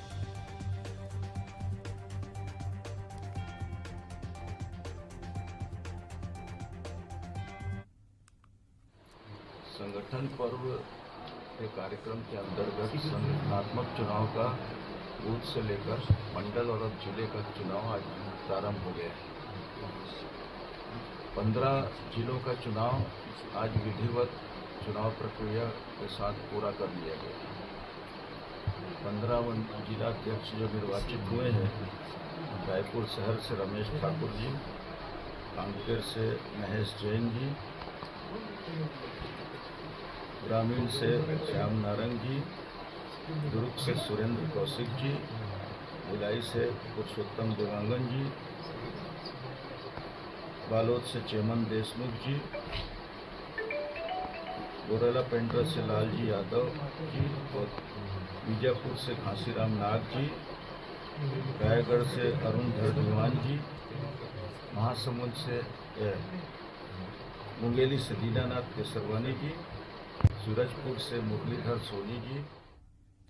इधर कांग्रेस के पूर्व प्रदेश अध्यक्ष धनेंद्र साहू ने अबुझमाड़ में नक्सली मुठभेड़ पर कहा कि 2026 तक सरकार छत्तीसगढ़ को नक्सल मुक्त बनाने की कोशिश कर रही है। सरकार को सफलता मिल रही है, लेकिन देखकर विश्वास नहीं होता कि अबुझमाड़ में 4 नक्सलियों का खात्मा हुआ, 1 जवान शहीद हुए। सरकार की कार्यप्रणाली में शिद्दत दिखाई नहीं देती। सरकार को वैचारिक रूप से नक्सलियों को समाप्त करने की जरूरत है।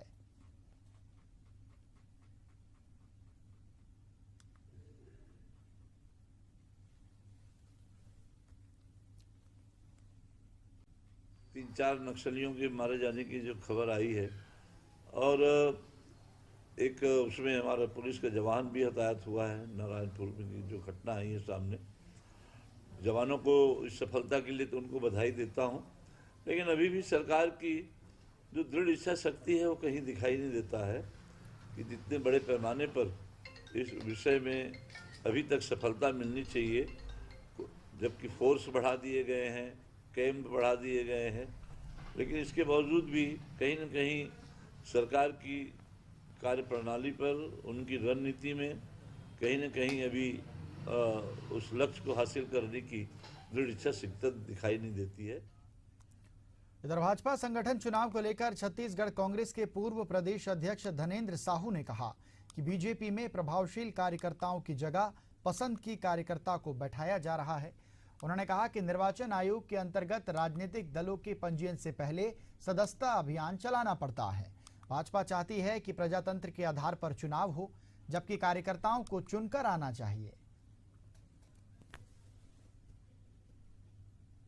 देखिए, निर्वाचन आयोग के अंतर्गत जितने भी राजनीतिक दलों का पंजीयन होता है, उनको एक निर्धारित अवधि में सदस्यता अभियान भी चलानी पड़ती है और नीचे की इकाई से लेकर ऊपर की इकाई तक का उनको विधिवत प्रजातांत्रिक तरीके से चुनाव कराना पड़ता है।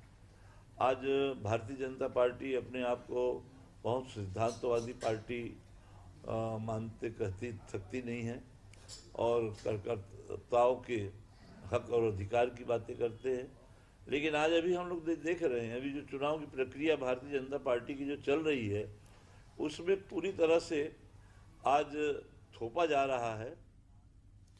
इधर धरसीवां के मांढर में विधायक अनुज शर्मा की पहल पर स्वास्थ्य शिविर का आयोजन किया गया, जिसका उद्घाटन छत्तीसगढ़ के राज्यपाल रमेन डेका ने किया।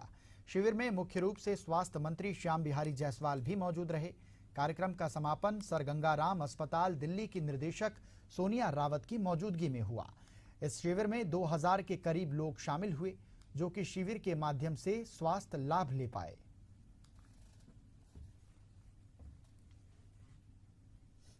धरसीवां क्षेत्र के लोकप्रिय विधायक अनुज शर्मा जी ने स्वस्थ धरसीवां और स्वस्थ धरसीवां का जो कैंप लगाया वो बहुत ही अद्भुत था। यहाँ हजारों की संख्या में लोग यहाँ अपना जांच कराए और देश के कोने कोने से यहाँ इन्होंने डॉक्टर्स का इंतजाम किया, जांच करने के सभी प्रकार के उपकरण की व्यवस्था की और सबसे महत्वपूर्ण चीज़ ये रहा कि आम जनता इस क्षेत्र के इसमें ज़्यादा से ज़्यादा संख्या में अपना लाभ ली हैं। देखिए, बहुत दिनों से मन में ये विचार था कि अपने क्षेत्र में एक बड़ा स्वास्थ्य शिविर का कैंप लगाएं, जहां सभी बीमारियों की जांच हो और पूरे देश से अलग अलग विशेषज्ञ इस कैंप में शामिल हुए। लगभग 20 से 25 विशेषज्ञ इसमें शामिल हुए अलग अलग विभागों के, और क्षेत्र में बड़ी संख्या में लोग यहाँ आकर उन्होंने जांच कराई, खून की जांच हुई, अलग अलग विशेषज्ञों ने उनकी बीमारियों की जांच की और साथ ही साथ दवाओं का वितरण किया गया, सबके लिए भोजन की व्यवस्था थी। इस अवसर पे माननीय राज्यपाल रमेन डेका जी यहाँ पर आए थे मुख्य अतिथि के रूप में, और हमारे स्वास्थ्य मंत्री जी ने यहाँ औचक निरीक्षण किया। इस तरह से आज का एक बहुत भव्य और बहुत सफलतम ऐतिहासिक आयोजन हुआ। छत्तीसगढ़ में हमारे धरसीवां विधानसभा में इतना बड़ा कोई स्वास्थ्य कैंप आज तक आयोजित नहीं किया गया था विगत कई वर्षों में, और एक बहुत भव्य और बहुत बड़ा आयोजन हुआ और सफल आयोजन हुआ। इधर भोपाल के नसरुल्लागंज से भाजपा नेता जितेंद्र सिंह दरबार अपने समर्थकों के साथ केंद्रीय मंत्री शिवराज सिंह चौहान के बंगले पर पहुंचे, जहां पर उन्होंने केंद्रीय मंत्री से मुलाकात की और जिला अध्यक्ष के पद पर अपनी दावेदारी पेश की। इस दौरान भाजपा नेता ने बताया कि वे पिछले कई सालों से बीजेपी के सशक्त कार्यकर्ता के रूप में कार्य कर रहे हैं और पार्टी के लिए समर्पित रहे हैं।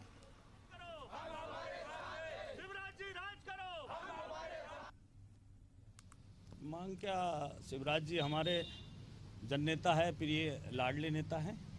पूर्व सीएम साहब शिवराज सिंह जी चौहान साहब के उसमें हम हमेशा चले हैं, पार्टी को लेके चले हैं।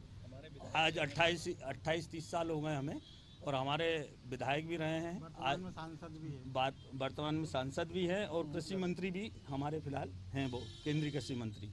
तो हमने क्या है, जिलाध्यक्ष की दावेदारी की थी। अब हमारे भाई साहब जहां हमें एडजस्ट कर देंगे हम उसमें संतुष्ट रहेंगे, हम उनके साथ हैं, कभी हम उनसे बाहर नहीं जाएंगे। इधर सागर के बड़ा बाजार इलाके में मंदिर तोड़े जाने की घटना के बाद तनाव की स्थिति बनी हुई है। रविवार सुबह से ही सागर के सभी दुकानें बंद हैं और जगह जगह पर हिंदू संगठन के लोग इकट्ठा होकर नारेबाजी कर रहे हैं, जिन्हें पुलिस खदेड़ रही है। वहीं हिंदू संगठनों की मांग है कि जब एफआईआर हो चुकी है तो पुलिस ने अब तक आरोपियों को गिरफ्तार क्यों नहीं किया है।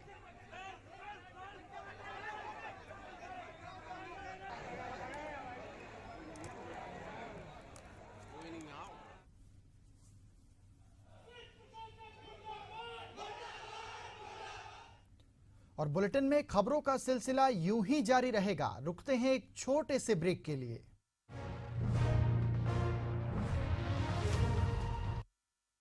यशस्वी प्रधानमंत्री नरेंद्र मोदी जी के विजन के अनुरूप माननीय मुख्यमंत्री योगी आदित्यनाथ के प्रगतिशील नेतृत्व में अविस्मरणीय यादों के साथ संपन्न हुआ प्रयागराज कुंभ 2019 जैसा कीर्तिमान बनाने के लिए महाकुंभ 2025 के सफल आयोजन को तैयार है कर्म योगी सरकार। स्वच्छ महाकुंभ, हरित महाकुंभ के अनुरूप पौधरोपण, पार्कों का जीर्णोद्धार एवं सौंदर्यीकरण के विभिन्न कार्यों से पर्यटकों को होगी विशेष अनुभूति। कूड़ा प्रबंधन और पॉलीथीन फ्री महाकुंभ के लिए बनाई गई है विशेष कार्य योजना।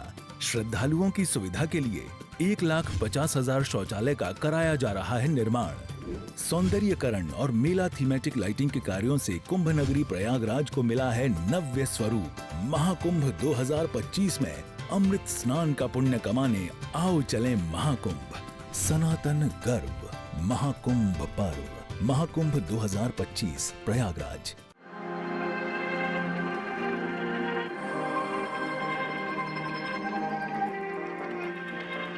यात्रा धर्म की, यात्रा इतिहास की, यात्रा संस्कृति।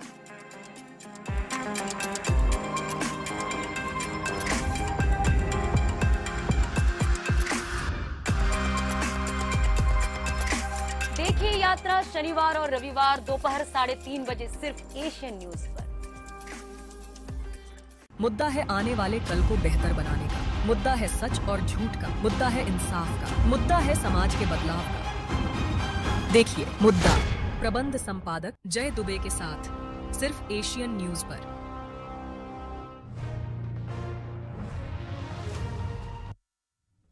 और ब्रेक के बाद बहुत स्वागत है आपका। चलिए खबरों की ओर बढ़ते हैं। शाजापुर के सुंदरसी थाना क्षेत्र में 3 साल की नाबालिग बच्ची के साथ दुष्कर्म का मामला सामने आया। पीड़ित के परिजनों ने पड़ोस में रहने वाले एक युवक पर दुष्कर्म का आरोप लगाया है। वहीं पुलिस ने मामला दर्ज कर आरोपी को हिरासत में ले लिया है।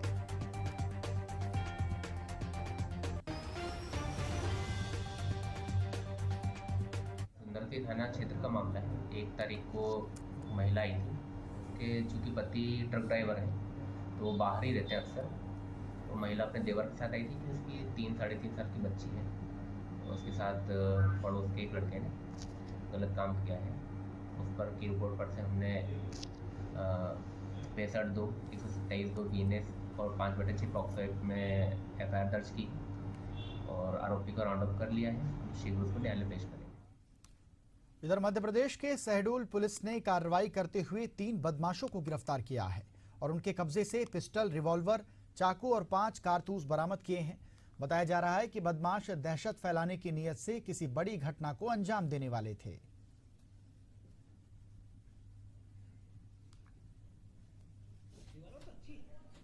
मुखबिर से सूचना प्राप्त हुई थी। मुखबिर की सूचना के आधार पर कल्याणपुर से राजा उर्फ मजहर खान को पुलिस ने अभिरक्षा में लिया था। उसके पास एक बटनदार चाकू और 2 जिंदा कारतूस मिले थे। उससे और ज़्यादा पूछताछ की गई तो उसने उसकी सूचना के आधार पर अनुज सोनी निवासी जामा मस्जिद के पास से एक रिवॉल्वर जब्त किया गया। अनुज सोनी से ज़्यादा पूछताछ किया गया तो उसने बताया कि उसे आलिम खान निवासी कन्ना वहरा ने ये रिवॉल्वर दिया है। पुलिस टीम ने उसको गिरफ्तार किया, आलिम खान निवासी कन्ना वहरा को। उसके पास से एक पिस्टल और 3 राउंड जिंदा कारतूस बरामद हुए। तीनों को गिरफ्तार किया गया है। सभी एक रिवॉल्वर, एक पिस्टल, 5 नग जिंदा कारतूस, 3 मोबाइल और एक चाकू जब्त किया गया है। सभी के विरुद्ध अपराध पंजीबद्ध करके विवेचना में लिया। इधर सोनभद्र में बीजापुर क्षेत्र के मेहरी कला गांव में एक घर से छापेमार कार्रवाई कर वन विभाग ने दुर्लभ प्रजाति का पेंगोलिन बरामद किया। सूचना पर जरहा रेंज वन विभाग की टीम ने 4 लोगों को गिरफ्तार किया है।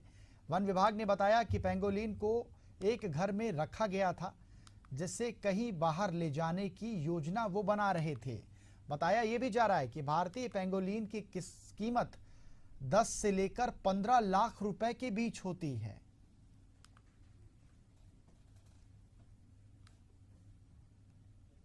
कल 11 बजे कुछ मुखबिर द्वारा मेहरी कला के जो है मुझे सूचना दिया गया कि जो है साहब एक जो है दुर्लभ जानवर जो है यहाँ पे जो है 3-4 लोगों द्वारा ये पकड़ करके उसको बांध के रखा गया है। तो सूचना पाते ही हम लोग मौके पे गए अपनी टीम के साथ में।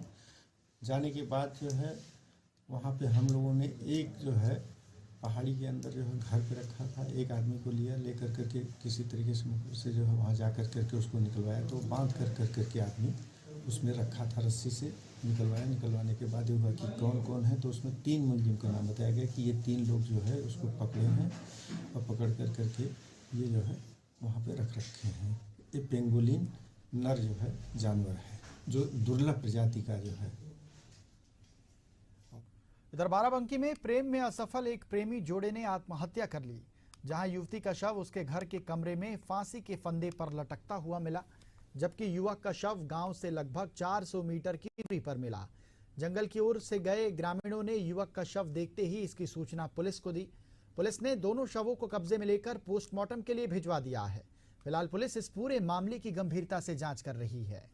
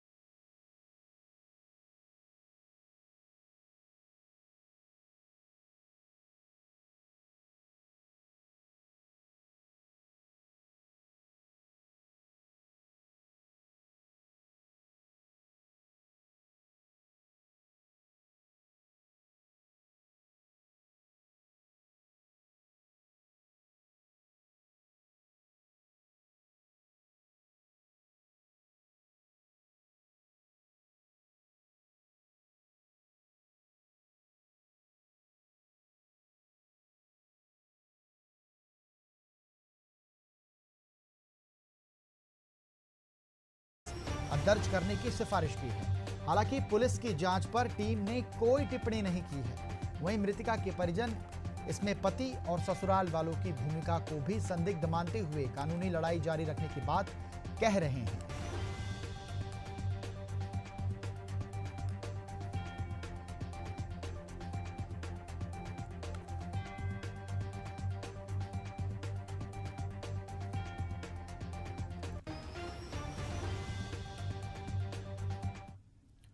चलिए मौसम की बात कर लेते हैं। मध्य प्रदेश के तापमान में लगातार बदलाव देखने को मिल रहा है। प्रदेश का मौसम पिछले 24 घंटे तक शुष्क रहेगा। इस बीच मंडला में न्यूनतम तापमान 4 डिग्री दर्ज किया गया, लेकिन चंबल, टीकमगढ़ समेत छतरपुर में कोहरा छाया रहेगा। मौसम विभाग के अनुसार आने वाले 5 दिनों के बाद तापमान में गिरावट दर्ज की जाएगी।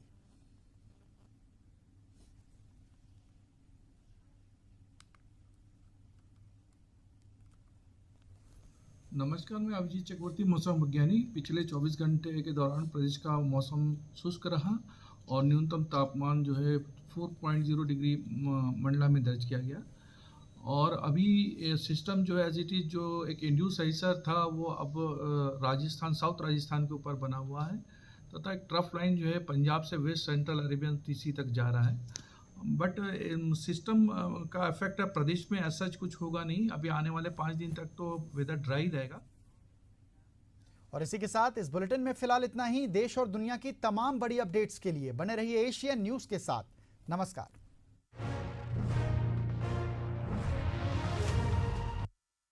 विकास पुरुष प्रधानमंत्री नरेंद्र मोदी के मार्गदर्शन एवं माननीय मुख्यमंत्री योगी आदित्यनाथ जी के कुशल नेतृत्व में प्रयागराज महाकुंभ 2025 अब डिजिटल महाकुंभ बनने के लिए हो चुका है तैयार। डिजिटल महाकुंभ के सपने को साकार करने वाली आवश्यक सेवाओं के लिए कुंभ सहायक AI चैटबॉट को QR कोड स्कैन कर WhatsApp पर प्राप्त किया जा सकता है।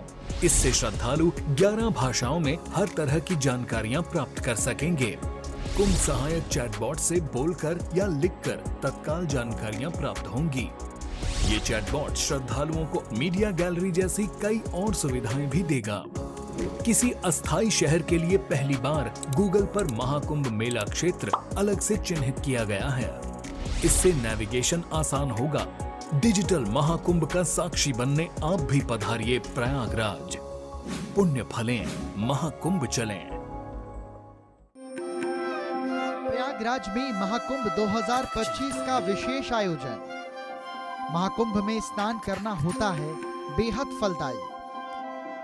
10 जनवरी 2025 पौष शुक्ल एकादशी महाकुंभ प्रथम स्नान तिथि। 13 जनवरी 2025 पौष पूर्णिमा महाकुंभ द्वितीय स्नान तिथि। 25 जनवरी 2025 माँ कृष्ण एकादशी महाकुंभ चतुर्थ स्नान तिथि।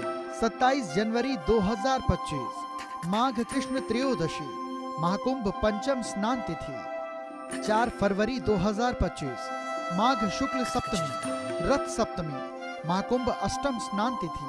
5 फरवरी 2025 माघ शुक्ल अष्टमी महाकुंभ नवम स्नान तिथि।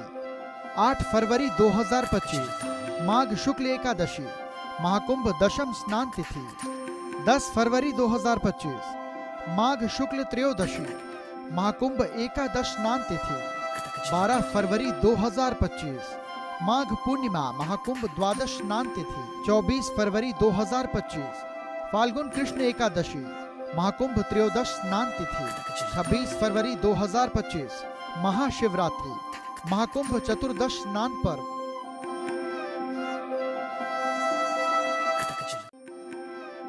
महाकुंभ में संतों का अखाड़ा। पहलवानों के लड़ने वाली जगह को कहा जाता है अखाड़ा। सनातन में साधु संतों के समूह को भी अखाड़ा कहते हैं। असल में इसका नामकरण आदि गुरु शंकराचार्य ने किया। हमारे आध्यात्मिक और सांस्कृतिक संरक्षक होते हैं अखाड़े। सनातन धर्म में कुल 13 अखाड़े जो इसके ध्वजवाहक हैं। स्वतंत्रता संघर्ष में भी अखाड़ों ने महत्वपूर्ण भूमिका निभाई। आजादी के बाद अखाड़ों ने अपना सैन्य चरित्र त्याग दिया। अखाड़े राष्ट्र रक्षा और धर्म रक्षा के लिए करते हैं कार्य। अयोध्या में निर्मोही और दत्तात्रेय 2 प्रमुख अखाड़े हैं। सनातनी अखाड़ों का है अपना एक समृद्ध इतिहास। महाकुंभ के लिए रेलवे की तैयारी। प्रयागराज महाकुंभ 2025 मेले की महातैयारी।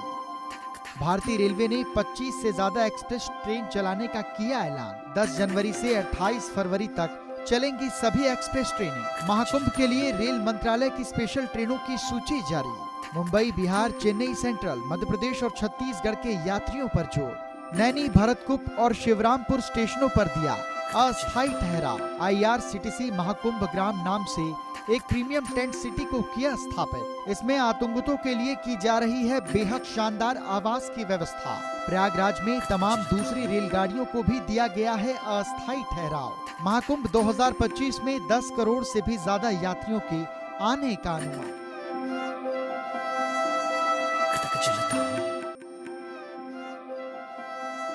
महाकुंभ में फिल्मी सितारों का समागम। प्रयागराज के महाकुंभ में बॉलीवुड सितारों का महाकुंभ। बॉलीवुड के प्रसिद्ध गायकों के संगम का भी मिलेगा आनंद। महाकुंभ मेला परिसर के गंगा पंडाल में होगा विशेष आयोजन। 10 जनवरी को प्रसिद्ध गायक संगीतकार शंकर महादेवन की होगी प्रस्तुति। 11 जनवरी को प्रदेश की प्रसिद्ध लोक गायिका मालिनी अवस्थी की प्रस्तुति। 18 जनवरी को सिंगर कैलाश खेर की प्रस्तुति। 19 जनवरी को सोनू निगम अपनी आवाज का बिखेरेंगे जादू। 20 जनवरी को प्रसिद्ध लोक गायिका मैथिली ठाकुर का गायन। 31 जनवरी को कविता पौडवाल अपना कार्यक्रम पेश करेंगी। 2 फरवरी को ऋचा शर्मा। 8 फरवरी को जुबिन नौटियाल। 10 फरवरी को रसिका शेखर। 14 फरवरी को हंसराज रघुवंशी और 24 घोषाल।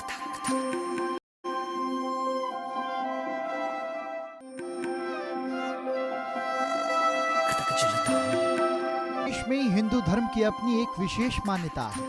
हिंदू धर्म के अनुसार हर 12 साल में महाकुंभ का मेला लगता है। ये दुनिया का सबसे बड़ा धार्मिक मेला माना जाता है, जिसमें करोड़ों श्रद्धालु, साधु संत और पर्यटक आते हैं। महाकुंभ मेले का आयोजन 4 प्रमुख स्थानों पर होता है। इस बार भी जनवरी माह से प्रयागराज में कुंभ का मेला लगने जा रहा है। महाकुंभ की विशेष तैयारी। प्रयागराज महाकुंभ 2025 दुनिया का सबसे बड़ा समागम। सुरक्षा में AI सहायता प्राप्त निगरानी प्रणाली शामिल। शहर के 7 मुख्य मार्गों पर 1 वे रूट प्रणाली होगी लागू। जौनपुर, वाराणसी, मिर्जापुर, रीवा, कानपुर, लखनऊ, अयोध्या 101 बड़े पार्किंग स्थलों पर खड़े हो सकेंगे कुल 5 लाख वाहन। बाइक खड़ा करने के लिए बनेगी अलग पार्किंग। यात्रियों की सुविधा के लिए 550 शटल बसें दिन और रात चलेंगी। 20,000 से ज्यादा ई-रिक्शे भी यात्रियों को सेवाएं देंगे। मेला क्षेत्र में लगेंगे 100 डिजिटल साइन बोर्ड और 80 VMD। भारतीय रेलवे और राज्य पर्यटन विभाग देंगे विशेष यात्रा पैकेज।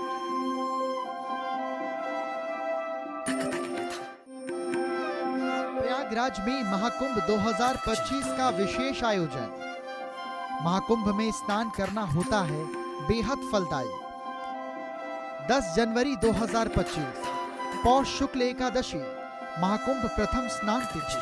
13 जनवरी 2025 पौष पूर्णिमा महाकुंभ द्वितीय स्नान तिथि। 25 जनवरी 2025 माँ कृष्ण एकादशी महाकुंभ चतुर्थ स्नान तिथि।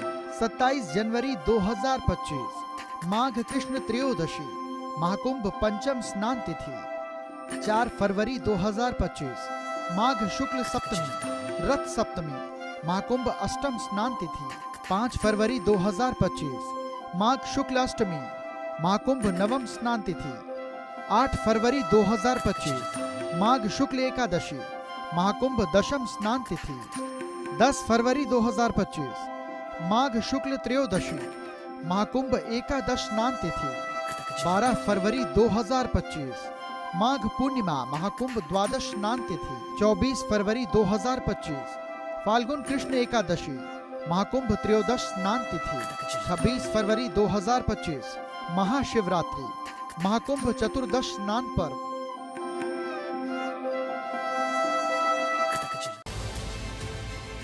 हर खबर के सच और झूठ से कराएंगे आपको रूबरू। खबर के तह तक हर नजरिए से विश्लेषण। कौन सी खबर पर है आपकी नजर? देश और दुनिया के हर हालात पर होगी बात। देखिए विश्लेषण हर शनिवार और रविवार शाम 6:30 बजे सिर्फ एशियन न्यूज पर।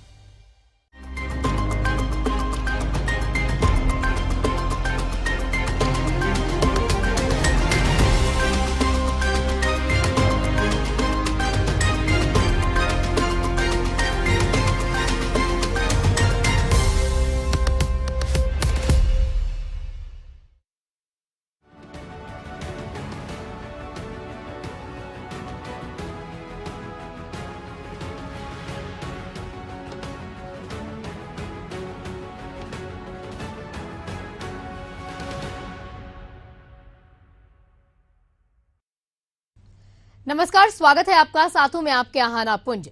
आज की हमारी खास पेशकश एशियन स्पेशल में बात करेंगे बिहार की, क्योंकि बिहार में बवाल बा।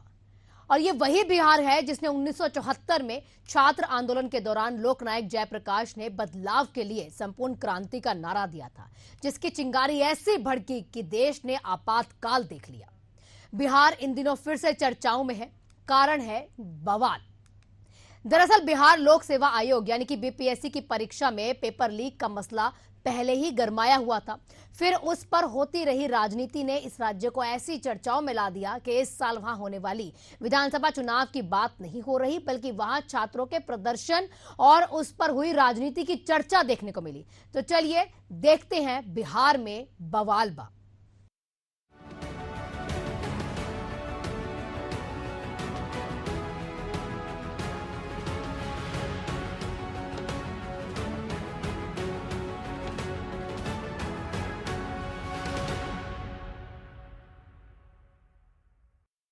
बिहार में अक्टूबर या नवंबर 2025 में विधानसभा चुनाव होने वाले हैं, जहां पर सत्ता में काबिज नीतीश कुमार के नेतृत्व वाला एनडीए वापस आएगा, ऐसी पूरी उम्मीदें हैं। दूसरी ओर विपक्षी गठबंधन इंडिया अलायंस अपना दम दिखाने की कोशिश करेगा, लेकिन इसी बीच सियासी गलियारों में अटकलों का दौर लगातार जारी है। एनडीए कहता है कि मुख्यमंत्री नीतीश कुमार के नेतृत्व में ही फिर से विधानसभा का चुनाव वो लड़ेंगे, और आरजेडी की माने यानी कि आरजेडी प्रमुख लालू यादव ने मुख्यमंत्री नीतीश कुमार को एक बार फिर से अपने साथ आने का न्योता दे दिया। रिपोर्ट देख लीजिए। बिहार में इसी साल विधानसभा के चुनाव होने हैं और राज्य के सियासी गलियारों में पिछले कुछ दिनों से नीतीश कुमार को लेकर लगातार अटकलें लगाई जा रही हैं। दरअसल राजद प्रमुख लालू यादव का एक बयान पिछले दिनों सामने आया था। उन्होंने कहा था कि मुख्यमंत्री नीतीश कुमार के लिए उनके दरवाजे खुले हैं। उन्होंने कहा कि सीएम को भी अपना दरवाजा खुला रखना चाहिए। उन्होंने अपने अंदाज में कहा कि हम लोग मिल बैठकर फैसला लेते हैं। मुख्यमंत्री नीतीश कुमार के महागठबंधन में एंट्री के सवाल पर आरजेडी अध्यक्ष लालू यादव ने कहा कि अगर वो साथ आएंगे तो हम उनका स्वागत जरूर करेंगे। उन्होंने कहा कि पहले की गलती माफ कर हम उनको अपने साथ रख लेंगे। हम तो कहेंगे कि साथ आइए और साथ में मिलकर काम करिए। नहीं आते हैं तो काहे नहीं लेगा सर, और रहे साथ में काम करें। हाँ रख लेंगे, माफ कर देंगे। माफ करना ही हमारा फर्ज है। हम लोग फैसला लेते हैं, जरूर लेते हैं, लेकिन नीतीश कुमार इस्तीफा कराए, इस्तीफा हमको देना पड़ेगा। लेकिन नीतीश कुमार को शोभा नहीं देता है, नहीं लेते हैं, भाग जाते हैं। लालू के इस बयान के बाद बिहार में कांग्रेस के नेता शकील अहमद खान ने कहा कि गांधीवादी विचारधारा में विश्वास रखने वाले लोग गोडसेवादियों से अलग हो जाएंगे। सब साथ हैं। नीतीश जी तो गांधी जी के साथ उपदेश अपने टेबल पर रखते हैं। पार्टी वैचारिक पटल की पार्टी है और हमारा विचारधारा जो है वो सामाजिक एकता, सामाजिक न्याय और वसुधैव कुटुंबकम का है। वो गांधी के विचारधारा का है।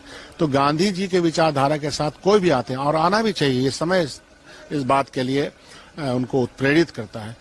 गोडसेवादी को छोड़ करके गांधीवादी विचारधारा में जो लोग भी आते हैं, सबका स्वागत। जब बिहार के मुख्यमंत्री नीतीश कुमार से पत्रकारों ने इस मुद्दे पर सवाल किया तो वो खामोश दिखाई दिए, लेकिन राज्य के नए राज्यपाल ने पत्रकारों से सवाल के जवाब में कहा कि आज शपथ ग्रहण का दिन है, राजनीतिक सवाल मत पूछिएगा। हालांकि लालू के पुत्र और राजद नेता तेजस्वी यादव ने कहा कि नए साल में चाचा नीतीश कुमार को सत्ता से बाहर कर देंगे। वो 20 साल से सत्ता में है। एक ही फसल इतने लंबे समय तक बोई जाए तो मिट्टी बर्बाद हो जाती है, इसलिए नीतीश और एनडीए के जाने का समय अब आ चुका है। तेजस्वी यादव ने कहा कि आइए हम सभी नववर्ष 2025 का नए संकल्प, नई उमंग, नई ऊर्जा, नई उम्मीद, नए सपने और नए विचारों के साथ स्वागत करें। तो आप लोगों के माध्यम से माननीय मुख्यमंत्री जी को भी नए साल की शुभकामनाएं देते हैं और हम सब लोग जान रहे हैं कि इस साल में हमारे मुख्यमंत्री नीतीश चाचा जी का विदाई तय है। अभी तो ऐसे ही विदाई यात्रा में घूम रहे हैं, पता नहीं कहाँ घूम रहे, किससे मिल रहे, किससे बात कर रहे, पता ही नहीं चल रहा। तो हम लोग देखिए 20 साल से बिहार ने उनको मौका दिया, अब वो ही टायर्ड, अब थक चुके हैं। 20 साल में अगर खेतों में एक ही ब्रांड का एक ही बीज अगर 20 साल तक बोगे तो जमीन भी बर्बाद होता है, फसल भी नहीं हो पाता। हालांकि जेडीयू के वरिष्ठ नेता और केंद्रीय मंत्री लखन सिंह ने लालू के बयान से किनारा करते हुए कहा कि छोड़िए ना, लालू जी क्या बोलते हैं क्या नहीं बोलते, ये लालू जी से जाकर पूछिए। हम लोग एनडीए में हैं और मजबूती से एनडीए में हैं। लालू जी क्या बोलते हैं, लालू जी क्या नहीं बोलते हैं, कि जाके लालू जी से पूछिए। हम लोग एनडीए में हैं और छोड़िए ना भाई, किसकी क्या बात, कौन क्या बोलता है उस पर प्रतिक्रिया हम देते रहे। बोलने के लिए आजादी है, फ्रीडम है, तो आजादी है, फ्रीडम है, तो कुछ बोलते रहे। बता दें 2020 में बिहार में विधानसभा चुनाव हुए। नीतीश कुमार ने भाजपा के साथ मिलकर चुनाव लड़ा और जीत भी हासिल की। इस चुनाव में नीतीश की पार्टी जेडीयू को सिर्फ 43 सीटें हासिल हुई, भाजपा को 74 और आरजेडी को 75 सीटें मिली। लेकिन इन सब के बावजूद मुख्यमंत्री के सिंहासन पर नीतीश कुमार ही विराजमान हुए। इसके 2 साल बाद 2022 में नीतीश कुमार ने एक बार फिर पलटी मारी। नीतीश कुमार ने कई कारण बताते हुए मुख्यमंत्री पद से इस्तीफा दे दिया, साथ ही भाजपा से अपना रिश्ता खत्म कर दिया। इसके साथ ही नीतीश कुमार ने आरजेडी, कांग्रेस और लेफ्ट के साथ मिलकर सरकार बना ली और राज्य का डिप्टी सीएम तेजस्वी यादव को बना दिया। लेकिन इसके बाद जनवरी 2024 में नीतीश कुमार ने महागठबंधन का साथ छोड़ दिया और एनडीए में शामिल होकर उन्होंने एक बार फिर सीएम पद की शपथ ली। अब बिहार में इसी साल के अंत में विधानसभा चुनाव होने हैं और नीतीश कुमार की जेडीयू राज्य की एक ऐसी पार्टी है जो आरजेडी या बीजेपी के साथ भी गठबंधन में जा सकती है। आंकड़े बताते हैं कि नीतीश कुमार की पार्टी अकेले भले ही कुछ हासिल ना कर पाए, लेकिन वो जिस गठबंधन में होती है ताकत बढ़ जाती है। बिहार में बीजेपी के सहयोगी दलों की बात करें तो ये पार्टियां आमतौर पर सेक्युलर पॉलिटिक्स के लिए जानी जाती हैं। इसमें नीतीश कुमार की जेडीयू, चिराग पासवान की एलजेपी और पूर्व मुख्यमंत्री जीतन राम मांझी की हम सेक्युलर और उपेंद्र कुशवाहा की राष्ट्रीय लोक मोर्चा जैसे दल शामिल हैं। वहीं भाजपा की बिहार इकाई के अध्यक्ष दिलीप जायसवाल पहले ही कह चुके हैं कि राजग राज्य में 2025 का विधानसभा चुनाव मुख्यमंत्री नीतीश कुमार के नेतृत्व में लड़ेगी। नीतीश कुमार मंत्रिमंडल में मंत्री जायसवाल ने कहा कि नेतृत्व पर निर्णय एक ऐसी चीज है जिसे लेने के लिए प्रदेश अध्यक्ष होने के बावजूद सक्षम नहीं हूँ। पार्टी का संविधान कुछ ऐसा है जिसका शाह जैसे शीर्ष नेता भी पालन करते हैं, इसलिए उन्होंने ऐसे मुद्दों पर टिप्पणी नहीं करने का फैसला लिया। कभी भी किसी व्यक्ति द्वारा निर्णय नहीं लिया जा सकता। कोर कमेटी के बैठक में हमारे बिहार के सभी प्रमुख नेता, करीब 31 के आसपास नेता हमारे यहाँ से थे और राष्ट्रीय स्तर पर हमारे संगठन महामंत्री पार्टी के श्री BL संतोष जी, प्रभारी श्री विनोद तावरे जी, सह प्रभारी श्री दीपक प्रकाश जी उपस्थित रहे। लगातार 2 दिन समीक्षा और मंथन चला और भारतीय जनता पार्टी एनडीए गठबंधन के साथ मजबूती से अपने संगठन को भी मजबूत करने के लिए और आने वाले 2025 के चुनाव के लिए भी रणनीति तैयार करने पर चर्चा हुई। वहीं 2025 के बिहार विधानसभा चुनाव की भाजपा रणनीति बनाने के लिए अपनी कोर कमेटी की बैठक पहले ही आयोजित कर चुकी है। विधानसभा चुनाव साल के आखिर में होने हैं, लेकिन यहां जीत के लिए खाका बुनने का काम बीजेपी ने 2024 में शुरू कर दिया था। साथ ही भाजपा ने 29 राज्यों और केंद्र शासित प्रदेशों में अपने संगठन चुनाव के लिए चुनाव अधिकारियों की नियुक्ति कर दी। इन राज्यों में पार्टी के प्रदेश अध्यक्षों और नेशनल काउंसिल मेंबर्स के चुनाव होने हैं। बिहार की जिम्मेदारी केंद्रीय मंत्री मनोहर लाल खट्टर को दी गई है। सियासी जानकारों की माने तो महाराष्ट्र में विधानसभा चुनाव के बाद घटे सियासी घटनाक्रम ने बिहार के मुख्यमंत्री नीतीश कुमार की बेचैनी तो जरूर बढ़ा दी होगी। महाराष्ट्र में बीजेपी नेता देवेंद्र फडणवीस ने शिवसेना के एकनाथ शिंदे की जगह ले ली। इस मामले ने बिहार की राजनीति पर भी एक तरह से काफी हद तक असर डाला है। ऐसे में सवाल खड़ा होता है कि बिहार के 2025 के विधानसभा चुनाव में क्या बीजेपी नीतीश कुमार को सीएम बनाएगी, क्योंकि इसका सबसे बड़ा उदाहरण महाराष्ट्र में देखने को मिला है। हालांकि बीजेपी ने जेडीयू प्रमुख नीतीश कुमार को भरोसा दिया कि 2025 का बिहार विधानसभा चुनाव आपके नेतृत्व में लड़ा जाएगा, लेकिन बीजेपी के इस आश्वासन के बाद भी जेडीयू के सामने ये सवाल है कि क्या भाजपा बिहार की 243 सीटों वाली विधानसभा में 122 बहुमत के आंकड़े के करीब पहुंचने पर महाराष्ट्र के प्रयोग को दोहरा सकती है। हालांकि अभी तक इसको लेकर कोई भी आधिकारिक बयान नहीं आया है। Bureau report, Asian news. Bihar में हुई बिहार लोक सेवा आयोग यानी कि बीपीएससी की परीक्षा विवादों में है। परीक्षा में असमानता और गड़बड़ी के आरोप को लेकर छात्र कई दिनों से विरोध कर रहे हैं। जहां पर छात्र अपनी मांगों से पीछे हटने को तैयार नहीं है, तो वहीं पर बीपीएससी भी उनकी बातों को मानने के लिए तैयार नहीं।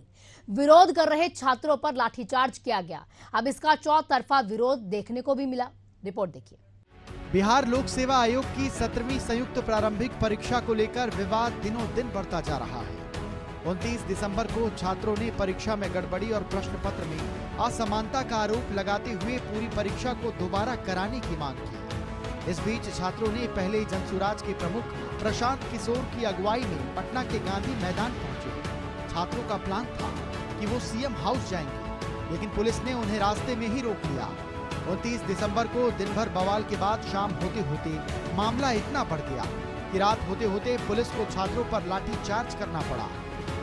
न सिर्फ लाठीचार्ज बल्कि कड़ाके की ठंड में छात्रों पर वाटर कैनन का भी इस्तेमाल किया गया।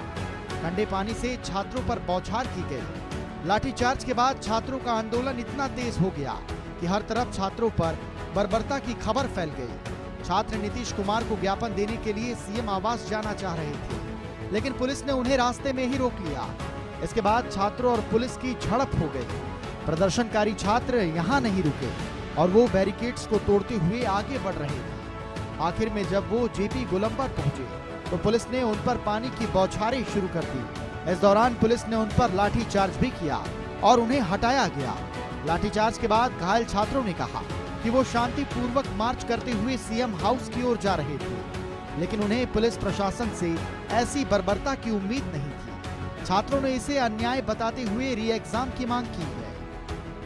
हमें कभी नहीं हुआ उम्मीद था कि जो व्यक्ति उसी पढ़ाई को पढ़ के आते हैं, प्रशासन में आते हैं, वो अपने ही बच्चों पर इस तरह बर्बरता करेगी, हमको उम्मीद नहीं था। प्रशांत अब हमें किसी से मतलब नहीं है, किसी नेता से मतलब नहीं है। हम अपने अधिकार के लिए हम अपने अधिकार की मांग कर रहे थे। छात्रों के साथ ऐसा होता, हम लोग जानवर है, बताइए, बैठ करके हम लोग मांग कर रहे हैं। 12 दिन से भूखे प्यासे, आज भी हम खाना नहीं खाया है, सिर्फ शर्ट पहने हुए, ठंडा लग रहा है, पानी का बौछार मारा है। यह अन्याय है पूरी तरह से। और जब तक री एग्जाम नहीं होगा, इस पानी के बौछार से हम लोग डरने वाले नहीं है। सुनिएगा, एकदम शांति। हम लोग छात्र है, एजुकेटेड पर्सन है, ऐसे नहीं कोई उग्र आंदोलन नहीं कर रहे। बैठ करके हम लोग अपना मांग कर रहे हैं और उनका डेलीगेट आकर के मिले। 1 मिनट और देखिए, अभी भी इतना भी पानी के बौछार मारा, हम लोग न दबे हैं न हटे हैं। फिर से हम लोग बिहार बंदी की मांग करेंगे, कमेटी निर्णय करेगा और पूरे बिहार को बंद करेंगे। जब तक री एग्जाम नहीं होगा, हटने वाले हम लोग नहीं है। एक ही नारा, एक ही मांग, री एग्जाम, री एग्जाम। वहीं पुलिस ने लाठीचार्ज से इनकार करते हुए कहा कि लाठीचार्ज नहीं हुई है। बार बार हमने छात्रों से जगह खाली करने की अपील की थी, लेकिन उन्होंने अनसुना कर दिया। हमने ये भी कहा कि वे अपनी मांग रख सकते हैं, हम सुनने के लिए तैयार हैं। हमें धक्का दिया गया, इसके बाद हमने वाटर कैनन का इस्तेमाल किया। आप जो है आपकी जो भी मांगे हैं वो हमारे समक्ष रखिए, वार्तालाप के लिए हम लोग तैयार हैं, लेकिन वो यहाँ जमे रहे, अपनी हट पे अड़े रहे। बार बार अनुरोध करने के बाद भी धक्का मुक्की जो है अभ्यर्थियों द्वारा या जो भी उसमें लोग थे उनके द्वारा की गई, प्रशासन के साथ, हम लोगों के साथ, स्वयं हमारे साथ जो है धक्का मुक्की की गई। फिर भी हम लोग जो है अभ्यर्थियों के साथ खड़े थे, उनको समझा रहे थे। आखिरी में जो है मजबूर होकर हम लोगों के द्वारा वाटर कैनन का यूज किया गया, उसमें भी हमने स्वयं बीच में आकर जो है लोगों को उठाया गया, परंतु वो लोग जो है नहीं हटे। अब जो है हम इसको खाली करवा रहे हैं। बता दें, मामले में बीपीएससी अभ्यर्थियों का कहना है कि 13 दिसंबर को जो परीक्षा आयोजित की गई है उसमें गड़बड़ी और पेपर लीक हुआ है। अन्य सेंटर्स पर भी अनियमितताएं हुई हैं। कुछ का कहना है कि किसी सेंटर पर सीसीटीवी कैमरे नहीं चल रहे थे।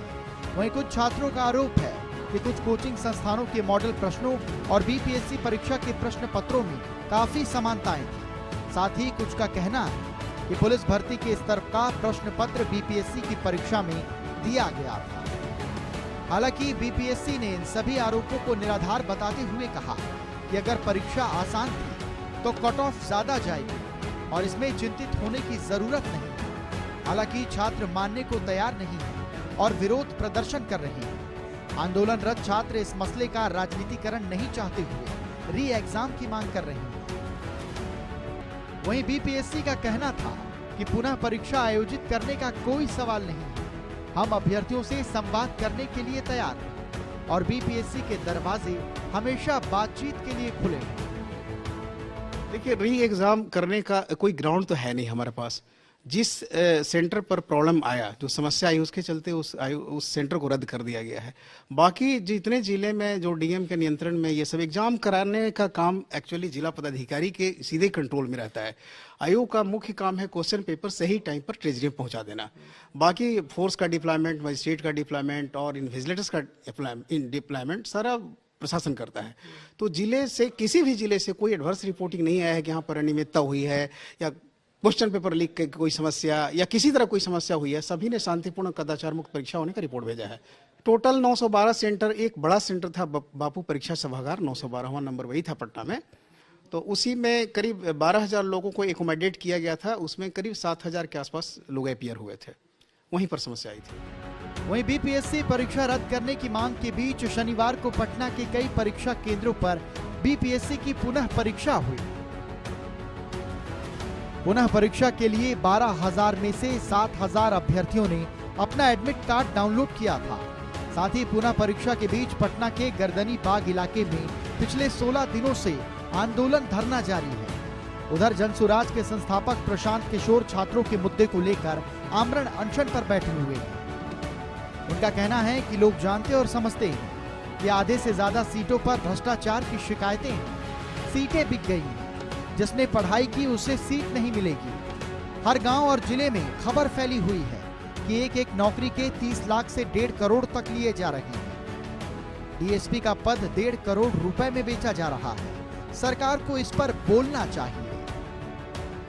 आप एग्जाम चाहे आपने पहले राउंड में दिया या दूसरे राउंड में, सीट उसको नहीं मिलेगा जो पढ़ाई किया है, जिसने अच्छा एग्जाम दिया है। सीट उसको मिलेगा जो जाकर बीपीएससी के दलालों को, यहाँ के भ्रष्ट अधिकारियों को, नेताओं को, शिक्षा माफिया को जो पैसा दे रहा है, सीट उसको मिलेगा। जब रिजल्ट आएगा तो लोगों को दिखेगा, क्योंकि हर जिले में, गांव-गांव में ये खबर फैली हुई है।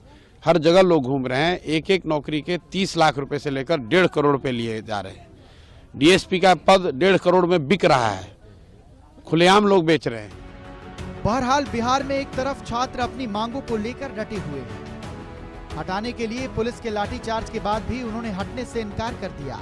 दूसरी ओर बीपीएससी ने एक बार फिर परीक्षा आयोजित कर ली। अब ये देखना होगा कि छात्रों की मांग मानी जाती है या नहीं और उनका आंदोलन कब तक जारी रहता है। Bureau report, Asian news.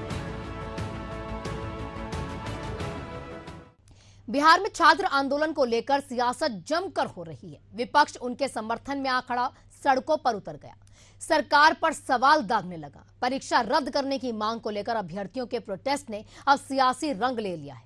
एक और विपक्षी दलों ने सरकार के खिलाफ मोर्चा खोल दिया, तो दूसरी ओर यहां एक दूसरे पर पक्ष और विपक्ष तंज कस रहे हैं। देखिए, बिहार में चुनावी साल में बीपीएससी अभ्यर्थियों के आंदोलन ने अब राजनीतिक रंग ले लिया है। राजधानी पटना के चर्चित गांधी मैदान में जहां बीपीएससी छात्र आंदोलन कर रहे हैं, वहां पर सियासी दलों के नेताओं और उनके समर्थकों का जमावड़ा लगा हुआ है। बिहार के मुख्य विपक्षी दल आरजेडी के बाद नई नवेली पार्टी जनसुराज के संस्थापक प्रशांत किशोर भी छात्रों के समर्थन में आमरण अनशन कर रहे हैं। सियासी दलों में छात्रों के आंदोलन की श्रेय लेने की भी होड़ दिखाई दे रही है। प्रशांत किशोर बिहार की ध्वस्त शिक्षा व्यवस्था के खिलाफ 5 मांगों को लेकर आमरण अनशन कर रहे हैं और नीतीश कुमार के साथ मुख्य विपक्षी दल आरजेडी को घेर रही है। नहीं तो हम लोग की भी जिद है कि उनको मिलना ही पड़ेगा, और नहीं मिलेंगे तो हम लोग भी यहाँ पर डटे हुए हैं, जो करना है कीजिए। इतनी बात कह के हम लोगों ने खत्म करी है। उन्होंने कहा है कि वो ऊपर अपना बात करके वापस आएंगे। बाकी मैं अपने आमरण अनशन पर यहाँ पर बैठा हुआ हूँ, अपने साथियों के साथ बैठा हूँ और आगे भी बैठा रहूंगा। बहुत बहुत धन्यवाद। वहीं दूसरी ओर बिहार सरकार के मंत्री नीरज कुमार बबलू ने कहा कि हम प्रशांत किशोर से विनम्रता पूर्वक आग्रह करते हैं कि आप बड़े नेता हैं, बड़े कामों पर ध्यान दें। आप छात्रों को गुमराह क्यों कर रहे हैं? उन्हें गुमराह ना करें और उनके भविष्य के साथ खिलवाड़ ना करें। प्रशांत किशोर जी को हम हाथ जोड़ के कहना चाहते हैं कि आप बड़े नेता हैं, बड़ा काम करिए। काहे छात्र को बहकाने में लगे हुए हैं? छात्र को गुमराह ना करें, छात्र को बहकाने का काम ना करें, छात्र के भविष्य से खिलवाड़ ना करें, छात्र को पढ़ाई के लिए छोड़ दें, उनको राजनीति में ना घसीटे। यही हमारा उनसे आग्रह है। वैनिटी बैन लेके चलते हैं, कहते हैं धरना देते हैं। जो हीरो लोग जिसमें पेशाब करने जाते हैं, बाथरूम जाते हैं, उनको जमीन पर होता नहीं। हम लोग तो लोटा लेके खेत में जाने वाले हैं। अपना काम करना चाहिए, बड़ा बड़ा काम करना चाहिए। कहाँ यहाँ छोटा काम में लग गए, छात्रों का भविष्य खराब करने में ना करें। जबकि इस मसले पर बिहार कैबिनेट के मंत्री विजय चौधरी ने कहा कि बीपीएससी मामले में मुख्य सचिव ने पहले ही कहा है कि किसी के पास पेपर लीक से जुड़े सबूत हैं तो उन पर संज्ञान लेंगे, लेकिन किसी भी अभ्यर्थी ने पेपर लीक से जुड़े कोई सबूत नहीं दिए। अब ये तो आप लोग अगर कहते हैं कि सरकार की तरफ से कोई क्लैरिटी नहीं है, इससे ज्यादा और सरकार की तरफ से क्या क्लैरिटी हो सकती है? तो मुख्य सचिव, उससे बड़ा कोई अधिकारी होता है सरकार में? तो वो बार बार कह रहे हैं कि किन्हीं को अगर पेपर लीक के बारे में या एग्जामिनेशन के लिए जो इंतजामात किए गए थे उसमें कोई शिकायत है, कोई प्रमाण है, तो आप आके दीजिए, हम निश्चित उस पर का संज्ञान लेंगे और उस परिप्रेक्ष्य में जो भी उचित कार्रवाई होगी करेंगे।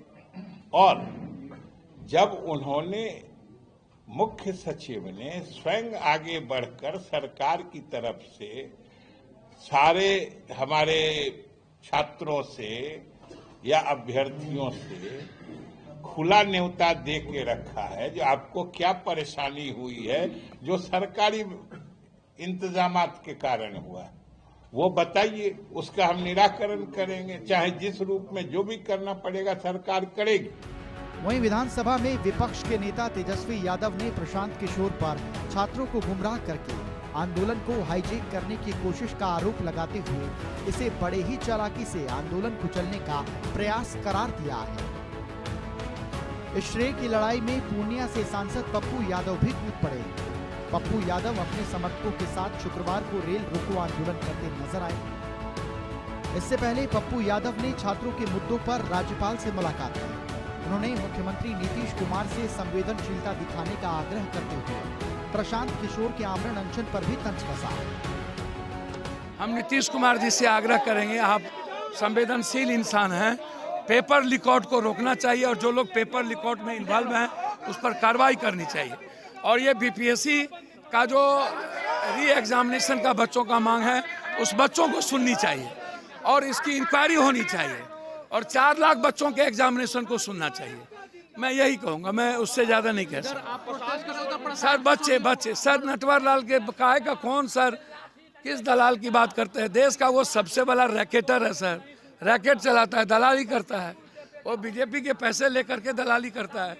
6 बजे कोई भूख हड़ताल होता है, आप 6 बजे भर दिन पेट भर खा करके है, आपको पता है कि वहाँ उठा देगा, झूठो बैठ गए नाटक करने। गर्दनी बाग में क्यों नहीं बैठते हैं? पेट में दर्द होती है। दरअसल राजधानी बिहार में चुनावी साल में बीपीएससी छात्रों के आंदोलन के सहारे सियासी दल अपनी सियासी रोटियां सेकने में जुटे हुए हैं।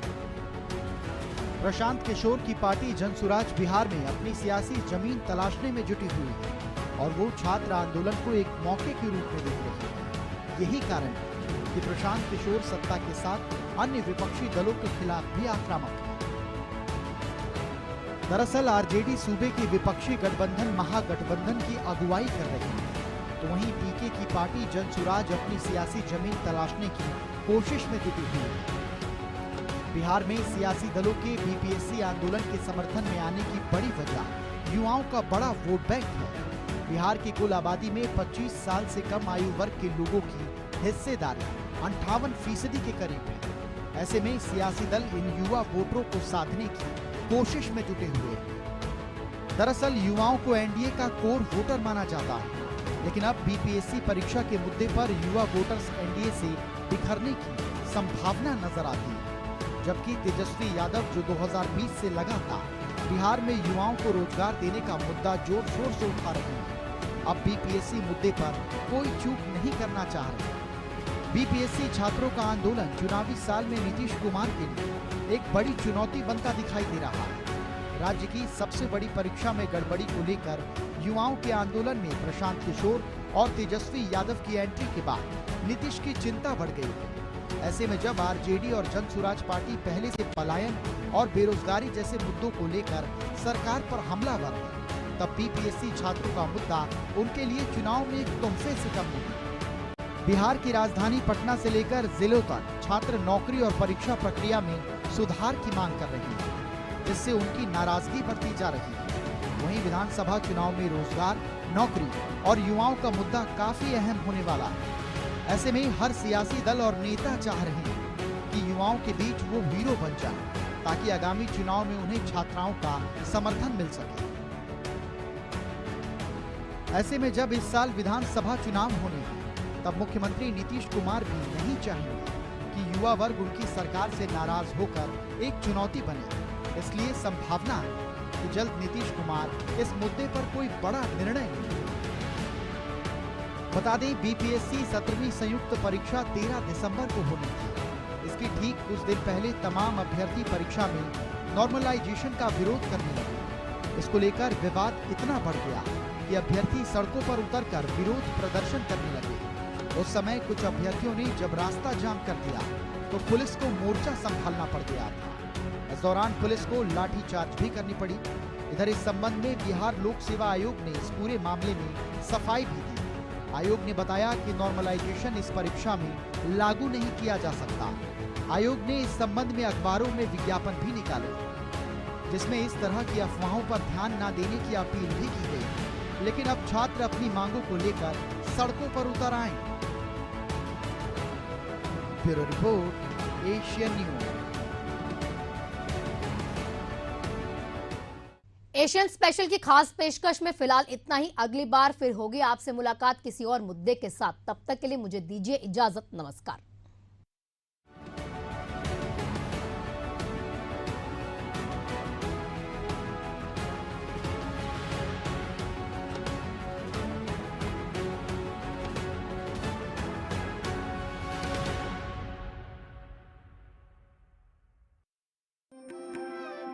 महाकुंभ में संतों का अखाड़ा, पहलवानों के लड़ने वाली जगह को कहा जाता है अखाड़ा। सनातन में साधु संतों के समूह को भी अखाड़ा कहते हैं। असल में इसका नामकरण आदि गुरु शंकराचार्य ने किया। हमारे आध्यात्मिक और सांस्कृतिक संरक्षक होते हैं अखाड़े। सनातन धर्म में कुल 13 अखाड़े जो इसके ध्वजवाहक हैं। स्वतंत्रता संघर्ष में भी अखाड़ों ने महत्वपूर्ण भूमिका निभाई। आजादी के बाद अखाड़ों ने अपना सैन्य चरित्र त्याग दिया। अखाड़े राष्ट्र रक्षा और धर्म रक्षा के लिए करते हैं कार्य। अयोध्या में निर्मोही और दत्तात्रेय 2 प्रमुख अखाड़े हैं। सनातनी अखाड़ों का है अपना एक समृद्ध इतिहास।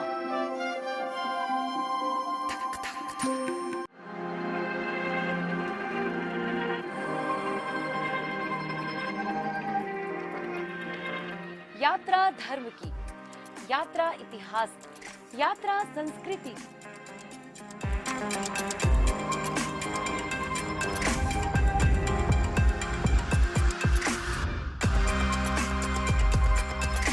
देखिए यात्रा शनिवार और रविवार दोपहर 3:30 बजे सिर्फ एशियन न्यूज पर।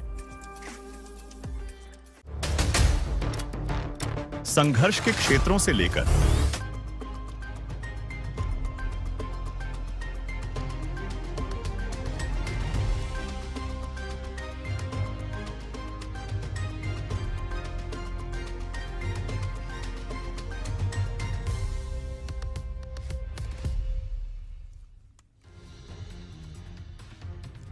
दिल्ली में आपदा पर छिड़ी सियासी जंग, पीएम मोदी ने आप पर लगाए गंभीर आरोप, वहीं आप संयोजक केजरीवाल ने आरोपों का दिया जवाब।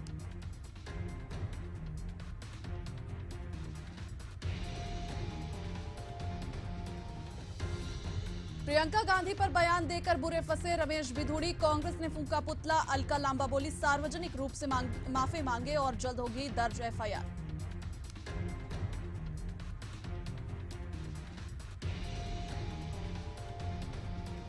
छत्तीसगढ़ में भाजपा के नए जिला अध्यक्षों का ऐलान, पर्ची निकालकर हुई नामों की घोषणा, श्याम नारंग को रायपुर ग्रामीण तो रमेश ठाकुर बने रायपुर शहर के जिलाध्यक्ष।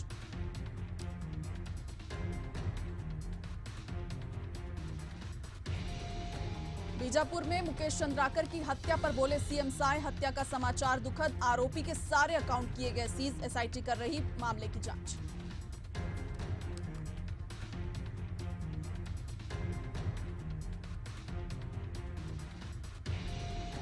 राजधानी रायपुर में कानून व्यवस्था को लेकर एसएसपी की बैठक, सभी एएसपी, सीएसपी और थाना प्रभारी बैठक में मौजूद, कानून कसावट और अपराध पर हो रही चर्चा।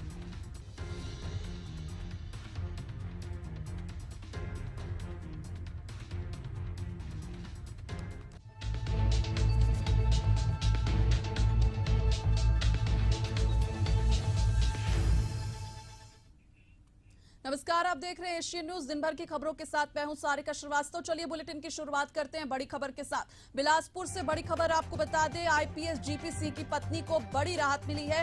हाईकोर्ट ने मनप्रीत कौर के पक्ष में फैसला किया है। बता दें, एसीबी ने मनप्रीत कौर के खिलाफ एफआईआर दर्ज की थी। पूर्ववर्ती कांग्रेस सरकार ने भी कौर के खिलाफ शिकायत की थी, जिसके बाद ये मामला दर्ज हुआ था। आय से अधिक संपत्ति के मामले में उन पर एफआईआर दर्ज थी। कोर्ट ने माना है कि पूर्वाग्रह से ग्रसित होकर ये शिकायत दर्ज की गई थी, जहां जस्टिस रमेश सिंह और रविंद्र अग्रवाल की बेंच में इसकी सुनवाई हुई है और मनप्रीत कौर को राहत दे दी गई है।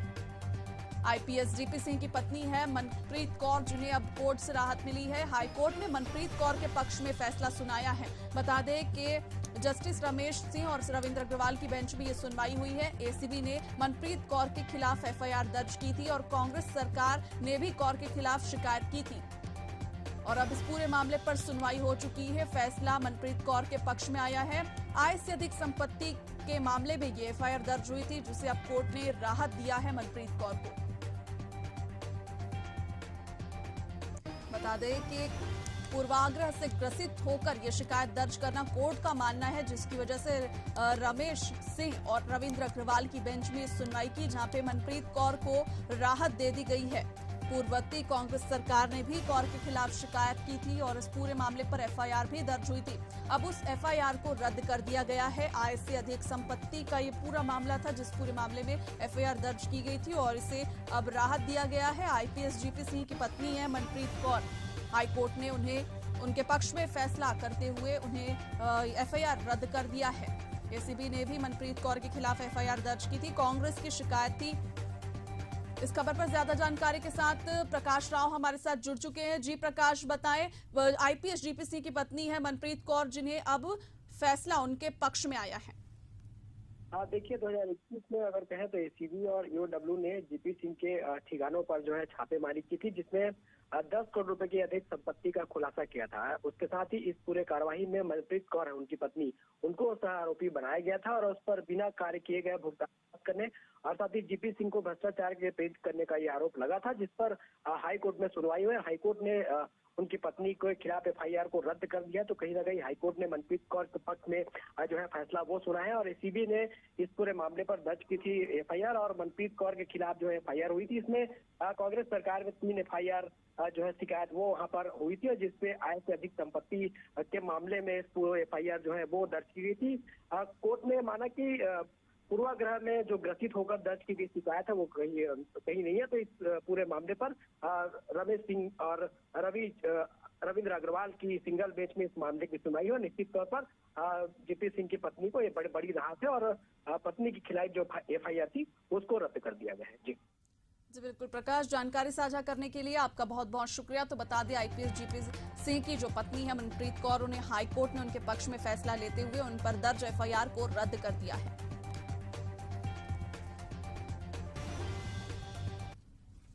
एक और बड़ी खबर दतिया से सामने आ रही है। दतिया से बड़ी खबर आपको बता दें, भाजपा नगर मंत्री ने खुदकुशी कर ली है। दतिया से इस वक्त की बड़ी खबर जहां पर भाजपा के नगर मंत्री ने खुदकुशी कर ली है। जितेंद्र मेवा फरोश ने गोली मारकर आत्महत्या कर ली है। लाइसेंसी पिस्टल से खुद को गोली मारकर खुदकुशी कर ली। खटीक समाज के वे अध्यक्ष भी रहे हैं। आत्महत्या का कारण अज्ञात है। बता दें कि अभी इस पर जांच जारी है। दांतरी की नरिया की यह घटना है जहां इस पूरे मामले पर जांच जारी है। उन्होंने गोली से आत्महत्या कर ली है। आत्महत्या का कारण अब तक पता नहीं चल पाया है।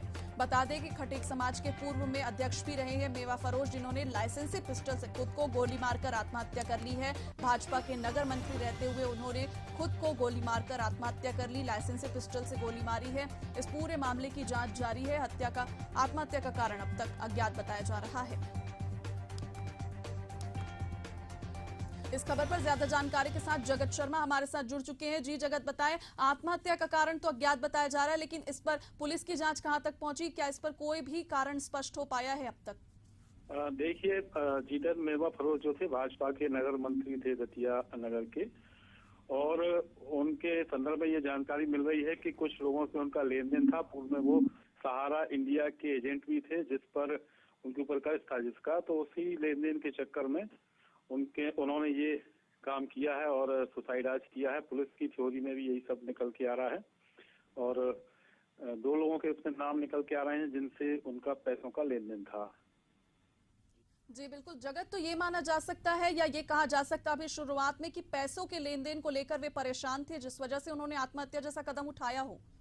जी बिल्कुल, उनके परिवार वालों का, उनकी पत्नी और बच्ची का भी यही कहना है, उनके भाई का भी यही कहना है कि कुछ लोगों के फोन उनके पास लगातार आते थे पैसों के लेन देन को लेकर और जिससे वो परेशान भी थे कुछ 2-4 दिन पहले से, और इसी सब कारणों को लेकर आज उन्होंने ये कदम उठाया है। जी बिल्कुल, जानकारी साझा करने के लिए आपका बहुत शुक्रिया जगत। तो बता दें कि भाजपा नगर के मंत्री ने खुदकुशी कर ली। अपनी लाइसेंसी पिस्टल से खुद को गोली मार कर आत्महत्या कर ली। कारण अभी भी अज्ञात है, लेकिन कई प्रकार की आशंकाएं जताई जा रही है।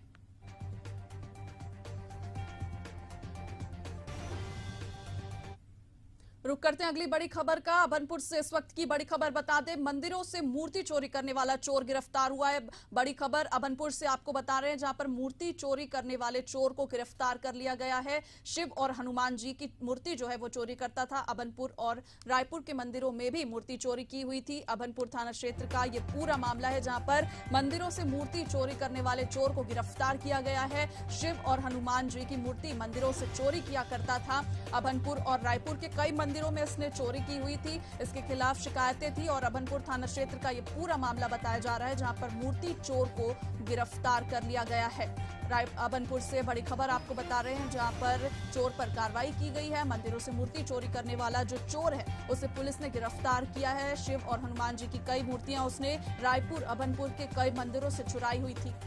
लगातार शिकायत के बाद अभनपुर पुलिस ने कार्रवाई करते हुए इस मामले में चोर को गिरफ्तार कर लिया है। अभनपुर थाना क्षेत्र का ये पूरा मामला बताया जा रहा है, जहां पर मंदिरों से मूर्ति चोरी करने वाले चोर को गिरफ्तार कर लिया गया है।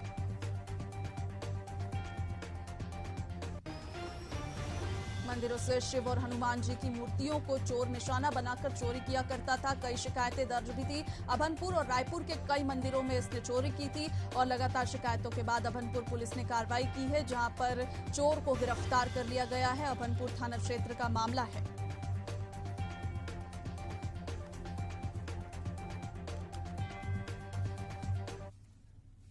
इस वक्त की एक और बड़ी खबर रायपुर से सामने आ रही है। रायपुर से बड़ी खबर आपको बता दें, सीएम साय से अमेरिकी राजदूत एरिक गारसेटी मिले हैं, जहां पर छत्तीसगढ़ के विकास को लेकर सीएम साय ने उनका विजन जाना है। रक्षा, लॉजिस्टिक्स, आईटी समेत क्षेत्रों में निवेश को लेकर पूरे मामले में चर्चा हुई है। मुख्यमंत्री ने छत्तीसगढ़ हर्बल के स्थानीय उत्पाद जो हैं वो भी भेंट किए हैं। रायपुर से बड़ी खबर आपको बता दें कि रक्षा, लॉजिस्टिक, आईटी समेत कई क्षेत्रों पर चर्चा हुई है। सीएम साय ने विकास को लेकर विजन भी जाना है। एरिक गारसेटी जो कि अमेरिकी राजदूत हैं, उनसे सीएम साय मिले। उसके बाद छत्तीसगढ़ के विकास को लेकर बातचीत की गई। सीएम साय ने उनका विजन भी जाना। रक्षा, लॉजिस्टिक्स, आईटी समेत क्षेत्रों में निवेश को लेकर इस मामले में चर्चा हुई है।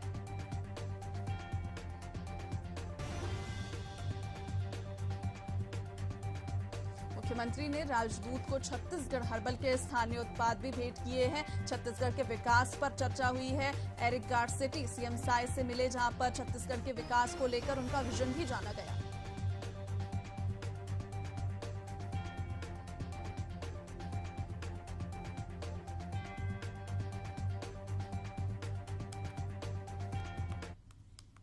पेंड्रा से बड़ी खबर आपको बता दें, बिजली की चपेट में आने से एक मासूम की मौत की खबर सामने आ रही है। स्कूल भवन के छत पर मासूम जो है वो चढ़ा हुआ था। छत के पास में ही बिजली का तार लटक रहा था। बता दें कि जिले के नरौर गांव का ये पूरा मामला है, जहां पर स्कूल भवन की छत पर बच्चा करंट की चपेट में आ गया। बच्चे की मौत हो गई है। छत के पास में बिजली का तार लटक रहा था, जिसकी चपेट में बच्चा आ गया। जिले के नरौर गाँव का ये पूरा मामला बताया जा रहा है, जिससे बिजली की चपेट में आने से मासूम की मौत हो गई है।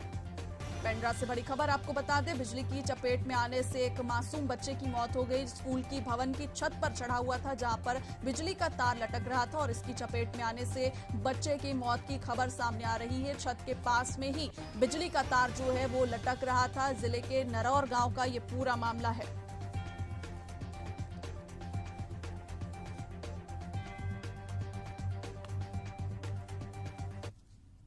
वक्त तो चला एक छोटे से ब्रेक का। ब्रेक के बाद जल्द लौटेंगे।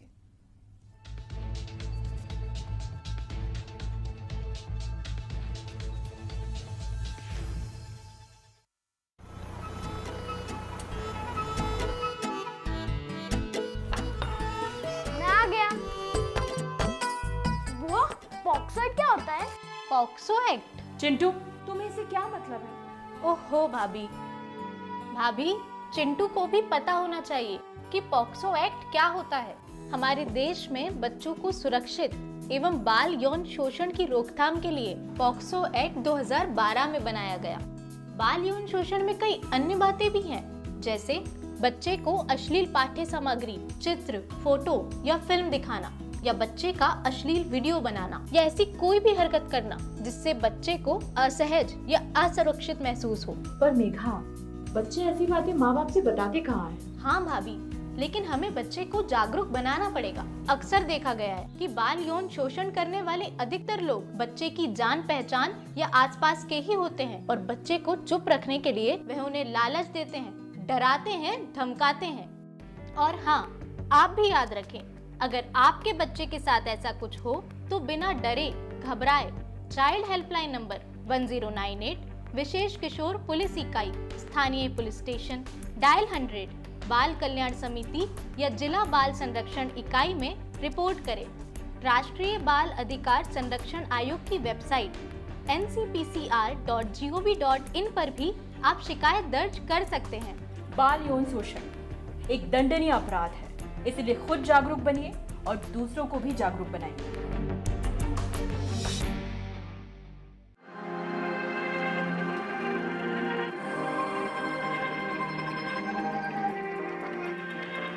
यात्रा धर्म की, यात्रा इतिहास की, यात्रा संस्कृति की।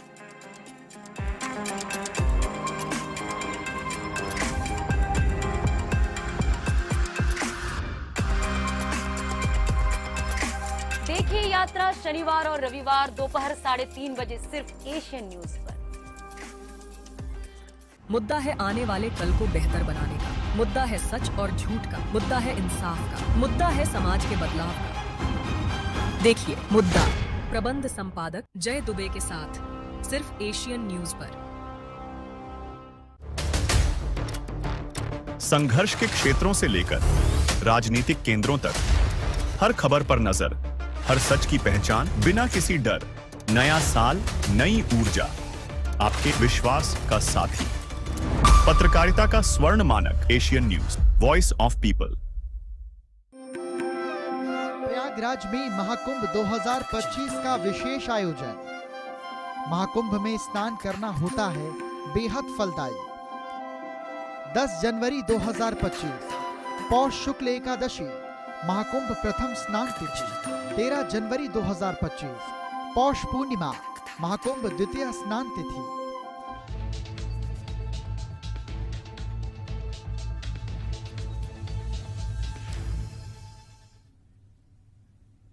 ब्रेक के बाद एक बार फिर से आप सभी का स्वागत है। बालोद में भाजपा के नए जिलाध्यक्ष का संशय आखिरकार दूर हो गया। भाजपा प्रदेश प्रवक्ता मीनू शर्मा ने कार्यालय में नए जिलाध्यक्ष के नाम का पर्चा खोला, जिसमें चेमन देशमुख को भाजपा संगठन ने जिलाध्यक्ष के रूप में चुना है। नए जिलाध्यक्ष के घोषणा के बाद पूरे कार्यालय में जश्न का माहौल बन गया। बीजेपी कार्यकर्ताओं ने पटाखे फोड़कर और नए जिलाध्यक्ष चेमन देशमुख का फूलमाला से स्वागत किया।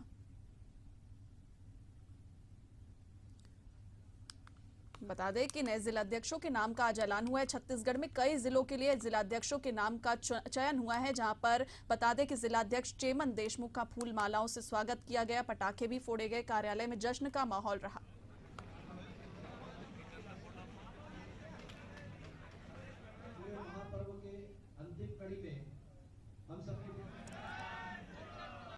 भारतीय जनता पार्टी प्रदेश नेतृत्व का विशेष रूप से आभारी हूं कि मुझे इस दायित्व को उन्होंने दिया है। चुनौतियां नहीं, बड़ी जिम्मेदारी है। भारतीय जनता पार्टी सतत काम करने वाली पार्टी है। इस नाते अभी हमारे तीनों विधानसभा में विधायक नहीं है। आने वाले समय में नगरीय निकाय में, पंचायती राज चुनाव में और तीनों विधानसभा में भारतीय जनता पार्टी का व्यक्ति कैसे चुनाव जीत कर आए, ये हमारे लिए सबसे बड़ी जिम्मेदारी है। गौरेला पेंड्रा मरवाही के नए भाजपा जिलाध्यक्ष लालजी यादव चुने गए हैं। बिलासपुर के पूर्व भाजपा सांसद लखनलाल साहू ने नए जिलाध्यक्ष की घोषणा की। दरअसल भाजपा की ओर से चलाए जा रहे संगठन पर्व 2024 के अंतर्गत सभी जिलों में नए जिलाध्यक्ष चुनने की प्रक्रिया चल रही थी, जिसके बाद जिले के 2 नाम का पैनल भेजा गया, जिसमें लालजी यादव का नाम पहला था और राकेश चतुर्वेदी का नाम दूसरे नंबर पर था। भाजपा आलाकमान के निर्णय के अनुसार जिला महामंत्री रहे लालजी यादव को जीपीएम जिले के नए भाजपा जिलाध्यक्ष चुना गया, जिसके बाद कार्यालय में नए जिलाध्यक्ष का भाजपा कार्यकर्ताओं ने जोरदार स्वागत किया।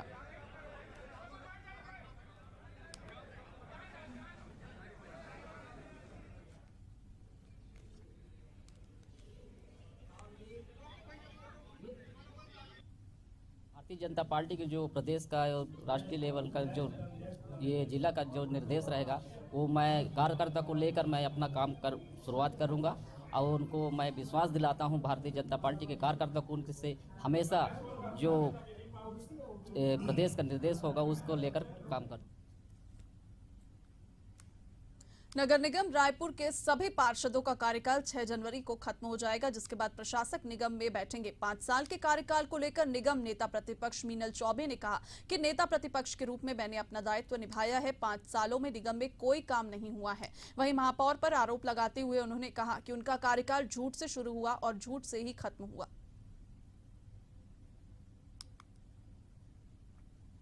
शहर में न तो विकास हुआ, न ही जनता को मूलभूत सुविधाएं मिल पाई। और जो बातें महापौर कल की प्रेस वार्ता में उन्होंने कुछ बातें गिनाई हैं, तो मैं आप लोगों के समक्ष ये बातें कहना चाहूँगी कि 2019-20 से लेकर 2023-24 तक केंद्र सरकार के द्वारा लगभग 1254 करोड़ 36,44,000 रुपए नगर निगम रायपुर को दिए गए। मगर हमको क्या मिला, जनता को क्या मिला, इन पैसों का क्या खर्चा हुआ, क्या जमा खाता हुआ, इसका कोई भी हिसाब नहीं है। पहली घोषणा उन्होंने महापौर बनते ही किया था कि रायपुर शहर में जो डोर टू डोर कचरा उठाया जाता है उसको वो बंद कराएंगे, निःशुल्क हो जाएगा, किसी से भी अब डोर टू डोर कचरा कलेक्शन नहीं लेंगे। महापौर की पहली घोषणा थी, बाकायदा समाचार पत्रों में आया था, टेलीविजन में आप जो पुराने रहे हुए उस समय कवरेज किए थे, सबको दिखाया गया था। तो पहली घोषणा महापौर 5 साल में किए नहीं। डोर टू डोर कचरा कलेक्शन का यूजर चार्ज जो लेते थे वो बल्कि 10 गुना बढ़ गया। किसी से 40 रुपये लेते थे तो 500 रुपये लेने लगे, किसी से 500 रुपये लेते थे तो 5,500 रुपये लेने लगे। तो महापौर ने जनता की जेब में डाका डालने का काम, जो अपनी घोषणा थी उसको पूरा नहीं किया और लूटने का काम किया। छत्तीसगढ़ में इस बार महापौर का चुनाव प्रत्यक्ष प्रणाली से होने जा रहा है, जिसे लेकर कांग्रेस पर बीजेपी लगातार हमलावर है। वहीं रायपुर निगम में नेता प्रतिपक्ष मीनल चौबे ने महापौर एजाज ढेबर को एक बड़ा चैलेंज दिया। उन्होंने कहा कि अगर 5 साल तक उन्होंने रायपुर नगर निगम में काम किया तो प्रत्यक्ष प्रणाली से चुनाव लड़कर दिखाएं। कर रही हूँ कि अगर माननीय महापौर जी में हिम्मत है तो अब डायरेक्ट प्रत्यक्ष प्रणाली से महापौर का चुनाव हो रहा है। अगर महापौर में हिम्मत है, अगर वो सच में अपने आप को सिंघम मानते हैं, तो एक बार चुनाव लड़के महापौर का चुनाव डायरेक्ट प्रणाली में लड़के दिखा दे। अगर उनमें हिम्मत है, जनता क्या करेगी वो तो बात की बात है। अगर उनमें दम है तो वो एक बार महापौर चल लड़े तो दूध का दूध पानी का पानी हो जाएगा कि कौन सिंघम है और कौन फिसड्डी। रायपुर के मेकाहारा से बच्चा चोरी करने वाली महिला को पुलिस ने 1 घंटे के भीतर रेलवे स्टेशन से गिरफ्तार कर लिया। बता दें, अब इस मामले में स्वास्थ्य मंत्री श्याम बिहारी जायसवाल का बयान सामने आया। उन्होंने कहा कि मेकाहारा की व्यवस्थाओं के चलते तत्परता से कार्रवाई हुई है। 1 घंटे के भीतर महिला चोर को पकड़ लिया गया। चलिए सुनते हैं उन्होंने आगे क्या कुछ कहा है।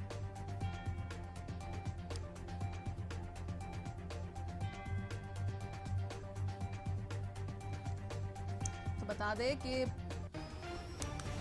मेकाहारा से बच्चा चोरी करने वाली महिला को गिरफ्तार कर लिया गया है। श्याम बिहारी जायसवाल का इस पर बयान भी आया है। उन्होंने बताया कि 1 घंटे के भीतर ही महिला चोर को पकड़ लिया गया और मेकाहारा की व्यवस्थाओं को ध्यान में रखते हुए 1 घंटे के भीतर ये कार्रवाई की गई, जहां से बच्चा चोरी करने वाली महिला को 1 घंटे के भीतर गिरफ्तार कर लिया है।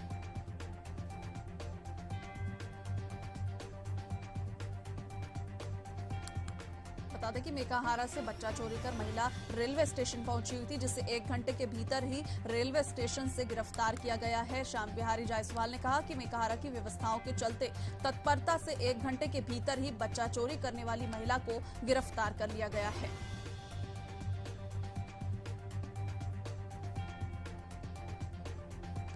1 घंटे के भीतर ही रायपुर के मेकाहारा से बच्चा चोरी करने वाली महिला को गिरफ्तार कर लिया गया। रेलवे स्टेशन में महिला थी, बच्चा चोरी कर भागने के प्रयास में, जिसे 1 घंटे के भीतर ही तत्परता दिखाते हुए पकड़ लिया गया है। और इस पर स्वास्थ्य मंत्री श्याम बिहारी जायसवाल ने कहा कि मेकाहारा की व्यवस्थाओं को देखते हुए तत्परता से महिला चोर को रेलवे स्टेशन से 1 घंटे के भीतर ही गिरफ्तार कर लिया गया है।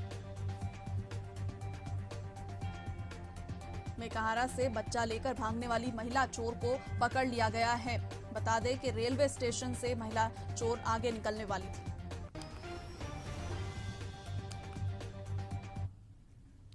नारायणपुर के अबूझमाड़ को नक्सलियों से भयमुक्त करने के लिए जवान शांति मैराथन दौड़ की तैयारी कर रहे हैं। मैराथन के प्रमोशन के लिए 5 किलोमीटर का दौड़ का आयोजन किया गया, जिसमें प्रोत्साहन के लिए 1 से लेकर 10 तक के खिलाड़ियों को 5000 राशि का इनाम दिया गया। वहीं इस दौड़ में अबूझमाड़ की एक महिला खिलाड़ी फर्स्ट आई है।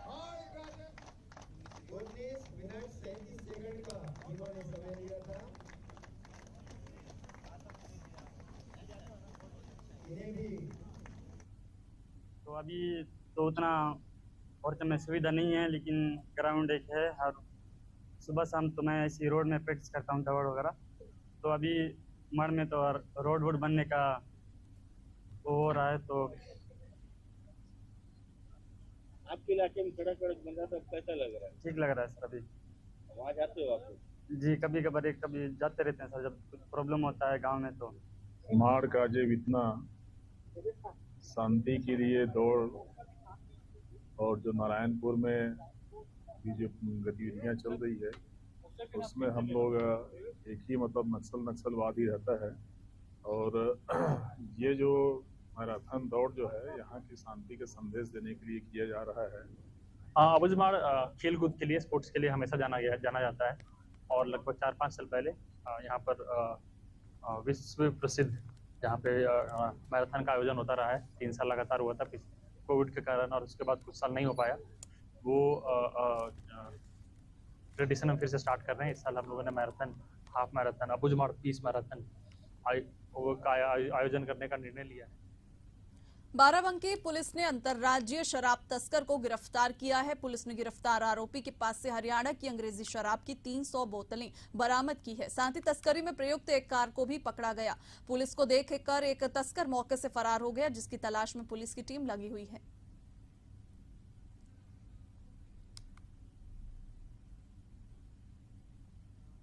इंस्पेक्टर कोतवाली नगर बाराबंकी और उनकी टीम के द्वारा मैनुअल आधार पर जानकारी प्राप्त सूचना के आधार पर एक कार, उसमें 750 ml की 300 अंग्रेजी शराब की बोतलों को बरामद किया है। इसमें एक अभियुक्त योगेंद्र, जो सोनीपत हरियाणा का रहने वाला है, उसको भी गिरफ्तार किया गया है। यह दारू सोनीपत से लेके ये बिहार जाने की योजना थी, जैसा कि अपराधी अभियुक्त योगेंद्र ने बताया है। उसने कुछ और कनेक्शन वहां से लेके बिहार तक का बताया है, जिसके बारे में आवश्यक जानकारी एकत्रित करके वैधानिक कार्रवाई सुनिश्चित की जा रही है। बुलेटिन में फिलहाल इतना ही। देखते रहिए एशियन न्यूज। नमस्कार।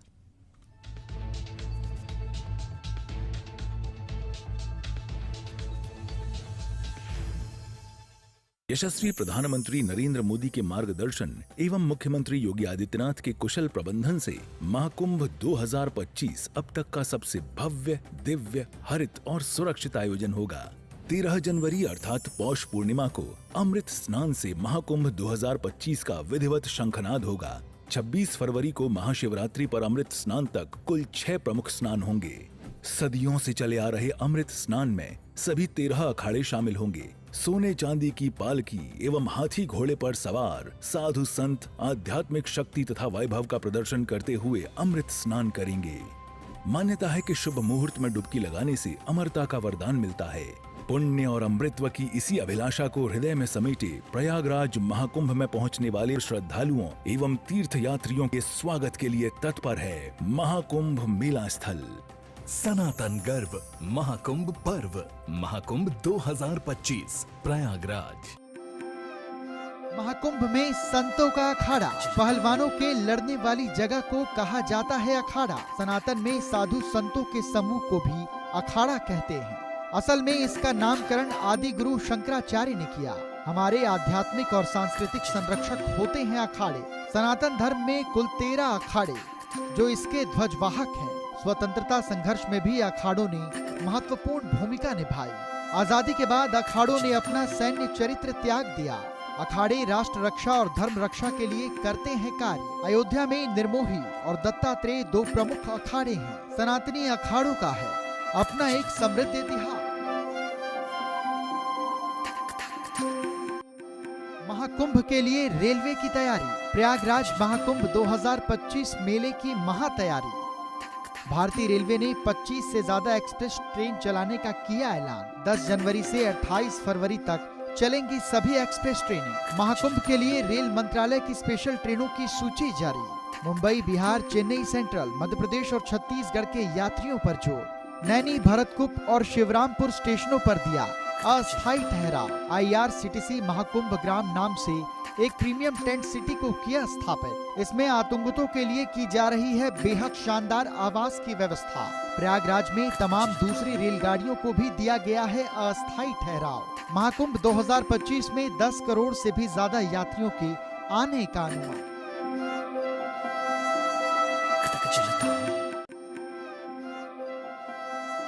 महाकुंभ में फिल्मी सितारों का समागम।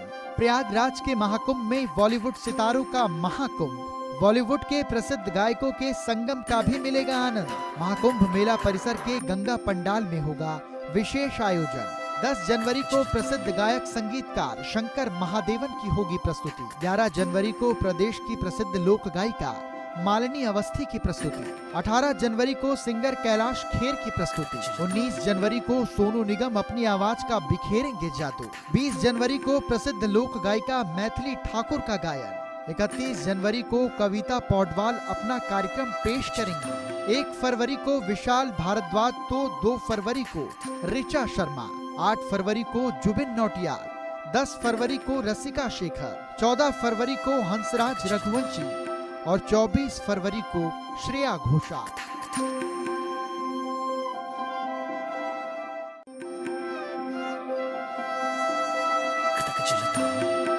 देश में हिंदू धर्म की अपनी एक विशेष मान्यता है। हिंदू धर्म के अनुसार हर 12 साल में महाकुंभ का मेला लगता है। ये दुनिया का सबसे बड़ा धार्मिक मेला माना जाता है, जिसमें करोड़ों श्रद्धालु, साधु संत और पर्यटक आते हैं। महाकुंभ मेले का आयोजन 4 प्रमुख स्थानों पर होता है। इस बार भी जनवरी माह से प्रयागराज में कुंभ का मेला लगने जा रहा है। महाकुंभ की विशेष तैयारी। प्रयागराज महाकुंभ 2025 दुनिया का सबसे बड़ा समागम। सुरक्षा में AI सहायता प्राप्त निगरानी प्रणाली शामिल। शहर के 7 मुख्य मार्गों पर वन वे रूट प्रणाली होगी लागू। जौनपुर, वाराणसी, मिर्जापुर, रीवा, कानपुर, लखनऊ, अयोध्या 101 बड़े पार्किंग स्थलों पर खड़े हो सकेंगे कुल 5 लाख वाहन। बाइक खड़ा करने के लिए बनेगी अलग पार्किंग। यात्रियों की सुविधा के लिए 550 शटल बसें दिन और रात चलेंगी। 20,000 से ज्यादा ई रिक्शे भी यात्रियों को सेवाएं देंगे। मेला क्षेत्र में लगेंगे 100 डिजिटल साइन बोर्ड और 80 VMD। भारतीय रेलवे और राज्य पर्यटन विभाग देंगे विशेष यात्रा पैकेज।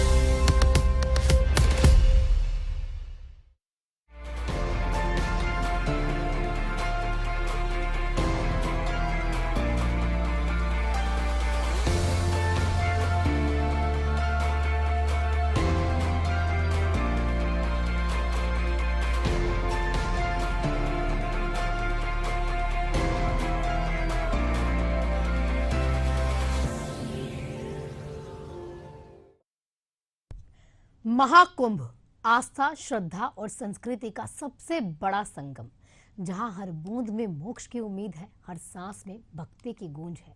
भारत के 4 प्रमुख तीर्थ स्थलों पर आयोजित होने वाला ये मेला इस बार उत्तर प्रदेश के प्रयागराज में लगने वाला है। 13 जनवरी से 26 फरवरी तक 45 दिन तक चलने वाला महाकुंभ कई मायनों में खास है। इस पवित्र धरा पर करोड़ों लोग अपने पापों से मुक्ति और आत्मा की शुद्धि के लिए आते हैं। चलिए शुरू करते हैं हमारे इस महाकुंभ के सफर को।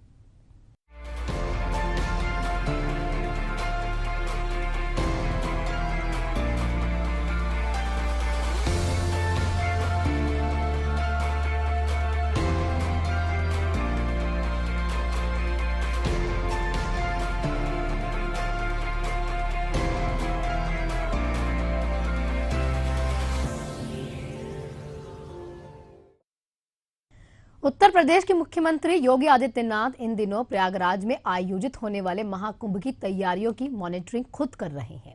अब इसके लिए मुख्यमंत्री योगी प्रयागराज पहुंचकर अधिकारियों से चर्चा कर रहे हैं और तैयारियों का जायजा भी ले रहे हैं। पिछले दिनों मुख्यमंत्री योगी ने प्रयागराज में महाकुंभ 2025 की तैयारियों की समीक्षा भी की थी। योगी आदित्यनाथ ने संगम पर पूजा अर्चना की और मेला क्षेत्र के अधिकारियों के साथ बैठकर तैयारियों की जांच की। अब उनकी इस यात्रा का मुख्य उद्देश्य महाकुंभ के आयोजन से पहले तैयारियां जो हो रही हैं उसका निरीक्षण करना था और यह सुनिश्चित करना था कि महाकुंभ बिना किसी बाधा के सफलतापूर्वक पूर्ण हो जाए। उन्होंने संबंधित अधिकारियों को कई दिशा निर्देश दिए। क्या कुछ उन्होंने किया, हमारी रिपोर्ट में देखिए। यूपी के प्रयागराज में महाकुंभ 2025 शुरू होने में कुछ ही दिन बाकी है, जिसकी तैयारियों का जिम्मा खुद मुख्यमंत्री योगी आदित्यनाथ ने उठा रखा है। इसी कड़ी में सीएम योगी ने एक बार फिर प्रयागराज पहुंचकर महाकुंभ की तैयारियों का विधिवत जायजा लिया। इस दौरान मुख्यमंत्री ने कहा कि पावन संगम में अमृत की बूंदें गिरी थी। इसके बाद से कुंभ का आयोजन होता रहा है, इसी वजह से इसे अमृत स्नान कहा जाना चाहिए। मुख्यमंत्री योगी आदित्यनाथ ने मेला क्षेत्र से लेकर एयरपोर्ट की तैयारियों का जायजा लिया। सीएम योगी ने कई बड़े ऐलान भी किए, इससे श्रद्धालुओं को काफी राहत मिलेगी। सीएम योगी ने प्रयागराज में कहा कि महाकुंभ के इस मुख्य स्नान में कोई प्रोटोकॉल नहीं होगा। वीआईपी के लिए मुख्य स्नान में किसी तरह का प्रोटोकॉल नहीं होगा। सबके लिए संगम का मुख्य स्नान एक समान खुला होगा। इस दौरान सीएम योगी ने कहा कि सभी मुख्य 6 घाटों पर भी पुष्प वर्षा की जाएगी। श्रद्धालुओं के लिए 12 किलोमीटर का अस्थायी घाट बनाया जा रहा है। तैयारी का जायजा लेने पहुंचे मुख्यमंत्री योगी आदित्यनाथ को बताया गया कि अभी तक कुंभ और प्रयागराज में 200 से अधिक सड़कों का निर्माण हुआ है। वहीं 14 में से 13 पुल बनकर तैयार हो गए। इसके अलावा सभी संतों और अखाड़ों को जमीन दी जा चुकी है। श्रद्धालुओं के लिए 28 प्लाटून पुल बनकर तैयार हो चुके हैं। बचे हुए 2 पीपा पुल भी जल्द तैयार हो जाएंगे। मुख्य स्नान के दिन कोई भी प्रोटोकॉल नहीं होगा। पूज्य संतों के लिए, श्रद्धालुओं के लिए यहाँ पे स्नान की व्यवस्था के लिए सभी लोग लगेंगे। सभी स्नान पर संतों के स्वागत के लिए, श्रद्धालुओं के अभिनंदन के लिए सरकार के स्तर पर, मेला प्राधिकरण के स्तर पर पुष्प वर्षा की व्यवस्था भी रहेगी और उसके लिए हम लोग पूरी तैयारी कर रहे हैं, क्योंकि ये दुर्लभ संजोग है। उस दुर्लभ संजोग के साक्षी बनने के लिए देश और दुनिया से जो भी श्रद्धालु आएगा उसको उस प्रकार का अवसर मिलना चाहिए। प्रकृति और परमात्मा की कृपा से, भगवान प्रयागराज की कृपा से, द्वादश माधव की कृपा और मां गंगा और मां यमुना की कृपा से ये पूरे कार्यक्रम सकुशल संपन्न हो। महाकुंभ की तैयारियों को परखने महाकुंभ नगर पहुंचे मुख्यमंत्री योगी आदित्यनाथ ने गंगा तट पर गंगा जल से आचमन भी किया। मुख्यमंत्री ने दशाश्वमेध महादेव के दर्शन किए। उन्होंने महाकुंभ के सफल आयोजन के लिए आशीर्वाद मांगा। प्रयागराज जंक्शन पर मुख्यमंत्री योगी आदित्यनाथ ने यात्री सुविधाओं का निरीक्षण किया। उन्होंने जंक्शन के रीडेवलपमेंट कार्यों, कंट्रोल रूम, आश्रय स्थल, फायर सेफ्टी के कार्य को देखा। इसके अलावा यूटीएस टिकटिंग की भी जानकारी ली। प्रयागराज में मुख्यमंत्री ने भव्य टेंट सिटी का भी निरीक्षण किया। उन्होंने आम आदमी की सुविधा पूरा ध्यान में रखने के निर्देश दिए। सीएम योगी आदित्यनाथ ने कहा कि ये टेंट महाकुंभ की पहचान है। प्रयागराज के संगम स्थल पर गंगा, सरस्वती और यमुना का संगम होता है। ये जगह काफी महत्वपूर्ण है। महाकुंभ 2025 का पहला शाही स्नान 13 जनवरी 2025 को शुरू होगा। इसी तारीख से महाकुंभ औपचारिक तौर पर शुरू हो जाएगा। दूसरा शाही स्नान अगले दिन 14 जनवरी को होगा।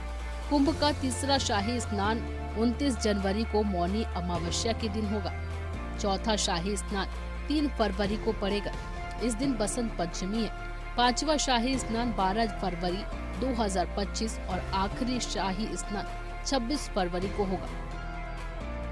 महाशिवरात्रि पर होने वाले शाही स्नान के साथ महाकुंभ 2025 का समापन हो जाएगा। देश और दुनिया प्रयागराज कुंभ में आने के लिए उत्सुक है। उत्तर प्रदेश और देश के इस सबसे बड़े आध्यात्मिक और धार्मिक समागम को अपनी आंखों से देखना चाहता है। 144 वर्ष के बाद महाकुंभ का यह मुहूर्त आ रहा है और इस महा समागम का साक्षी देश और दुनिया बनना चाहता है। इसके लिए हर प्रकार की व्यवस्थाएं डबल इंजन की सरकार ने, केंद्र और राज्य सरकार ने मिलकर के, यहां पे प्रशासन और पुलिस ने मिलकर के, मेला प्राधिकरण के साथ मिलकर के इन सभी कार्यक्रमों को युद्ध स्तर पर आगे बढ़ाने की तैयारी की जा रही है और जनवरी प्रथम सप्ताह तक संस्थाएं भी आ चुकी होंगी, तैयारियां पूरी हो चुकी होंगी। 13 जनवरी को पौष पूर्णिमा की पहला स्नान यहां पे संपन्न होगा। मकर संक्रांति 14 जनवरी को दूसरा स्नान यहां पे होगा, जो अमृत स्नान भी होगा, जिन्हें साई स्नान कहते थे। 29 जनवरी मौनी अमावस्या, ये मुख्य स्नान में से एक है जिसमें सबसे ज्यादा भीड़, हमारा अनुमान है कि 6 से लेकर 8 करोड़ श्रद्धालु यहां पर उस दिन आएंगे और उस स्नान में, यहां पे अमृत स्नान में सहभागी करेंगे। यह एक बड़ा आयोजन कुंभ का होगा और एक बहुत पवित्र मुहूर्त भी होगा। 3 फरवरी बसंत पंचमी है, फिर 12 फरवरी और 26 फरवरी ये 2 अतिरिक्त स्नान फिर यहाँ पे होंगे। कुल 6 स्नान होने हैं। उत्तर प्रदेश के मुख्यमंत्री योगी आदित्यनाथ ने प्रयागराज में महाकुंभ 2025 की तैयारियों का पूरा मुआयना किया। सीएम योगी ने संगम पर पूजा की और अधिकारियों के साथ बैठकर मेला क्षेत्र में किए जा रहे इंतजामों की समीक्षा की। ये दौरा महाकुंभ मेले की व्यापक सफलता सुनिश्चित करने के प्रयास का हिस्सा था, जिसमें उन्होंने आयोजन की विभिन्न व्यवस्थाओं पर विस्तार से चर्चा की। महाकुंभ 2025 के अवसर पर लाखों यात्रियों की उम्मीद के साथ इस प्रकार की तैयारियों का आकलन महत्वपूर्ण है। Bureau report, Asian news. Uttar Pradesh के प्रयागराज में महाकुंभ की तैयारियां चल रही हैं। इसी बीच उत्तर प्रदेश के मुख्यमंत्री योगी आदित्यनाथ ने दिल्ली में राष्ट्रपति और उपराष्ट्रपति को महाकुंभ में आने का न्योता दिया। दिल्ली पहुंचे जब मुख्यमंत्री योगी आदित्यनाथ, लेकिन उन्होंने किन किन नेताओं को न्योता दिया, ये जानने के लिए हमारे ये रिपोर्ट देखिए।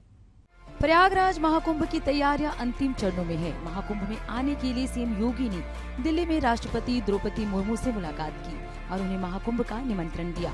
मुख्यमंत्री ने उपराष्ट्रपति जगदीप धनखड़, वित्त मंत्री निर्मला सीतारमण और दिल्ली के उपराज्यपाल विनय कुमार सक्सेना को भी प्रयागराज में होने जा रहे महाकुंभ के लिए आमंत्रित किया। सीएम योगी ने विशिष्ट जनों को निमंत्रण पत्र के साथ ही महाकुंभ के लोगो वाला प्रतीक चिन्ह, कलश, महाकुंभ से जुड़ा साहित्य, नववर्ष का टेबल कैलेंडर, डायरी भेंट की। 13 जनवरी से 26 फरवरी तक होने जा रहे महाकुंभ में विशिष्ट जनों को आमंत्रण देने के लिए मुख्यमंत्री योगी आदित्यनाथ दिल्ली पहुंचे थे। शनिवार को उन्होंने पूर्व राष्ट्रपति रामनाथ कोविंद, गृह मंत्री अमित शाह, रक्षा मंत्री राजनाथ सिंह, भाजपा के राष्ट्रीय अध्यक्ष और केंद्रीय स्वास्थ्य मंत्री जगत प्रकाश नड्डा, मिजोरम के राज्यपाल जनरल वीके सिंह से मुलाकात की थी। सीएम योगी ने सभी विशिष्ट जनों को महाकुंभ से संबंधित उपहार भी भेंट किए। सीएम योगी ने अपने एक्स हैंडल पर विशिष्ट जनों से भेंट की तस्वीर पोस्ट करते हुए अमूल्य समय प्रदान करने के लिए उनका आभार भी जताया। उल्लेखनीय है कि महाकुंभ शुरू होने में अब कुछ ही समय शेष रह गया है। सीएम योगी और उनके मंत्रीगण विभिन्न राज्यों में जाकर विशिष्ट और आम जनों को महाकुंभ के लिए आमंत्रित कर रहे हैं। रामनाथ कोविंद ने सोशल मीडिया पर लिखा, यूपी में मुख्यमंत्री योगी आदित्यनाथ आज मेरे आवास पर मुझसे मिलने के लिए आए। उन्होंने मुझे महाकुंभ के उत्सव में शामिल होने के लिए आमंत्रित किया है। इसके सफल आयोजन के लिए मेरी ओर से शुभकामनाएं। जेपी नड्डा से मुलाकात की तस्वीरें योगी ने शेयर की है। उन्होंने इसके साथ लिखा है, आज नई दिल्ली में भाजपा के माननीय राष्ट्रीय अध्यक्ष एवं केंद्रीय मंत्री श्री जगत प्रकाश नड्डा जी से शिष्टाचार भेंट की। अपना अमूल्य समय प्रदान करने के लिए आपका हार्दिक आभार। केंद्रीय गृह मंत्री अमित शाह के साथ मुलाकात की तस्वीरें एक्स पर शेयर करते हुए योगी ने लिखा, आज नई दिल्ली में माननीय केंद्रीय गृह एवं सहकारिता मंत्री श्री अमित शाह जी से शिष्टाचार भेंट की। अपना बहुमूल्य समय प्रदान करने हेतु आपका हार्दिक आभार। बता दें कि योगी सरकार के कई मंत्री अलग अलग राज्यों में महाकुंभ का न्योता लेकर पहुंचे हैं। रोड शो और निमंत्रण पत्र के जरिए वे वहां की जनता और गणमान्य लोगों को प्रयागराज के महाकुंभ में आमंत्रित कर रहे हैं। Bureau report, Asian news. Prayagraj में होने वाले महाकुंभ मेले से पहले फाफामऊ में गंगा नदी पर बना स्टील ब्रिज तैयार हो गया है। मुख्यमंत्री योगी आदित्यनाथ जल्द इसका उद्घाटन कर सकते हैं। इस अस्थायी पुल के निर्माण में लगभग 30 करोड़ रुपए से भी ज्यादा की लागत आई है। ये पुल श्रद्धालुओं को महाकुंभ मेला स्थल तक बहुत आसानी से पहुंचा देगा। रिपोर्ट देख लीजिए। 4500 टन स्टील और लोहा, 1000 स्टील के पिलर, 60 करोड़ लागत, भार वाहन क्षमता 150 टन, लेकिन उम्र महज 60 दिन। ये है प्रयागराज में गंगा नदी पर तैयार हो रहा स्टील ब्रिज। इसे खास तौर पर महाकुंभ मेले के लिए बनाया जा रहा है। स्टील ब्रिज को शहर से जोड़ने के लिए 4 किलोमीटर लंबी अप्रोच रोड भी बनाई जा रही है। 426 मीटर लंबा ये स्टील ब्रिज गंगा नदी पर बन रहे 6 लेन ब्रिज के समानांतर बन रहा है। इस स्टील ब्रिज को कुंभ मेले के खत्म होते ही समाप्त कर दिया जाएगा। दरअसल 26 नवंबर 2020 से गंगा नदी पर 10 किलोमीटर लंबे देश के दूसरे सबसे बड़े 6 लेन ब्रिज को बनाने का काम शुरू हुआ। ये पुल मलाका से शहर के त्रिपाठी चौराहे तक बनाया जा रहा है। इसमें करीब 4 किलोमीटर का पुल गंगा नदी पर बनना था। ये पुल NH-19 भद्री गांव मलाका से शुरू होकर गंगा नदी पार कर शहर के त्रिपाठी चौराहा तक बन रहा है। शिलान्यास के समय इसकी कुल लागत 980 करोड़ 77 लाख रुपए तय की गई थी। पुल की लंबाई 9.9 किलोमीटर है। जर्मन तकनीक, केबल और बॉक्सेस से बनने वाले देश के आधुनिकतम पुलों में से एक। इस पुल के निर्माण के लिए 3 साल का लक्ष्य तय किया गया था, लेकिन ये तय समय में पूरा नहीं हो पाया। महाकुंभ 2025 के लिए ये पुल बहुत जरूरी था। बजती गंगा नदी पर बने 50 साल पुराने पुल का जर्जर होना, दूसरा ये कि एक रास्ते से करोड़ों श्रद्धालुओं का संगम तक पहुंचना भी आसान नहीं है। इस पुल को फरवरी 2024 में बनकर तैयार हो जाना चाहिए था, लेकिन जब ये पता चला कुंभ मेले तक ये पुल बनकर तैयार नहीं हो पाएगा तो विकल्प के तौर पर इस स्टील ब्रिज को बनाने की योजना तैयार की गई। फिलहाल स्टील के ब्रिज के निर्माण का काम अंतिम चरण में है। 1 हफ्ते के अंदर पुल चालू हो जाएगा। हाल ही में मुख्यमंत्री योगी आदित्यनाथ ने इस पुल का निरीक्षण कर इसे जल्द शुरू करने के निर्देश दिए। पुल को तैयार करने के लिए यहाँ दिन रात काम चल रहा है। जितने समय के लिए ब्रिज बनाया गया है उस दौरान ये पूरी मजबूती से काम करेगा। इस स्टील ब्रिज का निर्माण वही एसपी सिंगला कंस्ट्रक्शन कंपनी कर रही है, जो 10 किलोमीटर लंबे 6 लेन ब्रिज का निर्माण कर रही है। 6 लेन ब्रिज समय पर पूरा नहीं हो पाया, जिसके बाद कंपनी को कुंभ से पहले विकल्प के तौर पर ये स्टील ब्रिज खड़ा करना पड़ा है। महज 3 से 4 दिन में पुल का काम पूरा हो जाएगा। 98% तक काम पूरा हो चुका है। कुल मिलाकर ये स्टील ब्रिज अपने आप में अनोखा है। प्रदेश में पहली बार ऐसा हो रहा है कि कोई स्टील ब्रिज सिर्फ 2 महीने के लिए बनाया जा रहा है। यहाँ अगर पुल बनाने वाली कंपनी तय समय पर अपना काम पूरा कर लेती है तो इस 60 करोड़ रुपए के पुल बनाने की जरूरत नहीं पड़ती। Bureau desk, Asian news. Prayagraj में 45 दिन तक चलने वाले इस महाकुंभ का आयोजन होने जा रहा है, जिसमें देश और विदेश से करोड़ों की संख्या में श्रद्धालुओं के पहुंचने की पूर्ण संभावनाएं हैं। ऐसे में महाकुंभ के दौरान आग की अगर आपात स्थिति आ जाती है तो इससे निपटने के लिए भी इंतजाम किए गए हैं। भोपाल में फायर फाइटर बोट तैयार की गई है, जो कि करीब 1.5 महीने तक महाकुंभ में सेवाएं देगी। लेकिन इसकी खासियत क्या है, ये क्या काम करेगी, कैसे काम करेगी, यह जानने के लिए हमारी ये रिपोर्ट जरूर देखिए। उत्तर प्रदेश के प्रयागराज में महाकुंभ का आयोजन होने जा रहा है। इसके लिए बड़े स्तर पर तैयारियां की जा रही है। संगम नगरी में डुबकी लगाने वाले श्रद्धालुओं की सुरक्षा के लिए तमाम इंतजाम किए गए। इसी के मद्देनजर मध्य प्रदेश की राजधानी भोपाल में फायर फाइटिंग बोट बनाई गई। भोपाल से अब फायर फाइटिंग बोट प्रयागराज रवाना की जाएगी। फायर सेफ्टी के लिहाज से इस बोट को महाकुंभ के दौरान घाटों पर तैनात किया जाएगा। लाखों श्रद्धालुओं की भीड़ के बीच आग लगने की आपातकालीन स्थिति में घाटों तक फायर ब्रिगेड न पहुंचने की परेशानी के लिहाज से रेस्क्यू का काम करेगी। फायर बोट पर उत्तर प्रदेश फायर ब्रिगेड और आपात सेवा लिखा गया है। बोट में 6 से 8 लोगों के बैठने की व्यवस्था की गई है। नाव के पिछले हिस्से में लगी हुई मोटर से नदी का पानी खींचकर आग लगने की स्थिति में इसका इस्तेमाल होगा। इस बोट की करीब 30 व्यक्ति की कैपेसिटी है, 30 आदमी इस पर बैठ सकते हैं। लेकिन ये फायर बोट बनी है FRP PRP enterprises Govindpura Bhopal ने इसको निर्माण किया है और PS ने इसको सप्लाई दिया है, जो कि जहां पर PS इंटरप्राइजेज है उन्होंने सप्लाई दिया है। लेकिन बना है FRP बोट। हमारा स्पीड बोट कई प्रकार के हम बोर्डे बनाते हैं, पेडल बोट, ये स्पीड बोट, फिशिंग बोट। तो हमने ये फायर बोट का हमें ऑर्डर, हमारा सौभाग्य है कि महाकुंभ मेले में ये प्रोजेक्ट मेरे को मिला और मैंने इस पे दिल से काम किया। करीब 2 महीने बहुत जल्दीबाजी में काम किया गया है, लेकिन फिर भी ईश्वर की कृपा है कि बहुत सक्सेस है। बोट बनाने वाली कंपनी PS ट्रेडर्स के ओनर प्रियांश शाह ने ये बताया कि महाकुंभ में ज्यादा भीड़भाड़ को देखते हुए बोट का निर्माण किया गया है। भीड़ के चलते कई इलाकों में आपात स्थिति में फायर ब्रिगेड की गाड़ियां नहीं पहुंच पाती। ऐसी ही स्थिति से निपटने के लिए फायर फाइटिंग बोट्स को अलग अलग घाटों में तैनात किया जाएगा। किसी भी आपातकाल की स्थिति में ये बोट तुरंत सहायता देगी, आग पर काबू पाएगी और कई जो लोग अगर फंसे होते हैं तो उनका भी रेस्क्यू करेगी। भोपाल में टेस्टिंग प्रक्रिया पूरी होने के बाद पहली बोट को प्रयागराज के लिए रवाना कर दिया जाएगा। इसके बाद अगले 8 से 10 दिनों के अंदर 5 और बोट्स को प्रयागराज भेजा जाएगा। इस बोट में एक समय पर क्रू के अलावा 10 लोगों के बैठने की व्यवस्था है। इस बोट में लगी हुई मोटर डीजल से ऑपरेट होती है। इसके साथ ही पेट्रोल टैंक भी है।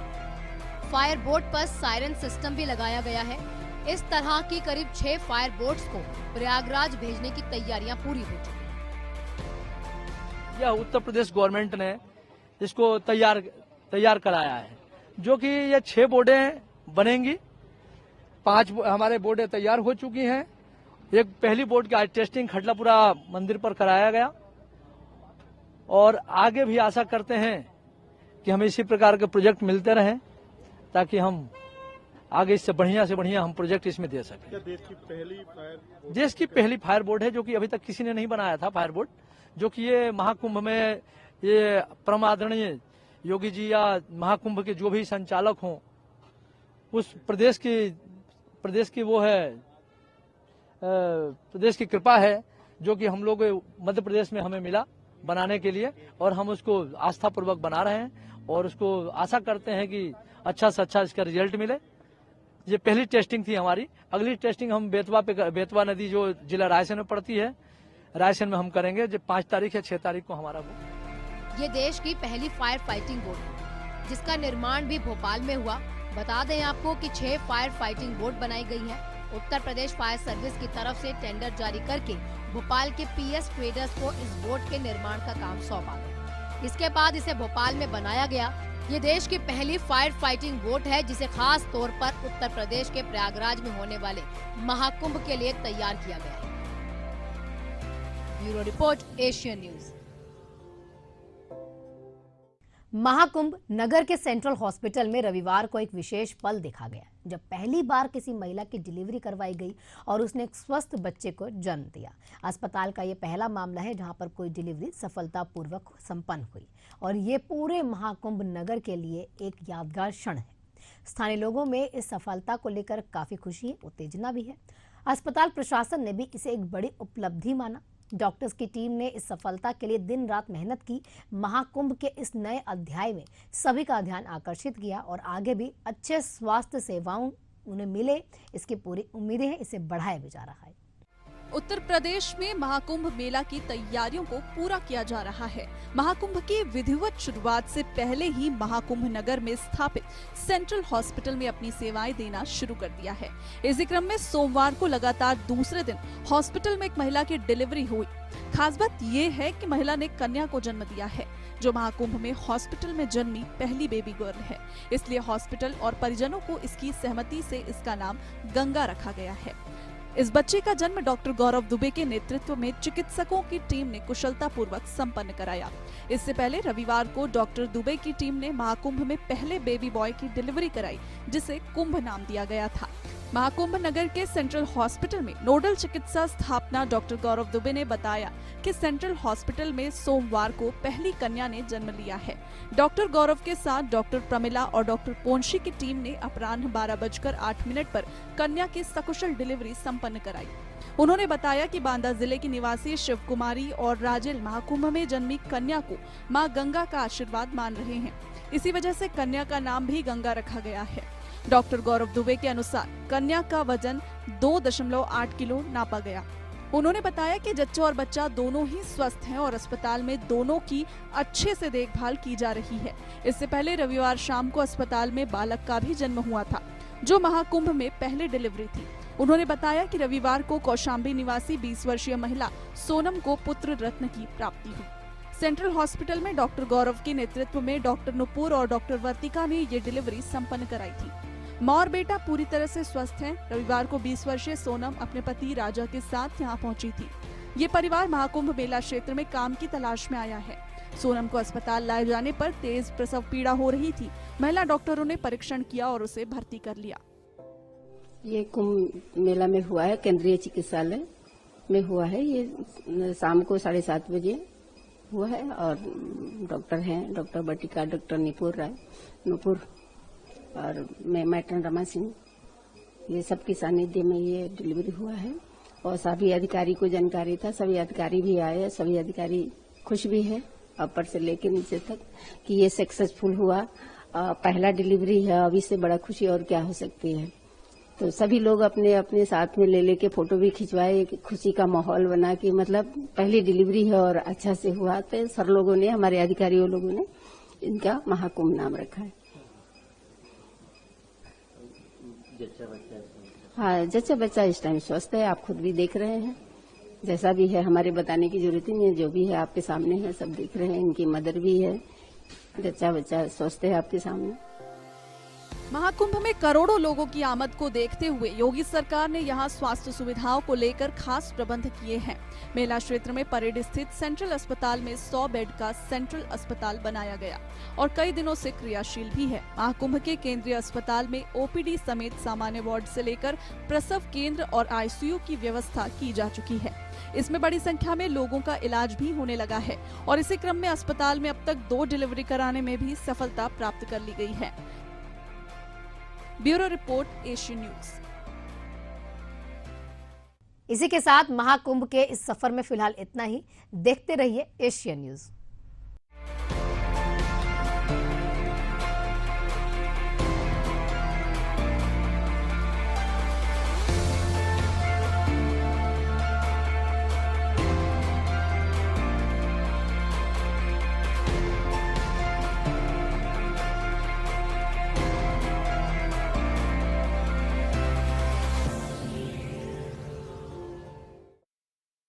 यशस्वी प्रधानमंत्री नरेंद्र मोदी जी के विजन के अनुरूप माननीय मुख्यमंत्री योगी आदित्यनाथ के प्रगतिशील नेतृत्व में अविस्मरणीय यादों के साथ संपन्न हुआ प्रयागराज कुंभ 2019 जैसा कीर्तिमान बनाने के लिए महाकुंभ 2025 के सफल आयोजन को तैयार है कर्म योगी सरकार।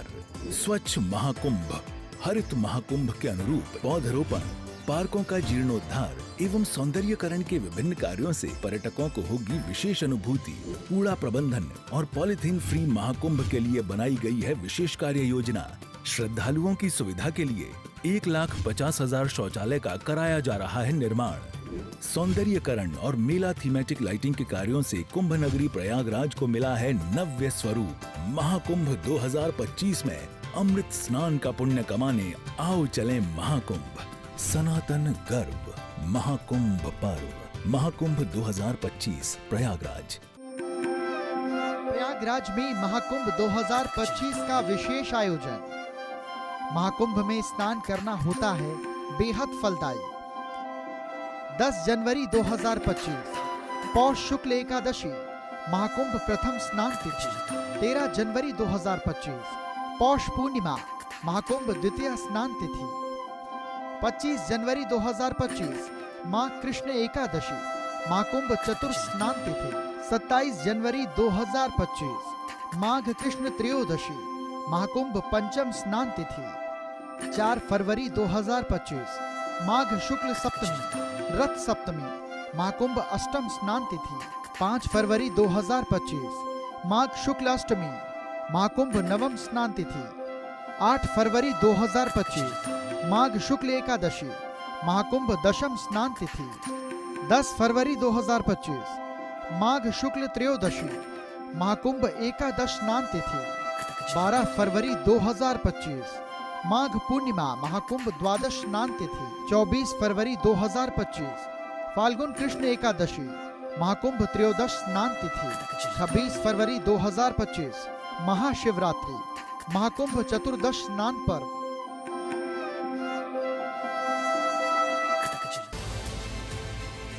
हर खबर के सच और झूठ से कराएंगे आपको रूबरू। खबर के तह तक हर नजरिए से विश्लेषण। कौन सी खबर पर है आपकी नजर? देश और दुनिया के हर हालात पर होगी बात। देखिए विश्लेषण हर शनिवार और रविवार शाम 6:30 बजे सिर्फ एशियन न्यूज पर। महाकुंभ में संतों का अखाड़ा। पहलवानों के लड़ने वाली जगह को कहा जाता है अखाड़ा। सनातन में साधु संतों के समूह को भी अखाड़ा कहते हैं। असल में इसका नामकरण आदि गुरु शंकराचार्य ने किया। हमारे आध्यात्मिक और सांस्कृतिक संरक्षक होते हैं अखाड़े। सनातन धर्म में कुल 13 अखाड़े जो इसके ध्वजवाहक हैं। स्वतंत्रता संघर्ष में भी अखाड़ों ने महत्वपूर्ण भूमिका निभाई। आजादी के बाद अखाड़ों ने अपना सैन्य चरित्र त्याग दिया। अखाड़े राष्ट्र रक्षा और धर्म रक्षा के लिए करते हैं कार्य। अयोध्या में निर्मोही और दत्तात्रेय 2 प्रमुख अखाड़े हैं। सनातनी अखाड़ों का है अपना एक समृद्ध इतिहास।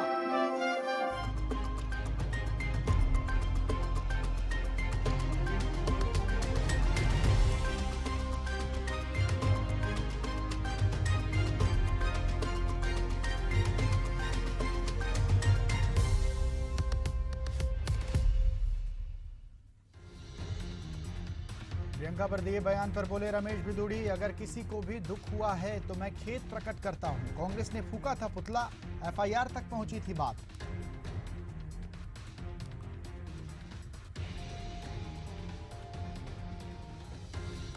छत्तीसगढ़ में भाजपा के नए जिला अध्यक्षों का ऐलान, पर्ची निकालकर हुई नामों की घोषणा। श्याम नारंग को रायपुर ग्रामीण तो रमेश ठाकुर बने रायपुर शहर के जिला अध्यक्ष।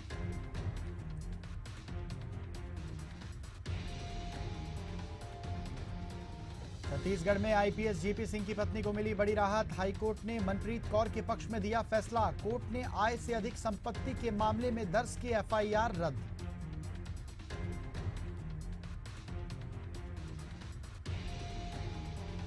मध्य प्रदेश के दतिया में भाजपा नेता ने की आत्महत्या। लाइसेंसी पिस्टल से जितेंद्र मेवा फरोश ने खुद को मारी गोली। आत्महत्या का कारण अज्ञात। मामले की जांच में जुटी पुलिस।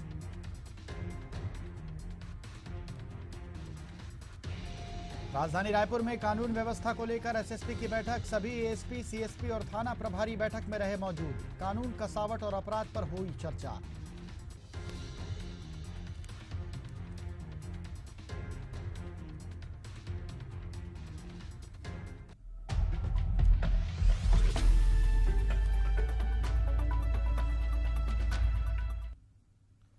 नमस्कार, बहुत स्वागत है आपका। एशियन न्यूज देख रहे हैं आप और अभिवादन स्वीकार करें अमनदीप का। चलिए बुलेटिन की शुरुआत करते हैं, खबरों की ओर बढ़ते हैं।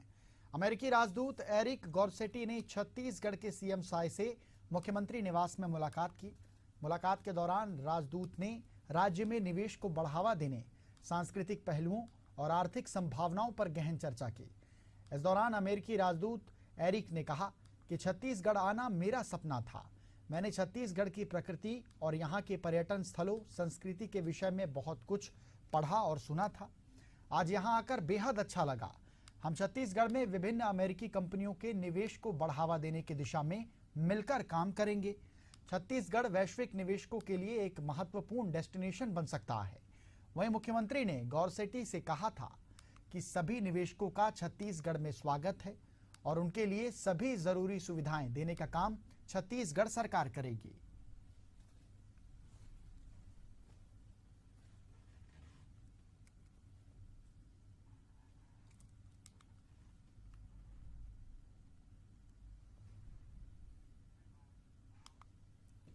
इधर भिलाई में सुधांशु महाराज के प्रवचन में राजस्व मंत्री टंकराम वर्मा परिवार के साथ शामिल हुए। इस दौरान उन्होंने कहा कि प्रदेश में विष्णुदेव सरकार आने के बाद राजस्व मामले में बेहद सुधार आया है। विभाग में नई टेक्नोलॉजी विकसित की जा रही है, जिसका आने वाले दिनों में इस्तेमाल होने से लोगों को आसानी होगी। इसके साथ ही राजस्व संबंधी मामले के लिए जिला आरआई और तहसील स्तर पर समस्या निवारण शिविर का आयोजन किया जा रहा है।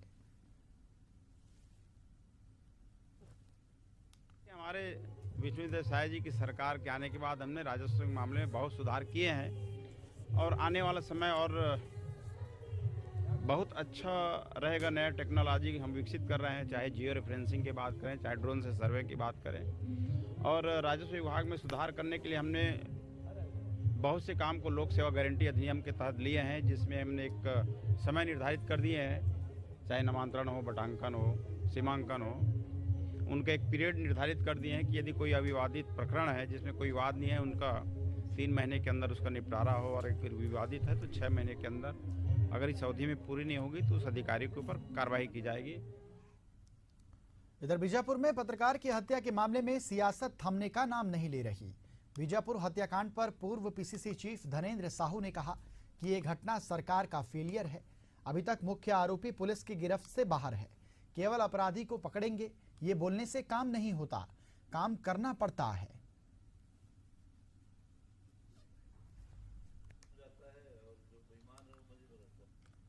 ये पुलिस की असफलता है पूरी तरह से कि आज जो प्रमुख आरोपी है वो आज पुलिस पकड़ से बाहर है, वो फरार हो गया है, जबकि अभी तक उसे गिरफ्त में हो जाना चाहिए था। 1 तारीख की घटना है और पुलिस के भी संज्ञान में आ चुकी थी, लेकिन अभी तक अपराधी बेखौफ जो है घूम रहा है। ये सरकार की फेरवरपना है। एक तरफ सरकार बड़े बड़े दावा कर रही है कि हम किसी भी अपराधी को नहीं छोड़ेंगे। अरे तो छोड़ोगे क्यों? अपराधी को तो पकड़ने के लिए तो आप बैठे हुए हो। आपका काम ही है कि अपराधी को आप पकड़े, उनको सजा दिलवाएं उनको। इधर छत्तीसगढ़ में पूर्व मुख्यमंत्री भूपेश बघेल की सरकार के मीडिया सलाहकार रहे रुचिर गर्ग ने कांग्रेस पार्टी से इस्तीफा दे दिया है। इसके बाद प्रदेश में एक बार फिर सियासी बयानबाजी तेज हो गई है। स्वास्थ्य मंत्री श्याम बिहारी जायसवाल ने कहा कि ये तो बस शुरुआत है। जहाज डूबने से पहले कई पंछी उड़ते हैं। अब घोटाले उजागर हो रहे हैं, लोग पार्टी छोड़ रहे हैं। वहीं उत्तर विधायक पुरंदर मिश्रा ने कहा कि रुचिर पॉलिटिकल नहीं, जबकि सलाहकार जरूर थे। कांग्रेस का जो चरित्र चल रहा है उससे सज्जन व्यक्ति का रहना आसान नहीं है।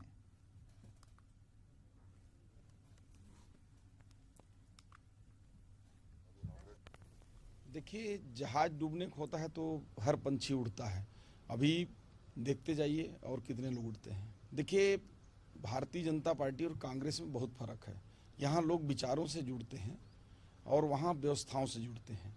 तो जब व्यवस्था समाप्त होती है तो लोग छोड़ते रहते हैं। और भारतीय जनता पार्टी में आप देखे होंगे कि एक भी नेता, कोई भी भारतीय जनता पार्टी से सत्ता के प्रभाव में आकर कांग्रेस में नहीं गया। रुचिर भाई राजनीतिक नहीं है, बहुत सज्जन व्यक्ति हैं। उन्होंने देखा कि कांग्रेस में रह के उनको काली धब्बा लगने हैं, काली धब्बा लगेगा, इसी कारण उन्होंने चले गए। उनको तो पहले चले जाना चाहिए। और मैं रुचिर भाई को बधाई देता हूँ, अच्छा हुआ आप चले गए, नहीं तो आप भी कहीं लफड़े में पड़ जाते। इधर बिहार के मुख्यमंत्री नीतीश कुमार 4 जनवरी से प्रगति यात्रा पर हैं, जहां दूसरे चरण की यात्रा के पहले दिन उन्होंने गोपालगंज का दौरा किया। वहीं यात्रा के दूसरे दिन वो मुजफ्फरनगर दौरे पर हैं। यहां उन्होंने जिलेवासियों को 500 करोड़ की परियोजनाओं की सौगात दी। बता दें, मुख्यमंत्री नीतीश कुमार सबसे पहले राम दयालु में रुके, जहां उन्होंने नक्शे के माध्यम से राम दयालु, आरओबी, मुजफ्फरनगर बरौनी 4 लेन निर्माण, बागमती नदी पर एक उच्च स्तरीय पुल और गरहा औराई पथ निर्माण से संबंधित कार्यों का अवलोकन किया।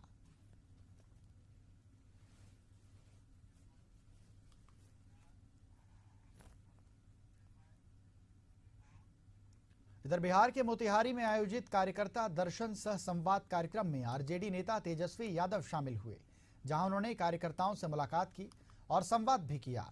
इस दौरान उन्होंने प्रदेश सरकार पर तीखे हमले किए। तेजस्वी यादव ने कहा कि मुख्यमंत्री नीतीश कुमार अब फैसले लेने की स्थिति में नहीं है। उनकी सरकार को कुछ रिटायर्ड अधिकारी चला रहे हैं। उन्होंने आगे कहा कि अगर आरजेडी की सरकार बनती है तो बिहार में बड़े बदलाव लाए जाएंगे।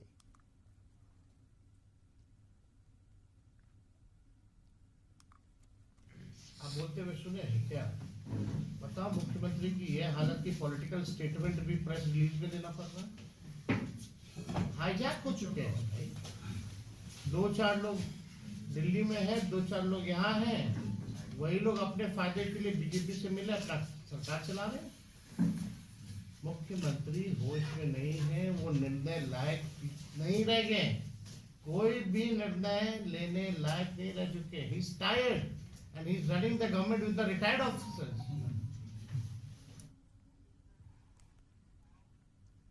इधर बिहार में सरकार के समावेशी विकास के दिशा में एक और महत्वपूर्ण कदम उठाते हुए बिहार शरीफ में एक विशेष कार्यक्रम का आयोजन किया गया।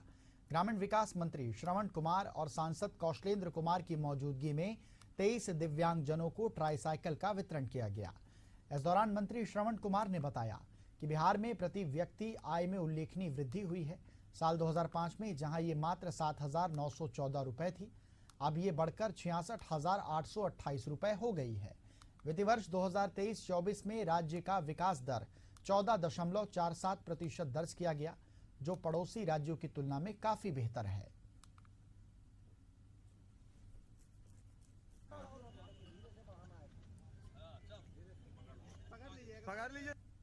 समाज कल्याण विभाग के द्वारा जो दिव्यांग जन है, जिनका दिव्यांगता 60% से अधिक है, उनको बैटरी चालित 3 पहिया साइकिल दिया जा रहा है। माननीय मुख्यमंत्री श्री नीतीश कुमार जी के सोच और उनके दिशा निर्देश में राज्य भर में इस तरह की योजना चलाकर दिव्यांग जनों को बराबरी का हक दिलाने के लिए, बराबरी पर खड़ा होने के लिए, पढ़ाई और रोजगार के क्षेत्र में आगे बढ़ने के लिए इस तरह का कदम उन्होंने उठाया है।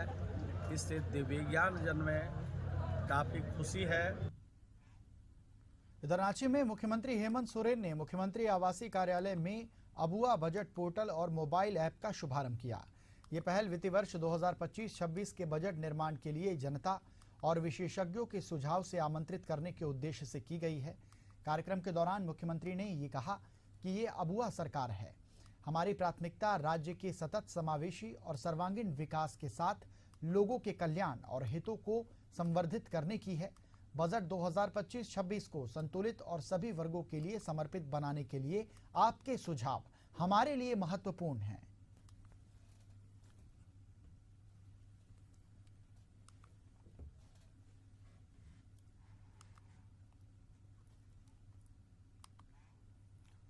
इधर जमशेदपुर के जिला मुख्यालय में चौकीदार नियुक्ति परीक्षा रद्द करने की मांग को लेकर जारी छात्रों के प्रदर्शन को अब राजनीतिक दलों का भी समर्थन मिल रहा है। इस कड़ी में जयराम महतो की पार्टी ने छात्रों के आंदोलन को अपना समर्थन दिया है। बता दें, पिछले 2 दिनों से सिंहभूम जिले के मुख्यालय में चौकीदार परीक्षा को रद्द करने की मांग को लेकर परीक्षार्थी धरना पर बैठे हुए हैं और चौकीदार नियुक्ति परीक्षा को रद्द करने की मांग कर रहे हैं। जहां अब छात्रों के आंदोलन को जयराम महतो की पार्टी JKLM का समर्थन मिल रहा है।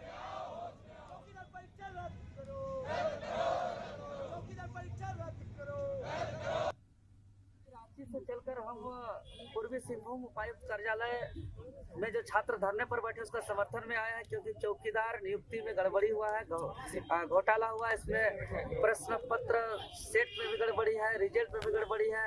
कट ऑफ से ज्यादा नंबर लाने वाले का रोल नंबर नहीं है रिजल्ट में, उससे कम नंबर लाने वाला का रिजल्ट है। इस तरीके का बहुत गड़बड़ी है। इसलिए हम मांग करते हैं उपायुक्त महोदय से छात्र हित में संज्ञान लेते हुए फिर से एग्जाम लिया जाए और तत्काल 7 तारीख से होने वाले फिजिकल टेस्ट को स्थगित किया जाए। इधर मुरादाबाद में पुलिस को बड़ी सफलता हाथ लगी है। मूड़ा पाड़े थाना क्षेत्र में हुई 70 लाख की बड़ी चोरी का खुलासा करते हुए 3 आरोपियों को गिरफ्तार कर लिया गया है। पुलिस के अनुसार 60 लाख रुपए का ट्रक सहित 10 लाख के माल को लेकर चालक और परिचालक अपने साथियों के साथ फरार हो गया था, जिसकी रिपोर्ट पीड़ित ने थाने में दर्ज कराई थी। मामले की जांच करते हुए पुलिस ने 50 घंटे के अंदर साजिशकर्ताओं सहित 3 अभियुक्तों को गिरफ्तार कर जेल भेज दिया है।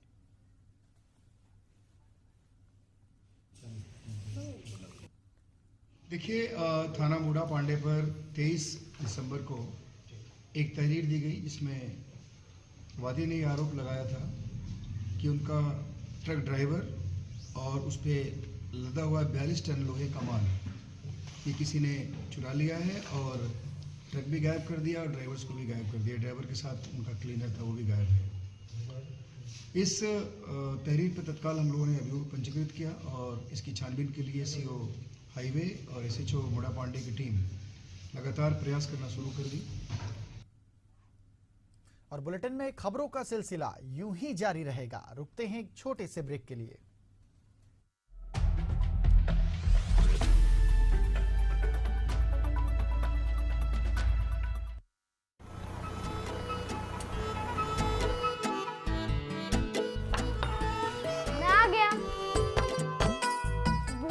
पॉक्सो एक्ट क्या होता है? POCSO act? चिंटू, तुम्हें इससे क्या मतलब है? ओहो भाभी, चिंटू को भी पता होना चाहिए कि पॉक्सो एक्ट क्या होता है।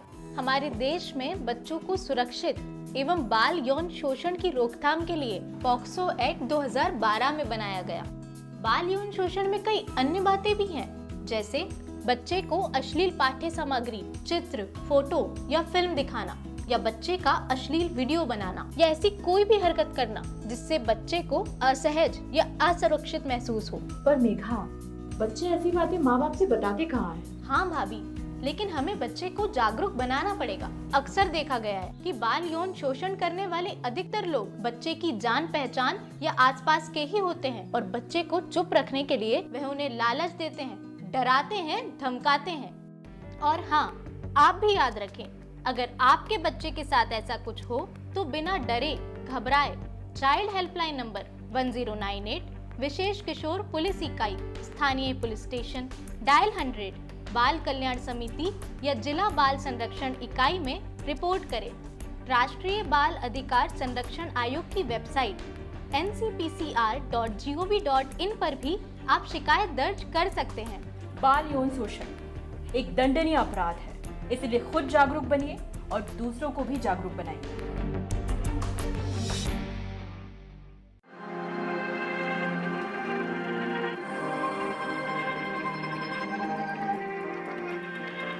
यात्रा धर्म की, यात्रा इतिहास की, यात्रा संस्कृति।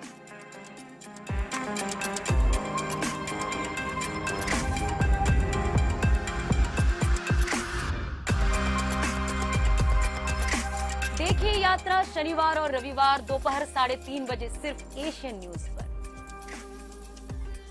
मुद्दा है आने वाले कल को बेहतर बनाने का, मुद्दा है सच और झूठ का, मुद्दा है इंसाफ का, मुद्दा है समाज के बदलाव का। देखिए मुद्दा, प्रबंध संपादक जय दुबे के साथ सिर्फ एशियन न्यूज पर। संघर्ष के क्षेत्रों से लेकर राजनीतिक केंद्रों तक हर खबर पर नजर, हर सच की पहचान बिना किसी डर। नया साल, नई ऊर्जा, आपके विश्वास का साथी। पत्रकारिता का स्वर्ण मानक, Asian news, voice of people. Prayagraj में महाकुंभ 2025 का विशेष आयोजन।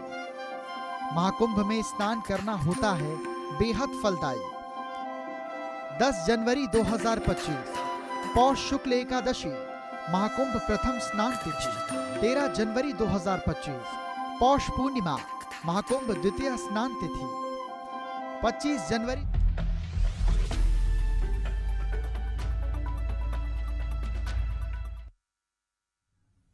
और ब्रेक के बाद बहुत स्वागत है आपका। चलिए खबरों की ओर बढ़ते हैं। बहराइच के भवानीपुर गांव के रहने वाले अनवर हसन ने मुख्यमंत्री जन सुनवाई पोर्टल पर शिकायत दर्ज कराई है। साथ ही मामले की सुनवाई न होने पर 26 जनवरी को आत्महत्या का अल्टीमेटम भी दे दिया है। इस संबंध में ग्रामीणों का कहना है कि 3 महीने पहले हाथी के हमले में हसन के बेटे की मौत हुई थी, जिसके मुआवजे की उसने अपील की थी, लेकिन राशि को पति पत्नी के खाते में डालने के बजाय दूसरे के खाते में डाल दिया गया। इस दौरान उन्होंने लेखपाल पर गंभीर आरोप लगाए हैं। मामले को लेकर अब एसडीएम ने तहसीलदार को जांच के आदेश दिए हैं।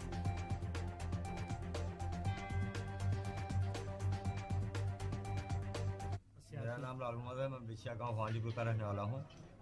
मेरे बेटे को 11/10/24 को हाथी ने मार दिया था, जिसके संबंध में वन विभाग ने अनुदान राशि दिलाने के लिए आपदा विभाग को लिखा था, जिस पे लेखपाल आया और सारे डॉक्यूमेंट्स ले गया। उसके बाद लेखपाल से जब मैं मिला तो लेखपाल ने मुझसे 50% की मांग की, जिसके संबंध में मैंने एक पत्र एसडीएम को दिया और एक जो जन सुनवाई को दिया। लेखपाल नाराज हो गया, उसने मेरा पैसा किसी और के खाते में भेज दिया। मैं परेशान हूँ, मजबूर हो चुका हूँ, भुखमरी की कगार पे आ चुका हूँ। तहसील के चक्कर काटते काटते परेशान हो गया हूँ। अब मेरे पास सिर्फ एक ही रास्ता है कि मैं आत्महत्या ही करूँगा। वो भी मैंने शासन को अवगत करा दिया है। 26 जनवरी को मैं आत्महत्या करूँगा। इधर सोनभद्र जिला बाल संरक्षण विभाग और चाइल्ड हेल्पलाइन यूनिट की संयुक्त टीम ने 2 बच्चों को अपने संरक्षण में लिया है। संरक्षण में लिए गए बच्चे कूड़ा करकट उठाने का काम करते थे। बता दें, जिले में अभियान चलाकर नाबालिग बच्चों को बाल श्रम, भिक्षावृत्ति समेत अन्य कामों से मुक्त कराया जा रहा है। इस संबंध में जिला बाल संरक्षण अधिकारी ने कहा कि कूड़ा करकट उठाने वाले बच्चों के माता पिता की काउंसलिंग कराई जाएगी और उनको महिला बाल विकास विभाग की ओर से संचालित स्पॉन्सरशिप योजना के अंतर्गत शिक्षा और संरक्षण के लिए 4,000 रुपए महीने दिए जाएंगे।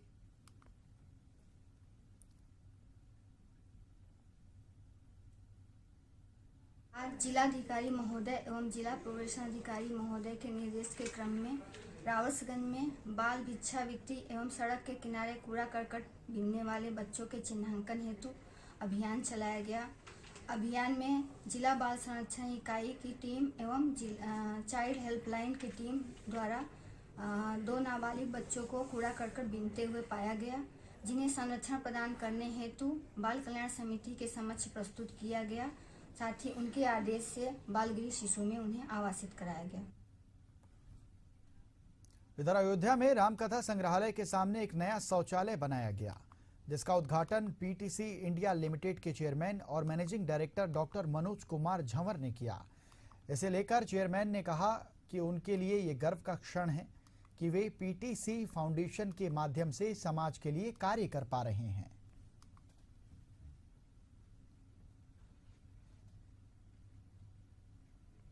आज का कार्यक्रम ये था कि आज ये धर्मपथ पर जो सार्वजनिक शौचालय बना हुआ है, आज इसका उद्घाटन पीटीसी के सीएमडी साहब मनोज झावर साहब ने किया और ये उन्हीं के सौजन्य से बना हुआ है। सुलभ इंटरनेशनल ने इसको बनाया है और इसको मेंटेन सुलभ इंटरनेशनल द्वारा किया जाएगा। हमारे यहाँ जैसे आधुनिक मशीनें लगी हुई हैं, इंसिनरेटर मशीन है, पैड मशीन है और हैंड ड्रायर है, सब लगा हुआ है। आधुनिक सुविधाएं दी जा रही हैं यात्रियों को। जिस तरह के यात्री यहाँ पे आ रहे हैं आज के समय में अच्छी से अच्छी सुविधा प्रदान करने की कोशिश की जा रही है। हमारा अपील कुछ जनता के कुछ लोगों से, ऐसे लोगों से जो अनावश्यक चीज़ों को तोड़ फोड़ करते हैं, उनसे मैं निवेदन करना चाहूँगा कि इसको अपना ही समझ के इस्तेमाल करें ताकि अन्य लोगों को।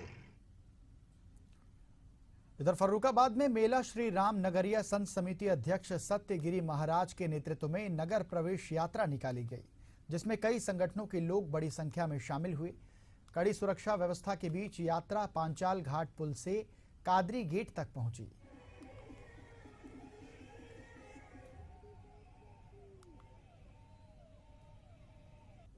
हमारे जूना अखाड़े की जब कहीं भी मेला लगता है जूना अखाड़े का, तो नगर प्रवेश यात्रा होती है और आज हम नगर भ्रमण के लिए है, जिनकी नगर के देवता के लिए आह्वान करते हैं और इसीलिए सनातन धर्म बढ़ावा देने के लिए सनातन धर्म के लिए आगे बढ़ाने के लिए नदियों को कुछ जानकारी लें और इसी के द्वारा से हमारा सनातन धर्म आगे बढ़ता है। इधर पिपरिया में आरएसएस का 3 दिवसीय शारीरिक प्रकोत्सव उत्सव संपन्न हुआ, जिसमें स्वयंसेवकों ने पूरे मनोयोग से शारीरिक साधना की।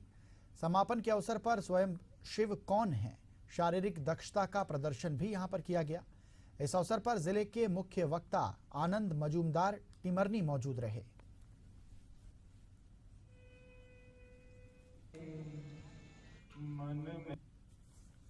शीत शिविर का आयोजन था। इस शीत शिविर में पिपरिया जिले के और 475 से एक स्वयंसेवक ने भाग लिया। 3 दिन यहाँ रह करके और शारीरिक बौद्धिक कार्यक्रमों में उन्होंने प्रतिभाग किया। सुबह 5 बजे से लगा करके और 10:30 बजे रात्रि तक दिनचर्या रहती थी। इसमें बौद्धिक, जिसको अपन गीत अमृतचन या बौद्धिक कार्यक्रम, इस कार्यक्रमों में सहभागी होते थे। फिर मैदान पर शारीरिक कार्यक्रम जो हमने आज अभी प्रकट कार्यक्रम देखे। और इसी के साथ इस बुलेटिन में फिलहाल इतना ही। देश और दुनिया की तमाम बड़ी अपडेट्स के लिए बने रहिए एशियन न्यूज के साथ। नमस्कार।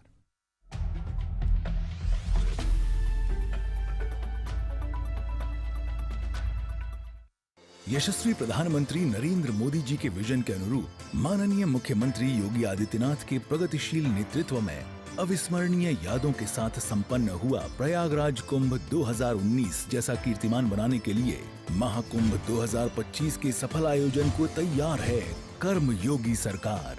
स्वच्छ महाकुंभ, हरित महाकुंभ के अनुरूप पौधरोपण, पार्कों का जीर्णोद्धार एवं सौंदर्यकरण के विभिन्न कार्यों से पर्यटकों को होगी विशेष अनुभूति। कूड़ा प्रबंधन और पॉलिथीन फ्री महाकुंभ के लिए बनाई गई है विशेष कार्य योजना। श्रद्धालुओं की सुविधा के लिए 1,50,000 शौचालय का कराया जा रहा है निर्माण। सौंदर्यकरण और मेला थीमेटिक लाइटिंग के कार्यों से कुंभ नगरी प्रयागराज को मिला है नव्य स्वरूप। महाकुंभ 2025 में अमृत स्नान का पुण्य कमाने आओ चले महाकुंभ। सनातन गर्व महाकुंभ पर्व। महाकुंभ 2025 प्रयागराज। प्रयागराज में महाकुंभ 2025 का विशेष आयोजन। महाकुंभ में स्नान करना होता है बेहद फलदायी। 10 जनवरी 2025 पौष शुक्ल एकादशी महाकुंभ प्रथम स्नान तिथि। 13 जनवरी 2025 पौष पूर्णिमा महाकुंभ द्वितीय स्नान तिथि। 25 जनवरी 2025 माँ कृष्ण एकादशी महाकुंभ चतुर्थ स्नान तिथि। 27 जनवरी 2025 माघ कृष्ण त्रयोदशी महाकुंभ पंचम स्नान तिथि। 4 फरवरी 2025 माघ शुक्ल सप्तमी रथ सप्तमी महाकुंभ अष्टम स्नान तिथि। 5 फरवरी 2025 माघ शुक्ल अष्टमी महाकुंभ नवम स्नान तिथि 8 फरवरी 2025 माघ शुक्ल एकादशी। महाकुंभ दशम स्नान तिथि 10 फरवरी 2025 माघ शुक्ल त्रयोदशी। महाकुंभ एकादश स्नान तिथि 12 फरवरी 2025 माघ पूर्णिमा। महाकुंभ द्वादश स्नान तिथि 24 फरवरी 2025 फाल्गुन कृष्ण एकादशी। महाकुंभ त्रयोदश स्नान तिथि 26 फरवरी 2025 महाशिवरात्रि। महाकुंभ चतुर्दश स्नान पर्व।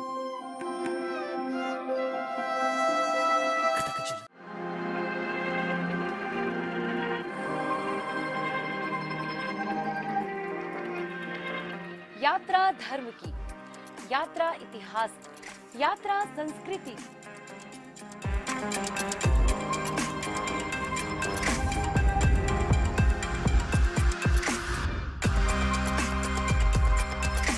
देखिए यात्रा शनिवार और रविवार दोपहर 3:30 बजे सिर्फ एशियन न्यूज पर।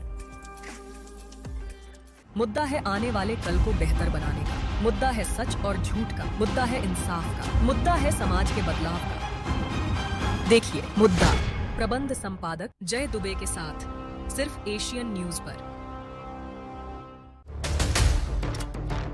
संघर्ष के क्षेत्रों से लेकर राजनीतिक केंद्रों तक हर खबर पर नजर, हर सच की पहचान बिना किसी डर। नया साल, नई ऊर्जा, आपके विश्वास का साथी। पत्रकारिता का स्वर्ण मानक, Asian news, voice of people. Mahakumbh में संतों का अखाड़ा, पहलवानों के लड़ने वाली जगह को कहा जाता है अखाड़ा। सनातन में साधु संतों के समूह को भी अखाड़ा कहते हैं। असल में इसका नामकरण आदि गुरु शंकराचार्य ने किया। हमारे आध्यात्मिक और सांस्कृतिक संरक्षक होते हैं अखाड़े। सनातन धर्म में कुल 13 अखाड़े जो इसके ध्वजवाहक हैं। स्वतंत्रता संघर्ष में भी अखाड़ों ने महत्वपूर्ण भूमिका निभाई। आजादी के बाद अखाड़ों ने अपना सैन्य चरित्र त्याग दिया।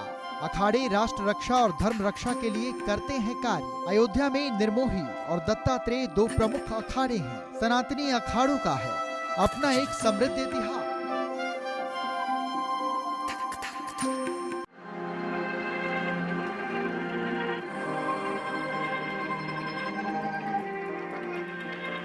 यात्रा धर्म की, यात्रा इतिहास की, यात्रा संस्कृति।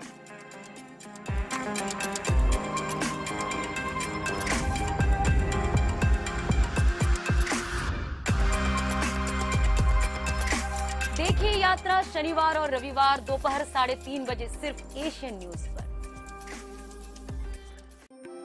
महाकुंभ के लिए रेलवे की तैयारी। प्रयागराज महाकुंभ 2025 मेले की महातैयारी।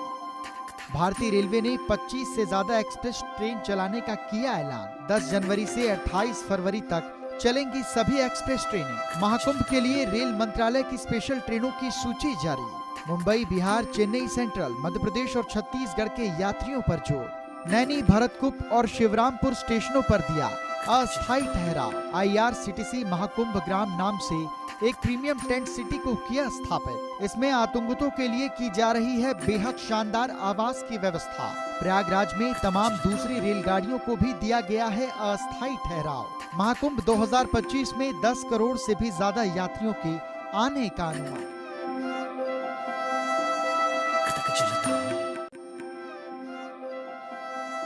महाकुंभ में फिल्मी सितारों का समागम। प्रयागराज के महाकुंभ में बॉलीवुड सितारों का महाकुंभ। बॉलीवुड के प्रसिद्ध गायकों के संगम का भी मिलेगा आनंद। महाकुंभ मेला परिसर के गंगा पंडाल में होगा विशेष आयोजन। 10 जनवरी को प्रसिद्ध गायक संगीतकार शंकर महादेवन की होगी प्रस्तुति। 11 जनवरी को प्रदेश की प्रसिद्ध लोक गायिका मालिनी अवस्थी की प्रस्तुति। 18 जनवरी को सिंगर कैलाश खेर की प्रस्तुति। 19 जनवरी को सोनू निगम अपनी आवाज का बिखेरेंगे जादू। 20 जनवरी को प्रसिद्ध लोक गायिका मैथिली ठाकुर का गायन। 31 जनवरी को कविता पौडवाल अपना कार्यक्रम पेश करेंगी। 1 फरवरी को विशाल भारद्वाज तो 2 फरवरी को ऋचा शर्मा। 8 फरवरी को जुबिन नौटियाल। 10 फरवरी को रसिका शेखर। 14 फरवरी को हंसराज रघुवंशी और 24 फरवरी को श्रेया घोषाल।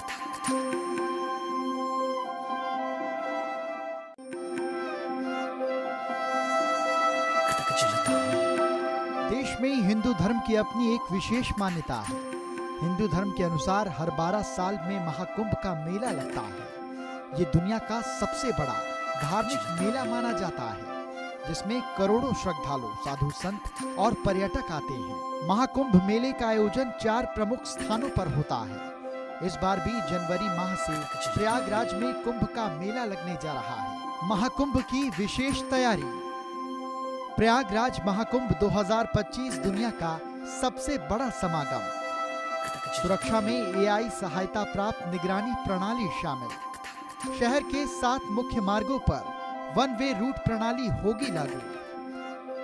जौनपुर, वाराणसी, मिर्जापुर, रीवा, कानपुर, लखनऊ, अयोध्या 101 बड़े पार्किंग स्थलों पर खड़े हो सकेंगे कुल 5 लाख वाहन। बाइक खड़ा करने के लिए बनेगी अलग पार्किंग। यात्रियों की सुविधा के लिए 550 शटल बसें दिन और रात चलेंगी। 20,000 से ज्यादा ई-रिक्शे भी यात्रियों को सेवाएं देंगे। मेला क्षेत्र में लगेंगे 100 डिजिटल साइन बोर्ड और 80 VMD। भारतीय रेलवे और राज्य पर्यटन विभाग देंगे विशेष यात्रा पैकेज।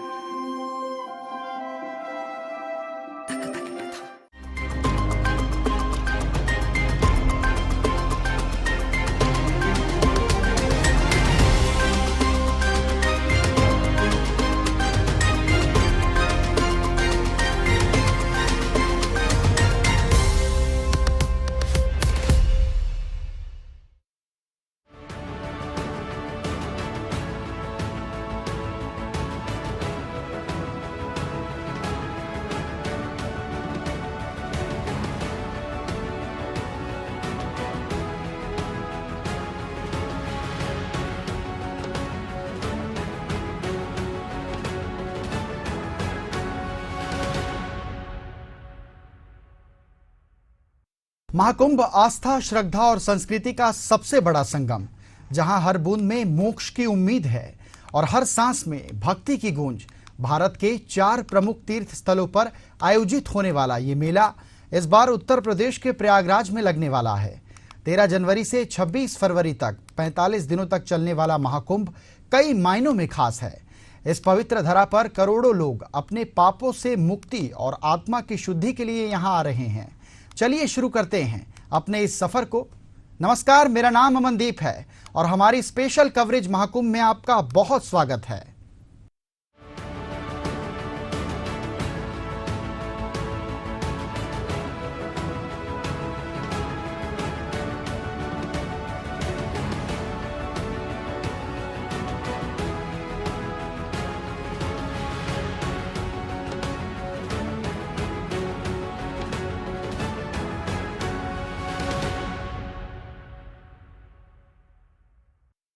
सनातन आस्था के सबसे बड़े आयोजन महाकुंभ 2025 की तैयारियां जोरों पर हैं। उत्तर प्रदेश के प्रयागराज में आयोजित होने वाले महाकुंभ मेले में दुनिया के कोने कोने से श्रद्धालु और पर्यटक आते हैं। वहीं महाकुंभ के परिसर में अलग अलग अखाड़ों के साधु संतों का भी आना शुरू हो गया है। महाकुंभ में अखाड़ों की पेशवाई की रंगत देखते ही बनती है। प्रयागराज के महाकुंभ में कैसी रही निरंजनी अखाड़े की पेशवाई, देखिए एक खास रिपोर्ट।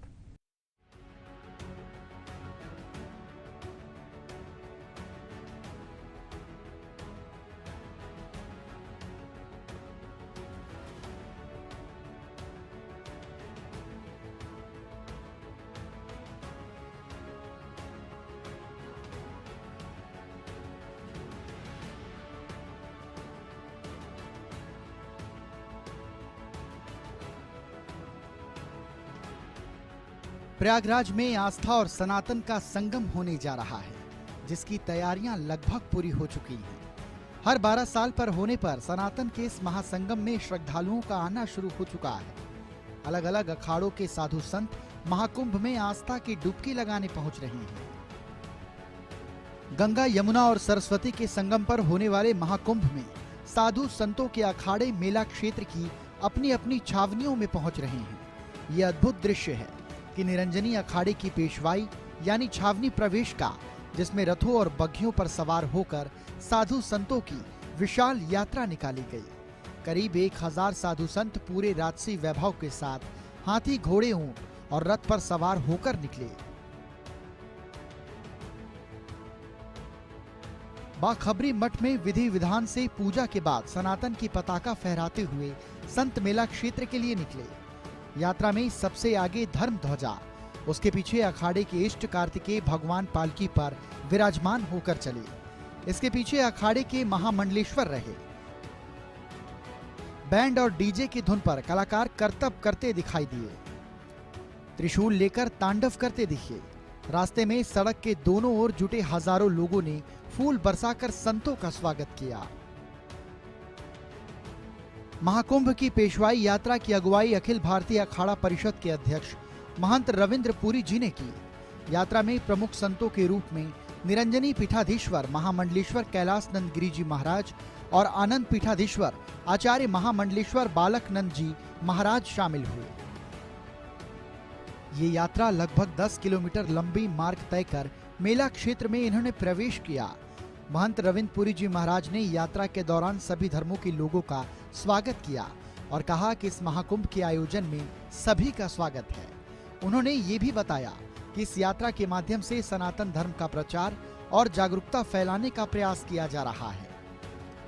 पेशवाई के लिए नासिक से बैंड मंगवाया गया था। इसकी बेहतरीन धुन पूरे रास्ते में लोगों को आकर्षित करती रही। पेशवाई में शामिल विशालकाय डमरू से निकलती आवाज ने लोगों का ध्यान खींचा।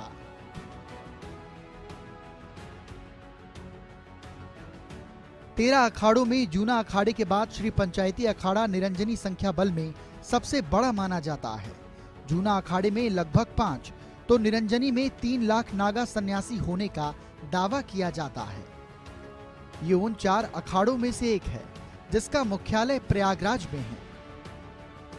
संगम के समीप स्थित लेटे हनुमान मंदिर का प्रबंधन देखने वाला प्रयागराज का सबसे बड़ा मठ बागंबरी गद्दी भी इसी अखाड़े के तहत आता है। महाकुंभ मेला क्षेत्र में प्रवेश करने वाला 6वां अखाड़ा है। बागंबरी गद्दी से दोपहर बाद निकाली गई पेशवाई में जय श्री राम के नारे गूंजते सुनाई दिए। Bureau report, Asian news.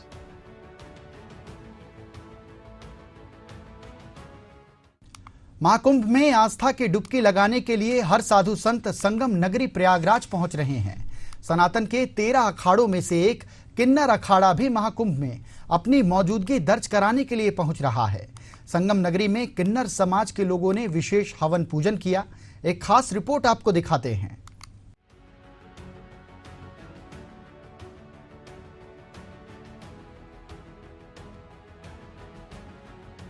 जैसे जैसे महाकुंभ अपनी शुरुआत की तारीख के करीब आ रहा है, वैसे वैसे प्रयागराज की संगम नगरी आस्था के सरोवर में सराबोर हो रही है। पूरे महाकुंभ परिसर में सनातन और आस्था का उत्सव देखने को मिल रहा है। इस कड़ी में प्रयागराज में आयोजित होने वाले महाकुंभ मेले में किन्नर अखाड़े के महामंडलेश्वर ने संगम के तट पर विशेष हवन पूजन का आयोजन किया।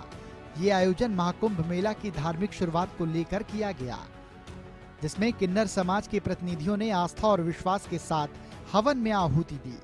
इस हवन पूजन का उद्देश्य कुंभ मेले की सफलता और श्रद्धालुओं की भलाई की कामना करना था। महाकुंभ मेला भारत का सबसे बड़ा धार्मिक मेला माना जाता है, जिसमें करोड़ों श्रद्धालु गंगा, यमुना और सरस्वती के संगम में स्नान करने के लिए आते हैं। किन्नर अखाड़ा भी इस बड़े आयोजन की तैयारियों में जुटा हुआ है। किन्नर अखाड़ा समाज के कल्याण, धर्म और संस्कृतियों को बढ़ावा देने के लिए सक्रिय रूप से काम कर रहा है। किन्नर अखाड़ा भारतीय साधु संप्रदाय के एक महत्वपूर्ण और ऐतिहासिक हिस्से के रूप में जाना जाता है। यह अखाड़ा किन्नर समुदाय से जुड़ा हुआ है और इसमें किन्नर संत और गुरु और साधु शामिल होते हैं। किन्नर समाज सदियों से भारतीय धार्मिक परंपराओं का हिस्सा रहा है और इस अखाड़े का गठन समाज के समर्पण, विश्वास और धार्मिक कार्यों को प्रोत्साहित करने के उद्देश्य से किया गया था। किन्नर अखाड़ा ने भारतीय धर्म और संस्कृति के विभिन्न पहलुओं में अपनी महत्वपूर्ण भूमिका निभाई है। विशेष रूप से कुंभ मेले में जहां यह अखाड़ा स्नान और धार्मिक अनुष्ठानों से सक्रिय रूप से भाग लेता है। किन्नर अखाड़ा का गठन तब हुआ था जब किन्नर संतों को शीर्षक प्रदान किया गया था और तब से यह अखाड़ा धार्मिक गतिविधियों में अपना योगदान दे रहा है। महाकुंभ मेला में किन्नर अखाड़े का विशेष महत्व है, क्योंकि यह अखाड़ा परंपराओं, सांस्कृतिक विविधताओं और धर्म की सम्मानजनक पहचान की प्रतीक है। किन्नर समाज का समाज में सम्मान बढ़ाने और उनकी धार्मिक गतिविधियों को संरक्षित रखने के लिए ये अखाड़ा हमेशा प्रयासरत रहता है। मेले परिसर में आयोजित हवन में किन्नर समाज के प्रमुख संतों और महात्माओं ने हिस्सा लिया। महामंडलेश्वर ने हवन के दौरान आशीर्वाद देने के साथ साथ महाकुंभ मेला में लाखों श्रद्धालुओं की उपस्थिति और उनके धार्मिक आस्था की सफलता की कामना की। इस अवसर पर किन्नर समाज के लोग विशेष रूप से सजीवता और धैर्य के प्रतीक के रूप में पूज्य किन्नर संतों का आशीर्वाद प्राप्त करने के लिए उपस्थित रहे। महामंडलेश्वर ने श्रद्धालुओं से अपील की कि वे इस धार्मिक आयोजन में भाग लें और भारतीय संस्कृति की समृद्ध परंपराओं को बनाए रखने में अपना महत्वपूर्ण योगदान दें। किन्नर समाज ने इस आयोजन को और भी भव्य बनाने के लिए विशेष उत्साह और उमंग के साथ भाग लिया। महाकुंभ मेले के दौरान किन्नर अखाड़ा के अनुयायी संगम के तट पर विशेष स्नान और अनुष्ठान करेंगे। साथ ही किन्नर समाज के सामाजिक और धार्मिक उत्थान के लिए अखाड़ा लगातार काम कर रहा है। कुल मिलाकर किन्नर अखाड़े का धार्मिक और सांस्कृतिक योगदान महाकुंभ मेले में अत्यंत महत्वपूर्ण है और इसके आयोजन से जुड़ी हर गतिविधि किन्नर समाज के सम्मान को बढ़ाती है। Bureau report, Asian news. Uttar Pradesh के प्रयागराज में 2025 का महाकुंभ मेला तैयारियों के चरम पर है और शहर में चहल पहल का माहौल है। हर 12 साल में आयोजित होने वाला इस विश्व प्रसिद्ध धार्मिक आयोजन में देश प्रदेश से करोड़ों श्रद्धालु और संतों को ये आकर्षित करता है। वहीं कुछ साधु संत अपनी विशेषता की वजह से चर्चा का विषय बन जाते हैं। कुछ ऐसे ही रोचक साधुओं से रूबरू होने के लिए देखिए एक खास रिपोर्ट। 13 जनवरी को प्रयागराज के संगम क्षेत्र में मकर संक्रांति के स्नान के साथ ही महाकुंभ की शुरुआत हो जाएगी। प्रयागराज महाकुंभ 2025 में साधु संतों की दुनिया जितनी दिव्य दिखती है उतनी ही रहस्यमयी भी है। संगम नगरी में महाकुंभ का हिस्सा बनने के लिए अब साधु संतों का आना शुरू हो चुका है। इस कड़ी में आपने कई तरह के साधु देखे होंगे। प्रयागराज में एक से बढ़कर एक हठ योगी पहुंच रहे हैं। इसमें से एक हैं ई रिक्शा बाबा जी। हाँ, इन्हें आमतौर पर लोग ई रिक्शा बाबा के नाम से ही जानते हैं, लेकिन इनका असली नाम महंत ओम, जो अपनी 3 व्हीलर से प्रयागराज महाकुंभ 2025 में शामिल होने के लिए दिल्ली से पहुंचे, जो लोगों को अपनी ओर आकर्षित कर रहा था। ई रिक्शा बाबा के नाम से मशहूर महंत ओम ने बताया कि मुझे दिल्ली से प्रयागराज आने में 12 से 13 दिन लग गए। ये वाहन सूर्यास्त के बाद भी चलता रहता है। ये धीमी गति से चलने वाला वाहन है। ओम बाबा ने बताया कि उनके ई रिक्शे में बिस्तर और दैनिक उपयोग की जरूरी चीजें हैं। इसके साथ ही वो पढ़ते लिखते हैं। अगर किसी को मदद की जरूरत होती है तो वो अपने ई रिक्शे में उसकी मदद भी करते हैं। उन्होंने बताया कि ई रिक्शा से यात्रा करने के पीछे का कारण कम खर्च है।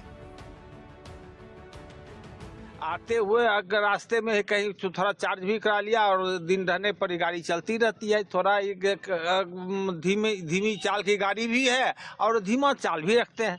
अपना चलते हुए आते हैं, आराम से जहीं हुआ खाना खाया, फिर आगे बढ़े, फिर आए, फिर पढ़े। और कहीं इच्छा हुआ रुक करके कि यहीं पढ़े लिखे या कुछ नई सोच आ गया तो वहाँ लिखते भी है। इसमें क्या क्या है आपके इस गाड़ी में? इसमें हमारा सारा बिछावन है, गाड़ी का सब सामान है, हमारा सारा सामान रहता है और इसमें और कोई कुछ नहीं। क्या क्या करते हैं इसी गाड़ी में आप? अपना पढ़ते भी है, लिखते भी है। कहीं अगर कोई आदमी रोने वाला आ जाता है, जैसे कोई मरने वाला है, कोई मर भी रहा है तो उसको बचा भी देते हैं। ये नहीं है कि नहीं बचा देते हैं। खाना पीना भी इसी में होता है? हाँ, खाना पीना भी इसी में होता है। जा रहा है तो यहीं बना लिया, गर्मी रहता है तो बाहर बनाते हैं। ई रिक्शा बाबा के बाद अब बात करते हैं महाकुंभ पहुंचे बवंडर बाबा की, जो मध्य प्रदेश से बाइक लेकर महाकुंभ पहुंचे और अब खूब सुर्खियां बटोर रहे हैं।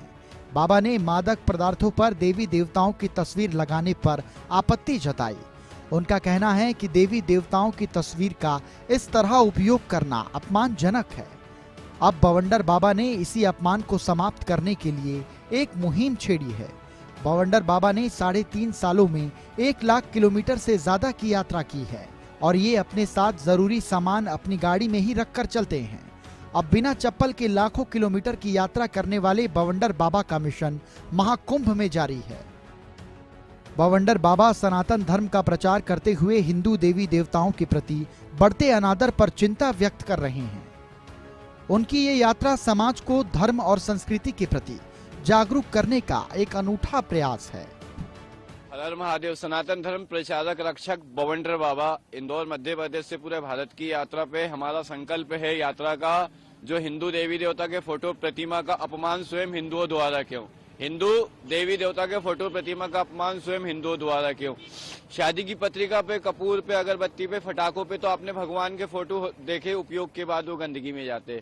हम धार्मिक क्षेत्र कुंभ क्षेत्र में आए हैं, हमें यहाँ एक बीड़ी मिली है जिसपे शिव जी का फोटो है, पार्वती जी का फोटो है। अब ये हमारे आराध्य, हम इनकी पूजा करते हैं और मादक पदार्थ की श्रेणी में ये बीड़ी आती है। बीड़ी पीने वाला उपयोग करके इसको डस्टबिन में फेंकता है।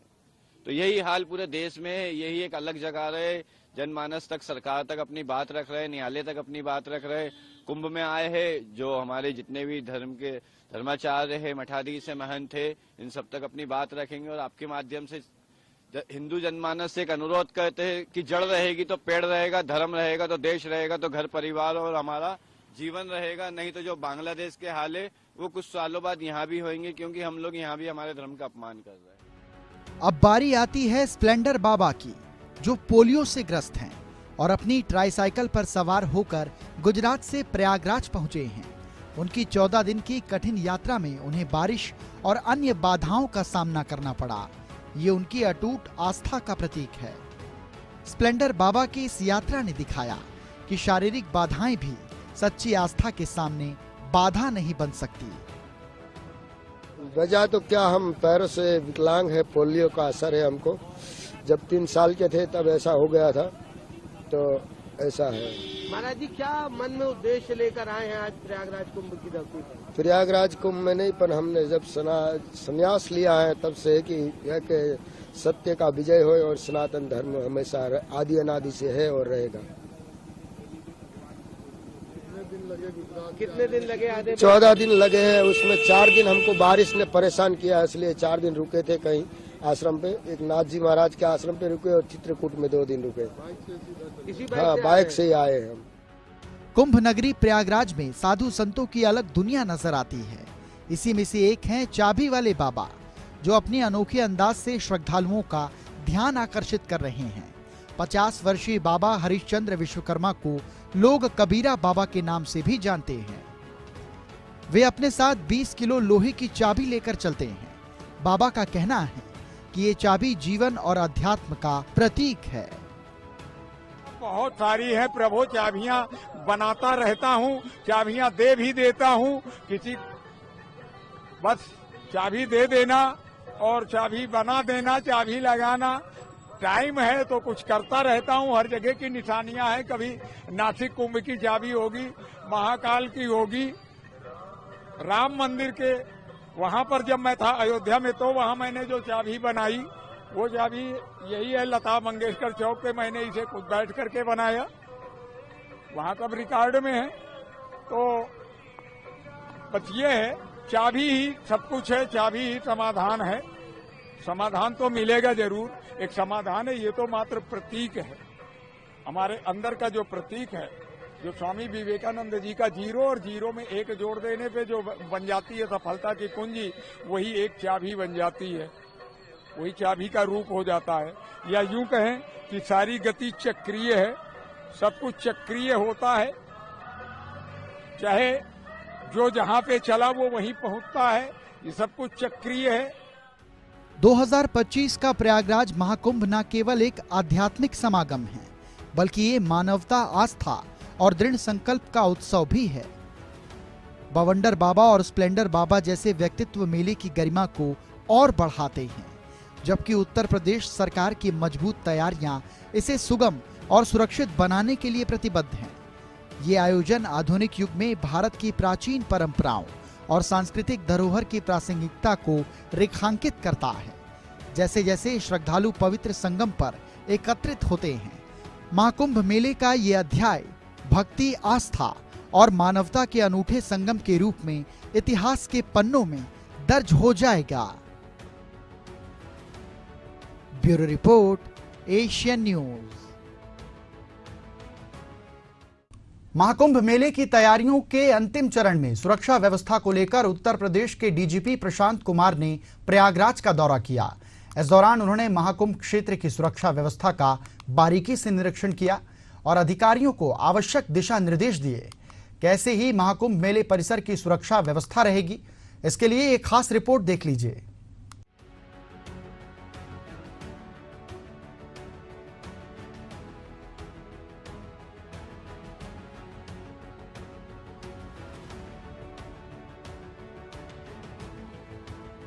उत्तर प्रदेश के प्रयागराज में महाकुंभ की तैयारियां अंतिम चरणों में हैं। इस बीच महाकुंभ मेले में पहुंचने वाले करोड़ों श्रद्धालुओं की सुरक्षा के लिए पुलिस प्रशासन ने चाक चौबंद व्यवस्था, सुरक्षित व्यवस्था कर रखी है। महाकुंभ मेले की तैयारियों के अंतिम चरणों में सुरक्षा व्यवस्था को लेकर उत्तर प्रदेश के पुलिस महानिदेशक प्रशांत कुमार ने शनिवार को प्रयागराज का दौरा किया। इस दौरान उन्होंने महाकुंभ क्षेत्र की सुरक्षा व्यवस्था का बारीकी से निरीक्षण किया और अधिकारियों को आवश्यक दिशा निर्देश दिए। डीजीपी प्रशांत कुमार ने सबसे पहले सिविल लाइंस थाने का दौरा किया, जहां उन्होंने पुलिस अधिकारियों से मुलाकात की और सुरक्षा व्यवस्था का जायजा लिया। इसके बाद वो महाकुंभ मेला क्षेत्र में किला घाट पहुंचे, जहां सुरक्षा के विभिन्न पहलुओं पर समीक्षा की गई।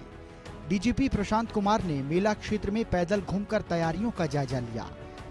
डीजीपी ने जल पुलिस की बोट से पानी के रास्ते सुरक्षा का जायजा लिया और वो वीवीआईपी घाट पहुंचे। डीजीपी ने एसएसपी कुंभ मेला के अस्थायी कार्यालय का शुभारंभ किया। मेला पुलिस लाइन परेड में जाकर उन्होंने पुलिस कर्मियों से बातचीत की। महाकुंभ मेला क्षेत्र में जल पुलिस और मोटर बोट के माध्यम से सुरक्षा व्यवस्था को लेकर और भी सख्त करने के निर्देश डीजीपी ने अधिकारियों को दिए। महाकुंभ मेला क्षेत्र की सुरक्षा व्यवस्था को और भी बेहतर बनाने के लिए डीजीपी ने कहा कि हर कोने में सीसीटीवी कैमरे लगाए जाएंगे। इसके साथ ही सभी विभागों के समन्वय का भी कार्य चल रहा है।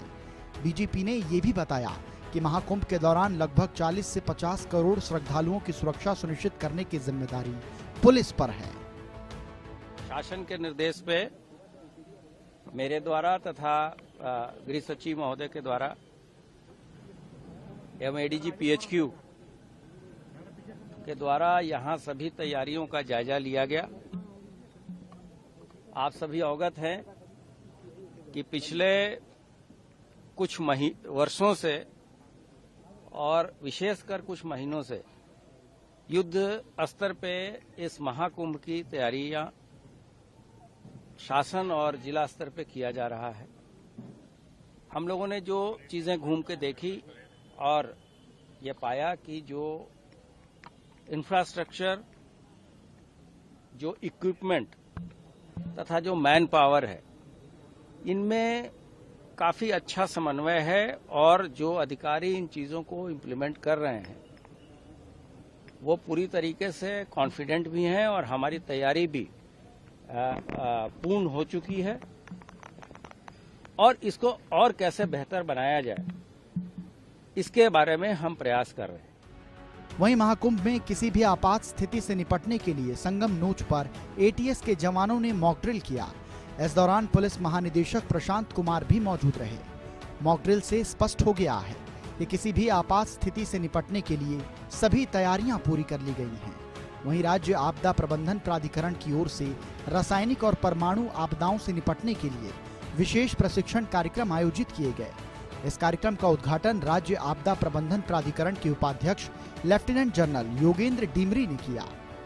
अधिकारियों का कहना है कि महाकुंभ को हर दृष्टि से सुरक्षित बनाने के लिए कड़ी मेहनत की जा रही है और किसी भी आपात स्थिति से निपटने के लिए आवश्यक कदम उठाए गए हैं। पुलिस लाइन का दौरा करते हुए डीजीपी ने पुलिस कर्मियों की तैयारी और ड्यूटी के प्रति उनके समर्पण की सराहना की। उन्होंने जवानों को निर्देश दिया कि वो मेला क्षेत्र में अपनी ड्यूटी के दौरान संवेदनशील रहें और श्रद्धालुओं के प्रति शालीन व्यवहार करें। डीजीपी ने अधिकारियों से मेला क्षेत्र में लगे सीसीटीवी कैमरों, ड्रोन और अन्य निगरानी उपकरणों की जानकारी ली। उन्होंने कहा कि आधुनिक तकनीक का उपयोग सुरक्षा व्यवस्था को और मजबूत करेगा। आपने खुद देखा होगा कि यहाँ इंटरसेप्टर्स डिप्लॉय हो गए हैं। पीथर ड्रोन भी भारी संख्या में है। हम लोगों ने ऐसे एंटी ड्रोन सिस्टम भी यहाँ लगाया है और जो हमारा वाटर फ्रंट है उसको बेटर किया है, उसकी सिक्योरिटी को पिछले कुंभ के मुकाबले, तथा हम लोगों ने घाट की संख्या तथा घाटों की कैपेसिटी भी इसलिए बढ़ाई है कि जो भी श्रद्धालु जिस रूट से वहां आ रहे हैं वो वहीं स्नान करें तथा फिर एक निर्धारित रूट के साथ वहां से चले जाएं। रेलवे के साथ भी बहुत अच्छा हमारा समन्वय है और हम मुख्य स्नान के दिन थल, जल और नभ तीनों तरीके से सुरक्षा की व्यवस्था प्रत्येक श्रद्धालुओं को सुनिश्चित कराएंगे। पूरे इकोसिस्टम को कैसे सिक्योर किया जाए, ये भी विभिन्न जो एजेंसियां हैं जो इसमें दक्ष हैं उसके साथ मिलकर लगातार कार्रवाई चल रही है। बता दें, महाकुंभ मेले को हर दृष्टि से सुरक्षित बनाया जा रहा है। इस बार कुंभ को व्यवस्थित और तकनीक रूप से सुसज्जित किया गया है। हमें उम्मीद है कि महाकुंभ को देखने के लिए 45 करोड़ से अधिक श्रद्धालु आएंगे। महाकुंभ आयोजन को सफल बनाने के लिए यूपी प्रशासन पूरी तरीके से तैयार है। कहीं भी किसी भी तरह की असुविधा न हो, इसके लिए 7 लेयर में सुरक्षा व्यवस्था तैयार की गई है। Bureau report, Asian news. और हमारी खास पेशकश महाकुंभ में फिलहाल इतना ही। मुझे दीजिए आज्ञा। नमस्कार।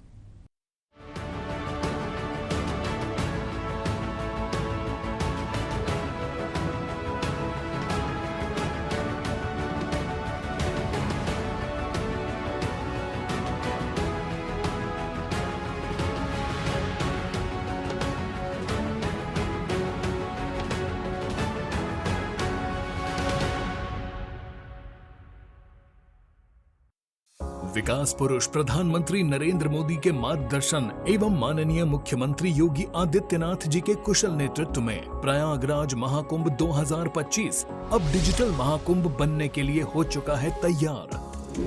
डिजिटल महाकुंभ के सपने को साकार करने वाली आवश्यक सेवाओं के लिए कुंभ सहायक AI चैटबॉट को QR कोड स्कैन कर WhatsApp पर प्राप्त किया जा सकता है। इससे श्रद्धालु 11 भाषाओं में हर तरह की जानकारियां प्राप्त कर सकेंगे। कुंभ सहायक चैटबॉट से बोलकर या लिखकर तत्काल जानकारियां प्राप्त होंगी। ये चैटबॉट श्रद्धालुओं को मीडिया गैलरी जैसी कई और सुविधाएं भी देगा। किसी अस्थायी शहर के लिए पहली बार गूगल पर महाकुंभ मेला क्षेत्र अलग से चिन्हित किया गया है। इससे नेविगेशन आसान होगा। डिजिटल महाकुंभ का साक्षी बनने आप भी पधारिए प्रयागराज। पुण्य फलें, महाकुंभ चलें। प्रयागराज में महाकुंभ 2025 का विशेष आयोजन। महाकुंभ में स्नान करना होता है बेहद फलदायी। 10 जनवरी 2025 पौष शुक्ल एकादशी महाकुंभ प्रथम स्नान तिथि। 13 जनवरी 2025 पौष पूर्णिमा महाकुंभ द्वितीय स्नान तिथि। 25 जनवरी 2025 मां कृष्ण एकादशी महाकुंभ चतुर्थ स्नान तिथि। 27 जनवरी 2025 माघ कृष्ण त्रयोदशी महाकुंभ पंचम स्नान तिथि। 4 फरवरी 2025 माघ शुक्ल सप्तमी रथ सप्तमी महाकुंभ अष्टम स्नान तिथि। 5 फरवरी 2025 माघ शुक्ल अष्टमी महाकुंभ नवम स्नान तिथि। 8 फरवरी 2025 माघ शुक्ल एकादशी महाकुंभ दशम स्नान तिथि।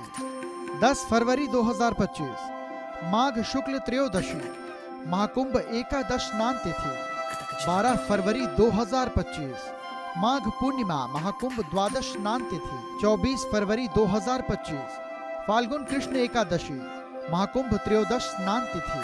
26 फरवरी 2025 महाशिवरात्रि महाकुंभ चतुर्दश स्नान पर्व।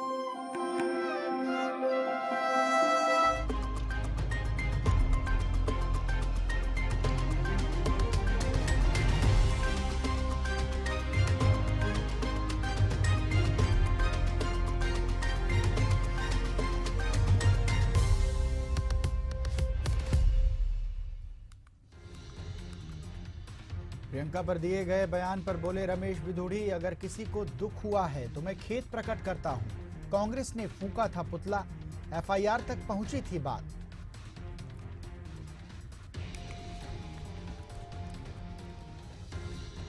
छत्तीसगढ़ में भाजपा के नए जिला अध्यक्षों का ऐलान, पर्ची निकालकर हुई नामों की घोषणा। श्याम नारंग रायपुर ग्रामीण तो रमेश ठाकुर बने रायपुर शहर के जिला अध्यक्ष।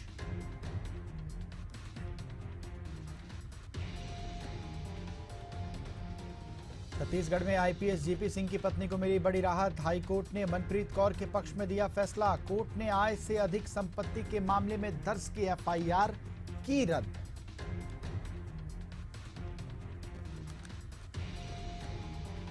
मध्य प्रदेश के दतिया में भाजपा नेता ने की आत्महत्या। लाइसेंसी पिस्टल से जितेंद्र ने खुद को मारी गोली। आत्महत्या का कारण अज्ञात, मामले की जांच में जुटी पुलिस।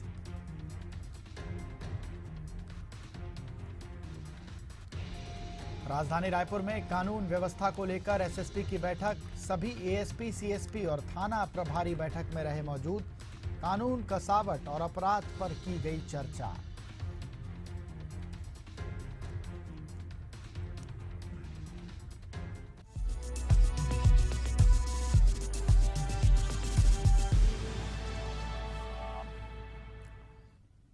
नमस्कार, बहुत स्वागत है आपका। प्राइम टाइम देख रहे हैं आप और अभिवादन स्वीकार करें अमनदीप का। चलिए बुलेटिन की शुरुआत करते हैं, खबरों की ओर बढ़ते हैं। दिल्ली में आपदा को लेकर सियासत छिड़ी हुई है। चुनाव से पहले बयानबाजी का दौर जारी है। इस दौरान आपदा पर पीएम मोदी ने एक सार्वजनिक रैली में आम आदमी पार्टी पर निशाना साधा। उन्होंने कहा कि देश की राजधानी को आपदा नहीं, विकास चाहिए। आगामी विधानसभा चुनाव में दिल्ली में कमल खिलने वाला है। आने वाला 25 साल दिल्ली के लिए बेहद जरूरी है। दिल्ली का कदम से कदम मिलाकर चलना जरूरी है। दिल्ली विकास की धारा चाहती है, इसलिए बीजेपी को वोट दीजिए। वहीं आम आदमी पार्टी के प्रमुख अरविंद केजरीवाल ने प्रेस कॉन्फ्रेंस की और रोहिणी की परिवर्तन रैली में पीएम मोदी द्वारा लगाए गए आरोपों पर जवाब दिया। इस दौरान उन्होंने कहा कि प्रधानमंत्री जी हर रोज दिल्ली की जनता का अपमान कर रहे हैं। दिल्ली के लोग चुनाव में बीजेपी को इस अपमान का जवाब जरूर देंगे। उन्होंने कहा कि आज पीएम 38 मिनट तक बोले, इसमें 29 मिनट तक उन्होंने दिल्ली के लोगों के लिए अपशब्दों का प्रयोग किया। इलेक्ट्रिक बसें चलने लगी है, वहीं आपदा वालों ने दिल्ली के ट्रांसपोर्ट सिस्टम को तबाह करने में कोई कोर कसर बाकी नहीं छोड़ी। ये आपदा वाले बसों की मेंटेनेंस पर बिल्कुल ध्यान नहीं दे रहे। इसका नुकसान दिल्ली के सामान्य नागरिकों को उठाना पड़ा। साथियों, जब से मैंने आपदा का कच्चा चिट्ठा खोला है, तब से आपदा वाले तिल मिलाए हुए हैं। इन लोगों ने 10 साल तक दिल्ली को बेहाल रखा और आज लोग इन्हें आपदा कहते हैं। मैं प्रधानमंत्री जी से निवेदन करना चाहता हूं, उनको याद दिलाना चाहता हूं, 2020 का मैं संकल्प पत्र लाया था, वो रह गया अंदर शायद। उनका पिछला संकल्प पत्र मोदी जी ने जो प्रॉमिस किए थे, 2020 में मोदी जी ने जो प्रॉमिस किए थे, मेरे दिल्ली देहात के भाई आज भी उन प्रॉमिसेस की वेट कर रहे हैं कि कब प्रॉमिस पूरे होंगे। प्रधानमंत्री जी 2020 के चुनाव के पहले प्रॉमिस करके गए थे कि दिल्ली लैंड रिफॉर्म एक्ट की धारा 81 और धारा 33 रद्द की जाएगी। ये केवल और केवल केंद्र सरकार कर सकती है। दिल्ली असेंबली ने इस बारे में प्रस्ताव पास करके कई साल पहले, एक बार नहीं 2-2 बार पहले, कांग्रेस के सरकार ने प्रस्ताव पास करके केंद्र को भेजा, भाई इसको खत्म करो। फिर दिल्ली में आम आदमी पार्टी की सरकार ने प्रस्ताव पास करके कई साल पहले केंद्र को भेजा। और भारतीय जनता पार्टी ने 2020 में प्रधानमंत्री जी ने खुद इसका वादा किया था कि धारा 81 और धारा 33 खत्म कर देंगे। इसमें अनगिनत केस कर रखे हैं, छोटे छोटे किसानों के ऊपर दिल्ली देहात में केस कर रखे हैं। वो कचहरी के रोज 10 चक्कर काट काट के परेशान हो गए हैं। इनके सारे मुकदमे वापस लिए जाने चाहिए और धारा 81 और धारा 33 वापस ली जानी चाहिए। इधर बीजेपी के पूर्व सांसद और अब कालकाजी सीट से भारतीय जनता पार्टी के उम्मीदवार रमेश बिधूड़ी ने प्रियंका गांधी पर दिए गए विवादास्पद बयान को लेकर माफी मांगी। उन्होंने एक्स पर एक पोस्ट में कहा कि किसी संदर्भ में मेरे द्वारा दिए गए बयान पर कुछ लोग गलत धारणा से राजनीतिक लाभ के लिए सोशल मीडिया पर बयान दे रहे हैं। उन्होंने कहा कि मेरा आशय किसी को अपमानित करने का नहीं था, लेकिन फिर भी अगर किसी भी व्यक्ति को दुख हुआ है तो मैं खेद प्रकट करता हूं। बता दें, रमेश बिदूड़ी ने कालकाजी इलाके में बीजेपी के एक कार्यक्रम में कहा था कि कालकाजी की सड़कों को प्रियंका गांधी के गालों जैसा बना देंगे। उनके इस विवाद के बाद, उनके इस बात के बाद सियासी पारा जो है वो गर्मा गया, लेकिन अब उन्होंने विवादास्पद बयान को लेकर माफी मांग ली है।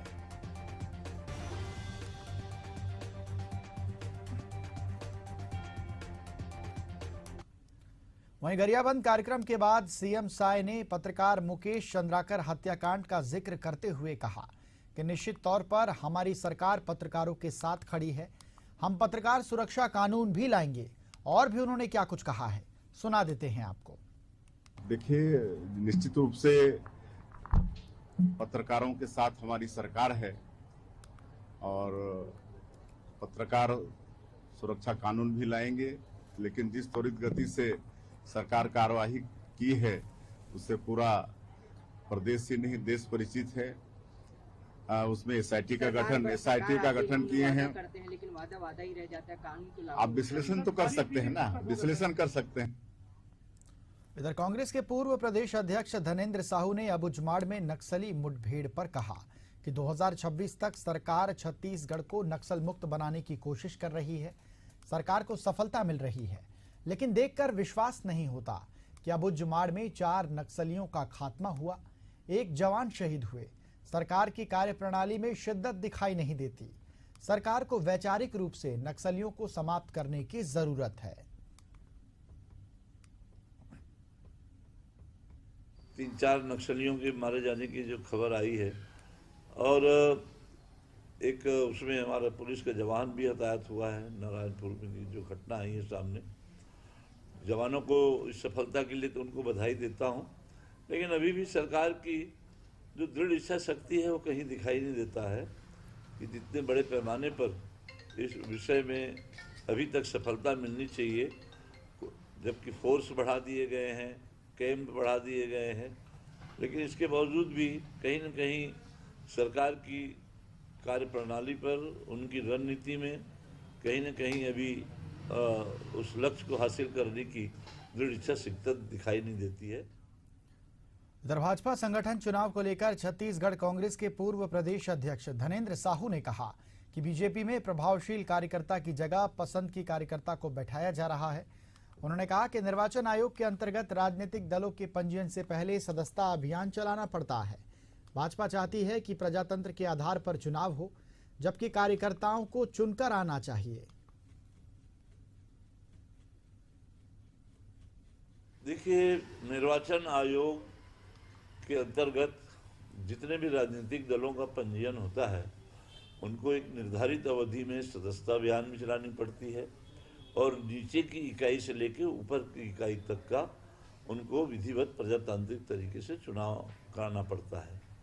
आज भारतीय जनता पार्टी अपने आप को बहुत सिद्धांतवादी पार्टी मानते कहती थकती नहीं है और कार्यकर्ताओं के हक और अधिकार की बातें करते हैं, लेकिन आज अभी हम लोग देख रहे हैं, अभी जो चुनाव की प्रक्रिया भारतीय जनता पार्टी की जो चल रही है उसमें पूरी तरह से आज थोपा जा रहा है। इधर रायपुर के मेकाहारा से बच्चा चोरी करने वाली महिला को पुलिस ने 1 घंटे के भीतर ही रेलवे स्टेशन से गिरफ्तार कर लिया। अब इस मामले में स्वास्थ्य मंत्री श्याम बिहारी जायसवाल का बयान भी सामने आ गया है। उन्होंने कहा है कि मेकाहारा की व्यवस्थाओं के चलते तत्परता से कार्रवाई हुई, 1 घंटे के भीतर महिला चोर को पकड़ लिया गया है। चलिए सुनते हैं उन्होंने आगे और भी क्या कुछ कहा। तो मेकाहारा से बच्चा चोरी करने वाली महिला को गिरफ्तार कर लिया गया है और ये तस्वीरें भी आपको दिखा रहे हैं। महिला ने बच्चा चोरी किया था, पुलिस ने तत्परता दिखाते हुए महिला को गिरफ्तार कर लिया है।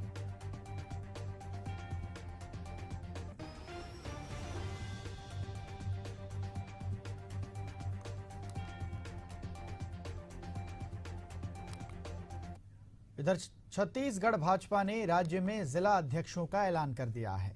दिल्ली से आए बंद लिफाफे में अध्यक्षों के नाम जिला मुख्यालय में खोले गए, जिसमें कई जिलों में अध्यक्षों को दोबारा मौका दिया गया। रायपुर ग्रामीण से श्याम नारंग फिर से जिला अध्यक्ष बनाए गए हैं। इसके साथ ही रायपुर शहर का जिला अध्यक्ष रमेश ठाकुर को नियुक्त किया गया है। जिले के चुनाव अधिकारी शिवरतन शर्मा ने नाम घोषित किए। वहीं कांकेर से महेश जैन, भिलाई से पुरुषोत्तम देवांगन, दुर्ग जिले में सुरेंद्र कौशिक अध्यक्ष बनाए गए हैं। इसके साथ ही कई और जिलों में भी अध्यक्षों के नामों का ऐलान कर दिया गया है। वहीं इस दौरान कार्यालय में भारी संख्या में बीजेपी कार्यकर्ता मौजूद रहे। ये 6 तस्वीरें आप देख लीजिए। संगठन पर्व के कार्यक्रम के अंतर्गत संगठनात्मक चुनाव का बूथ से लेकर मंडल और अब जिले का चुनाव आज प्रारंभ हो गया है। 15 जिलों का चुनाव आज विधिवत चुनाव प्रक्रिया के साथ पूरा कर लिया गया। 15 जिलाध्यक्ष जो निर्वाचित हुए हैं, रायपुर शहर से रमेश ठाकुर जी, कांकेर से महेश जैन जी, ग्रामीण से श्याम नारंग जी, दुर्ग से सुरेंद्र कौशिक जी, भिलाई से पुरुषोत्तम देवांगन जी, बालोद से चेमन देशमुख जी, गोरेला पेंड्रा से लालजी यादव जी और बीजापुर से घासीराम नाग जी, रायगढ़ से अरुणधर दीवान जी, महासमुंद से मुंगेली से दीनानाथ केसरवानी जी, सूरजपुर से मुरलीधर सोनी जी। इधर भिलाई के वैशाली नगर क्षेत्र में 2 साल पहले हुई हत्या की गुत्थी को पुलिस ने सुलझा लिया है। पुलिस ने मामले में एक आरोपी को गिरफ्तार कर जेल भेज दिया है।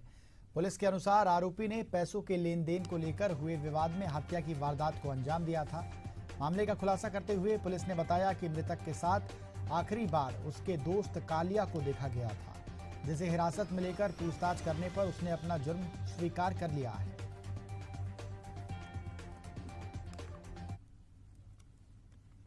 देखिए 22 मार्च 2022 को जवाहर नगर वैशाली नगर थाना क्षेत्र के अंतर्गत जो शराब भट्टी है, उसके पास वरुण कुमार श्रेय नाम के एक व्यक्ति की डेड बॉडी पाई गई थी। डेड बॉडी पहले अननोन थी, बाद में जो वरुण कुमार श्रेय है उसकी पत्नी से उसकी पहचान करवाई गई, तो उसने पहचाना कि ये मेरा पति है। और उस प्रकरण में उस समय तात्कालिक रूप से मर्ग कायम किया गया था। मर्ग कायम के पश्चात उसकी जांच की गई। उसमें कई संदेहियों को भी बुलाकर के तत्कालीन इसमें पूछताछ किया गया था, परंतु इसका खुलासा नहीं हो पाया था। अभी जब मर्ग जांच किया गया, मर्ग जांच के क्रम में पोस्टमार्टम रिपोर्ट और अन्य जो टेक्निकल जो भी इनपुट्स थे, उनके आधार पर मामला संदेहास्पद प्रतीत हुआ और प्रकरण में प्रथम दृष्टया ऐसा लगा कि इसको मारा गया है। इधर बस्तर के पत्रकार मुकेश चंद्राकर की हत्या को लेकर लोरमी में प्रेस क्लब ने कैंडल मार्च निकाला और हत्यारों के खिलाफ कठोर सख्त कार्रवाई की मांग की। प्रेस क्लब के सदस्यों ने मानस मंच से फवारा चौक तक प्रेस क्लब के अध्यक्ष सतीश मिश्रा के नेतृत्व में कैंडल मार्च निकाला, जिसमें आम नागरिक समेत राजनीतिक दल के लोग भी बड़ी संख्या में शामिल हुए।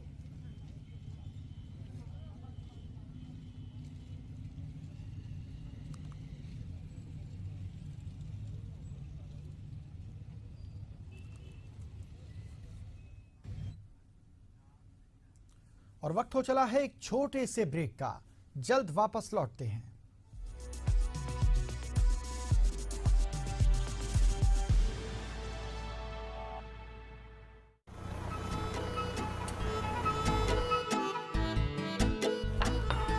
मैं आ गया। वो पॉक्सो एक्ट क्या होता है? POCSO act? चिंटू, तुम्हें इससे क्या मतलब है? ओहो भाभी, चिंटू को भी पता होना चाहिए कि पॉक्सो एक्ट क्या होता है। हमारे देश में बच्चों को सुरक्षित एवं बाल यौन शोषण की रोकथाम के लिए पॉक्सो एक्ट 2012 में बनाया गया। बाल यौन शोषण में कई अन्य बातें भी हैं, जैसे बच्चे को अश्लील पाठ्य सामग्री, चित्र, फोटो या फिल्म दिखाना, या बच्चे का अश्लील वीडियो बनाना, या ऐसी कोई भी हरकत करना जिससे बच्चे को असहज या असुरक्षित महसूस हो। पर मेघा, बच्चे ऐसी बातें माँ बाप से बताते कहाँ हैं? हाँ भाभी, लेकिन हमें बच्चे को जागरूक बनाना पड़ेगा। अक्सर देखा गया है कि बाल यौन शोषण करने वाले अधिकतर लोग बच्चे की जान पहचान या आसपास के ही होते हैं और बच्चे को चुप रखने के लिए वह उन्हें लालच देते हैं, डराते हैं, धमकाते हैं। और हाँ, आप भी याद रखें, अगर आपके बच्चे के साथ ऐसा कुछ हो तो बिना डरे घबराए चाइल्ड हेल्पलाइन नंबर 1098, विशेष किशोर पुलिस इकाई, स्थानीय पुलिस स्टेशन, डायल 100, बाल कल्याण समिति या जिला बाल संरक्षण इकाई में रिपोर्ट करें। राष्ट्रीय बाल अधिकार संरक्षण आयोग की वेबसाइट ncpcr.gov.in पर भी आप शिकायत दर्ज कर सकते हैं। बाल यौन शोषण एक दंडनीय अपराध है, इसलिए खुद जागरूक बनिए और दूसरों को भी जागरूक बनाइए। मुद्दा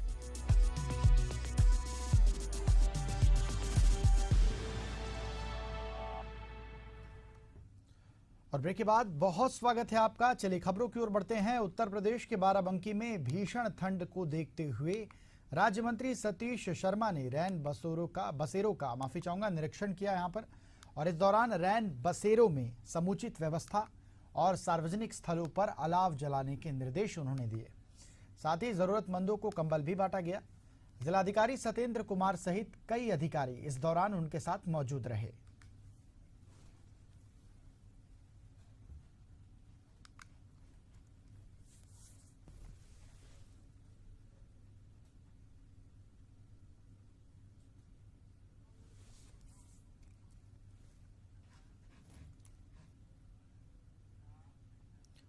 इधर बिहार में लगातार कड़ाके की ठंड पड़ने की वजह से जिला प्रशासन ने बड़ा कदम उठाया है। प्रशासन ने नर्सरी से लेकर 8वीं क्लास तक के स्कूलों को बंद रखने का निर्देश दिया है। इसके साथ ही अन्य क्लास के समय में भी बदलाव किए गए हैं। प्रशासन ने 9वीं क्लास का समय सुबह 9 बजे से दोपहर 3:30 बजे तक तय किया है। ये आदेश 6 जनवरी से लेकर 11 जनवरी तक के लिए इसके आदेश जारी कर दिए गए हैं। कड़ाके की ठंड की वजह से लोग अपने घरों में कैद हो चुके हैं। शाम होते ही लोग अलाव के सहारे ही अब बचाव कर पा रहे हैं। पटना के डीएम डॉक्टर चंद्रशेखर सिंह ने सभी सरकारी और गैर सरकारी स्कूल के लिए ये आदेश जारी कर दिए हैं।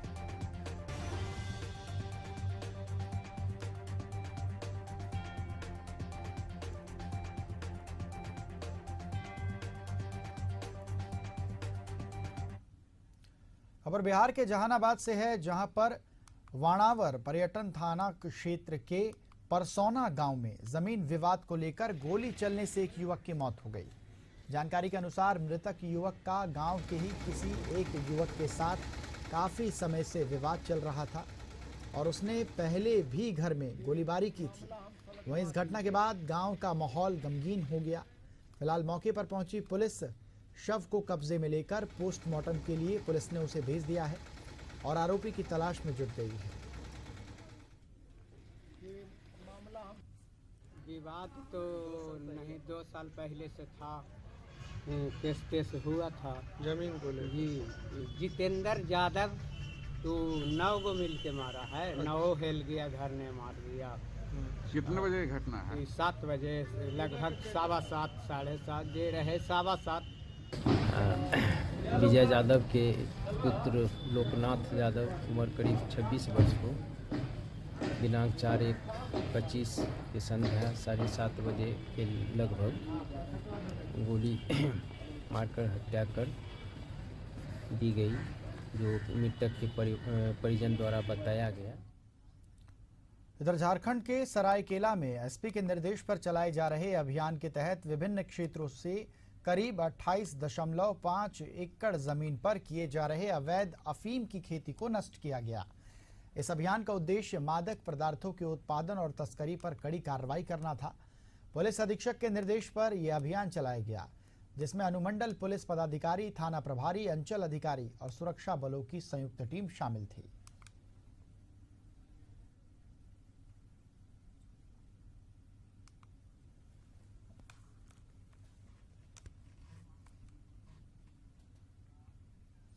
रांची के रानी अस्पताल में 11 साल के बच्चे की मौत हो गई थी।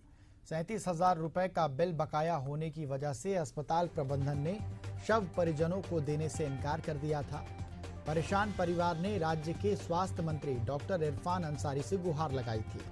मामले को संज्ञान में लेते हुए स्वास्थ्य मंत्री ने अस्पताल प्रबंधन से बात की और बकाया बिल को माफ कराया।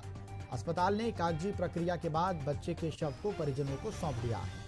जिस पर परिजनों ने स्वास्थ्य मंत्री का आभार जताया है।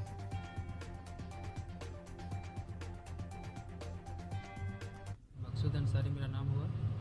हम गिरिडीह डिस्ट्रिक्ट से हैं, गोमो से, और मेरा भगना ही था, वो गोमो का है।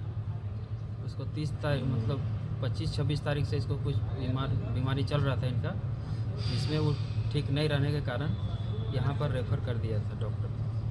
तो यहाँ पे 6 दिन हम लोग ट्रीटमेंट करवाने के बाद इनको हालत ठीक नहीं रहने की वजह से इनका मृत्यु हो गया। तो इनका जो है सब इसमें कुछ बकाया था 37,000 कुछ, तो ये बॉडी नहीं दे रहे थे। तो मंत्री जी से बात हुआ किसी तरह से, तो मंत्री जी अपने आदमी को भेजे और किसी तरह से निपटा कर बॉडी दे दी। इधर झारखंड के धनबाद के केंदुआडीह इलाके में ट्रक ड्राइवर खलासी पर हुए गोलीबारी कांड का मामला, पुलिस ने इस मामले का खुलासा अब कर दिया है। पुलिस ने मामले में शामिल एक नाबालिग समेत 6 आरोपियों को गिरफ्तार कर लिया है। इनके पास से एक पिस्टल और 3 कारतूस बरामद किए गए हैं। सभी आरोपी केंदुआडीह थाना क्षेत्र के काली बस्ती के रहने वाले हैं।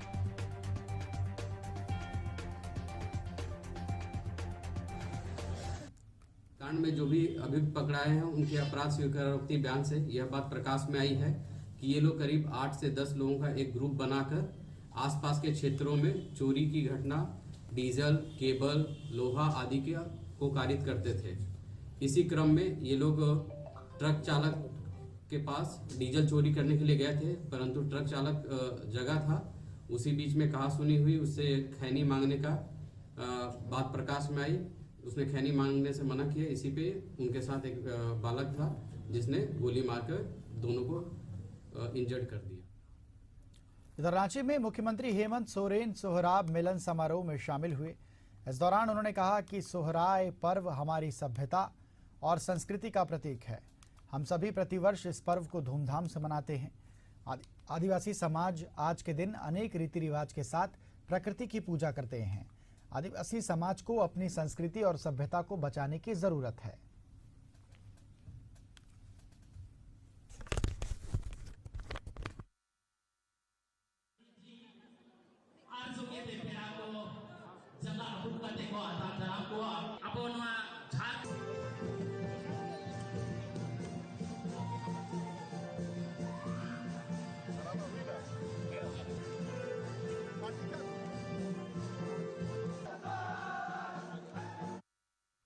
इधर फर्रुखाबाद में मेला श्री राम नगरिया संत समिति अध्यक्ष सत्यगिरी महाराज के नेतृत्व में नगर प्रवेश यात्रा निकाली गई, जिसमें कई संगठनों के लोग बड़ी संख्या में शामिल हुए।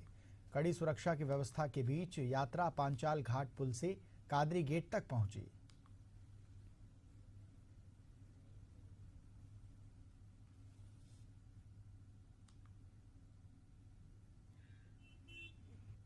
हमारे जूना अखाड़े की जब कहीं भी मेला लगता है जूना अखाड़े का, तो नगर प्रवेश यात्रा होती है। और आज हम नगर निर्माण के लिए हैं, जिनके नगर के देवता के लिए आह्वान करते हैं। और इसीलिए सनातन धर्म बढ़ावा देने के लिए सनातन धर्म के लिए आगे बढ़ाने के लिए नवयुवक इसको जानकारी लें और इसी के द्वारा से हमारा सनातन धर्म आगे बढ़ता है।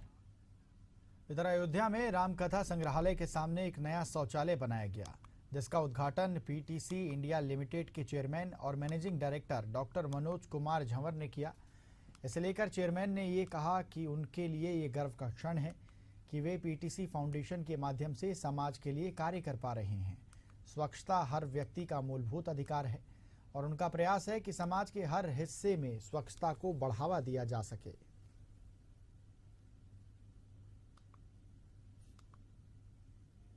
आज का कार्यक्रम ये था कि आज ये धर्मपथ पर जो सार्वजनिक शौचालय बना हुआ है, आज इसका उद्घाटन पीटीसी के सीएमडी साहब मनोज झावर साहब ने किया और ये उन्हीं के सौजन से बना हुआ है।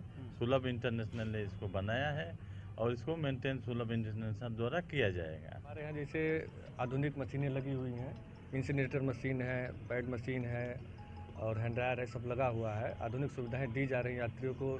जिस तरह के यात्री यहाँ पे आ रहे हैं आज के समय में, अच्छी से अच्छी सुविधा प्रदान करने की कोशिश की जा रही है। हमारा अपील कुछ जनता के कुछ लोगों से, ऐसे लोगों से जो अनावश्यक चीज़ों को तोड़ फोड़ करते हैं। उनसे मैं निवेदन करना चाहूँगा कि इसको अपना ही समझ के इस्तेमाल करें ताकि अन्य लोगों को।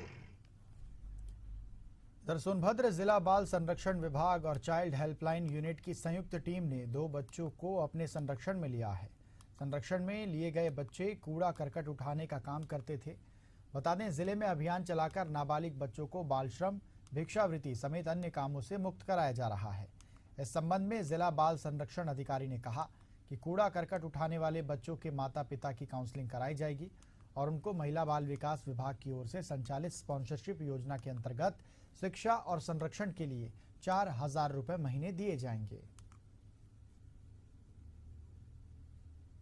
जिलाधिकारी महोदय एवं जिला प्रोबेशन अधिकारी महोदय के निर्देश के क्रम में रावसगंज में बाल भिक्षावृत्ति एवं सड़क के किनारे कूड़ा करकट बीनने वाले बच्चों के चिन्हांकन हेतु अभियान चलाया गया।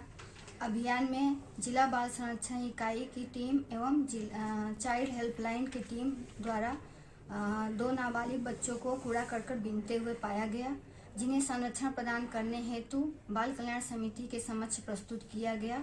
साथ ही उनके आदेश से बालगृह शिशु में उन्हें आवासित कराया गया।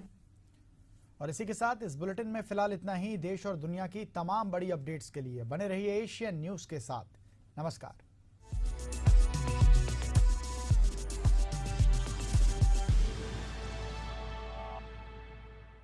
यशस्वी प्रधानमंत्री नरेंद्र मोदी के मार्गदर्शन एवं मुख्यमंत्री योगी आदित्यनाथ के कुशल प्रबंधन से महाकुंभ 2025 अब तक का सबसे भव्य, दिव्य, हरित और सुरक्षित आयोजन होगा। 13 जनवरी अर्थात पौष पूर्णिमा को अमृत स्नान से महाकुंभ 2025 का विधिवत शंखनाद होगा। 26 फरवरी को महाशिवरात्रि पर अमृत स्नान तक कुल 6 प्रमुख स्नान होंगे।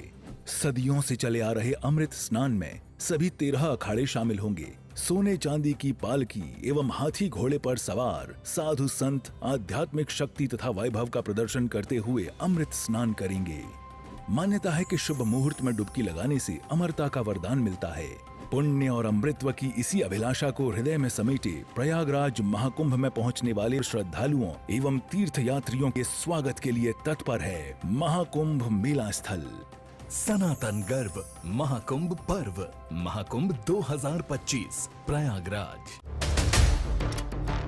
संघर्ष के क्षेत्रों से लेकर राजनीतिक केंद्रों तक हर खबर पर नजर, हर सच की पहचान बिना किसी डर। नया साल, नई ऊर्जा, आपके विश्वास का साथी। पत्रकारिता का स्वर्ण मानक, Asian news, voice of people.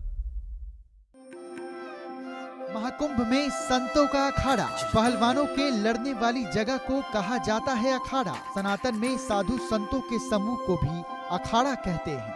असल में इसका नामकरण आदि गुरु शंकराचार्य ने किया।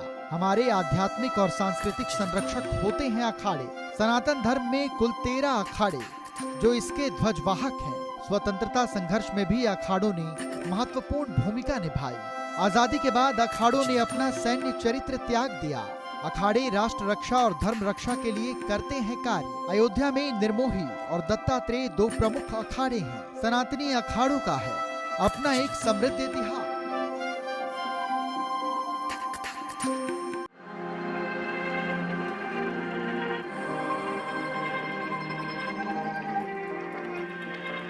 यात्रा धर्म की, यात्रा इतिहास की, यात्रा संस्कृति।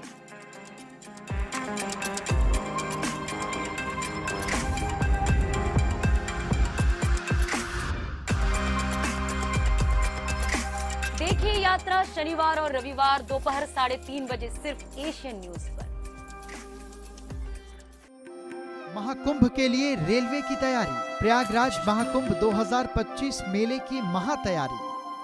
भारतीय रेलवे ने 25 से ज्यादा एक्सप्रेस ट्रेन चलाने का किया ऐलान। 10 जनवरी से 28 फरवरी तक चलेंगी सभी एक्सप्रेस ट्रेनें। महाकुंभ के लिए रेल मंत्रालय की स्पेशल ट्रेनों की सूची जारी।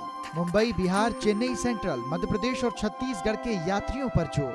नैनी, भरतकुप और शिवरामपुर स्टेशनों पर दिया अस्थायी ठहराव। IRCTC महाकुंभ ग्राम नाम से एक प्रीमियम टेंट सिटी को किया स्थापित। इसमें आतंकितों के लिए की जा रही है बेहद शानदार आवास की व्यवस्था।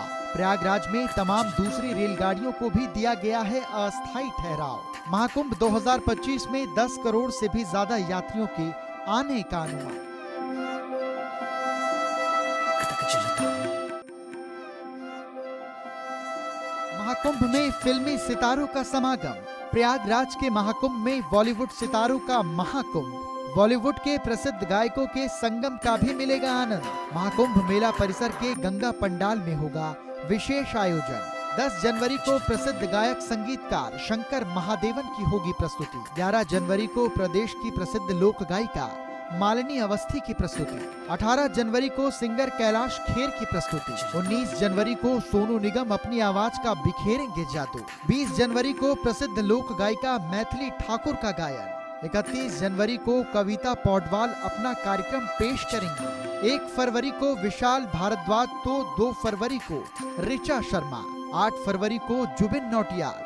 10 फरवरी को रसिका शेखर। 14 फरवरी को हंसराज रघुवंशी और 24 फरवरी को श्रेया घोषाल।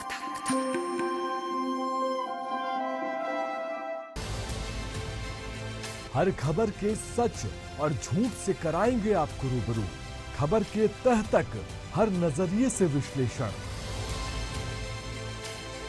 कौन सी खबर पर है आपकी नजर?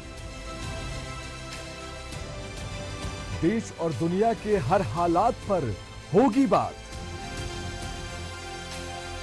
देखिए विश्लेषण हर शनिवार और रविवार शाम 6:30 बजे सिर्फ एशियन न्यूज पर।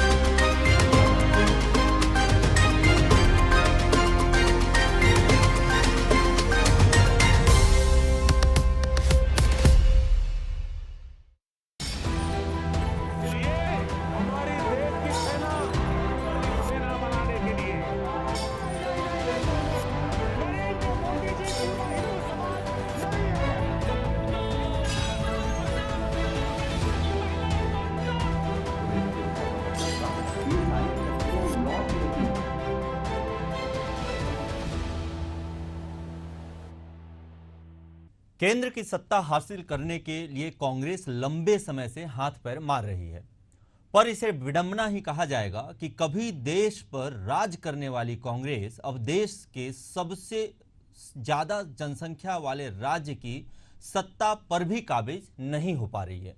कांग्रेस के धुरंधरों को राहुल गांधी से बड़ी उम्मीद थी और शायद है भी कि भारत जोड़ो यात्रा, मोहब्बत की दुकान जैसी कोई तरकीब फिर आएगी और देश में एक बार फिर कांग्रेस को हुकूमत करने का फिर मौका मिल जाएगा। इनमें से एक तरकीब के तौर पर प्रियंका गांधी वाड्रा को भी देखा जा सकता है, जिन्हें वायनाड की सीट से जीतकर संसद की चौखट चढ़ने का मौका मिल गया है। पर सवाल है कि क्या कांग्रेस की डूबती नैया की खेवैया प्रियंका बन पाएंगी? नमस्कार, मैं हूं जय दुबे। एशियन न्यूज की खास पेशकश मुद्दा में आज कांग्रेस की राजनीति, परिणति और भविष्य के मसले पर विमर्श के लिए आपका स्वागत है। कांग्रेस जो देश की आजादी से लेकर 2014 तक सत्ता की धुरी में रही, आज सम्मानजनक विपक्ष की भूमिका के लिए भी तरस रही है। देश के राज्यों में भी कांग्रेस का अस्तित्व संकट में आ चुका है। ऐसे में कांग्रेस ने प्रियंका वाड्रा को पहले उत्तर प्रदेश में चुनाव की कमान दी, जहां दाल नहीं गल पाई। अब उपचुनाव के जरिए ही सही, पर प्रियंका की संसद में एंट्री हो गई है, तो सदन में आक्रामक तेवर भी दिखाई दे रहे हैं। भारतीय राजनीति पर विचार करें तो वर्तमान दौर युवाओं का है और सत्ता के शीर्ष पर विराजित प्रधानमंत्री नरेंद्र मोदी की कार्यशैली युवाओं को कहीं ज्यादा प्रभावित करती नजर आ रही है, जिसका परिणाम है कि भाजपा पीएम मोदी के नेतृत्व में तीसरी बार सरकार बना चुकी है और आने वाले 4 सालों तक कांग्रेस को विपक्ष की ही राजनीति करनी पड़ रही है। अब सवाल है कि क्या प्रियंका वाड्रा इन 4 सालों में कांग्रेस को उतनी ताकतवर बना पाएंगी कि साल 2029 के चुनाव में कांग्रेस सत्ता हासिल करने के काबिल बन पाए? क्या प्रियंका कांग्रेस की राजनीति में नया सवेरा ला पाएंगी कि देश के राज्यों में कांग्रेस की सरकार बन पाए? इन तमाम सवालों पर चर्चा के लिए आज हमारे साथ मेहमान के रूप में बीजेपी प्रवक्ता रविंद्र सिंह जी, कांग्रेस प्रवक्ता अभय नारायण राय और वरिष्ठ पत्रकार योगी राज योगेश मौजूद हैं। आप तीनों मेहमानों का एशियन न्यूज पर हार्दिक अभिनंदन है। सवाल है, बड़ा सवाल है, कांग्रेस की डूबती नैया की खेवैया पार लगाने की कोशिश जद्दोजहद जारी है। सवाल लेते हैं अभय नारायण राय जी से। अभय नारायण राय जी कांग्रेस के जाने माने नेता हैं। छत्तीसगढ़ में इनकी काफ़ी धाक है और लगभग 35 सालों से ऊपर से राजनीति करते आ रहे हैं और इन्होंने कई उतार चढ़ाव देखे हैं, कांग्रेस को बहुत करीब से जानते हैं। इसलिए अभय नारायण जी से समझने का प्रयास करेंगे कि कांग्रेस ने ऐसी कौन सी गलती की, ऐसा कौन सा बड़ा गुनाह हो गया कि राज्य ही नहीं देश की राजनीति से कांग्रेस बेपटरी हो गई और आज तक कितनी भी मशीनें लगा करके कांग्रेस को पटरी पर नहीं ला पा रहे हैं। समस्त कांग्रेसी देश से लेकर राज्य तक के जितने भी नेताओं का जोर लगा लें। क्या कारण है अभय नारायण राय जी, आपको क्या लगता है, ऐसी गलती क्या हो रही है जो जिसको कांग्रेस नहीं पकड़ पा रही है? दुबे जी जी सबको बधाई दूंगा मैं, चैनल पे उपस्थित हमारे पत्रकार साथी, भाजपा के प्रवक्ता साथी और जो दर्शक आपके माध्यम से हम सबको देख और सुन रहे हैं, सबको नववर्ष की बधाई। दूसरी महत्वपूर्ण बात आपने कही, महत्वपूर्ण सवाल आपने पूछा कांग्रेस को लेकर जी। एक तो मुझे आपके जो शीर्षक बनाया है उस पर ही आपत्ति है, डूबती नैया जी। कांग्रेस इस देश में कभी डूबती नैया नहीं रही जी। कांग्रेस आज भी जिंदा है, कांग्रेस आज भी सार्थक है और कांग्रेस आज भी उसी तरह काम कर रही है जिस भावना से वो सत्ता में रह के काम करती जी। अब तो भूमिका में, विपक्ष में। दूसरी बात, कारण आपने कहा, बहुत सारे बदलाव राजनीति में आए हैं। 70 के दशक की राजनीति, 80 के दशक की राजनीति और 90 के दशक की राजनीति एक अलग राजनीति थी। कांग्रेस बड़ी पार्टी के रूप में थी, कांग्रेस लीड करती थी, लेकिन मिली जुली सरकारों का दौर 75 के बाद प्रारंभ हो गया। 75 में आपातकाल के दौरान जब सारे राजनीतिक दल के लोग एक हुए, 70 का चुनाव हुआ और परिणाम आया, तो कांग्रेस ऊपर जाके सरकार बनी जो जनता पार्टी की सरकार कहलाई। लेकिन आप देखिए कि उस सरकार में प्रधानमंत्री से लेके तमाम जो महत्वपूर्ण मंत्री थे वो कांग्रेस से गए हुए लोग थे, जो किन्हीं भी कारणों से कांग्रेस से बाहर गए थे, वही जाके वहां सत्ता में फिर बैठे। 80 में फिर कांग्रेस आई। 80 से 90 का दशक जो रहा, औद्योगिकरण धीरे धीरे समाप्त हो रहा था, नई टेक्नोलॉजी आ रही थी, नया बदलाव समाज में आ रहा था और इसी बीच भारतीय जनता पार्टी ने अपना कार्ड खेला धार्मिक। राम मंदिर के मुद्दे पर यात्रा आडवाणी जी ने प्रारंभ की। जब भारतीय जनता पार्टी 80 में बनी तो भारतीय जनता पार्टी के बाद न तो आजादी के इतिहास में कोई भूमिका थी, न 80 से लेके 52 के बीच में कोई ऐसी भूमिका थी, न कोई नेतृत्व था जो उनको ये बताया कि हमने ये काम देश के लिए किया, और न उनकी पहचान बन पा रही थी। चाहे वो जनसंघ के धीरे छाप में लड़ते रहे हों, जनता पार्टी के हलदर में लड़े। 80 में भारतीय जनता पार्टी का निर्माण हुआ और आडवाणी और वाजपेयी जी के हाथ में जब बागडोर आई तो वाजपेयी जी सर्वमान्य नेता बने और आडवाणी जी एक धार्मिक नेता के रूप में चले गए और वहीं से धार्मिक कार्ड खेलना चालू हुआ। राम मंदिर को लेकर अभय नारायण जी, इतिहास के पन्नों को जितना पलटेंगे उतनी ही तकलीफें बढ़ेंगी।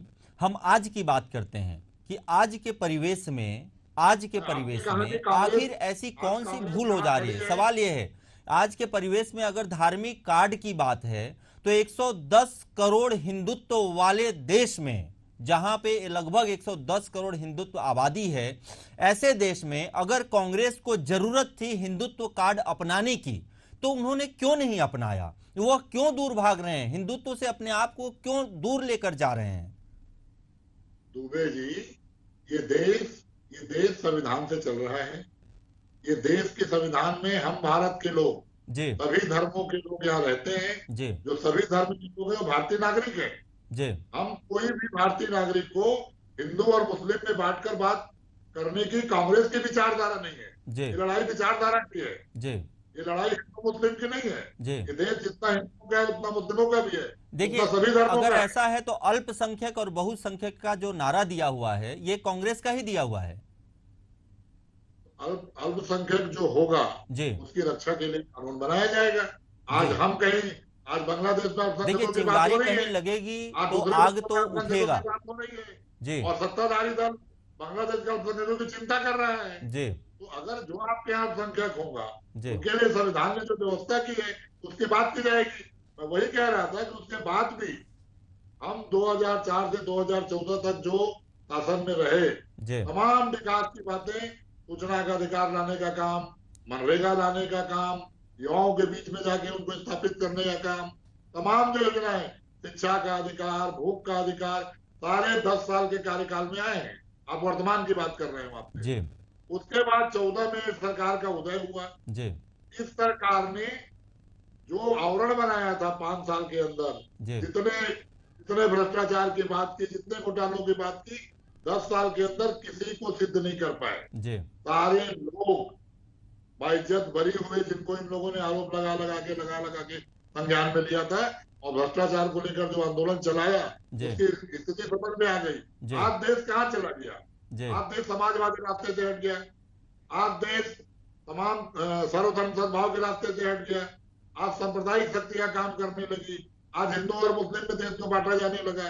तो कांग्रेस विचारधारा पे कायम है, कांग्रेस को मानने वाला मतदाता भी कायम है। सत्ता की बात आप करेंगे तो जरूर हम सत्ता में नहीं आ पा रहे हैं, लेकिन मानसिकता जी, मैं सत्ता की बात नहीं, मैं नेतृत्व की बात कर रहा हूं। अभय नारायण जी, मैं नेतृत्व की बात कर रहा हूं, मैं सत्ता की बात अभी नहीं करता। हमारा यह प्रोग्राम नेतृत्व के ऊपर है।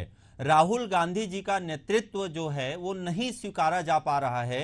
ये हम पिछले लगभग 15 सालों से देखते हुए आ रहे हैं और वो अभी भी दिख रहा है। 3 टर्म के चुनाव पे हम लोगों ने देख लिया।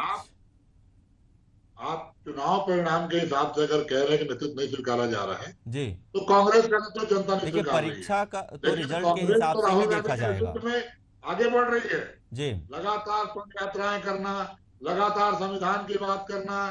आज जय भीम, जय संविधान, जय बापू का नारा कांग्रेस ने दिया जी, इस समाज ने दिया, आवश्यकता के हिसाब से दिया। आज ये 400 का नारा देने वाले लोग 240 पे आ गए और 240 में 120 इस पार्टी के सांसद हैं। अभय जी, वापस आपको लाता हूं, आप पार्टी पे चले जा रहे हैं। 40 तो विचारधारा के लोग नहीं है। अभय जी, मैं आपको वापस लाता हूं, मुद्दा पे लाता हूं। अभय जी, वापस मुद्दा पर आइए।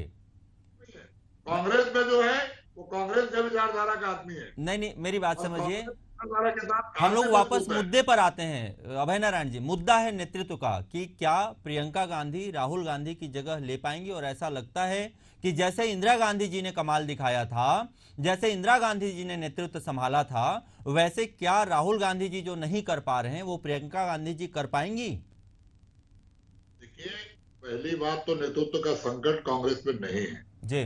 मल्लिकार्जुन खड़गे जी राष्ट्रीय अध्यक्ष हैं जी, सोनिया जी हमारी चेयरपर्सन हैं जी, और राहुल जी राष्ट्रीय अध्यक्ष रह चुके हैं। उन्होंने जवाबदारी छोड़ी है और वो नेतृत्व कांग्रेस का भी कर रहे हैं। प्रियंका जी भी एक सहयोगी के रूप में आई हैं। आगे चल के कांग्रेस क्या तय करेगा, पार्टी तय करेगी, कार्य समिति बैठेगी, संगठन के चुनाव होंगे, तो जो राष्ट्रीय अध्यक्ष की भूमिका में होगा, जब प्रियंका जी राष्ट्रीय अध्यक्ष की भूमिका में आएंगी तो नेतृत्व करेगी। आज राष्ट्रीय अध्यक्ष की भूमिका में मल्लिकार्जुन खड़गे हैं, नेतृत्व कर रहे हैं और सोनिया जी, प्रियंका जी, राहुल जी और तमाम सांसद उनके साथ खड़े हैं मल्लिकार्जुन खड़गे के साथ और पार्टी अपना काम कर रही है जी। तो ऐसी आवश्यकता इस डिबेट में प्रियंका जी को लेकर अगर आप बात कर रहे हैं तो उनका पहला भाषण जो उन्होंने संसद में दिया उस दिन ये समझ में आ जाना चाहिए था सबको कि प्रियंका जी का भाषण सरकार भी हिली और कंटेंट आया उसमें, उन्होंने बातें की। राहुल जी जो वहां बोलते हैं वो कंटेंट आता है, बातें करते हैं। तो नेतृत्व का संकट कांग्रेस में कभी नहीं रहा है, ना आजादी के पहले ना आजादी के बाद। कांग्रेस में नेतृत्व हमेशा मजबूत रहा है और सक्षम रहा है। चलिए मान लेते हैं ऐसा ही हो। बीजेपी प्रवक्ता रविंद्र सिंह जी भी हमारे साथ जुड़े हुए हैं। रविंद्र सिंह जी से सवाल लेते हैं। रविंद्र सिंह जी, जितना भी चीज़ अभी अभय नारायण राय जी ने कहा है, जितनी भी बातें बताई हैं, उस सब से अलग मैं आपसे सवाल करता हूं। मैं समझना चाहता हूं आपसे कि आप कांग्रेस को ये बताने की कोशिश करें अपनी भाषा में, क्योंकि आप अभी विजेता हैं, तो अभी आप विजेता हैं तो शायद आप बेहतर बता पाएं कि आखिर कौन सी चीज छूट रही है कांग्रेस से। कहीं तो चूक हो रही है, कौन सी बड़ी चूक है? सबसे बड़ी बात है कांग्रेस आज के दौर में जी अव्यवहारिक हो चुकी है, अप्रासंगिक हो चुकी है और लगभग 139 साल पुरानी है। जी सही मायने में विचारों से भी बूढ़ी हो गई, संगठन से तो बूढ़ी है ही, तो बिल्कुल नए चीज को नित नए प्रयोग करती नहीं है। वही हम देख रहे हैं, मतलब आजादी के बाद से एक परिवार का लगातार नेतृत्व हमको पता है। अब राहुल गांधी के बाद जैसे मल्लिकार्जुन खड़गे, अगला इनका कांग्रेस अध्यक्ष कौन होगा? वही प्रियंका गांधी होगी, फिर उनके बेटे होंगे। फिर उनका आंतरिक मामला है, सबसे बड़ी बात है इनके ना विचारधारा की कमी है। मैं ईमानदारी से कहूँ, हम तो 2 सीट से हम पर हंसते थे, हम यहाँ तक आए तो हम नीत नए प्रयोग, हमने समय को समझा, हम कोई तुष्टीकरण की राजनीति पे नहीं चलते रहे, हम जो व्यवहारिक रहा उस पर करते रहे। कांग्रेस कभी नहीं करी इस मामले में, वही ढर रहे थे। देखिए एक समय था देश में 80% राज्यों पे कांग्रेस का राज था, आज 20% में भी कहीं नहीं। और सबसे बड़ी बात है, एक चीज पकड़ लेते हैं। देखो अब मैं 2-3 बातें कहता हूँ। ठीक, अब एक नया नारा शुरू कर दिए, संविधान पे हमला, संविधान पे हमला। अरे भारत के प्रधानमंत्री जी ने स्पष्ट कह दिया संविधान को कोई भी परिवर्तित नहीं कर सकता, किसी का माइकल आग नहीं कर सकता। धारा 368 में जो संवैधानिक संशोधन के प्रावधान है, उस प्रावधानों का सबसे ज्यादा यदि किसी ने दुरुपयोग किया ना तो कांग्रेस ने किया। आप देखिए कम से कम 100 बार इस राज्य हम लोग मुद्दा से हट रहे हैं। रविंद्र सिंह जी, मुद्दा से हट रहे हैं, मेरी बात समझिए। मुद्दा पर आते हैं, नेतृत्व पर मुद्दा है कि क्या कांग्रेस में प्रियंका जी,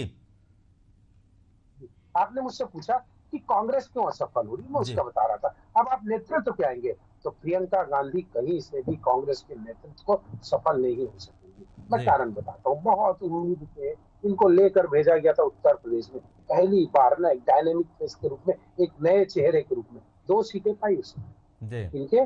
जब प्रियंका गांधी के नेतृत्व में उत्तर प्रदेश की जब प्रभारी बनी थी, भले इंदिरा गांधी से उनका नाक मिलता होगा, लेकिन इंदिरा गांधी जैसा गुण तो प्रियंका गांधी में कहीं भी नहीं है। 70 चुनाव राहुल गांधी के नेतृत्व में आ चुके और प्रियंका गांधी कब एंट्री करनी है राजनीति में? आप सोचिए, लड़ना था उनको चुनाव तो चुनौती देता हूँ 2024 के लोकसभा के प्रमुख चुनाव पे लड़ना था, न कि बाई इलेक्शन पे। सेफ सीट से सेफ मोड में कहां से आ रही? केरल के वायनाड से, जहां कभी गई नहीं, क्योंकि हमें मालूम है केरल का वायनाड कैसा क्षेत्र है, और वहां से आ रही। जमथा तो उत्तर प्रदेश से लड़ लेती और अमेठी से लड़ लेती, कहीं और रायबरेली से लड़ लेती। एकदम सेफ सीट चुन के आ रहे हो, वो भी बाई इलेक्शन पे। राहुल गांधी जहां से सीट छोड़ते, तो ऐसा व्यक्ति जो क्या कहते हैं संकटों का सामना नहीं कर सकता, चुनौतियों का सामना नहीं कर सकता, वो क्या नेतृत्व को संभालेंगे? पहले बताइए। हमने देखा भी है, यूपी में भी उनका परफॉर्मेंस बहुत अच्छा नहीं रहा। एकदम एक लाइन पे कहूं तो प्रियंका गांधी आने वाले समय में कांग्रेस की डूबती नैया को कभी पार नहीं लगा सकती। इस बार 99 में आ गए थे, मैं कह रहा हूँ दावे से अगली बार 50-60 में भी रुक जाए। प्रियंका गांधी भी नेतृत्व करे तो बहुत अच्छी की बात नहीं। योगी जी हैं, योगेश जी हमारे साथ वरिष्ठ पत्रकार हैं, राजनीति में बहुत अच्छी पकड़ रखते हैं, बड़े विश्लेषक हैं। योगी राज जी, आपसे ओवरऑल चर्चा में जो इसका आकलन है उसमें समझना चाहता हूं मैं, और अपने दर्शकों को भी समझाना चाहता हूं, एशियन न्यूज़ के सभी को आपके माध्यम से, कि क्या लगता है आपको, जैसे प्रियंका गांधी जिस हिसाब से अब मेहनत कर रही हैं, उनका जो पुराना परफॉर्मेंस रहा है या जो रिस्क लेने की क्षमता है वो कहाँ कम रह जा रही है? जैसे मैं आपसे एक और सवाल का जवाब चाहूँगा, इसी में मैं दूसरा सवाल भी आपको साथ में कर देता हूँ। सेफ सीट क्यों चुनना? जैसे अमेठी से स्मृति ईरानी गई, उन्होंने लड़ा राहुल गांधी के खिलाफ, जीता भी एक बार हारी भी, तो कोई इनका नेता जो बड़ा लीडर है, जो सामने अपने आप को देश में बड़ा बताता है, चाहे वो राहुल गांधी हो, चाहे परिवार से कोई व्यक्ति हो, चाहे आप संगठन का कोई बड़ा व्यक्ति हो, वो बनारस से जाके क्यों नहीं लड़ता? या वो ऐसे डायरेक्ट चेहरे के खिलाफ क्यों नहीं लड़ता जहां पे वो यह बता पाए कि हाँ हम भी देश के लीडर हैं और नेतृत्व करते हैं और हमको भी देश चलाने की क्षमता है, हम भी चला सकते हैं और देश को आगे लेके जा सकते हैं। फिर अब प्रियंका गांधी जी का नाम आया है, तो दोनों ही सवालों का आपसे इस पर विश्लेषण चाहूंगा योगी राज जी। देखिए दुबे जी, ऐसा है लीडरशिप की क्वालिटी ही, जैसा कि इसमें नाम है नेतृत्व जी, तो या तो आपको क्षमता आप में डेवलप होनी चाहिए। लीडर का मतलब होता है कि पूरी सेना पीछे और लीडर आगे जी, और वो ये नहीं देखते आने वाले रास्ते में कितनी चुनौतियां हैं, कितने गड्ढे हैं आगे, हम आसानी से उनको पार कर पाएंगे कि नहीं, पहाड़ चढ़ पाएंगे कि नहीं। वो नेता वो नेतृत्व करता है, वो रास्ते तलाशता है। वो अपने रास्ता एक बार उसने अपना लिया, फिर वो ये नहीं देखता कि कितना कठिन रास्ता आगे है, वो उन कठिन रास्तों में अपना नेतृत्व की क्षमता से रास्ता निकालता है जी। और यहाँ वो क्या रहा है, यहाँ आप एक सेफ रास्ता ढूंढ रहे हैं जिसपे कि आप आसानी से पार कर जाएं। जी। तो यही आपके चैलेंज की असली परीक्षा यही हो जाती है जी। कि आप नेतृत्व करने की बजाय आप उस जगह जाना चाहते हैं जहां आप सेफ हो। मान लो लड़ाई जब हो युद्ध के मैदान में, सेनापति ये कहे कि साहब मुझे तो शेल्टर होम से बाहर मैं नहीं निकलूंगा और वहीं जाके मैं नेतृत्व करना चाहता हूँ, जी। तो बाकी जो सेना है वो क्या आप मरने भेज देंगे क्या? जी। वो लड़ने भेज देंगे क्या उसको? जी। आपको तो आगे आना ही पड़ेगा। सेनापति उस 125 वर्ष पुरानी पार्टी की सेनापति है जी। और इसलिए आपको पीछे से नेतृत्व करना पड़ेगा। तो एक बात तो ये है कि आप चुनौती स्वीकार नहीं करना चाहते। जी। ये कितनी बड़ी विडंबना है कि जो पार्टी 125 साल पुरानी है, जी। जो गांधी परिवार पूरे जन जन में बसा है, उस गांधी परिवार को एक सीट नहीं मिलती जीतने के लिए। वो ऐसी जगह जाते हैं जहां से कैसे ना कैसे आप जीत पाए और आप अपनी इमेज बचा पाए। तो आप इमेज बचाने की कोशिश में क्यों लगे? यदि आप खुद सेफ सीट तलाशेंगे तो हर कांग्रेस का जो वर्कर है वो सेफ सीट तलाशना चाहेगा। कौन ऐसा नेता है कांग्रेस में अभी तक जिसको 25 साल मौका मिला हो अपने आप को स्थापित करने का? आज एक चुनाव कोई आदमी हार जाता है तो दोबारा से उसकी वापसी कब होगी इसका कोई भरोसा नहीं। और या तो 20-20, 25-25 मौके आपको मिल रहे हैं। 89 चुनाव राहुल गांधी हारे, तो स्थापित होने के लिए आपको कितनी अवसर आपको चाहिए? सेम यही प्रियंका गांधी के साथ हो रहा है। अच्छा, आप ये देखिए, अभी हाल ही में उनकी अपीयरेंस हुई संसद में, वो आई और संसद में आपके पास तमाम मुद्दे, लेकिन आप फिलिस्तीन का बैग टांग के चली गई। तो कम से कम आपको न समझने पड़ेंगे कि देश के मुद्दे क्या है, देश का भाव क्या है, देश का विचार क्या है, देश आपसे क्या उम्मीद करता है। आप बार बार बात करते हैं कि हम देश की पार्टी हैं, हम शहीदों की पार्टी हैं। तो ये शहादत केवल ये नहीं कि 1947 में दे दी और आप चादर ओढ़ के सो जाओ। वर्तमान का समय हर दिन शहादत का मांग रहा है। हर दिन देश की डिमांड है कि इस देश पर कुर्बानी की जाए। तो क्या आप उसके लिए तैयार हैं? देश किन कठिन चुनौतियों का सामना कर रहा है, क्या आपको पता है? कितनी इंटरनेशनल कॉन्स्पिरेसी देश के लिए हो रही है। इस देश की तरक्की के लोगों को बर्दाश्त नहीं। कई विकसित देश नहीं चाहते कि देश आगे बढ़े। क्या आप उन चुनौतियों का सामना करने के लिए सक्षम हैं? तो इन सब चीजों से अपने आप को आपको तैयार करना पड़ेगा। केवल बैकअप से राजनीति नहीं हो सकती। ये कुछ समय के लिए संसद में आपको पहुंचा देंगे जैसे राहुल गांधी को पहुंचा दिया, लेकिन अब लीडरशिप की इतनी चुनौती आपके सामने वहां है कि आपका विजन क्या है, आप देश को कहां ले जाना चाहते हैं, कभी आप ये तो बताइए। केवल हिंदू मुस्लिम फिलिस्तीन का बैग टांग लेना, हम अल्पसंख्यकों की बात करते करते कांग्रेस को 60 साल हो गए और आपने अल्पसंख्यकों की बात नहीं की बल्कि बहुसंख्यकों को नाराज करने की कोशिश की। कई कानून आपने ऐसे बना दिए जो अल्पसंख्यकों के हित में तो है लेकिन देश के हित में नहीं है। बिल्कुल। तो आपको बहुत सारी चीज आपको सोचना पड़ेगा, पार्टी को नए सांचे में आपको ढालना पड़ेगा और उन सब के अतिरिक्त आपको वो विचार देना पड़ेगा कि पार्टी आपके पीछे खड़ी रहे। अभी आपने मल्लिकार्जुन खड़गे साहब को अध्यक्ष बनाया हुआ है लेकिन वो इंडिपेंडेंस ही नहीं दी आपने उनको। हमारे साथ एवी राज योगेश जी थे जिन्होंने बहुत अच्छे से इस बात को बताने की कोशिश की कि नेतृत्व करने के लिए आपको नए विचारधारा की जरूरत है और आपको नए विचार लेकर के आने होंगे, देश के पटल में ऐसे मुद्दे लेकर के आने होंगे और ऐसे मुद्दों पर बात करनी होगी, देश का सामना करना होगा जिसकी जरूरत है, जो देश चाहता है, जो देश मांगता है, जो यहाँ के जनसंख्या के हिसाब से बहुसंख्यक अल्पसंख्यक सबको पच सके और जिससे जनता को यह लगे कि जनता आपके लिए मर सके और आपको वोट दे सके और जनता को यह विश्वास हो कि अगर मैं इस पार्टी को या इस नेता को चुनता हूं तो मैं आगे चल के अपने देश को बहुत ही सुरक्षित हाथों में और प्रगतिशील हाथों में दे रहा हूं। यह विश्वास बहुत बड़ी चीज है। बहरहाल देश ने पीएम मोदी को उनके विजन, देश की प्रगति और वैश्विक मुकाम हासिल करने के वादे पर मौका दिया था।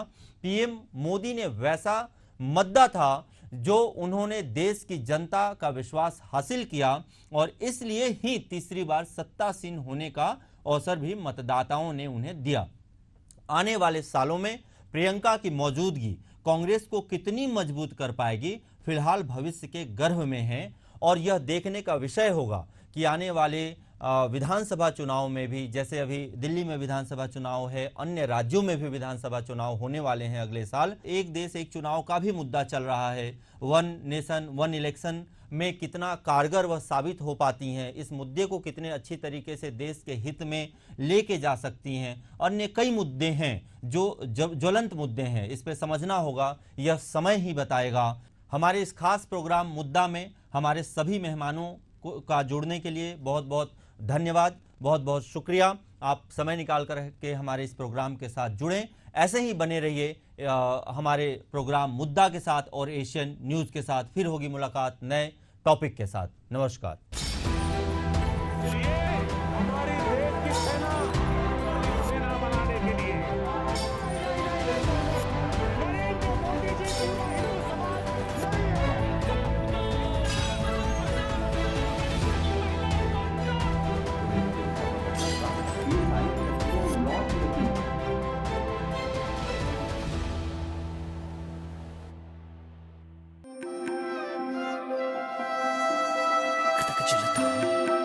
देश में हिंदू धर्म की अपनी एक विशेष मान्यता है।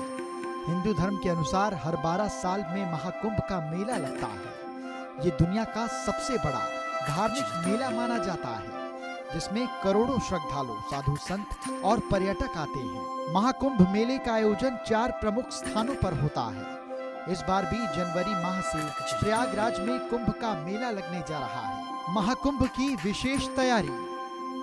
प्रयागराज महाकुंभ 2025 दुनिया का सबसे बड़ा समागम। सुरक्षा में AI सहायता प्राप्त निगरानी प्रणाली शामिल। शहर के 7 मुख्य मार्गों पर वन वे रूट प्रणाली होगी लागू। जौनपुर, वाराणसी, मिर्जापुर, रीवा, कानपुर, लखनऊ, अयोध्या 101 बड़े पार्किंग स्थलों पर खड़े हो सकेंगे कुल 5 लाख वाहन। बाइक खड़ा करने के लिए बनेगी अलग पार्किंग। यात्रियों की सुविधा के लिए 550 शटल बसें दिन और रात चलेंगी। 20,000 से ज्यादा ई रिक्शे भी यात्रियों को सेवाएं देंगे। मेला क्षेत्र में लगेंगे 100 डिजिटल साइन बोर्ड और 80 VMD। भारतीय रेलवे और राज्य पर्यटन विभाग देंगे विशेष यात्रा पैकेज।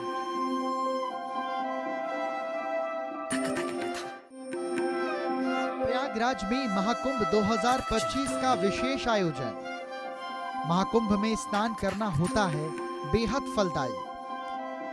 10 जनवरी 2025 पौष शुक्ल एकादशी महाकुंभ प्रथम स्नान तिथि। 13 जनवरी 2025 पौष पूर्णिमा महाकुंभ द्वितीय स्नान तिथि। 25 जनवरी 2025 मां कृष्ण एकादशी महाकुंभ चतुर्थ स्नान तिथि। 27 जनवरी 2025 माघ कृष्ण त्रयोदशी महाकुंभ पंचम स्नान तिथि। 4 फरवरी 2025 माघ शुक्ल सप्तमी रथ सप्तमी महाकुंभ अष्टम स्नान तिथि। 5 फरवरी 2025 माघ शुक्ल अष्टमी महाकुंभ नवम स्नान तिथि। 8 फरवरी 2025 माघ शुक्ल एकादशी महाकुंभ दशम स्नान तिथि। 10 फरवरी 2025 माघ शुक्ल त्रयोदशी महाकुंभ एकादश स्नान तिथि। 12 फरवरी 2025 माघ पूर्णिमा महाकुंभ द्वादश स्नान तिथि। 24 फरवरी 2025 फाल्गुन कृष्ण एकादशी महाकुंभ त्रयोदश स्नान तिथि। 26 फरवरी 2025 महाशिवरात्रि महाकुंभ चतुर्दश स्नान पर्व।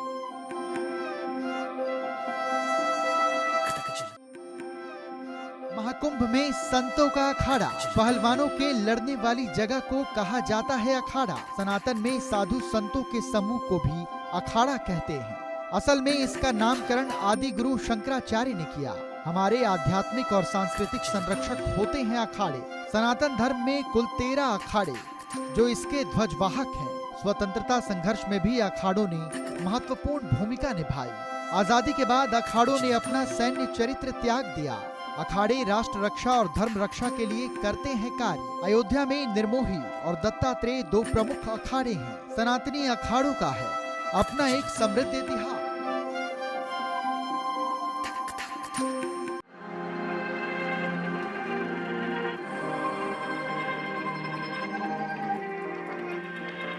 यात्रा धर्म की, यात्रा इतिहास की, यात्रा संस्कृति की,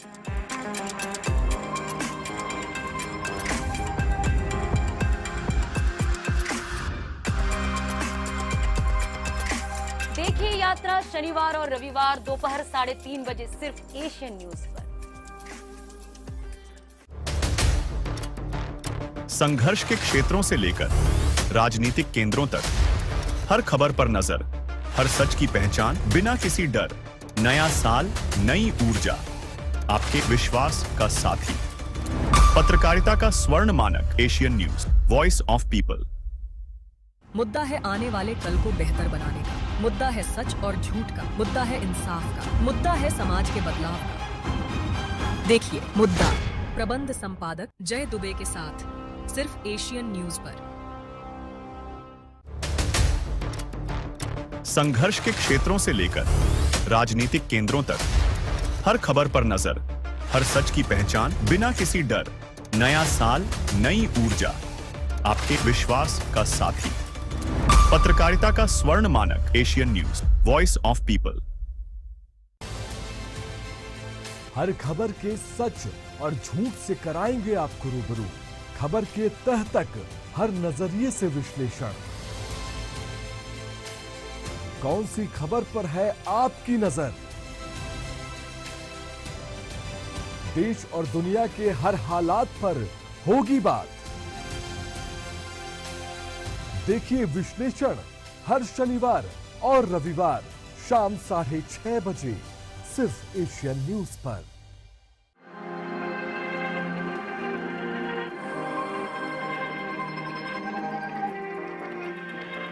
यात्रा धर्म की, यात्रा इतिहास की, यात्रा संस्कृति की।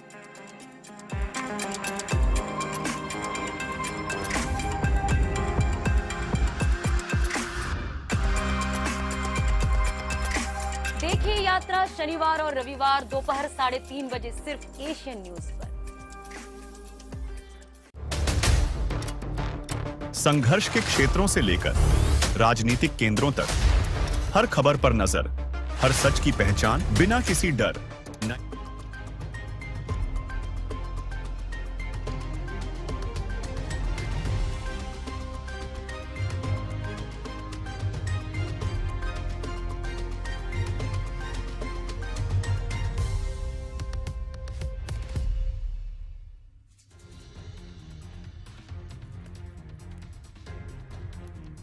बुरे फंसे रमेश बिधूड़ी अपने करने के लिए उन्होंने माफ़ी मांगी। उन्होंने कहा कि प्रियंका गांधी के ऊपर जो मैंने कहा है, अगर किसी को बुरा लगा हो तो मैं माफ़ी मांगता हूं। सीएम आतिशी पर बिधूड़ी के बयान से भड़के केजरीवाल, बोले बीजेपी नेताओं ने बेशर्मी की हदें पार की। महिला के खिलाफ आपत्तिजनक टिप्पणी बर्दाश्त के बाहर।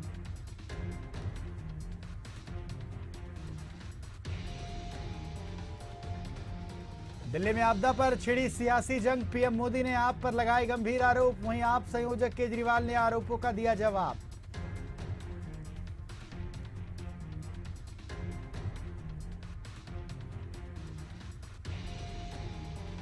छत्तीसगढ़ में आईपीएस जीपी सिंह की पत्नी को मिली बड़ी राहत। हाईकोर्ट ने मनप्रीत कौर के पक्ष में दिया फैसला। कोर्ट ने आय से अधिक संपत्ति के मामले में दर्ज की एफआईआर।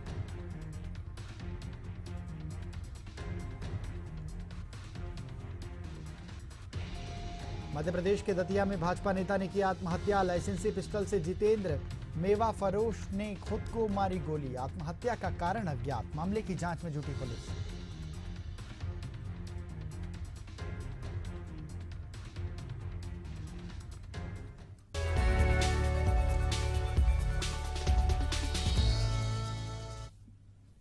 नमस्कार, बहुत स्वागत है आपका। देश प्रदेश देख रहे हैं आप और मैं हूं आपके साथ अमनदीप। चलिए बुलेटिन की शुरुआत करते हैं, खबरों की ओर बढ़ते हैं।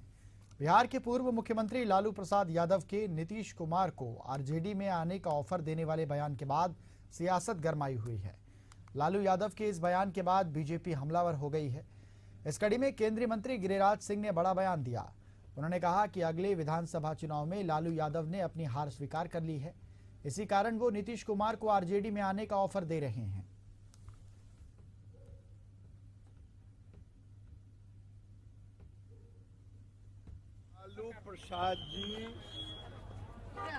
लालू प्रसाद जी चुनाव हार चुके हैं, लालू प्रसाद जी ने हार स्वीकार कर लिया है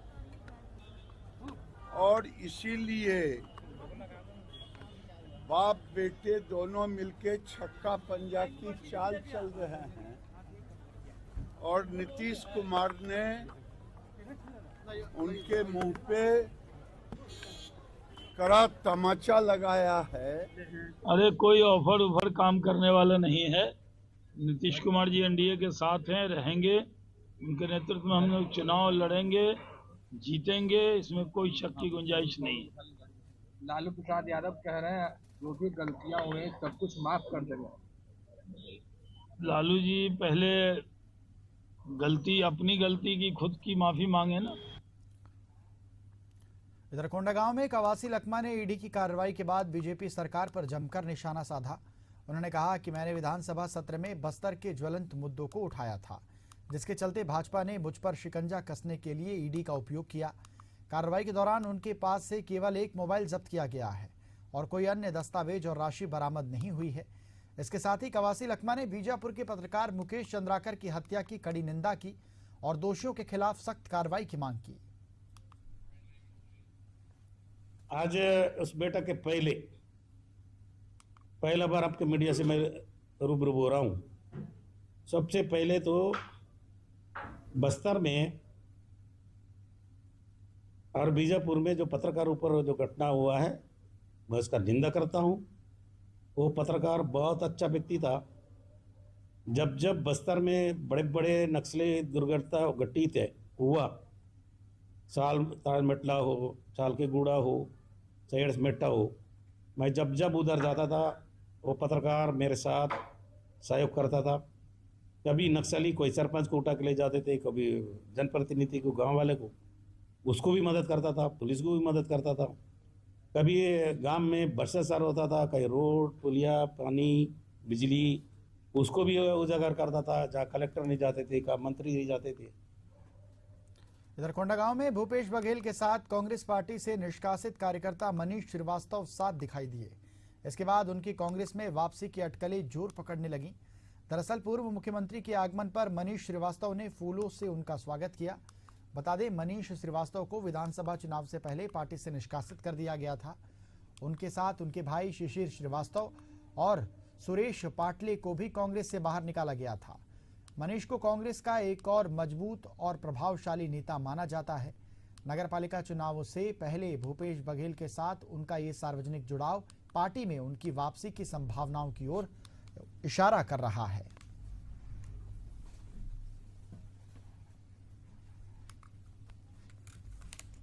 हम तो अपने आप को अंदर से तो मानते ही थे। कभी तक तो बीजेपी ज्वाइन भी कर लिए थे, 1 साल हो गया।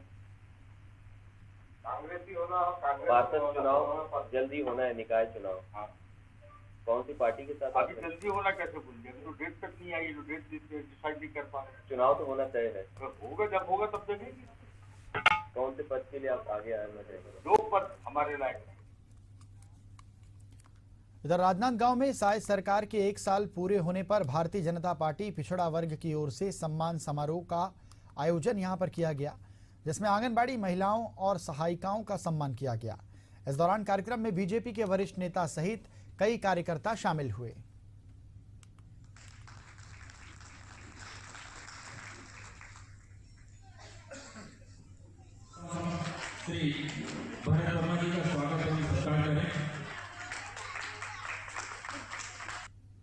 क्योंकि इसके पहले भी मैं मितान बहनों को सम्मान किया था, और आज है चूंकि हम सब जानते हैं कि सामने चुनाव होने वाला है, पहले बात तो, और भाजपा के जो हमारा जो पद था वो 3 तारीख को समाप्त हो गया, और जिला भाजपा का नया चुनाव होने वाला है, और मैं जिला भाजपा ओबीसी मोर्चा के जिला अध्यक्ष हूँ। मेरा भी कार्यकाल भी समाप्त होने वाला है। मध्य प्रदेश के स्वास्थ्य मंत्री नरेंद्र शिवाजी पटेल रविवार को बनखेड़ी के भाऊ साहब भुसकुटे स्मृति न्यास पहुंचे, जहां निःशुल्क स्वर्ग रोग निदान शिविर का आयोजन किया गया। यहां 463 लोगों ने अपनी स्वास्थ्य की जांच करवाई।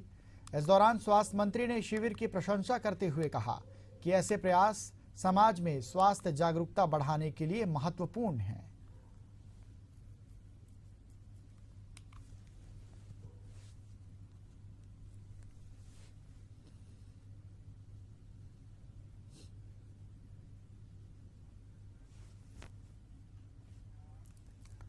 इधर राजनांदगांव में अखिल भारतीय विद्यार्थी परिषद का 3 दिवसीय सम्मेलन का आयोजन किया जा रहा है, जिसमें आज प्रदेश विद्यार्थी परिषद और बीजेपी नेता ने रैली निकालकर नगर भ्रमण किया। बता दें, सम्मेलन के पहले दिन रमन सिंह और उप मुख्यमंत्री अरुण साव कार्यक्रम में शामिल हुए थे।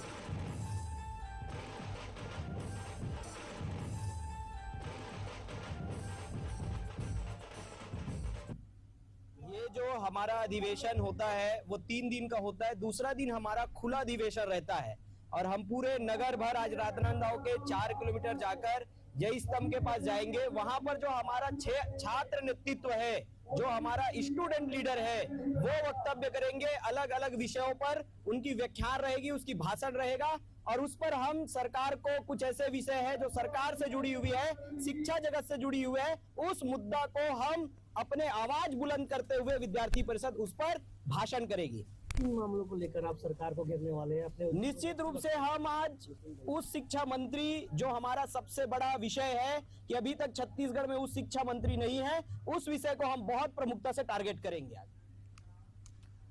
मध्य प्रदेश के डबरा में गुरु गोविंद सिंह जी के प्रकाश पर्व के अवसर पर शहर में स्टेशन रोड गुरुद्वारा से नगर कीर्तन निकाला गया। वहीं जो बोले सोनिहाल के जयकारे नगर कीर्तन के दौरान गूंजते सुनाई दिए। स्टेशन रोड गुरुद्वारा से चलकर नगर कीर्तन चिनोर रोड पहुंचा, जहां सिख संगत की ओर से पंज प्यारों को सिरोपा भेंट कर उनका सम्मान किया गया। तो वहीं पालकी में विराजे गुरु ग्रंथ साहिब जी को रुमाला भेंट किया गया और संगत की लंगर बरताकर सेवा निभाई गई।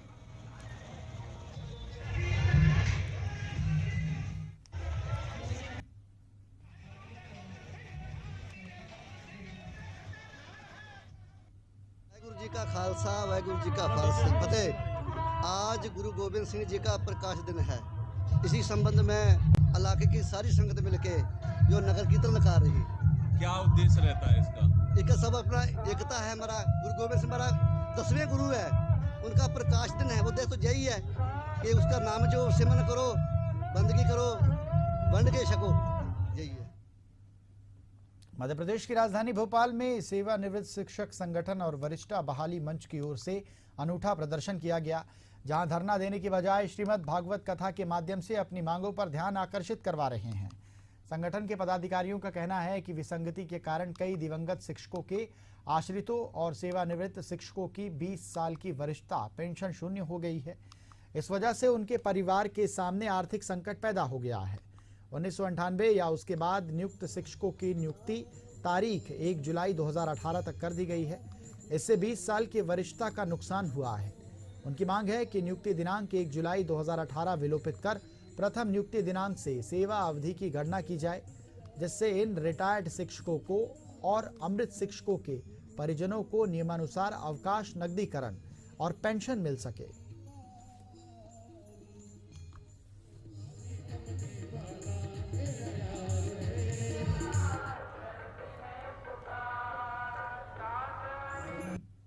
हमारी जो मांग है, एक सूत्री मांग है, प्रथम नियुक्ति दिनांक से सेवा अवधि की गणना करते हुए वरिष्ठता, इसी आधार पे ग्रेजुइटी व पेंशन की पात्रता भी इसमें प्रदान की जाए। एक सूत्री मांग है, लेकिन पिछले 6 वर्षों से 1718 से हमारी जो सेवा अवधि है वो 98 से है। 2003 से 2006, 9 से 13 से ऐसे भर्ती हुए थे, लेकिन सबकी एक नियुक्ति दिनांक कर दी 1718। तो इन 6 वर्षों में हमने हजारों टन कागज का ज्ञापन दिया, पर्यावरण का नुकसान किया, लेकिन सरकार ने इस विषय पे ध्यान बिल्कुल नहीं दिया। और वक्त हो चला है एक छोटे से ब्रेक का, जल्द वापस लौटते हैं।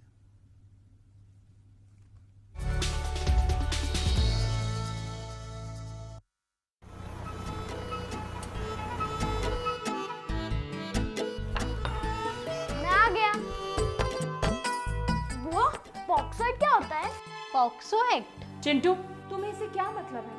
ओहो भाभी, चिंटू को भी पता होना चाहिए कि पॉक्सो एक्ट क्या होता है। हमारे देश में बच्चों को सुरक्षित एवं बाल यौन शोषण की रोकथाम के लिए पॉक्सो एक्ट 2012 में बनाया गया। बाल यौन शोषण में कई अन्य बातें भी हैं, जैसे बच्चे को अश्लील पाठ्य सामग्री, चित्र, फोटो या फिल्म दिखाना या बच्चे का अश्लील वीडियो बनाना या ऐसी कोई भी हरकत करना जिससे बच्चे को असहज या असुरक्षित महसूस हो। पर मेघा, बच्चे ऐसी बातें माँ बाप से बताते कहाँ हैं? हाँ भाभी, लेकिन हमें बच्चे को जागरूक बनाना पड़ेगा। अक्सर देखा गया है कि बाल यौन शोषण करने वाले अधिकतर लोग बच्चे की जान पहचान या आसपास के ही होते हैं और बच्चे को चुप रखने के लिए वह उन्हें लालच देते हैं, डराते हैं, धमकाते हैं।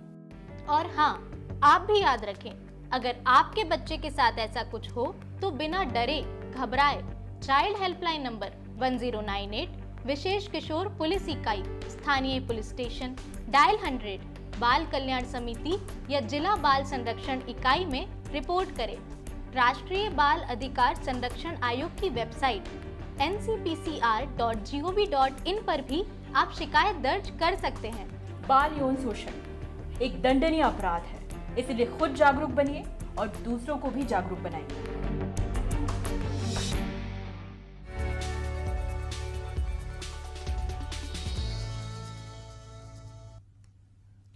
और ब्रेक के बाद बहुत स्वागत है आपका। चलिए खबरों की ओर बढ़ते हैं। दतिया बीजेपी के नगर महामंत्री जितेंद्र मेवा फरोश ने रविवार की सुबह खुद को गोली मारकर आत्महत्या कर ली।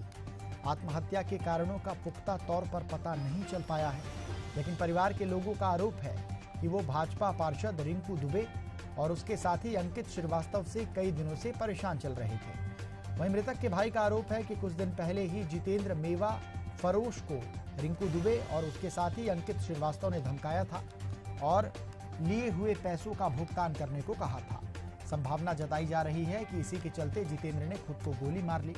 वहीं पुलिस का कहना है कि आत्महत्या के कारणों की जांच की जा रही है। जैसे ही तथ्य सामने आएंगे उसके हिसाब से कार्रवाई की जाएगी।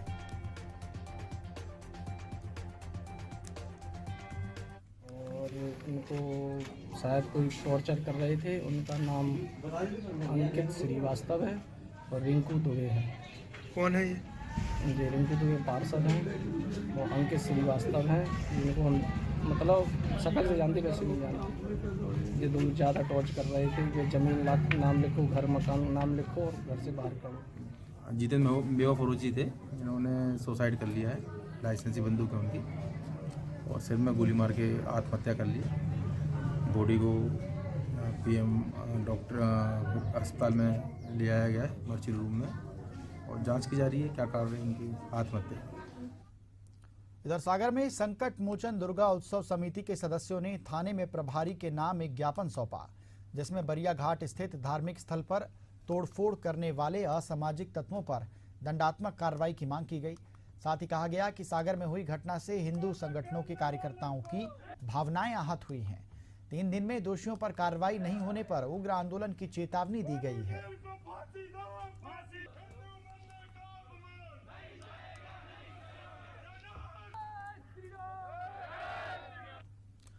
इधर ग्वालियर पुलिस ने फायरिंग के मामले में फरार चल रहे 3 शातिर बदमाशों को गिरफ्तार कर लिया है। बदमाशों ने 1 जनवरी की देर रात एक महिला के घर में ईंटें फेंकी, फिर गोलियां चलाकर दहशत फैला दी। मामले में पुलिस ने 3 आरोपियों को गिरफ्तार कर मामला दर्ज किया था। इसके पास 2 पिस्टल, 1 कट्टा बरामद भी कर लिया गया है। वहीं पकड़े गए हमलावर हिस्ट्री शीटर हैं। इन पर 13 आपराधिक मामले भिंड और ग्वालियर में दर्ज हैं।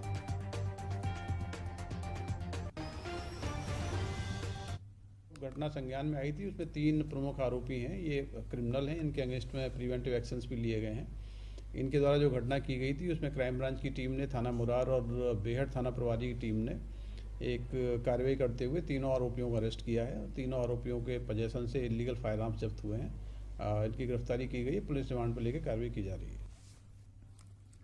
खबर ग्वालियर से है, जहां पर न्यू ईयर सेलिब्रेशन के दौरान विदेशी महिला को होटल में आयोजित पार्टी में बुलाने और होटल में ठहरने की जानकारी स्थानीय पुलिस को नहीं देने पर पुलिस ने होटल मैनेजर और उसके एक कर्मचारी के खिलाफ मामला दर्ज कर कानूनी कार्रवाई शुरू कर दी है। बता दें, सिरोल थाना क्षेत्र में स्थित होटल में न्यू ईयर सेलिब्रेशन पार्टी के दौरान विदेशी महिला के रुकने की सूचना पुलिस को मिली थी, लेकिन होटल मैनेजर ने विदेशी महिला के होटल में ठहरने की सूचना पुलिस को नहीं दी, जबकि नियम है कि किसी भी विदेशी मेहमान के होटल में ठहरने पर फॉर्म सी में पूरी जानकारी भरकर पुलिस को मुहैया कराई जाती है।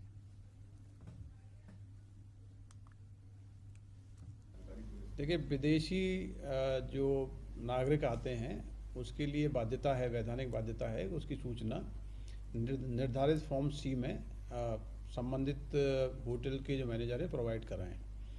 एक केस सिरौल थाना क्षेत्र में सामने आया था जिसमें कि एक होटल है, उस होटल के प्रबंधक के द्वारा एक फॉरेन नेशनल की कोई भी जानकारी फॉर्म सी में उपलब्ध नहीं कराई गई थी।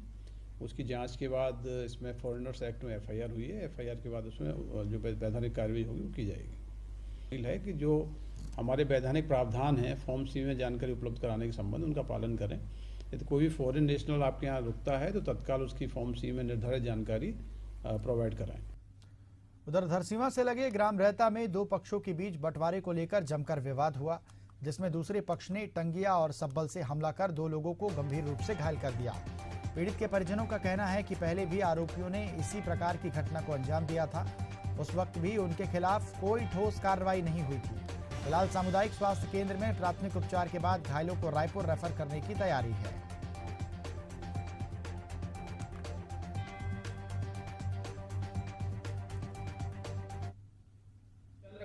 और दशरथ गितलहरे और उनकी माता जी है मुनका गितलहरे, ये सभी मिलकर पुनः 2 बार हमला किया गया है सर। इस बार ये पहला बार ही नहीं है, इससे पूर्व में हो चुका है और पुलिस की नाकामी के वजह आज दूसरे बार फिर उन पर प्राणघाती हमला किया गया है।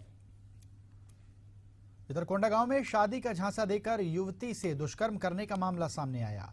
युवती की शिकायत पर पुलिस ने आरोपी युवक को गिरफ्तार कर लिया है। पुलिस के अनुसार पिछले कई साल से आरोपी शादी के नाम से युवती का दैहिक शोषण कर रहा था, लेकिन जब उसने शादी के लिए दबाव बनाया तो आरोपी शादी से मना करने लग गया। इसके बाद पीड़िता ने आरोपी के खिलाफ थाने में शिकायत दर्ज कराई।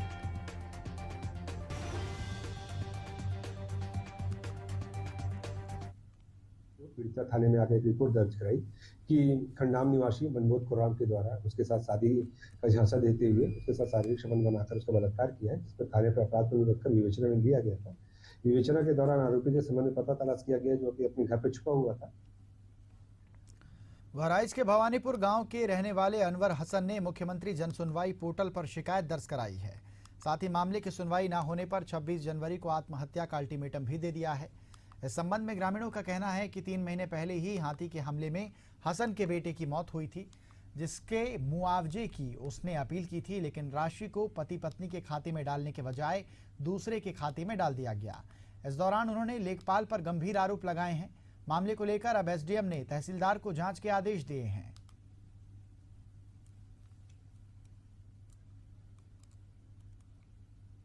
मैं बिछिया गाँव भवानीपुर का रहने वाला हूँ। मेरे बेटे को 11/10/24 को हाथी ने मार दिया था, जिसके संबंध में वन विभाग ने अनुदान राशि दिलाने के लिए आपदा विभाग को लिखा था, जिस पे लेखपाल आया और सारे डॉक्यूमेंट्स ले गया। उसके बाद लेखपाल से जब मैं मिला तो लेखपाल ने मुझसे 50% की मांग की, जिसके संबंध में मैंने एक पत्र एसडीएम को दिया और एक जो जन सुनवाई को दिया। लेखपाल नाराज हो गया, उसने मेरा पैसा किसी और के खाते में भेज दिया। मैं परेशान हूँ, मजबूर हो चुका हूँ, भुखमरी की कगार पे आ चुका हूँ। तहसील के चक्कर काटते काटते परेशान हो गया हूँ। अब मेरे पास सिर्फ एक ही रास्ता है कि मैं आत्महत्या ही करूँगा। वो भी मैंने शासन को अवगत करा दिया है। 26 जनवरी को मैं आत्महत्या करूँगा। और इसी के साथ इस बुलेटिन में फिलहाल इतना ही। देश और दुनिया की तमाम बड़ी अपडेट्स के लिए बने रहिए एशियन न्यूज के साथ। नमस्कार।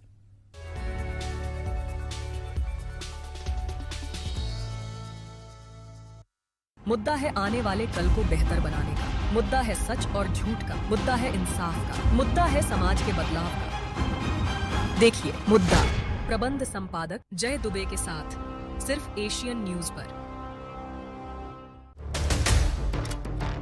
संघर्ष के क्षेत्रों से लेकर राजनीतिक केंद्रों तक हर खबर पर नजर, हर सच की पहचान बिना किसी डर।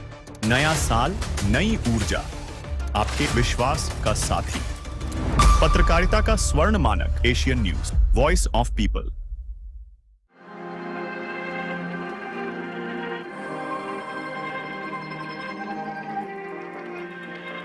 यात्रा धर्म की, यात्रा इतिहास की, यात्रा संस्कृति,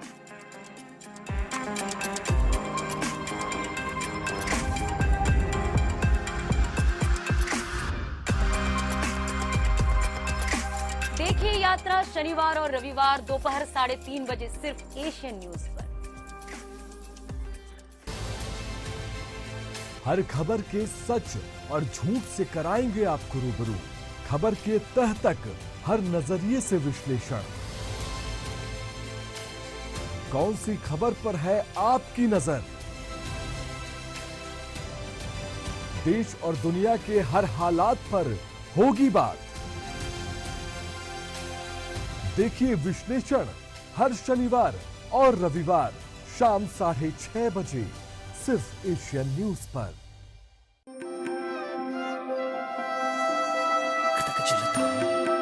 देश में हिंदू धर्म की अपनी एक विशेष मान्यता है। हिंदू धर्म के अनुसार हर 12 साल में महाकुंभ का मेला लगता है। ये दुनिया का सबसे बड़ा धार्मिक मेला माना जाता है, जिसमें करोड़ों श्रद्धालु, साधु संत और पर्यटक आते हैं। महाकुंभ मेले का आयोजन 4 प्रमुख स्थानों पर होता है। इस बार भी जनवरी माह से प्रयागराज में कुंभ का मेला लगने जा रहा है। महाकुंभ की विशेष तैयारी। प्रयागराज महाकुंभ 2025 दुनिया का सबसे बड़ा समागम। सुरक्षा में AI सहायता प्राप्त निगरानी प्रणाली शामिल। शहर के 7 मुख्य मार्गों पर 1 वे रूट प्रणाली होगी लागू। जौनपुर, वाराणसी, मिर्जापुर, रीवा, कानपुर, लखनऊ, अयोध्या 101 बड़े पार्किंग स्थलों पर खड़े हो सकेंगे कुल 5 लाख वाहन। बाइक खड़ा करने के लिए बनेगी अलग पार्किंग। यात्रियों की सुविधा के लिए 550 शटल बसें दिन और रात चलेंगी। 20,000 से ज्यादा ई-रिक्शे भी यात्रियों को सेवाएं देंगे। मेला क्षेत्र में लगेंगे 100 डिजिटल साइन बोर्ड और 80 VMD। भारतीय रेलवे और राज्य पर्यटन विभाग देंगे विशेष यात्रा पैकेज।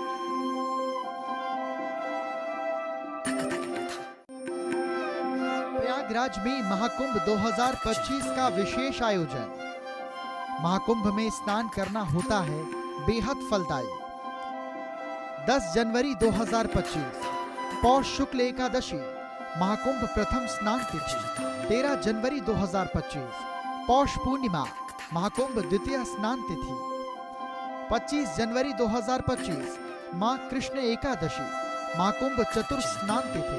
27 जनवरी 2025 माघ कृष्ण त्रयोदशी महाकुंभ पंचम स्नान तिथि। 4 फरवरी 2025 माघ शुक्ल सप्तमी रथ सप्तमी महाकुंभ अष्टम स्नान तिथि। 5 फरवरी 2025 माघ शुक्ल अष्टमी महाकुंभ नवम स्नान तिथि। 8 फरवरी 2025 माघ शुक्ल एकादशी महाकुंभ दशम स्नान तिथि। 10 फरवरी 2025 माघ शुक्ल त्रयोदशी महाकुंभ एकादश स्नान तिथि। 12 फरवरी 2025 माघ पूर्णिमा महाकुंभ द्वादश स्नान तिथि। 24 फरवरी 2025 फाल्गुन कृष्ण एकादशी महाकुंभ त्रयोदश स्नान तिथि। 26 फरवरी 2025 महाशिवरात्रि महाकुंभ चतुर्दश स्नान पर्व।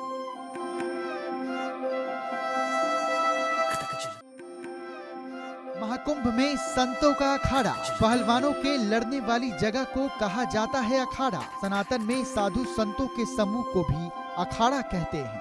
असल में इसका नामकरण आदि गुरु शंकराचार्य ने किया। हमारे आध्यात्मिक और सांस्कृतिक संरक्षक होते हैं अखाड़े।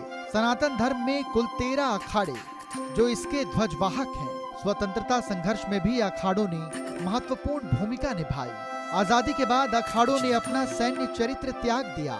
अखाड़े राष्ट्र रक्षा और धर्म रक्षा के लिए करते हैं कार्य। अयोध्या में निर्मोही और दत्तात्रेय 2 प्रमुख अखाड़े हैं। सनातनी अखाड़ों का है अपना एक समृद्ध इतिहास। महाकुंभ के लिए रेलवे की तैयारी। प्रयागराज महाकुंभ 2025 मेले की महातैयारी। भारतीय रेलवे ने 25 से ज्यादा एक्सप्रेस ट्रेन चलाने का किया ऐलान। 10 जनवरी से 28 फरवरी तक चलेंगी सभी एक्सप्रेस ट्रेनें। महाकुंभ के लिए रेल मंत्रालय की स्पेशल ट्रेनों की सूची जारी। मुंबई, बिहार, चेन्नई सेंट्रल, मध्य प्रदेश और छत्तीसगढ़ के यात्रियों पर जोर। नैनी, भरतकुप और शिवरामपुर स्टेशनों पर दिया अस्थायी ठहराव। IRCTC महाकुंभ ग्राम नाम से एक प्रीमियम टेंट सिटी को किया स्थापित। इसमें आतंकितों के लिए की जा रही है बेहद शानदार आवास की व्यवस्था। प्रयागराज में तमाम दूसरी रेलगाड़ियों को भी दिया गया है अस्थायी ठहराव। महाकुंभ 2025 में 10 करोड़ से भी ज्यादा यात्रियों के आने का अनुमान।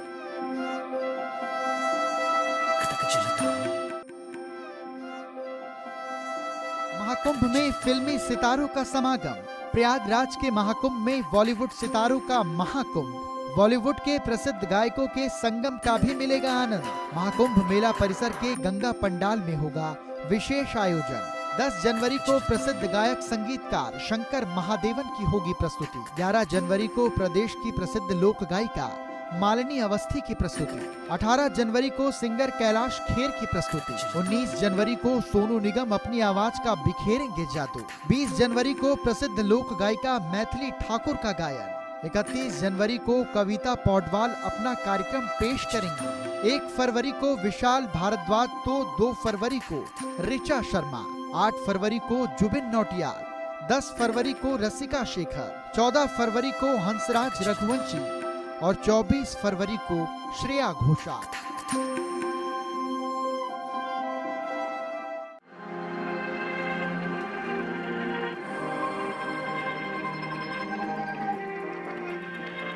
यात्रा धर्म की, यात्रा इतिहास की, यात्रा संस्कृति।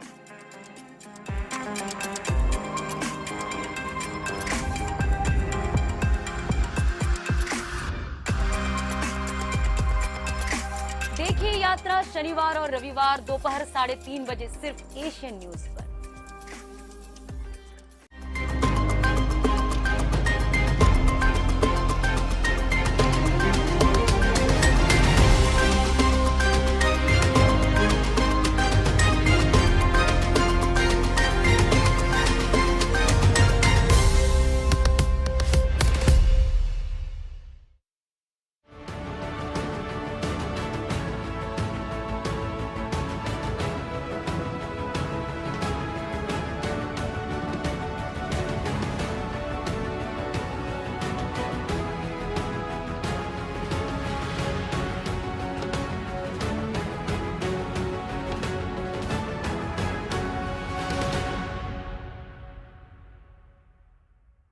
महाकुंभ आस्था, श्रद्धा और संस्कृति का सबसे बड़ा संगम, जहां हर बूंद में मोक्ष की उम्मीद है और हर सांस में भक्ति की गूंज। भारत के 4 प्रमुख तीर्थ स्थलों पर आयोजित होने वाला ये मेला इस बार उत्तर प्रदेश के प्रयागराज में लगने वाला है। 13 जनवरी से 26 फरवरी तक 45 दिनों तक चलने वाला महाकुंभ कई मायनों में खास है। इस पवित्र धरा पर करोड़ों लोग अपने पापों से मुक्ति और आत्मा की शुद्धि के लिए यहाँ आ रहे हैं। चलिए शुरू करते हैं अपने इस सफर को। नमस्कार, मेरा नाम अमनदीप है और हमारी स्पेशल कवरेज महाकुंभ में आपका बहुत स्वागत है।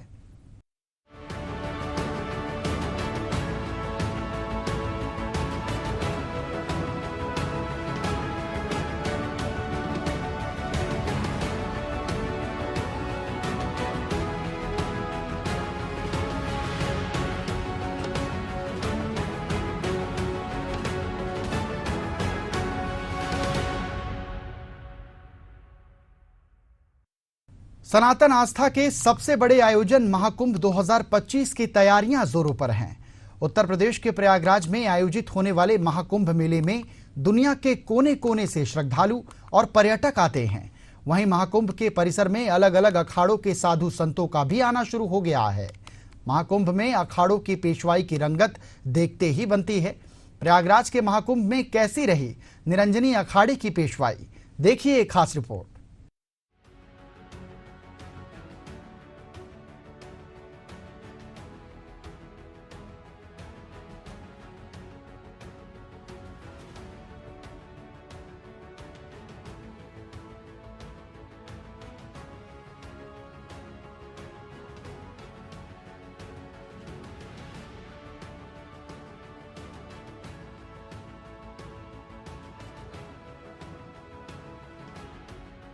प्रयागराज में आस्था और सनातन का संगम होने जा रहा है, जिसकी तैयारियां लगभग पूरी हो चुकी हैं।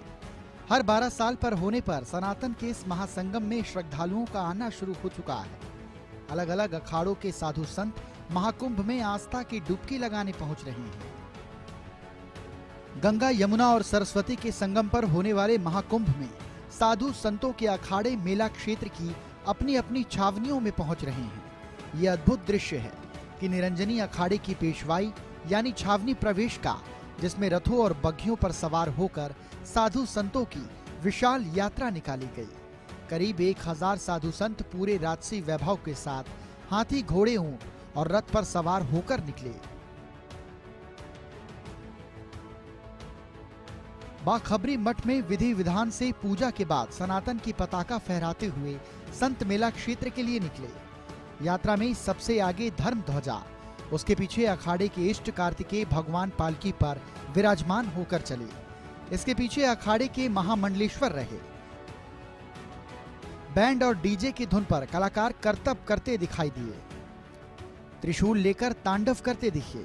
रास्ते में सड़क के दोनों ओर जुटे हजारों लोगों ने फूल बरसाकर संतों का स्वागत किया। महाकुंभ की पेशवाई यात्रा की अगुवाई अखिल भारतीय अखाड़ा परिषद के अध्यक्ष महंत रविंद्र पुरी जी ने की। यात्रा में प्रमुख संतों के रूप में निरंजनी पीठाधीश्वर महामंडलेश्वर कैलाश नंद गिरी जी महाराज और आनंद पीठाधीश्वर आचार्य महामंडलेश्वर बालक नंद जी महाराज शामिल हुए। ये यात्रा लगभग 10 किलोमीटर लंबी मार्ग तय कर मेला क्षेत्र में इन्होंने प्रवेश किया। महंत रविंद्र पुरी जी महाराज ने यात्रा के दौरान सभी धर्मों के लोगों का स्वागत किया और कहा कि इस महाकुंभ के आयोजन में सभी का स्वागत है। उन्होंने ये भी बताया कि इस यात्रा के माध्यम से सनातन धर्म का प्रचार और जागरूकता फैलाने का प्रयास किया जा रहा है। पेशवाई के लिए नासिक से बैंड मंगवाया गया था। इसकी बेहतरीन धुन पूरे रास्ते में लोगों को आकर्षित करती रही। पेशवाई में शामिल विशालकाय डमरू से निकलती आवाज ने लोगों का ध्यान खींचा।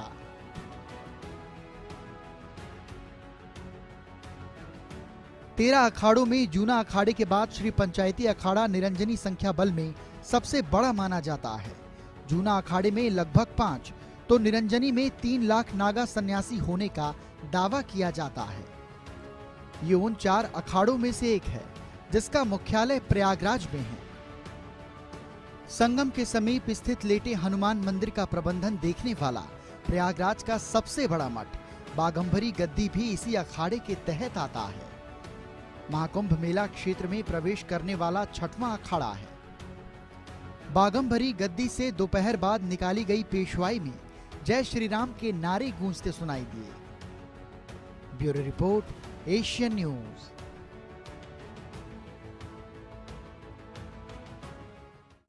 महाकुंभ में आस्था की डुबकी लगाने के लिए हर साधु संत संगम नगरी प्रयागराज पहुंच रहे हैं। सनातन के 13 अखाड़ों में से एक किन्नर अखाड़ा भी महाकुंभ में अपनी मौजूदगी दर्ज कराने के लिए पहुंच रहा है।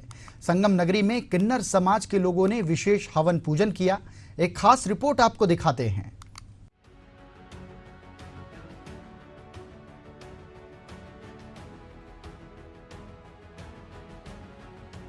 जैसे जैसे महाकुंभ अपनी शुरुआत की तारीख के करीब आ रहा है, वैसे वैसे प्रयागराज की संगम नगरी आस्था के सरोवर में सराबोर हो रही है।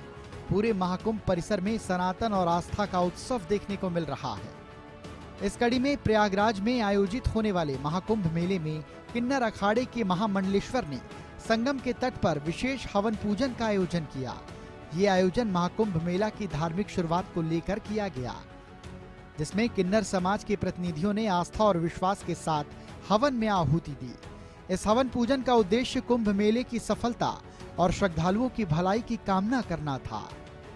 महाकुंभ मेला भारत का सबसे बड़ा धार्मिक मेला माना जाता है, जिसमें करोड़ों श्रद्धालु गंगा, यमुना और सरस्वती के संगम में स्नान करने के लिए आते हैं।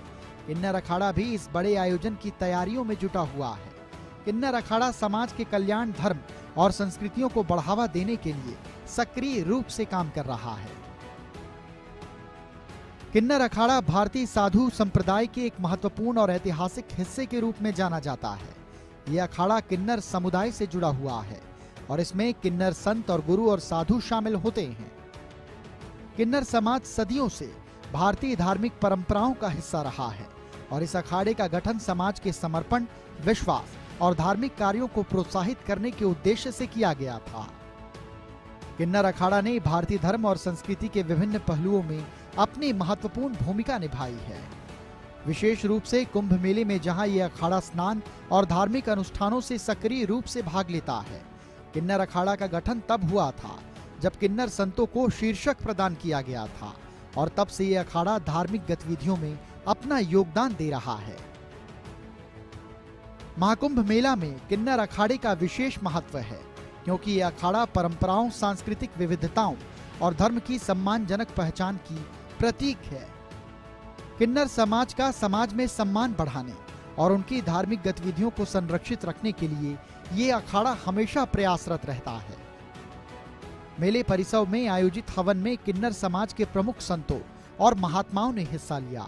महामंडलेश्वर ने हवन के दौरान आशीर्वाद देने के साथ साथ महाकुंभ मेला में लाखों श्रद्धालुओं की उपस्थिति और उनके धार्मिक आस्था की सफलता की कामना की। इस अवसर पर किन्नर समाज के लोग विशेष रूप से सजीवता और धैर्य के प्रतीक के रूप में पूज्य किन्नर संतों का आशीर्वाद प्राप्त करने के लिए उपस्थित रहे। महामंडलेश्वर ने श्रद्धालुओं से अपील की कि वे इस धार्मिक आयोजन में भाग लें और भारतीय संस्कृति की समृद्ध परंपराओं को बनाए रखने में अपना महत्वपूर्ण योगदान दें। किन्नर समाज ने इस आयोजन को और भी भव्य बनाने के लिए विशेष उत्साह और उमंग के साथ भाग लिया। महाकुंभ मेले के दौरान किन्नर अखाड़ा के अनुयायी संगम के तट पर विशेष स्नान और अनुष्ठान करेंगे। साथ ही किन्नर समाज के सामाजिक और धार्मिक उत्थान के लिए अखाड़ा लगातार काम कर रहा है। कुल मिलाकर किन्नर अखाड़े का धार्मिक और सांस्कृतिक योगदान महाकुंभ मेले में अत्यंत महत्वपूर्ण है और इसके आयोजन से जुड़ी हर गतिविधि किन्नर समाज के सम्मान को बढ़ाती है। Bureau report, Asian news. Uttar Pradesh के प्रयागराज में 2025 का महाकुंभ मेला तैयारियों के चरम पर है और शहर में चहल पहल का माहौल है। हर 12 साल में आयोजित होने वाला इस विश्व प्रसिद्ध धार्मिक आयोजन में देश प्रदेश से करोड़ों श्रद्धालु और संतों को ये आकर्षित करता है। वहीं कुछ साधु संत अपनी विशेषता की वजह से चर्चा का विषय बन जाते हैं। कुछ ऐसे ही रोचक साधुओं से रूबरू होने के लिए देखिए एक खास रिपोर्ट। 13 जनवरी को प्रयागराज के संगम क्षेत्र में मकर संक्रांति के स्नान के साथ ही महाकुंभ की शुरुआत हो जाएगी। प्रयागराज महाकुंभ 2025 में साधु संतों की दुनिया जितनी दिव्य दिखती है उतनी ही रहस्यमयी भी है। संगम नगरी में महाकुंभ का हिस्सा बनने के लिए अब साधु संतों का आना शुरू हो चुका है। इस कड़ी में आपने कई तरह के साधु देखे होंगे। प्रयागराज में एक से बढ़कर एक हठ योगी पहुंच रहे हैं। इसमें से एक हैं ई रिक्शा बाबा जी। हाँ, इन्हें आमतौर पर लोग ई रिक्शा बाबा के नाम से ही जानते हैं, लेकिन इनका असली नाम महंत ओम, जो अपनी 3 व्हीलर से प्रयागराज महाकुंभ 2025 में शामिल होने के लिए दिल्ली से पहुंचे, जो लोगों को अपनी ओर आकर्षित कर रहा था। ई रिक्शा बाबा के नाम से मशहूर महंत ओम ने बताया कि मुझे दिल्ली से प्रयागराज आने में 12 से 13 दिन लग गए। ये वाहन सूर्यास्त के बाद भी चलता रहता है। ये धीमी गति से चलने वाला वाहन है। ओम बाबा ने बताया कि उनके ई रिक्शे में बिस्तर और दैनिक उपयोग की जरूरी चीजें हैं। इसके साथ ही वो पढ़ते लिखते हैं। अगर किसी को मदद की जरूरत होती है तो वो अपने ई रिक्शे में उसकी मदद भी करते हैं। उन्होंने बताया कि ई रिक्शा से यात्रा करने के पीछे का कारण कम खर्च है। आते हुए अगर रास्ते में कहीं थोड़ा चार्ज भी करा लिया और दिन रहने पर गाड़ी चलती रहती है। थोड़ा धीमी चाल की गाड़ी भी है और धीमा चाल भी रखते हैं। अपना चलते हुए आते हैं, आराम से जहीं हुआ खाना खाया, फिर आगे बढ़े, फिर आए, फिर पढ़े। और कहीं इच्छा हुआ रुक करके कि यहीं पढ़ें लिखें या कुछ नई सोच आ गया तो वहाँ लिखते भी हैं। इसमें क्या क्या है आपके इस गाड़ी में? इसमें हमारा सारा बिछावन है, गाड़ी का सब सामान है, हमारा सारा सामान रहता है और इसमें और कोई कुछ नहीं। क्या क्या करते हैं इसी गाड़ी में आप? अपना पढ़ते भी है, लिखते भी है। कहीं अगर कोई आदमी रोने वाला आ जाता है, जैसे कोई मरने वाला है, कोई मर भी रहा है तो उसको बचा भी देते हैं। ये नहीं है कि नहीं बचा देते हैं। खाना पीना भी इसी में होता है? हाँ, खाना पीना भी इसी में होता है। जा रहा है तो यहीं बना लिया, गर्मी रहता है तो बाहर बनाते हैं। ई रिक्शा बाबा के बाद अब बात करते हैं महाकुंभ पहुंचे बवंडर बाबा की, जो मध्य प्रदेश से बाइक लेकर महाकुंभ पहुंचे और अब खूब सुर्खियां बटोर रहे हैं। बाबा ने मादक पदार्थों पर देवी देवताओं की तस्वीर लगाने पर आपत्ति जताई। उनका कहना है कि देवी देवताओं की तस्वीर का इस तरह उपयोग करना अपमानजनक है। अब बवंडर बाबा ने इसी अपमान को समाप्त करने के लिए एक मुहिम छेड़ी है। बवंडर बाबा ने 3.5 सालों में 1 लाख किलोमीटर से ज्यादा की यात्रा की है और ये अपने साथ जरूरी सामान अपनी गाड़ी में ही रखकर चलते हैं। अब बिना चप्पल के लाखों किलोमीटर की यात्रा करने वाले बवंडर बाबा का मिशन महाकुंभ में जारी है। बवंडर बाबा सनातन धर्म का प्रचार करते हुए हिंदू देवी देवताओं के प्रति बढ़ते अनादर पर चिंता व्यक्त कर रहे हैं। उनकी ये यात्रा समाज को धर्म और संस्कृति के प्रति जागरूक करने का एक अनूठा प्रयास है। हर हर महादेव। सनातन धर्म प्रचारक रक्षक बवंडर बाबा इंदौर मध्य प्रदेश से पूरे भारत की यात्रा पे हमारा संकल्प है यात्रा का, जो हिंदू देवी देवता के फोटो प्रतिमा का अपमान स्वयं हिंदुओं द्वारा क्यों, हिंदू देवी देवता के फोटो प्रतिमा का अपमान स्वयं हिंदुओं द्वारा क्यों। शादी की पत्रिका पे, कपूर पे, अगरबत्ती पे, फटाकों पे तो आपने भगवान के फोटो देखे, उपयोग के बाद वो गंदगी में जाते। हम धार्मिक क्षेत्र कुंभ क्षेत्र में आए हैं, हमें यहाँ एक बीड़ी मिली है जिसपे शिव जी का फोटो है, पार्वती जी का फोटो है। अब ये हमारे आराध्य, हम इनकी पूजा करते हैं और मादक पदार्थ की श्रेणी में ये बीड़ी आती है, बीड़ी पीने वाला उपयोग करके इसको डस्टबिन में फेंकता है। तो यही हाल पूरे देश में है। यही एक अलग जगह रहे, जनमानस तक, सरकार तक अपनी बात रख रहे, न्यायालय तक अपनी बात रख रहे। कुंभ में आए हैं जो हमारे जितने भी धर्म के धर्माचार्य है, मठाधीश है, महंत है, इन सब तक अपनी बात रखेंगे और आपके माध्यम से हिंदू जनमानस से एक अनुरोध करते हैं कि जड़ रहेगी तो पेड़ रहेगा, धर्म रहेगा तो देश रहेगा, तो घर परिवार और हमारा जीवन रहेगा। नहीं तो जो बांग्लादेश के हाल है वो कुछ सालों बाद यहाँ भी होंगे, क्योंकि हम लोग यहाँ भी हमारे धर्म का अपमान कर रहे हैं। अब बारी आती है स्प्लेंडर बाबा की, जो पोलियो से ग्रस्त हैं और अपनी ट्राईसाइकिल पर सवार होकर गुजरात से प्रयागराज पहुंचे हैं। उनकी 14 दिन की कठिन यात्रा में उन्हें बारिश और अन्य बाधाओं का सामना करना पड़ा। ये उनकी अटूट आस्था का प्रतीक है। स्प्लेंडर बाबा की इस यात्रा ने दिखाया कि शारीरिक बाधाएं भी सच्ची आस्था के सामने बाधा नहीं बन सकती। वजह तो क्या, हम पैरों से विकलांग है, पोलियो का असर है हमको। जब 3 साल के थे तब ऐसा हो गया था, तो ऐसा है। महाराज जी, क्या मन में उद्देश्य लेकर आए हैं आज प्रयागराज कुंभ की धरती पर? प्रयागराज कुंभ में नहीं, पर हमने जब संन्यास लिया है तब से कि सत्य का विजय हो और सनातन धर्म हमेशा आदि अनादि से है और रहेगा।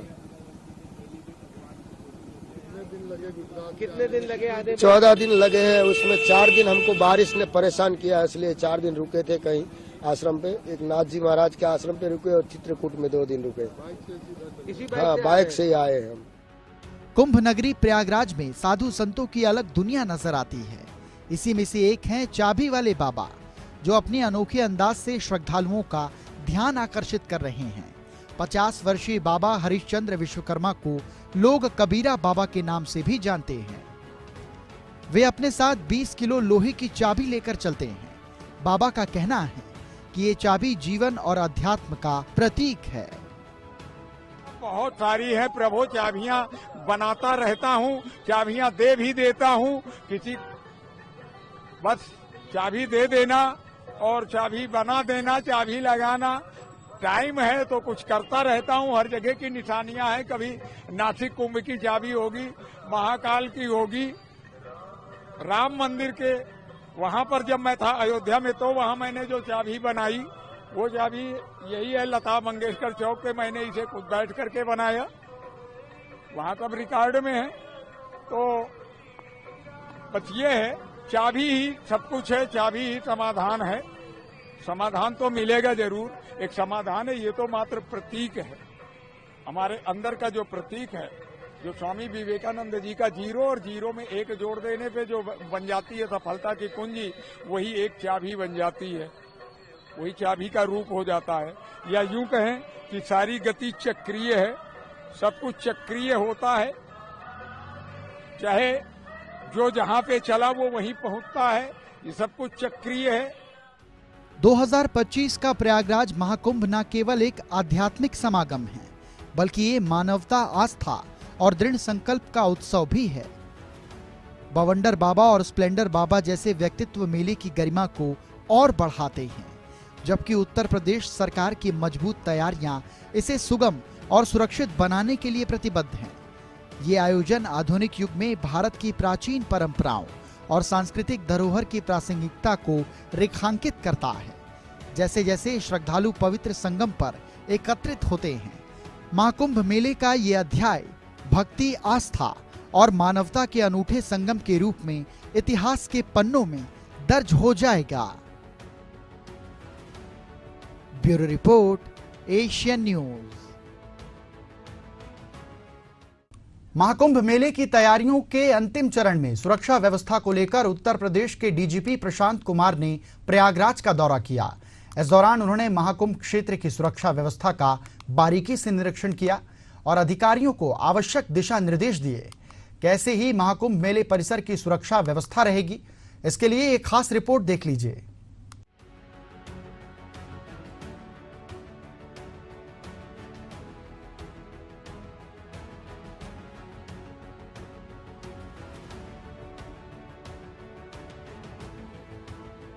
उत्तर प्रदेश के प्रयागराज में महाकुंभ की तैयारियां अंतिम चरणों में हैं।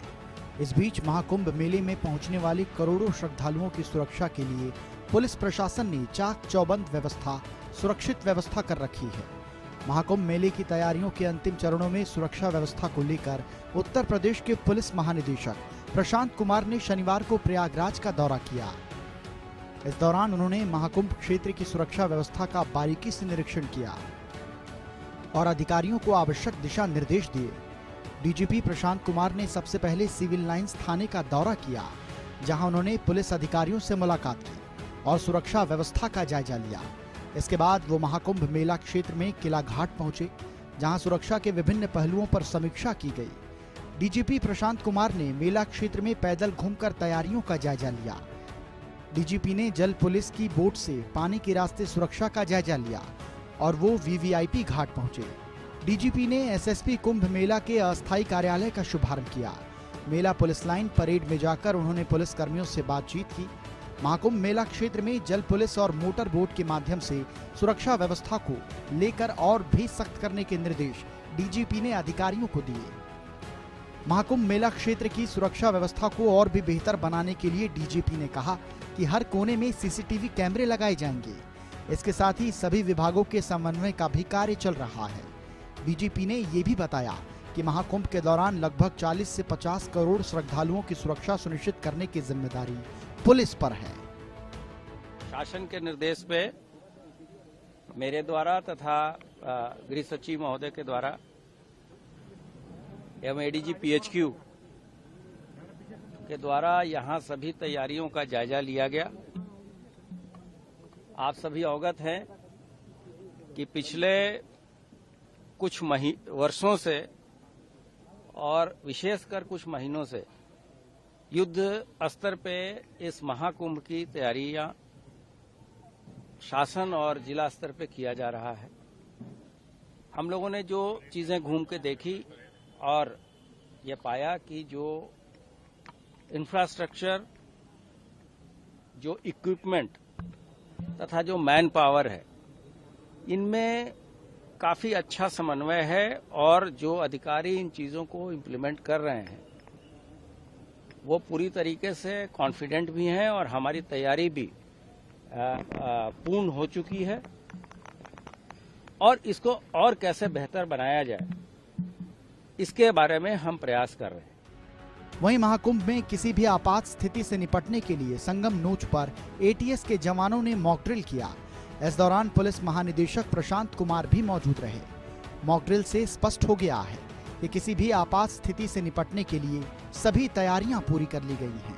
वहीं राज्य आपदा प्रबंधन प्राधिकरण की ओर से रासायनिक और परमाणु आपदाओं से निपटने के लिए विशेष प्रशिक्षण कार्यक्रम आयोजित किए गए। इस कार्यक्रम का उद्घाटन राज्य आपदा प्रबंधन प्राधिकरण के उपाध्यक्ष लेफ्टिनेंट जनरल योगेंद्र डीमरी ने किया। अधिकारियों का कहना है कि महाकुंभ को हर दृष्टि से सुरक्षित बनाने के लिए कड़ी मेहनत की जा रही है और किसी भी आपात स्थिति से निपटने के लिए आवश्यक कदम उठाए गए हैं। पुलिस लाइन का दौरा करते हुए डीजीपी ने पुलिस कर्मियों की तैयारी और ड्यूटी के प्रति उनके समर्पण की सराहना की। उन्होंने जवानों को निर्देश दिया कि वो मेला क्षेत्र में अपनी ड्यूटी के दौरान संवेदनशील रहें और श्रद्धालुओं के प्रति शालीन व्यवहार करें। डीजीपी ने अधिकारियों से मेला क्षेत्र में लगे सीसीटीवी कैमरों, ड्रोन और अन्य निगरानी उपकरणों की जानकारी ली। उन्होंने कहा कि आधुनिक तकनीक का उपयोग सुरक्षा व्यवस्था को और मजबूत करेगा। आपने खुद देखा होगा कि यहाँ इंटरसेप्टर्स डिप्लॉय हो गए हैं। पीथर ड्रोन भी भारी संख्या में हैं। हम लोगों ने ऐसे एंटी ड्रोन सिस्टम भी यहाँ लगाया है और जो हमारा वाटर फ्रंट है उसको बेटर किया है, उसकी सिक्योरिटी को पिछले कुंभ के मुकाबले, तथा हम लोगों ने घाट की संख्या तथा घाटों की कैपेसिटी भी इसलिए बढ़ाई है कि जो भी श्रद्धालु जिस रूट से वहां आ रहे हैं वो वहीं स्नान करें तथा फिर एक निर्धारित रूट के साथ वहां से चले जाएं। रेलवे के साथ भी बहुत अच्छा हमारा समन्वय है और हम मुख्य स्नान के दिन थल, जल और नभ तीनों तरीके से सुरक्षा की व्यवस्था प्रत्येक श्रद्धालुओं को सुनिश्चित कराएंगे। पूरे इकोसिस्टम को कैसे सिक्योर किया जाए, ये भी विभिन्न जो एजेंसियां हैं जो इसमें दक्ष हैं उसके साथ मिलकर लगातार कार्रवाई चल रही है। बता दें, महाकुंभ मेले को हर दृष्टि से सुरक्षित बनाया जा रहा है। इस बार कुंभ को व्यवस्थित और तकनीक रूप से सुसज्जित किया गया है। हमें उम्मीद है कि महाकुंभ को देखने के लिए 45 करोड़ से अधिक श्रद्धालु आएंगे। महाकुंभ आयोजन को सफल बनाने के लिए यूपी प्रशासन पूरी तरीके से तैयार है। कहीं भी किसी भी तरह की असुविधा ना हो, इसके लिए 7 लेयर में सुरक्षा व्यवस्था तैयार की गई है। Bureau report, Asian news. और हमारी खास पेशकश महाकुंभ में फिलहाल इतना ही। मुझे दीजिए आज्ञा। नमस्कार।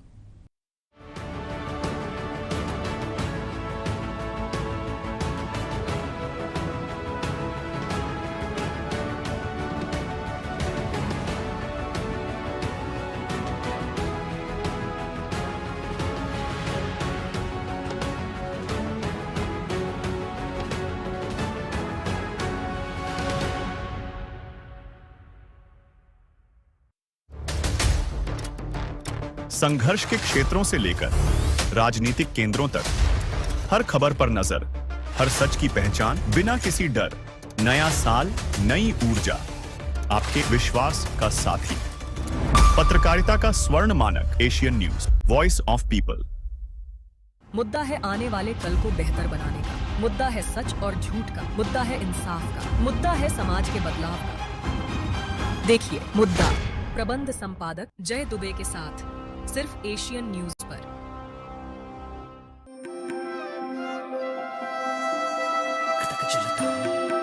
देश में हिंदू धर्म की अपनी एक विशेष मान्यता है। हिंदू धर्म के अनुसार हर 12 साल में महाकुंभ का मेला लगता है। ये दुनिया का सबसे बड़ा धार्मिक मेला माना जाता है, जिसमें करोड़ों श्रद्धालु, साधु संत और पर्यटक आते हैं। महाकुंभ मेले का आयोजन 4 प्रमुख स्थानों पर होता है। इस बार भी जनवरी माह से प्रयागराज में कुंभ का मेला लगने जा रहा है। महाकुंभ की विशेष तैयारी। प्रयागराज महाकुंभ 2025 दुनिया का सबसे बड़ा समागम। सुरक्षा में AI सहायता प्राप्त निगरानी प्रणाली शामिल। शहर के 7 मुख्य मार्गों पर 1 वे रूट प्रणाली होगी लागू। जौनपुर, वाराणसी, मिर्जापुर, रीवा, कानपुर, लखनऊ, अयोध्या 101 बड़े पार्किंग स्थलों पर खड़े हो सकेंगे कुल 5 लाख वाहन। बाइक खड़ा करने के लिए बनेगी अलग पार्किंग। यात्रियों की सुविधा के लिए 550 शटल बसें दिन और रात चलेंगी। 20,000 से ज्यादा ई रिक्शे भी यात्रियों को सेवाएं देंगे। मेला क्षेत्र में लगेंगे 100 डिजिटल साइन बोर्ड और 80 VMD। भारतीय रेलवे और राज्य पर्यटन विभाग देंगे विशेष यात्रा पैकेज।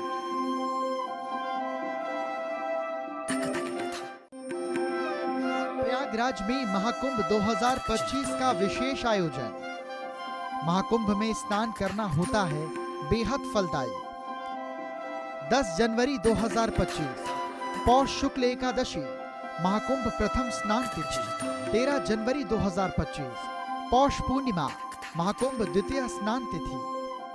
25 जनवरी 2025 माँ कृष्ण एकादशी, महाकुंभ चतुर्थ स्नान तिथि 27 जनवरी 2025, माघ कृष्ण त्रयोदशी, महाकुंभ पंचम स्नान तिथि 4 फरवरी 2025, माघ शुक्ल सप्तमी, रथ सप्तमी, महाकुंभ अष्टम स्नान तिथि 5 फरवरी 2025, माघ शुक्ल अष्टमी, महाकुंभ नवम स्नान तिथि 8 फरवरी 2025, माघ शुक्ल एकादशी, महाकुंभ दशम स्नान तिथि 10 फरवरी 2025, माघ शुक्ल त्रयोदशी, महाकुंभ एकादश स्नान तिथि 12 फरवरी 2025, माघ पूर्णिमा, महाकुंभ द्वादश स्नान तिथि 24 फरवरी 2025, फाल्गुन कृष्ण एकादशी, महाकुंभ त्रयोदश स्नान तिथि 26 फरवरी 2025, महाशिवरात्रि, महाकुंभ चतुर्दश स्नान पर्व।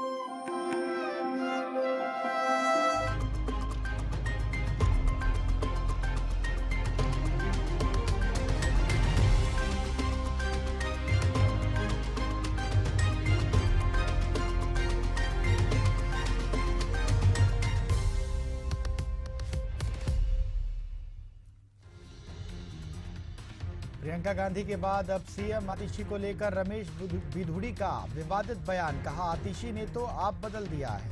इससे पहले रमेश ने मांगी थी माफी।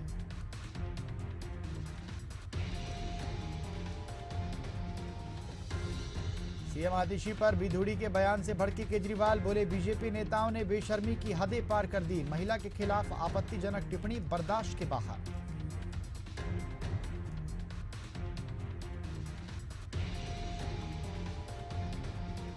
दिल्ली में आपदा पर छिड़ी सियासी जंग, पीएम मोदी ने आप पर लगाए गंभीर आरोप। वहीं आप संयोजक केजरीवाल ने आरोपों का दिया जवाब।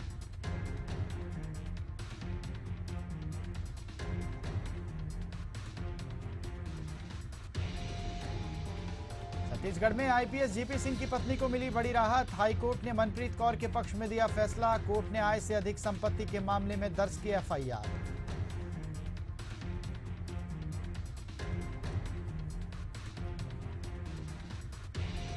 मध्य प्रदेश के दतिया में भाजपा नेता ने की आत्महत्या। लाइसेंसी पिस्टल से जितेंद्र मेवा फरोश ने खुद को मारी गोली। आत्महत्या का कारण अज्ञात।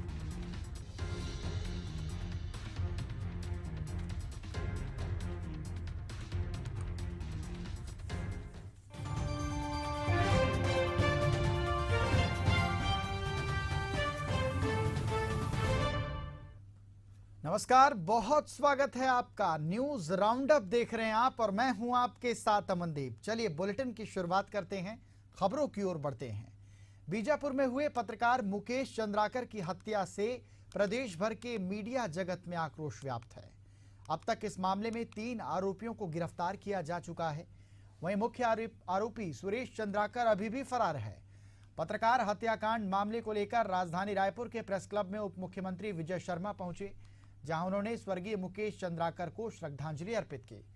उसके साथ ही पत्रकारों से इस पूरे मामले को लेकर चर्चा भी की।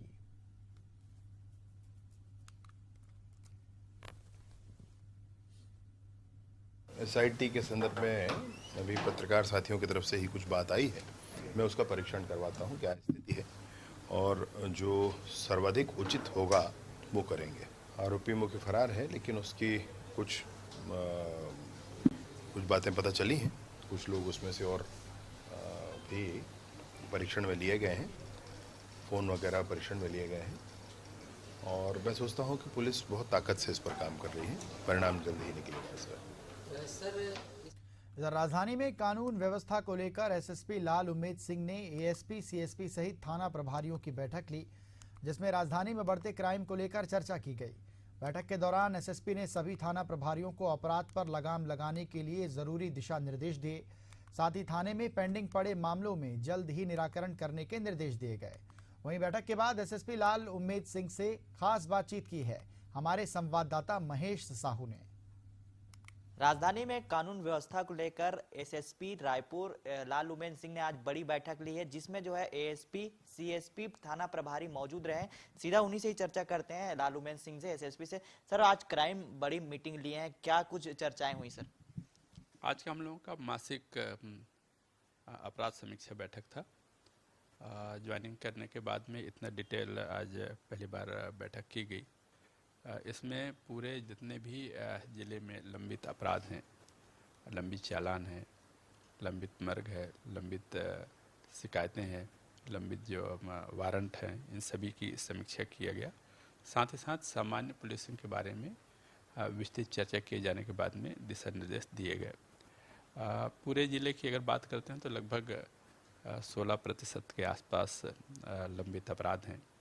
उन सभी लंबित अपराधों में विशेष तौर पर जो 1 साल के ऊपर के अपराध हैं, 2023 और उसके पहले के अपराध हैं, उस पर बहुत विस्तृत चर्चा की गई। सभी एक प्रकरणों की समीक्षा किया गया और सभी के निकाल के आवश्यक दिशा निर्देश दिए गए हैं। उसके अतिरिक्त अन्य जो अपना एक साल के अंदर के जो प्रकरण है उसके लिए समय सीमा निर्धारित किया गया है और उनको अवगत कराया गया कि 15 दिन के बाद में उन सभी प्रकरणों की पुनः समीक्षा की जाएगी। सर, चाकूबाजों और बदमाशों पर जो है लगाम लगाने के लिए आप लगातार जो है क्लास भी लगा रहे हैं, क्या इस मीटिंग में जो है उस पर खास तौर पर दिशा निर्देश दिए? इसमें सभी थाना प्रभारी, चौकी प्रभारी थे, उनके राजपत्रित अधिकारी भी थे, उनको भी बताया गया है कि खास करके जो आपराधिक प्रवृत्ति के लोग हैं, पहले के विशेष तौर पर चाकूबाज हो गए, वहाँ के गुंडा बदमाश हो गए, निगरानी बदमाश हो गए, इनकी लगातार इनकी पेशी लें थानों में, इनकी उपस्थिति कहाँ है, क्या कर रहे हैं, उसके संबंध में जानकारी लें, थानों में बुला करके इनकी उपस्थिति दर्ज करें, उनकी परेड लें। तो आने वाले दिनों में इनकी लगातार तलाश की जाएगी और अगर किसी प्रकार का कोई अपराधी बुलाने पर, मोबाइल से बुलाने पर पुराने आपराधिक रिकॉर्ड वाले नहीं आते तो उनको घरों से बुला करके ला करके उनकी परेड कराई जाएगी। सर, राजधानी में जिस तरीके से ठंड भी पड़ रहे हैं, ऐसे में चोर गिरोह जो है सक्रिय हो गए हैं सर। कई जगह पे सर पेट्रोलिंग भी नहीं हो पाती है, क्या उस पर भी आप लोगों ने पहल की जा रही है? पेट्रोलिंग के लिए भी विस्तृत चर्चा की गई, खास करके सुनसान इलाके के लिए, शाम की उपस्थिति के लिए। हालांकि चोरी की घटनाएं विगत दिनों में कोई ऐसी वारदात सामने नहीं आई है। हमारा भरसक प्रयास रहेगा कि इस प्रकार के अपराधों को रोका जा सके करके, और चोरी की या शाम की जो पुलिसिंग के लिए जितने सुनसान इलाके हो गए, जो गार्डन हो गए, जो बड़े टहलने के स्थान हो गए, वो इलाके को भी फोकस किया जाएगा और इनको बताया गया है कि उन जगहों पर जहाँ लोग घूमने जाते हैं पारिवारिक माहौल रहे, किसी प्रकार का किसी के द्वारा कोई माहौल दूषित करने का प्रयास करते हैं या फिर कोई अभद्रता की जाती है, उस पर भी निगाह रखा जाए। सर, कई थानों का पेंडिंग भी मामले सामने ऐसा है, अपराध को लेकर किस तरीके से उस पर किस तरीके से दिशा निर्देश दिए जो खास तौर पर जो है जल्दी पेंडिंग मामलों को निराकरण करें थाना प्रभारी? ये बताया कि लगभग 16% प्रकरण यहाँ जिले में लंबित अपराध और लंबित चालान के रूप में पेंडिंग है। उन सभी एक प्रकरणों की डिटेल समीक्षा किया गया है और सभी में दिशा निर्देश दिए गए हैं। विशेष तौर पर इस पर जो साल भर के ऊपर के जो प्रकरण लंबित हैं उन पर विशेष फोकस किया गया, उसको टाइमलाइन निर्धारित किया गया है और बाकी प्रकरणों के लिए भी सीएसपी और एडिशनल एसपी को बताया गया है कि अपने स्तर पर बैठक लेकर के बाकी प्रकरणों का भी निराकरण शीघ्र करवाएं। ये थे हमारे साथ एसएसपी लालूमेन सिंह, जिन्होंने बताया कि आज बड़ी बैठक थी क्राइम में, जिस पर लगातार जिस तरीके से अपराध हो रहे थे उस पर जो लगाम लगाने के लिए थाना प्रभारी को दिशा निर्देश दिए गए। वहीं चाकूबाजों और बदमाशों पर भी खास तौर पर जो है निगरानी रखने और जिस तरीके से क्राइम कंट्रोल करने के लिए खास तौर पर दिशा निर्देश दिए हैं। कैमरामैन प्रसाद के साथ महेश कुमार साहू, एशियन न्यूज, रायपुर। इधर छत्तीसगढ़ के दुर्ग जिले में स्वतंत्रता संग्राम सेनानी लखनलाल मिश्र की प्रतिमा का अनावरण विधानसभा अध्यक्ष डॉक्टर रमन सिंह और उप मुख्यमंत्री विजय शर्मा ने किया। इस मौके पर दुर्ग सांसद विजय बघेल, दुर्ग के दोनों विधायक मौजूद रहे।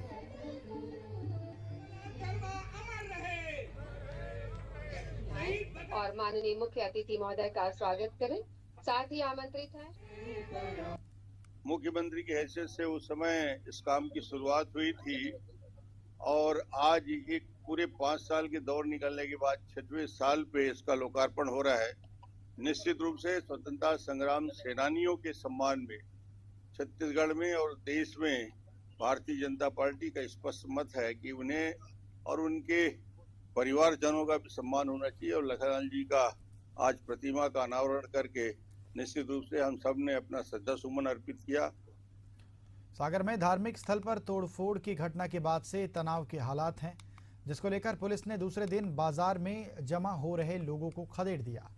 दरअसल तोड़फोड़ की घटना के बाद रविवार को सागर बंद रहा।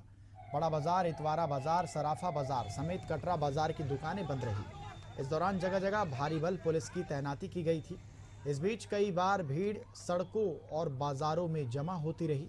लोग नारेबाजी करते दिखाई दिए, जिन्हें पुलिस ने हटाया। इसके साथ ही पुलिस और प्रशासन के आला अधिकारी लगातार क्षेत्र में घूमकर हालात का जायजा लेते हुए वो नजर आए।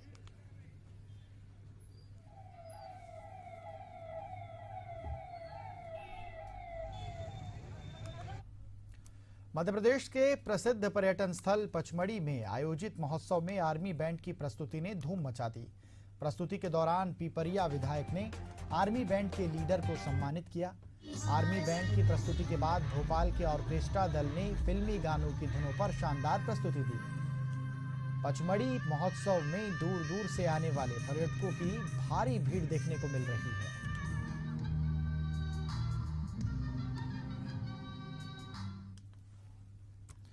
सिंगरौली जिले के बरगामा थाना क्षेत्र में बीते दिनों सेप्टिक टैंक में 4 लोगों के शव मिलने से इलाके में सनसनी फैली हुई थी।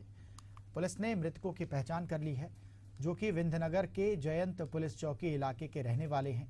वहीं किन कारण से इन सब की मौत हुई है, अब तक इसका पता नहीं चल पाया है। शवों का पीएम कराकर परिजनों को सौंप दिया गया है। वहीं घटना की सूचना लगने के बाद रीवा जोन के डीआईजी साकेत पांडे भी बरगामा पहुंचे और मौके का मुआयना करने के बाद आवश्यक दिशा निर्देश जारी किए। और सोते समय उन पर वार किया गया और लगातार वो 31 तारीख से 3 तारीख तक पार्टी, न्यू ईयर पार्टी मना रहे थे। तो निश्चित जो जानकारी मिली है उसमें शराब का भी सेवन किए थे और कुछ नॉनवेज मीट और चिकन भी लाके बनाया गया था। वो लोग खाए थे। लगभग 1 आदमी का खाना बचा हुआ था, उसको भी जांच के लिए भेजा गया है।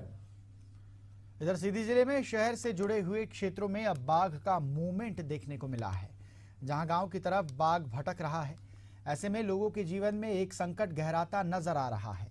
वहीं वन विभाग से मिली जानकारी के अनुसार ग्राम सिरसी, चौफाल, दरिया, लोहझर, ढोल, बरमबाबा सहित विभिन्न स्थानों पर बाघ का मूवमेंट पाया गया है। ऐसे में सभी लोगों को जागरूक करने के लिए और सावधानी बरतने के लिए वन विभाग की टीम लगी हुई है।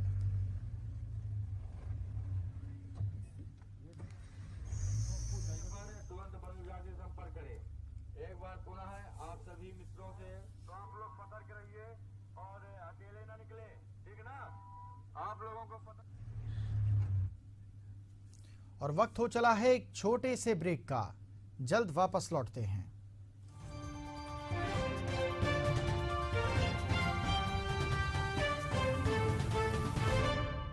मुद्दा है आने वाले कल को बेहतर बनाने का, मुद्दा है सच और झूठ का, मुद्दा है इंसाफ का, मुद्दा है समाज के बदलाव का। देखिए मुद्दा, प्रबंध संपादक जय दुबे के साथ, सिर्फ एशियन न्यूज पर।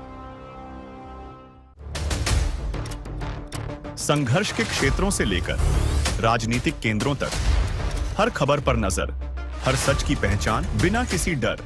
नया साल, नई ऊर्जा, आपके विश्वास का साथी। पत्रकारिता का स्वर्ण मानक, Asian news, voice of people.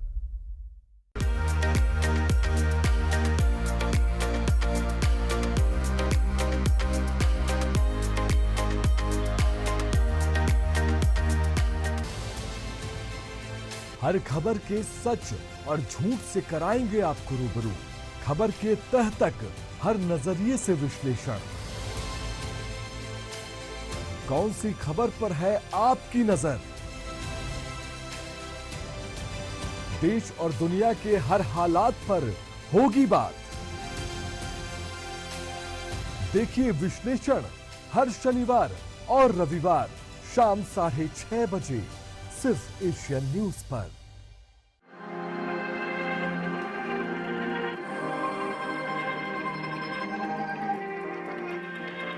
यात्रा धर्म की, यात्रा इतिहास की, यात्रा संस्कृति।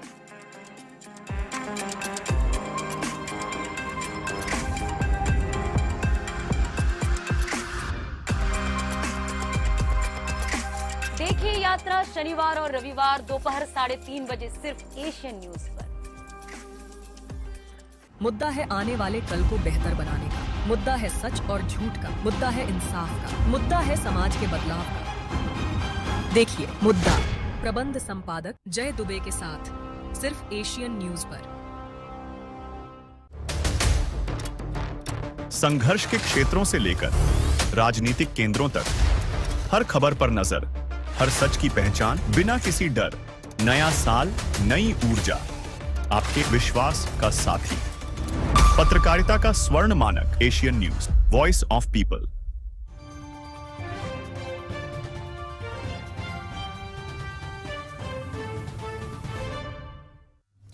और ब्रेक के बाद बहुत स्वागत है आपका। चलिए खबरों की ओर बढ़ते हैं। खबरों की बात करते हैं। उत्तर प्रदेश के हरदोई में दबंगों के कब्जे से परेशान महिला ने सीएम के सामने आत्महत्या करने की बात कही है।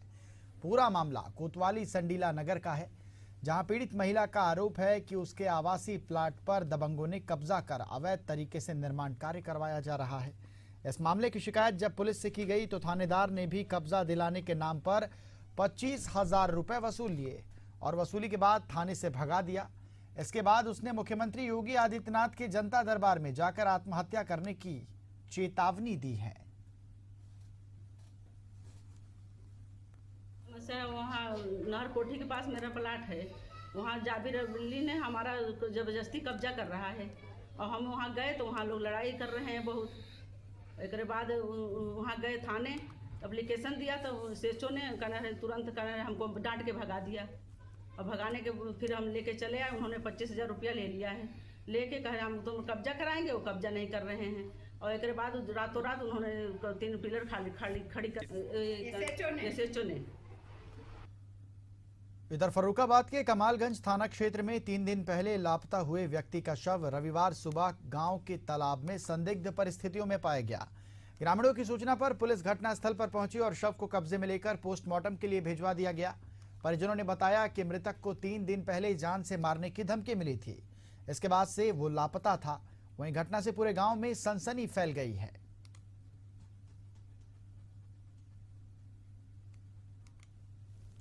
घटना का 8 बजे सुबह 4 बजे गए, 5 बजे यहाँ से। कब गया था? 3 तारीख परसों शाम। परसों शाम को? जी हाँ। अच्छा, कोई सूचना वगैरह आपने थाने या चौकी में? थाने में कहीं नहीं, रिश्तेदारी में पता लगाया। पहले सोचे थे आ जाएंगे इधर उधर। तो क्या जाता रहता था कैसे कभी? हाँ, उधर दुकान घूमने। तो रिश्तेदारी में क्या जानकारी मिली थी आपको? कि हमारे यहाँ नहीं आए। आपके यहाँ नहीं आया? जी हाँ। इधर सिद्धार्थनगर जिले के इटवा में हिंदुत्व पर प्रहार महाप्रलय को आमंत्रण विषय पर एक गोष्ठी का आयोजन किया गया। यह आयोजन भाजपा के पूर्व विधायक राघवेंद्र प्रताप सिंह की अध्यक्षता में आयोजित किया गया, जिसमें बतौर मुख्य अतिथि साध्वी प्राची ने शिरकत की।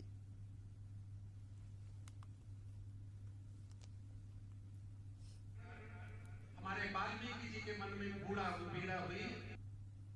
आज तक अगर कोई घटा है तो सिर्फ हिंदू घटा है। मुस्लिम एक से कई दर्जन हो गए, ईसाई एक से कई दर्जन देश हो गए। इसीलिए इसका नाम दिया गया हिंदुत्व राष्ट्र की संचेतना है। इस पर प्रहार महाप्रलय को आमंत्रण है और ये चेतना जागृत करने के लिए कि हिंदू समझे जिसके कारण हम बटे कटे छंटे, और इसके लिए गोष्ठी बहुत महत्वपूर्ण थी। और आज के दिन साध्वी प्राची जी का आगमन हम लोगों के लिए बहुत अच्छा रहा और गोष्ठी में प्रबुद्ध वर्ग के लोगों को आमंत्रण किया जाता है। प्रबुद्ध वर्ग के आमंत्रण से, उनके आगमन से बहुत लंबी संचेतना होती है। लंबे समाज के लोग, ज़्यादा समाज के लोग जागरूक होते हैं। सरकारें अपना काम कर रही है, बहुत अच्छा काम कर रही है। योगी जी, मोदी जी बहुत अच्छा काम कर रहे हैं, लेकिन हम इस तरह की संगोष्ठी करके समाज में जागृति का माहौल, ये बहुत जरूरी है। इधर पटना में प्रकाश पर्व के दूसरे दिन भव्य शोभा यात्रा निकाली गई। गाय घाट से शोभा यात्रा की शुरुआत हुई, जो नगर भ्रमण के बाद तख्त श्री हरमंदर साहिब पहुंची। प्रकाश पर्व में सिख श्रद्धालुओं के साथ देश विदेश से आए लोक संगत ने शामिल हुए। दरअसल गुरु गोविंद सिंह जी महाराज के जन्म के अवसर पर 358वें प्रकाश उत्सव पर्व के रूप में मनाया जा रहा है। 6 जनवरी तक कार्यक्रम का आयोजन किया जाएगा। 7 जनवरी को विधिवत समापन होगा।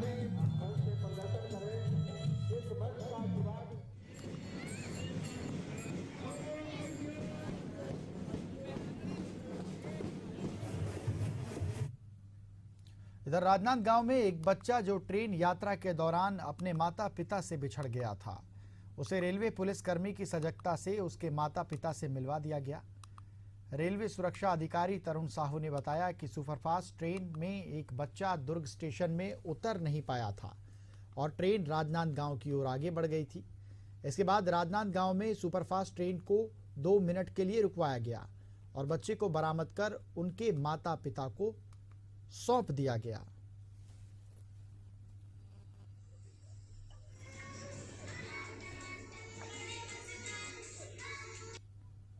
सर 12843 में हम लोगों को सूचना मिली कि एक छोटा बच्चा जिसकी उम्र 3 से 4 साल की है वो छूट गया है, जिसने नीले रंग का ड्रेस पहना हुआ है। तो तुरंत मैं और मेरी टीम हम लोग गए और ट्रेन को देखे तो यहाँ पे मात्र 2 मिनट का स्टॉपेज रहता है, लेकिन वो बच्चा हम लोगों को मिल गया जी, क्योंकि सुपर फास्ट ट्रेन थी वो। और उसके बाद बच्चा बहुत ज़्यादा रो रहा था वो, तो फिर उसको फिर उसने कपड़े भी नहीं पहन रखे थे, तो मैंने क्योंकि ठंड का समय है तो मैं तुरंत उसके लिए नए कपड़े मंगवाए, उसको पानी वानी हम लोग पिलाया, चाय बिस्किट दिए। उसके बाद उसके पेरेंट्स फिर आए उसके बाद। इधर पिपरिया में आरएसएस का 3 दिवसीय शारीरिक प्रकोत्सव संपन्न हुआ, जिसमें स्वयंसेवकों ने पूरे मनोयोग से शारीरिक साधना की। समापन के अवसर पर स्वयं शिव कौन है शारीरिक दक्षता का प्रदर्शन भी यहां पर किया गया। इस अवसर पर जिले के मुख्य वक्ता आनंद मजूमदार टिमरनी मौजूद रहे।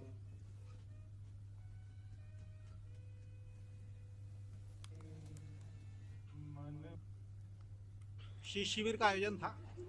इस शीत शिविर में पिपरिया जिले के और 475 से एक स्वयंसेवक ने भाग लिया। 3 दिन यहाँ रह कर के और शारीरिक बौद्धिक कार्यक्रमों में उन्होंने प्रतिभाग किया। सुबह 5 बजे से लगा करके और 10:30 बजे रात्रि तक दिनचर्या रहती थी। इसमें बौद्धिक, जिसको अपन गीत अमृतचन या बौद्धिक कार्यक्रम, इस कार्यक्रमों में सहभागी होते थे। फिर मैदान पर शारीरिक कार्यक्रम जो हमने आज अभी प्रकट कार्यक्रम देखे। और कोरबा से खबर मिल रही है जहां पर ज्वेलर्स के संचालक पर नकाबपोशों ने हमला कर दिया है। गंभीर हालत में अस्पताल में उन्हें भर्ती कराया गया है। उपचार के दौरान संचालक की मौत हो गई है। व्यापारी की कार लेकर बदमाश फरार हो गए हैं। सीएसईबी चौकी क्षेत्र के नए बस स्टैंड की यह घटना है।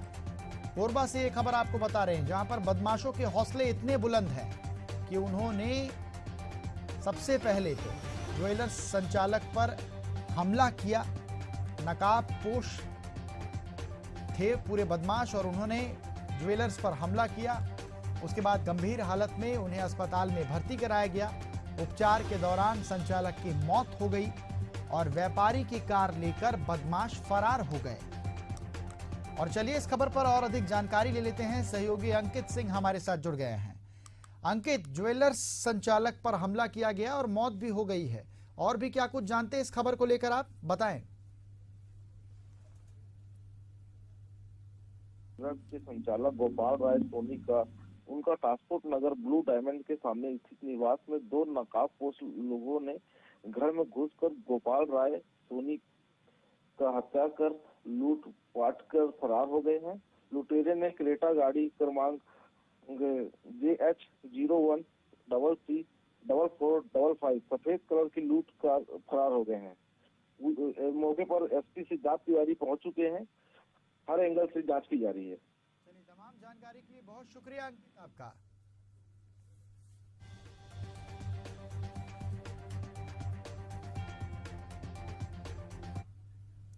और इसी के साथ इस बुलेटिन में फिलहाल इतना ही। देश और दुनिया की तमाम बड़ी अपडेट्स के लिए बने रहिए एशियन न्यूज के साथ। नमस्कार।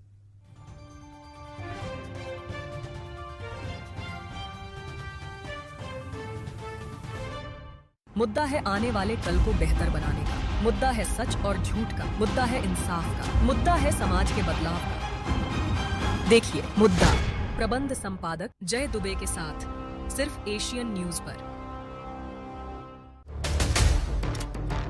संघर्ष के क्षेत्रों से लेकर राजनीतिक केंद्रों तक, हर खबर पर नजर, हर सच की पहचान बिना किसी डर। नया साल, नई ऊर्जा, आपके विश्वास का साथी। पत्रकारिता का स्वर्ण मानक, Asian news, voice of people.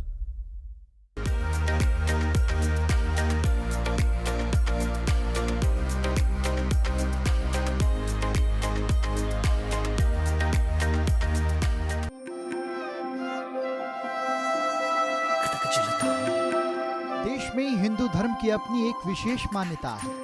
Hindu धर्म के अनुसार हर 12 साल में महाकुंभ का मेला लगता है। ये दुनिया का सबसे बड़ा धार्मिक मेला माना जाता है, जिसमें करोड़ों श्रद्धालु, साधु संत और पर्यटक आते हैं। महाकुंभ मेले का आयोजन 4 प्रमुख स्थानों पर होता है। इस बार भी जनवरी माह से प्रयागराज में कुंभ का मेला लगने जा रहा है। महाकुंभ की विशेष तैयारी।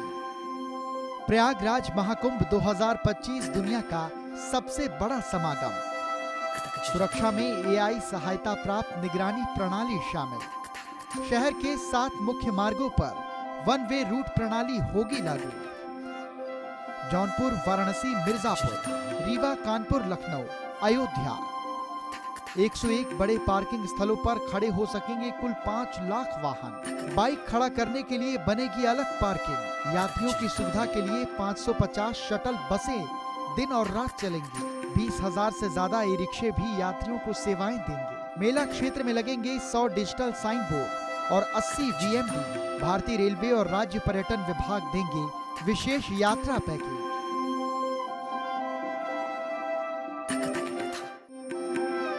प्रयागराज में महाकुंभ 2025 का विशेष आयोजन।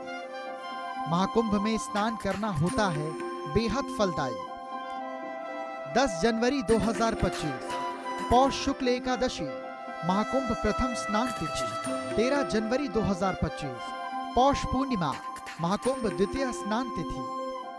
25 जनवरी 2025 मां कृष्ण एकादशी महाकुंभ चतुर्थ स्नान तिथि। 27 जनवरी 2025 माघ कृष्ण त्रयोदशी महाकुंभ पंचम स्नान तिथि। 4 फरवरी 2025 माघ शुक्ल सप्तमी रथ सप्तमी महाकुंभ अष्टम स्नान तिथि। 5 फरवरी 2025 माघ शुक्ल अष्टमी महाकुंभ नवम स्नान तिथि। 8 फरवरी 2025 माघ शुक्ल एकादशी महाकुंभ दशम स्नान तिथि। 10 फरवरी 2025 माघ शुक्ल त्रयोदशी महाकुंभ एकादश स्नान तिथि। 12 फरवरी 2025 माघ पूर्णिमा महाकुंभ द्वादश स्नान तिथि। 24 फरवरी 2025 फाल्गुन कृष्ण एकादशी महाकुंभ त्रयोदश स्नान तिथि। 26 फरवरी 2025 महाशिवरात्रि महाकुंभ चतुर्दश स्नान पर्व।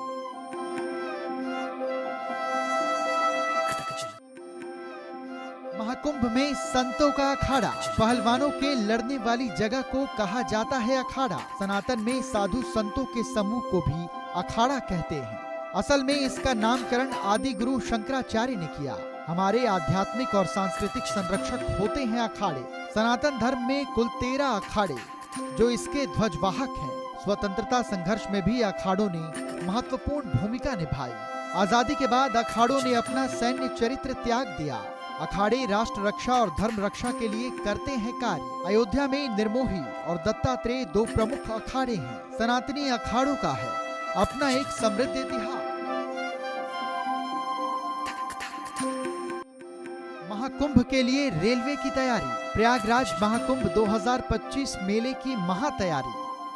भारतीय रेलवे ने 25 से ज्यादा एक्सप्रेस ट्रेन चलाने का किया ऐलान। 10 जनवरी से 28 फरवरी तक चलेंगी सभी एक्सप्रेस ट्रेनें। महाकुंभ के लिए रेल मंत्रालय की स्पेशल ट्रेनों की सूची जारी। मुंबई, बिहार, चेन्नई सेंट्रल, मध्य प्रदेश और छत्तीसगढ़ के यात्रियों पर जोर। नैनी, भरतकुप और शिवरामपुर स्टेशनों पर दिया अस्थायी ठहराव। IRCTC महाकुंभ ग्राम नाम से एक प्रीमियम टेंट सिटी को किया स्थापित। इसमें आतंकितों के लिए की जा रही है बेहद शानदार आवास की व्यवस्था। प्रयागराज में तमाम दूसरी रेलगाड़ियों को भी दिया गया है अस्थायी ठहराव। महाकुंभ 2025 में 10 करोड़ से भी ज्यादा यात्रियों के आने का अनुमान।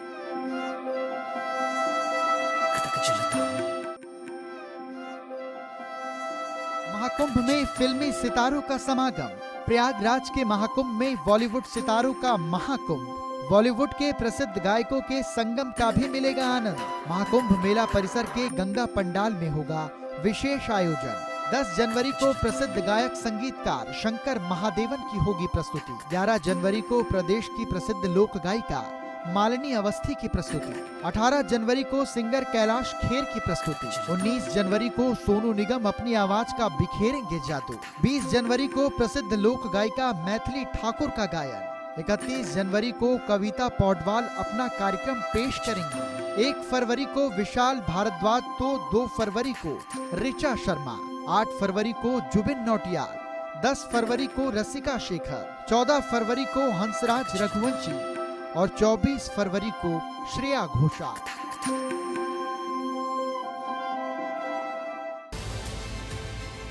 हर खबर के सच और झूठ से कराएंगे आपको रूबरू। खबर के तह तक हर नजरिए से विश्लेषण। कौन सी खबर पर है आपकी नजर? देश और दुनिया के हर हालात पर होगी बात। देखिए विश्लेषण हर शनिवार और रविवार शाम 6:30 बजे सिर्फ एशियन न्यूज पर।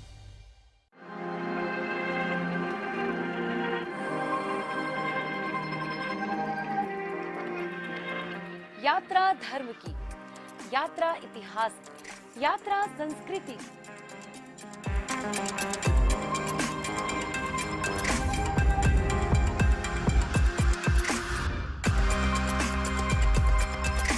देखिए यात्रा शनिवार और रविवार दोपहर 3:30 बजे सिर्फ एशियन न्यूज पर। मुद्दा है आने वाले कल को बेहतर बनाने का। मुद्दा है सच और झूठ का। मुद्दा है इंसाफ का। मुद्दा है समाज के बदलाव का। देखिए मुद्दा, प्रबंध संपादक जय दुबे के साथ सिर्फ एशियन न्यूज पर।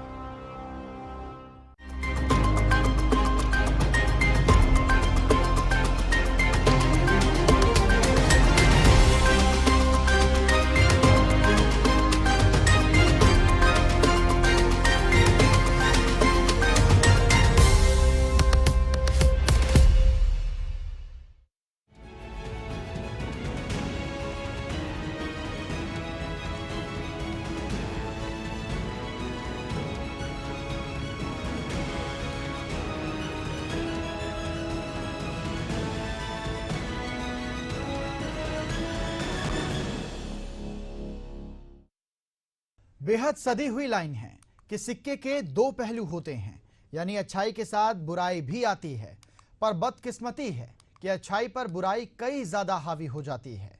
ऐसा ही कुछ हाल आर्टिफिशियल इंटेलिजेंस के साथ भी है।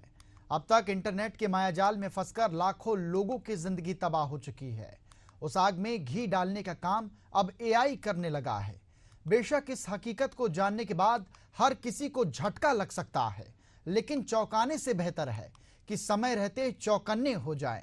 और ये बात प्रधानमंत्री नरेंद्र मोदी ने मन की बात के साथ कई सार्वजनिक मंच से भी कही है।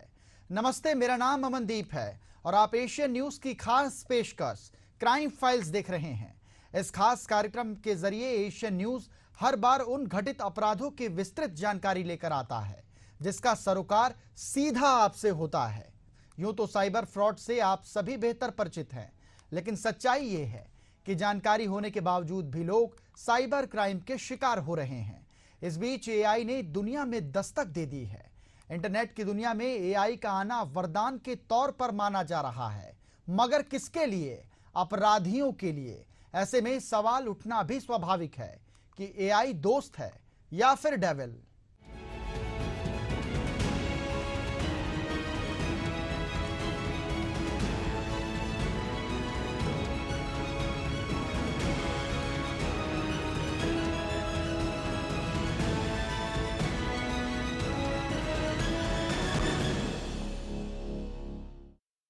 ये हकीकत है कि इंटरनेट की वजह से पूरी दुनिया सिमट कर रह गई है।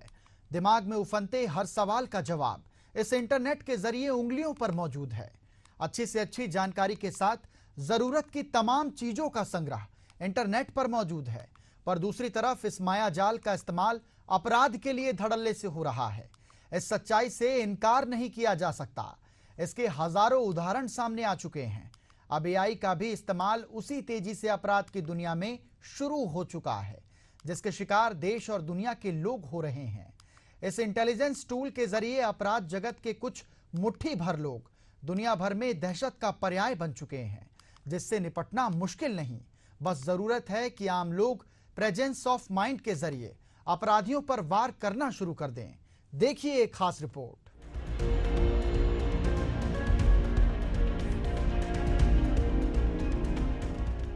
आर्टिफिशियल इंटेलिजेंसी, जिसे एआई के तौर पर दुनिया में पहचान मिली है, ये एक ऐसा टूल है जिसके पास हर एक समस्या से निपटने की कई तरह के विकल्प हैं। चंद सेकंड में इस एआई के जरिए सटीक सवाल कर अपने कामों की बातों का जवाब ले सकते हैं। सही तरीके से इसका उपयोग किया जाए तो एआई किसी वरदान से कम नहीं। पर वास्तविकता ये है कि एआई का इस्तेमाल आपराधिक गतिविधियों में कहीं ज्यादा देखने को मिलता है। इस विषय पर प्रधानमंत्री नरेंद्र मोदी ने अपने मन की बात पर उल्लेख किया और बाकायदा उन्होंने ठगी के तरीकों का वीडियो भी इसमें शामिल किया।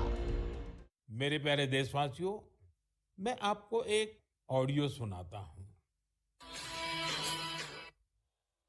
हेलो सर, नमस्ते सर। नमस्ते सर, बोलिए सर। देखिए, जो आपने एफआईआर नंबर मुझे सेंड किया है, इस नंबर के खिलाफ 17 कंप्लेंट्स हमारे पास। आप ये नंबर यूज कर रहे हैं? मैंने नहीं यूज करता हूँ सर। अभी कहाँ से बात कर रहे हो? Sir, Karnataka sir. वो घर में हूँ सर। ओके, इसके लिए आप अपनी स्टेटमेंट रिकॉर्ड करवाइए ताकि ये नंबर ब्लॉक कर दिया जाए, फ्यूचर में आपको कोई प्रॉब्लम ना हो। ओके? Yes sir. अभी मैं आपको कनेक्ट कर रहा हूँ, ये आपका इन्वेस्टिगेशन ऑफिसर है। आप अपनी स्टेटमेंट रिकॉर्ड करवाइए ताकि ये नंबर ब्लॉक कर दिया जाए। Okay? Yes sir, yes sir, yes sir. और बताइएगा मैं किसके साथ बात कर रहा हूँ। अपना आधार कार्ड मुझे शो कीजिएगा वेरीफाई करने के लिए। बताइएगा सर। मेरे पास अभी नहीं है sir Aadhaar card sir, please sir. Phone आपके फोन में है? नहीं सर।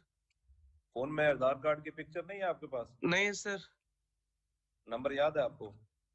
सर नहीं है सर, नंबर भी याद नहीं है सर। हमने सिर्फ वेरीफाई करना है। ओके? वेरीफाई करने के लिए। नहीं सर। आप डरिए ना, डरिए ना। अगर आपने कुछ नहीं किया तो आप डरिए ना। हाँ सर, हाँ सर। अगर आपके पास आधार कार्ड है तो मुझे दिखा दीजिए वेरीफाई करने। नहीं सर, नहीं सर, मैं गांव को आया था सर, घर में है सर। Okay, coming. जय हिंद। इस व्यक्ति के वन साइड वीडियो का रिकॉर्ड करो as per the protocol. Okay? ये ऑडियो सिर्फ जानकारी के लिए नहीं, ये कोई मनोरंजन वाला ऑडियो नहीं है। एक गहरी चिंता को लेकर के ऑडियो आया है। आपने अभी जो बातचीत सुनी वो डिजिटल अरेस्ट के फरेब की है। ये बातचीत एक पीड़ित और फ्रॉड करने वाले के बीच हुई है। डिजिटल अरेस्ट के फ्रॉड में फोन करने वाले कभी पुलिस, कभी सीबीआई, कभी नारकोटिक्स, कभी आरबीआई, ऐसे भांति भांति के लेबल लगाकर बनावटी अधिकारी बनकर बात करते हैं और बड़े कॉन्फिडेंस के साथ करते हैं। हाल के दिनों में एआई का उपयोग हर फील्ड में बढ़ता जा रहा है। खास तौर पर अपराध को अंजाम देने के लिए एआई का इस्तेमाल सबसे ज्यादा होने लगा है। इन दिनों डिजिटल अरेस्ट जैसा एक शब्द काफी ज्यादा प्रचलन में है। इस डिजिटल अरेस्ट के जरिए साइबर अपराधी दूर दराज में बैठकर आम लोगों को शिकार बना रहे हैं। डिजिटल माध्यम में उन्हें एक ही कमरे में कैद कर उन्हें इस तरह बुरी तरीके से डरा देते हैं, जिसके बाद इंसान खुद को गुनाहगार समझ बैठता है।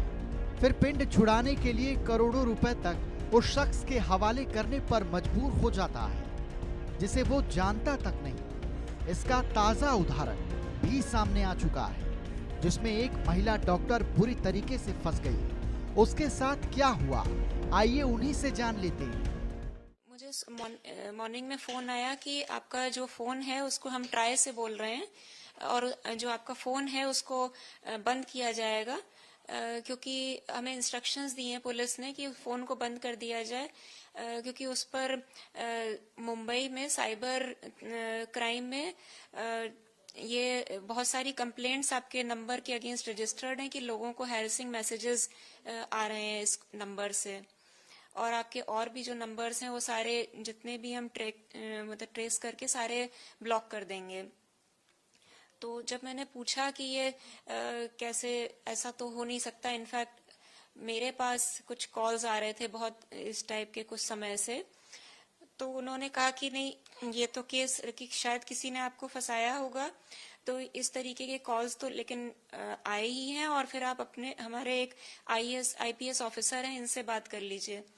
तो उन्होंने एक किसी और को कॉल ट्रांसफर की, और फिर वो सो कॉल्ड जो IPS ऑफिसर थे उन्होंने बात की कि खाली ये फोन का बात नहीं है, इसके एक आपका कोई अकाउंट भी है जो कि लिंक्ड है इलीगल एक्टिविटीज से जुड़ा हुआ है, जिससे मनी लॉन्ड्रिंग हुई है 7 करोड़ की।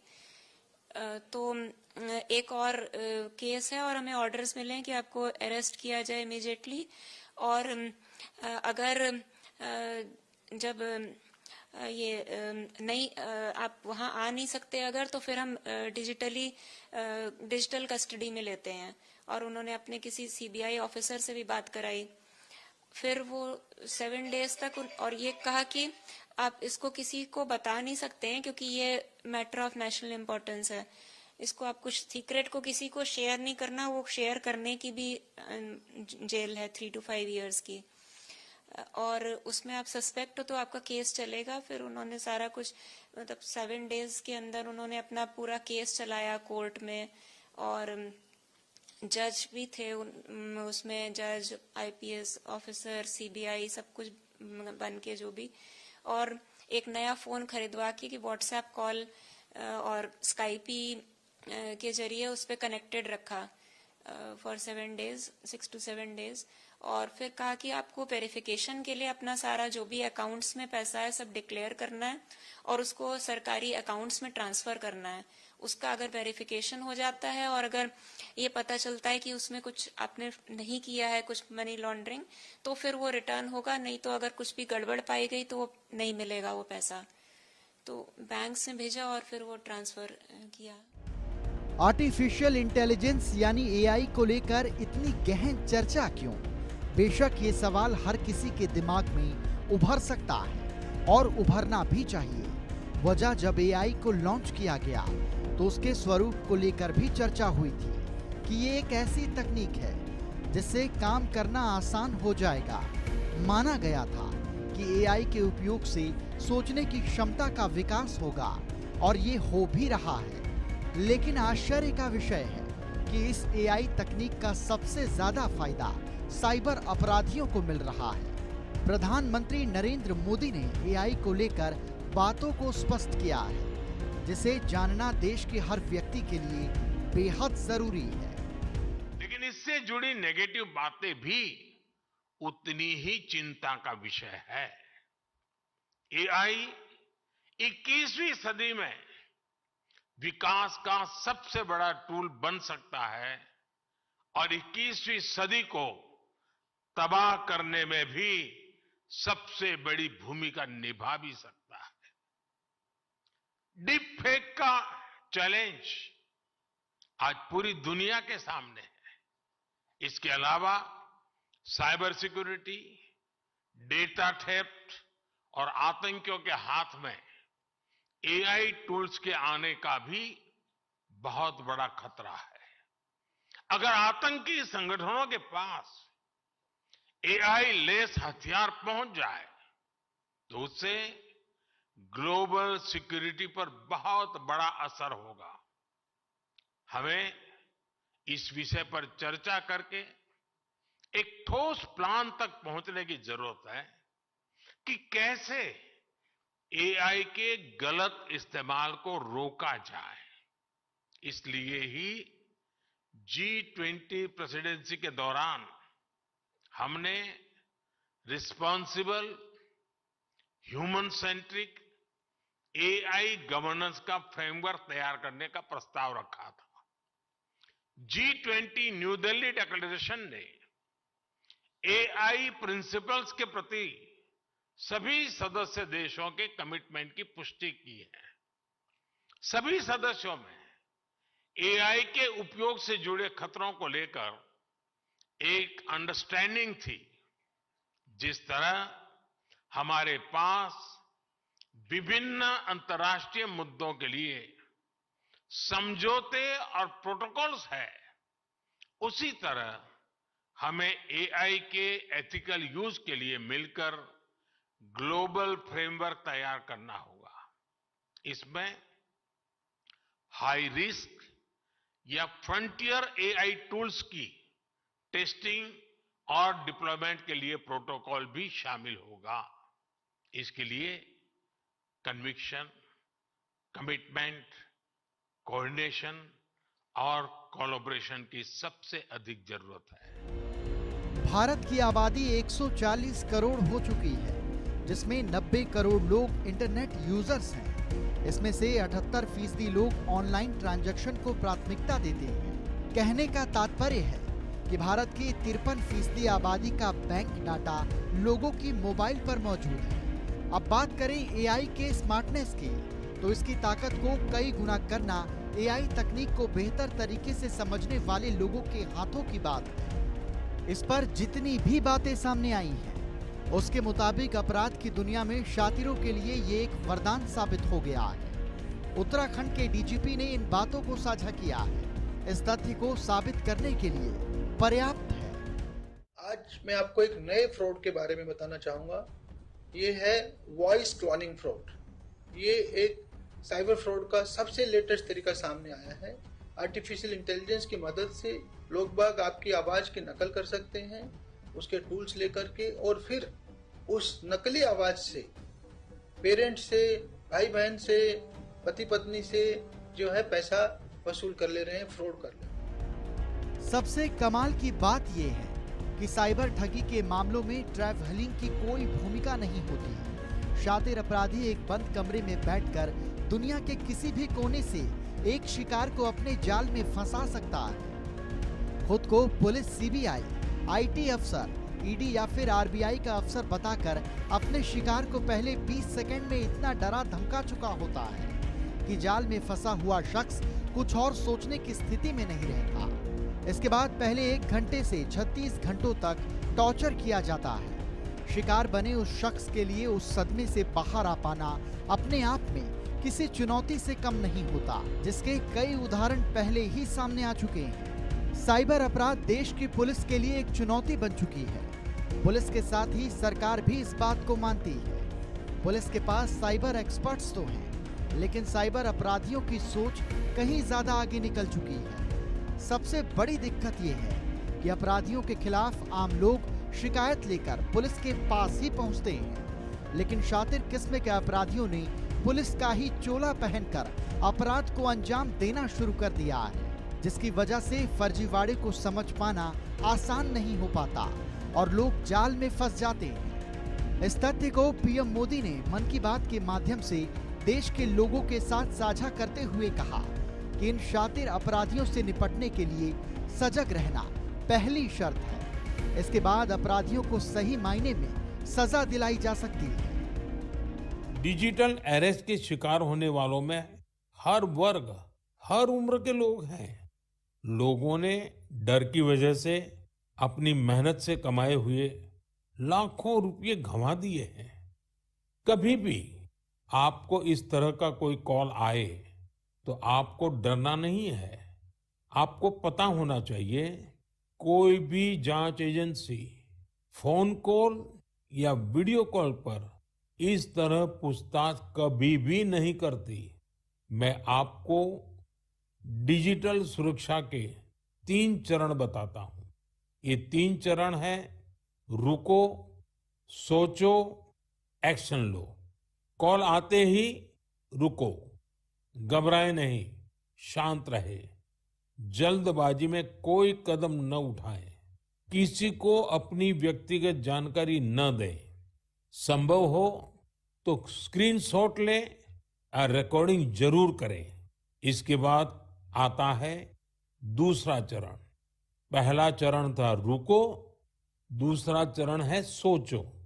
कोई भी सरकारी एजेंसी फोन पर ऐसे धमकी नहीं देती, न ही वीडियो कॉल पर पूछताछ करती है, न ही ऐसे पैसा की मांग करती है। अगर डर लगे तो समझिए कुछ गड़बड़ है। और पहला चरण, दूसरा चरण और अब मैं कहता हूं तीसरा चरण।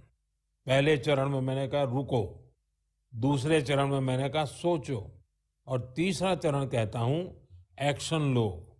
राष्ट्रीय साइबर हेल्पलाइन 1930 डायल करें, cybercrime.gov.in पर रिपोर्ट करें, परिवार और पुलिस को सूचित करें, सबूत सुरक्षित रखें। रुको, बाद में सोचो और फिर एक्शन लो। ये 3 चरण आपकी डिजिटल सुरक्षा का रक्षक बनेंगे। साथियों, मैं फिर कहूंगा, डिजिटल अरेस्ट जैसी कोई व्यवस्था कानून में नहीं है। ये सिर्फ फ्रॉड है, फरेब है, झूठ है, बदमाशों का गिरोह है। और जो लोग ऐसा कर रहे हैं वो समाज के दुश्मन है। देश में बढ़ते साइबर अपराध को लेकर अब तक जो भी जानकारी सामने आई है, उसके मुताबिक साइबर अपराधियों का कोई सही ठौर ठिकाना नहीं बताया जा सकता, ना ही उनकी कोई निशानदेही सामने आ पाती है। हालांकि देश में ज्यादातर साइबर अपराध दिल्ली, राजस्थान, बिहार और झारखंड से होना पाया गया है, लेकिन हर मामले में अपराधी इन्हीं शहरों से ताल्लुक रखते हैं। ऐसा नहीं कहा जा सकता कि जिसकी वजह से इन अपराधियों तक पहुंच पाना पुलिस के लिए आसान नहीं हो पाता। हालांकि डीजीपी उत्तर प्रदेश ने साइबर अपराध को लेकर कुछ सुझाव दिए हैं, जिस पर पूरे देश में अमल किया जा सकता है।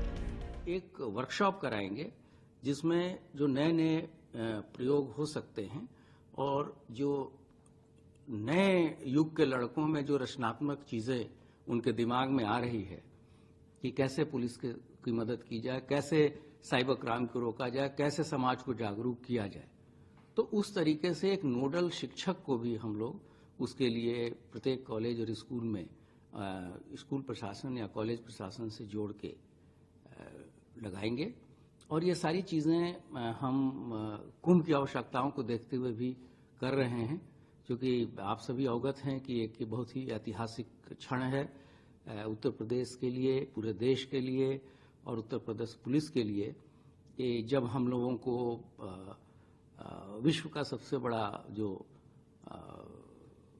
समागम है, जहां पर इतने ज़्यादा लोग, करीब 30 से 40 करोड़ लोग इस पूरे 1.5 महीने के अंतर्गत यहाँ प्रयागराज कुंभ में आएंगे और विभिन्न सुविधाओं का यहाँ लाभ लेंगे, तो उनकी कम से कम उनकी कठिनाइयाँ हों, उनकी यात्रा को और उनके जो आस्था का पर्व है उसमें कितनी हम सहायता करें और कितनी उनकी मदद करें, इसके लिए भी उसमें भी इन चीज़ों की हम मदद लेंगे। और साथ ही साथ जो साइबर क्राइम का एक नया रूप जुड़ता जा रहा है, उससे हम अपनी रीच जो है सोशल मीडिया के विभिन्न प्लेटफॉर्म्स पे, सिर्फ व्हाट्सएप पे ही नहीं, फेसबुक पर है, टेलीग्राम पे है और अन्य सारे फेसबुक प्लेटफॉर्म्स पे है, वो हम करा रहे हैं। और इसके लिए सभी हमारे फील्ड के अधिकारियों को हम लोगों ने यहाँ से निर्देश जारी किए हैं और जल्द ही इस पे जो है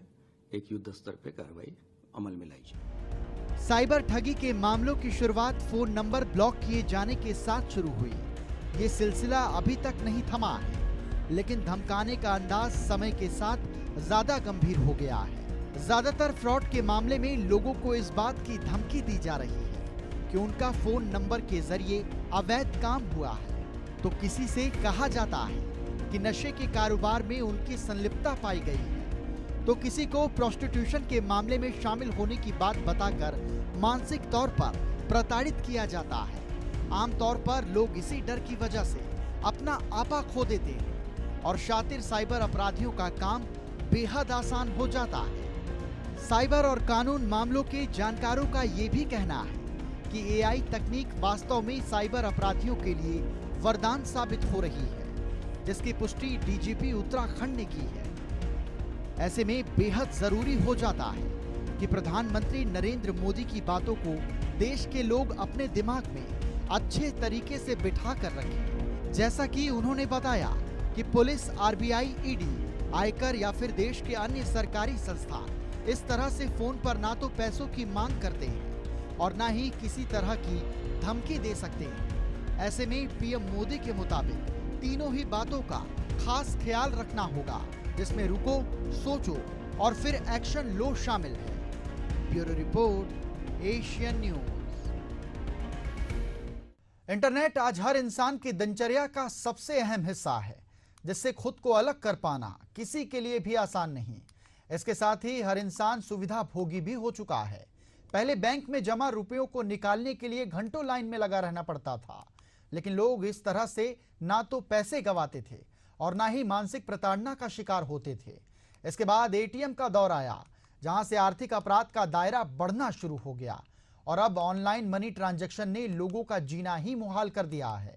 लेकिन इसका तोड़ भी निकाला जा सकता है और शातिरों को मुंह तोड़ जवाब भी दिया जा सकता है, बशर्ते लोगों को घबराने की नहीं, सजगता की जरूरत है और सतर्कता की जरूरत है। एशियन न्यूज की खास पेशकश द क्राइम फाइल्स में फिलहाल इतना ही। फिर होगी मुलाकात, तब तक आप स्वस्थ रहें, सजग रहें, सुरक्षित रहें। नमस्कार।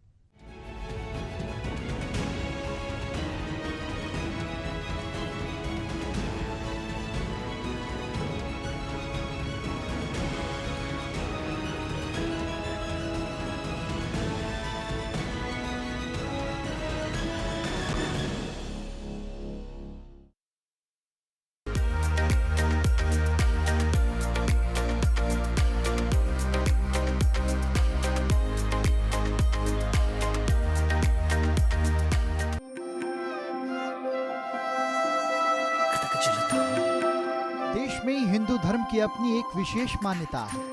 हिंदू धर्म के अनुसार हर 12 साल में महाकुंभ का मेला लगता है। ये दुनिया का सबसे बड़ा धार्मिक मेला माना जाता है, जिसमें करोड़ों श्रद्धालु, साधु संत और पर्यटक आते हैं। महाकुंभ मेले का आयोजन 4 प्रमुख स्थानों पर होता है। इस बार भी जनवरी माह से प्रयागराज में कुंभ का मेला लगने जा रहा है। महाकुंभ की विशेष तैयारी।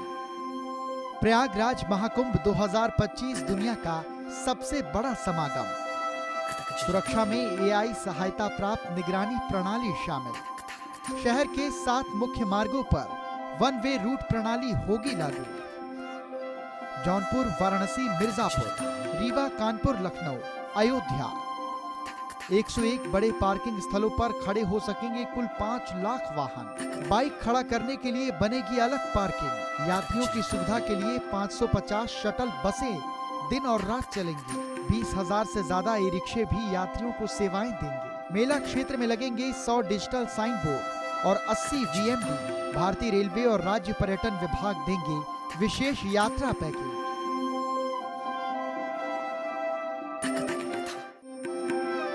प्रयागराज में महाकुंभ 2025 का विशेष आयोजन। महाकुंभ में स्नान करना होता है बेहद फलदायी। 10 जनवरी 2025 पौष शुक्ल एकादशी महाकुंभ प्रथम स्नान तिथि। 13 जनवरी 2025 पौष पूर्णिमा महाकुंभ द्वितीय स्नान तिथि।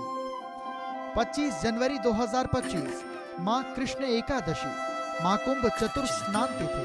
27 जनवरी 2025 माघ कृष्ण त्रयोदशी महाकुंभ पंचम स्नान तिथि। 4 फरवरी 2025 माघ शुक्ल सप्तमी रथ सप्तमी महाकुंभ अष्टम स्नान तिथि।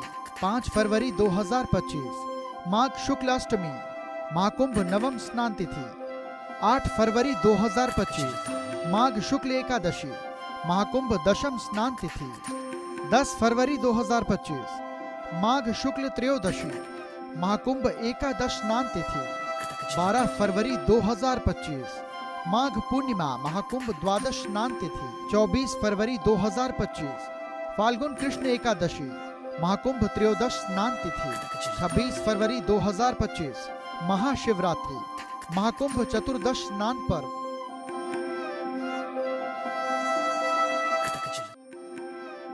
महाकुंभ में संतों का अखाड़ा। पहलवानों के लड़ने वाली जगह को कहा जाता है अखाड़ा। सनातन में साधु संतों के समूह को भी अखाड़ा कहते हैं। असल में इसका नामकरण आदि गुरु शंकराचार्य ने किया। हमारे आध्यात्मिक और सांस्कृतिक संरक्षक होते हैं अखाड़े।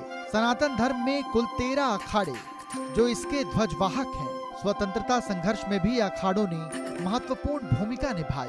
आजादी के बाद अखाड़ों ने अपना सैन्य चरित्र त्याग दिया।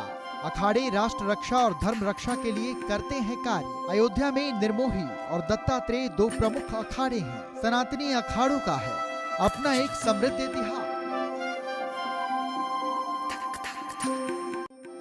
महाकुंभ के लिए रेलवे की तैयारी। प्रयागराज महाकुंभ 2025 मेले की महातैयारी।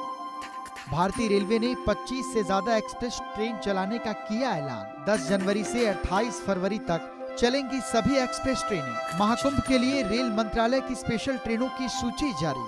मुंबई, बिहार, चेन्नई सेंट्रल, मध्य प्रदेश और छत्तीसगढ़ के यात्रियों पर जोर। नैनी, भरतकुप और शिवरामपुर स्टेशनों पर दिया अस्थायी ठहराव। IRCTC महाकुंभ ग्राम नाम से एक प्रीमियम टेंट सिटी को किया स्थापित। इसमें आतंकितों के लिए की जा रही है बेहद शानदार आवास की व्यवस्था।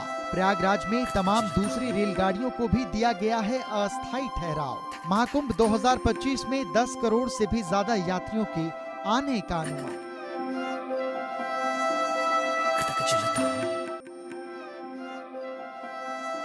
महाकुंभ में फिल्मी सितारों का समागम। प्रयागराज के महाकुंभ में बॉलीवुड सितारों का महाकुंभ। बॉलीवुड के प्रसिद्ध गायकों के संगम का भी मिलेगा आनंद।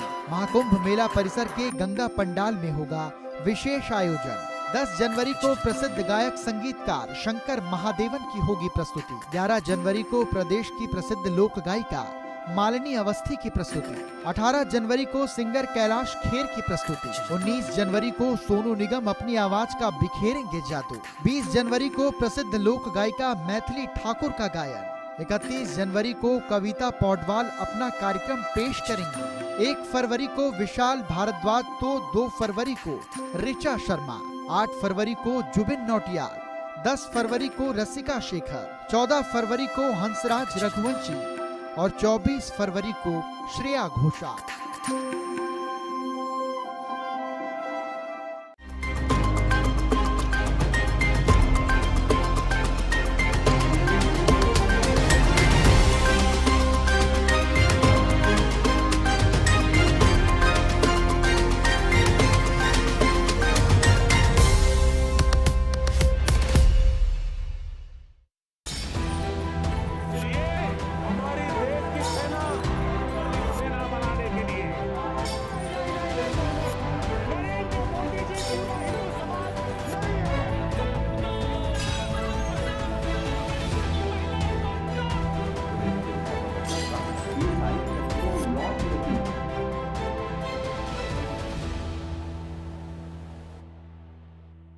केंद्र की सत्ता हासिल करने के लिए कांग्रेस लंबे समय से हाथ पैर मार रही है, पर इसे विडंबना ही कहा जाएगा कि कभी देश पर राज करने वाली कांग्रेस अब देश के सबसे ज्यादा जनसंख्या वाले राज्य की सत्ता पर भी काबिज नहीं हो पा रही है।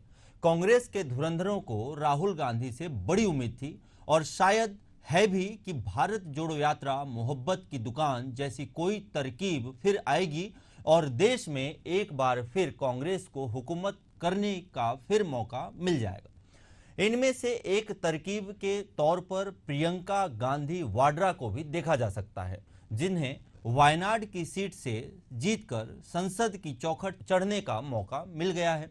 पर सवाल है कि क्या कांग्रेस की डूबती नैया की खेवैया प्रियंका बन पाएंगी? नमस्कार, मैं हूं जय दुबे। एशियन न्यूज की खास पेशकश मुद्दा में आज कांग्रेस की राजनीति, परिणति और भविष्य के मसले पर विमर्श के लिए आपका स्वागत है। कांग्रेस जो देश की आजादी से लेकर 2014 तक सत्ता की धुरी में रही, आज सम्मानजनक विपक्ष की भूमिका के लिए भी तरस रही है। देश के राज्यों में भी कांग्रेस का अस्तित्व संकट में आ चुका है। ऐसे में कांग्रेस ने प्रियंका वाड्रा को पहले उत्तर प्रदेश में चुनाव की कमान दी, जहां दाल नहीं गल पाई। अब उपचुनाव के जरिए ही सही, पर प्रियंका की संसद में एंट्री हो गई है, तो सदन में आक्रामक तेवर भी दिखाई दे रहे हैं। भारतीय राजनीति पर विचार करें तो वर्तमान दौर युवाओं का है और सत्ता के शीर्ष पर विराजित प्रधानमंत्री नरेंद्र मोदी की कार्यशैली युवाओं को कहीं ज्यादा प्रभावित करती नजर आ रही है, जिसका परिणाम है कि भाजपा पीएम मोदी के नेतृत्व में तीसरी बार सरकार बना चुकी है और आने वाले 4 सालों तक कांग्रेस को विपक्ष की ही राजनीति करनी पड़ रही है। अब सवाल है कि क्या प्रियंका वाड्रा इन 4 सालों में कांग्रेस को उतनी ताकतवर बना पाएंगी कि साल 2029 के चुनाव में कांग्रेस सत्ता हासिल करने के काबिल बन पाए। क्या प्रियंका कांग्रेस की राजनीति में नया सवेरा ला पाएंगी कि देश के राज्यों में कांग्रेस की सरकार बन पाए? इन तमाम सवालों पर चर्चा के लिए आज हमारे साथ मेहमान के रूप में बीजेपी प्रवक्ता रविंद्र सिंह जी, कांग्रेस प्रवक्ता अभय नारायण राय और वरिष्ठ पत्रकार योगीराज योगेश मौजूद हैं। आप तीनों मेहमानों का एशियन न्यूज पर हार्दिक अभिनंदन है। सवाल है, बड़ा सवाल है, कांग्रेस की डूबती नैया की खेवैया पार लगाने की कोशिश, जद्दोजहद जारी है। सवाल लेते हैं अभय नारायण राय जी से। अभय नारायण राय जी कांग्रेस के जाने माने नेता हैं, छत्तीसगढ़ में इनकी काफ़ी धाक है और लगभग 35 सालों से ऊपर से राजनीति करते आ रहे हैं और इन्होंने कई उतार चढ़ाव देखे हैं, कांग्रेस को बहुत करीब से जानते हैं। इसलिए अभय नारायण जी से समझने का प्रयास करेंगे कि कांग्रेस ने ऐसी कौन सी गलती की, ऐसा कौन सा बड़ा गुनाह हो गया कि राज्य ही नहीं देश की राजनीति से कांग्रेस बेपटरी हो गई और आज तक कितनी भी मशीनें लगा करके कांग्रेस को पटरी पर नहीं ला पा रहे हैं। समस्त कांग्रेसी देश से लेकर राज्य तक के जितने भी नेताओं का जोर लगा लें। क्या कारण है अभय नारायण राय जी? आपको क्या लगता है, ऐसी गलती क्या हो रही है जो जिसको कांग्रेस नहीं पकड़ पा रही है? दुबे जी जी, सबको बधाई दूंगा मैं, चैनल पे उपस्थित हमारे पत्रकार साथी, भाजपा के प्रवक्ता साथी और जो दर्शक आपके माध्यम से हम सबको देख और सुन रहे हैं, सबको नववर्ष की बधाई। दूसरी महत्वपूर्ण बात आपने कही, महत्वपूर्ण सवाल आपने पूछा कांग्रेस को लेकर जी। एक तो मुझे आपके जो शीर्षक बनाया है उस पर ही आपत्ति है, डूबती नैया जी। कांग्रेस इस देश में कभी डूबती नैया नहीं रही जी। कांग्रेस आज भी जिंदा है, कांग्रेस आज भी सार्थक है और कांग्रेस आज भी उसी तरह काम कर रही है जिस भावना से वो सत्ता में रह के काम करती है। जी। अब तो कुछ भूमिका में विपक्ष में। दूसरी बात, कारण आपने कहा, बहुत सारे बदलाव राजनीति में आए हैं। 70 के दशक की राजनीति, 80 के दशक की राजनीति और 90 के दशक की राजनीति एक अलग राजनीति थी। कांग्रेस बड़ी पार्टी के रूप में थी, कांग्रेस लीड करती थी, लेकिन मिली जुली सरकारों का दौर 75 के बाद प्रारंभ हो गया। 75 में आपातकाल के दौरान जब सारे राजनीतिक दल के लोग एक हुए, 70 का चुनाव हुआ और परिणाम आया, तो कांग्रेस ऊपर जाके सरकार बनी जो जनता पार्टी की सरकार कहलाई। लेकिन आप देखिए कि उस सरकार में प्रधानमंत्री से लेके तमाम जो महत्वपूर्ण मंत्री थे वो कांग्रेस से गए हुए लोग थे, जो किन्हीं भी कारणों से कांग्रेस से बाहर गए थे, वही जाके वहां सत्ता में फिर बैठे। 80 में फिर कांग्रेस आई। 80 से 90 का दशक जो रहा, औद्योगिकरण धीरे धीरे समाप्त हो रहा था, नई टेक्नोलॉजी आ रही थी, नया बदलाव समाज में आ रहा था और इसी बीच भारतीय जनता पार्टी ने अपना कार्ड खेला धार्मिक। राम मंदिर के मुद्दे पर यात्रा आडवाणी जी ने प्रारंभ की। जब भारतीय जनता पार्टी 80 में बनी तो भारतीय जनता पार्टी के बाद न तो आजादी के इतिहास में कोई भूमिका थी, न 80 से लेके 52 के बीच में कोई ऐसी भूमिका थी, न कोई नेतृत्व था जो उनको ये बताया कि हमने ये काम देश के लिए किया, और न उनकी पहचान बन पा रही थी। चाहे वो जनसंघ के धीरे छाप में लड़ते रहे हों, जनता पार्टी के हलदर में लड़े। 80 में भारतीय जनता पार्टी का निर्माण हुआ और आडवाणी और वाजपेयी जी के हाथ में जब बागडोर आई तो वाजपेयी जी सर्वमान्य नेता बने और आडवाणी जी एक धार्मिक नेता के रूप में चले गए और वहीं से धार्मिक कार्ड खेलना चालू हुआ। राम मंदिर को लेकर अभय नारायण जी, इतिहास के पन्नों को जितना पलटेंगे उतनी ही तकलीफें बढ़ेंगी। हम आज की बात करते हैं कि आज के परिवेश में आखिर ऐसी कौन सी भूल हो जा रही है। सवाल यह है, आज के परिवेश में अगर धार्मिक कार्ड की बात है तो 110 करोड़ हिंदुत्व वाले देश में, जहां पे लगभग 110 करोड़ हिंदुत्व आबादी है, ऐसे देश में अगर कांग्रेस को जरूरत थी हिंदुत्व कार्ड अपनाने की तो उन्होंने क्यों नहीं अपनाया? वह क्यों दूर भाग रहे हैं? हिंदुत्व से अपने आप को क्यों दूर लेकर जा रहे हैं? दुबे जी, ये देश संविधान से चल रहा है। ये देश के संविधान में हम भारत के लोग, जी, सभी धर्मों के लोग यहाँ रहते हैं। जी, जो सभी धर्म के लोग हैं वो भारतीय नागरिक है। जी, हम कोई भी भारतीय नागरिक को हिंदू और मुस्लिम में बांटकर बात करने की कांग्रेस की विचारधारा नहीं है। जी, ये लड़ाई विचारधारा की है। जी, ये लड़ाई हिंदू मुस्लिम की नहीं है। जी। ये देश जितना हिंदुओं का है उतना मुस्लिमों का भी है। देखिए, उतना सभी धर्मों अगर का है। ऐसा है तो अल्पसंख्यक और बहुसंख्यक का जो नारा दिया हुआ है ये कांग्रेस का ही दिया हुआ है। अल्पसंख्यक जो होगा जी, उसकी रक्षा के लिए कानून बनाया जाएगा। आज हम कहीं, आज बांग्लादेश में देखिए, अल्पसंख्यकों की बात चिंगारी हो रही कहीं है, लगेगी आज तो दूसरे आग देशों तो में अल्पसंख्यकों उठेगा। की बात हो रही है जी, और सत्ताधारी दल बांग्लादेश के अल्पसंख्यकों की चिंता कर रहा है। जी, तो अगर जो आपके यहाँ अल्पसंख्यक होगा जी, उनके लिए संविधान ने जो व्यवस्था की है उसकी बात की जाएगी। मैं वही कह रहा था कि उसके बाद भी हम 2004 से 2014 तक जो शासन में रहे, जी, तमाम विकास की बातें, सूचना का अधिकार लाने का काम, मनरेगा लाने का काम, युवाओं के बीच में जाके उनको स्थापित करने का काम, तमाम जो योजनाएं, शिक्षा का अधिकार, भूख का अधिकार, सारे 10 साल के कार्यकाल में आए हैं। आप वर्तमान की बात कर रहे हो आप। जी, उसके बाद 14 में इस सरकार का उदय हुआ। जी, इस सरकार ने जो आवरण बनाया था 5 साल के अंदर, जी, जितने भ्रष्टाचार की बात की, जितने घोटालों की बात की, 10 साल के अंदर किसी को सिद्ध नहीं कर पाए। जी, सारे लोग बाइज्जत बरी हुए, जिनको इन लोगों ने आरोप लगा लगा के संज्ञान में लिया था और भ्रष्टाचार को लेकर जो आंदोलन चलाया उसकी स्थिति समझ में आ गई। आज देश कहाँ चला गया? आज देश समाजवादी रास्ते से हट गया। आज देश तमाम सर्वधर्म सद्भाव के रास्ते से हट गया। आज सांप्रदायिक शक्तियां काम करने लगी। आज हिंदू और मुस्लिम में देश को बांटा जाने लगा। तो कांग्रेस विचारधारा पे कायम है, कांग्रेस को मानने वाला मतदाता भी कायम है।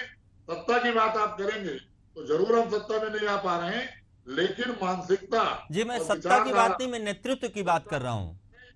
अभय नारायण जी, मैं नेतृत्व की बात कर रहा हूं, मैं सत्ता की बात अभी नहीं करता। हमारा यह प्रोग्राम नेतृत्व के ऊपर है। राहुल गांधी जी का नेतृत्व जो है वो नहीं स्वीकारा जा पा रहा है। ये हम पिछले लगभग 15 सालों से देखते हुए आ रहे हैं और वो अभी भी दिख रहा है। 3 टर्म के चुनाव पे हम लोगों ने देख लिया। आप चुनाव परिणाम के हिसाब से अगर कह रहे हैं कि नेतृत्व नहीं स्वीकारा जा रहा है जी, तो कांग्रेस का नेतृत्व जनता नहीं देखिए, स्वीकार रही है। परीक्षा का तो लेकिन रिजल्ट के कांग्रेस हिसाब तो से ही राहुल देखा गांधी के जाएगा नेतृत्व में आगे बढ़ रही है। जी, लगातार संघ यात्राएं करना, लगातार संविधान की बात करना, आज जय भीम, जय संविधान, जय बापू का नारा कांग्रेस ने दिया। जी, इस समाज ने दिया, आवश्यकता के हिसाब से दिया। आज ये 400 का नारा देने वाले लोग 240 पे आ गए और 240 में 120 इस पार्टी के सांसद हैं। अभय जी, वापस आपको लाता हूं, आप पार्टी पे चले जा रहे हैं। 40 तो विचारधारा के लोग नहीं है। अभय जी, मैं आपको वापस लाता हूं, मुद्दा पे लाता हूं। अभय जी, वापस मुद्दा पर आइए।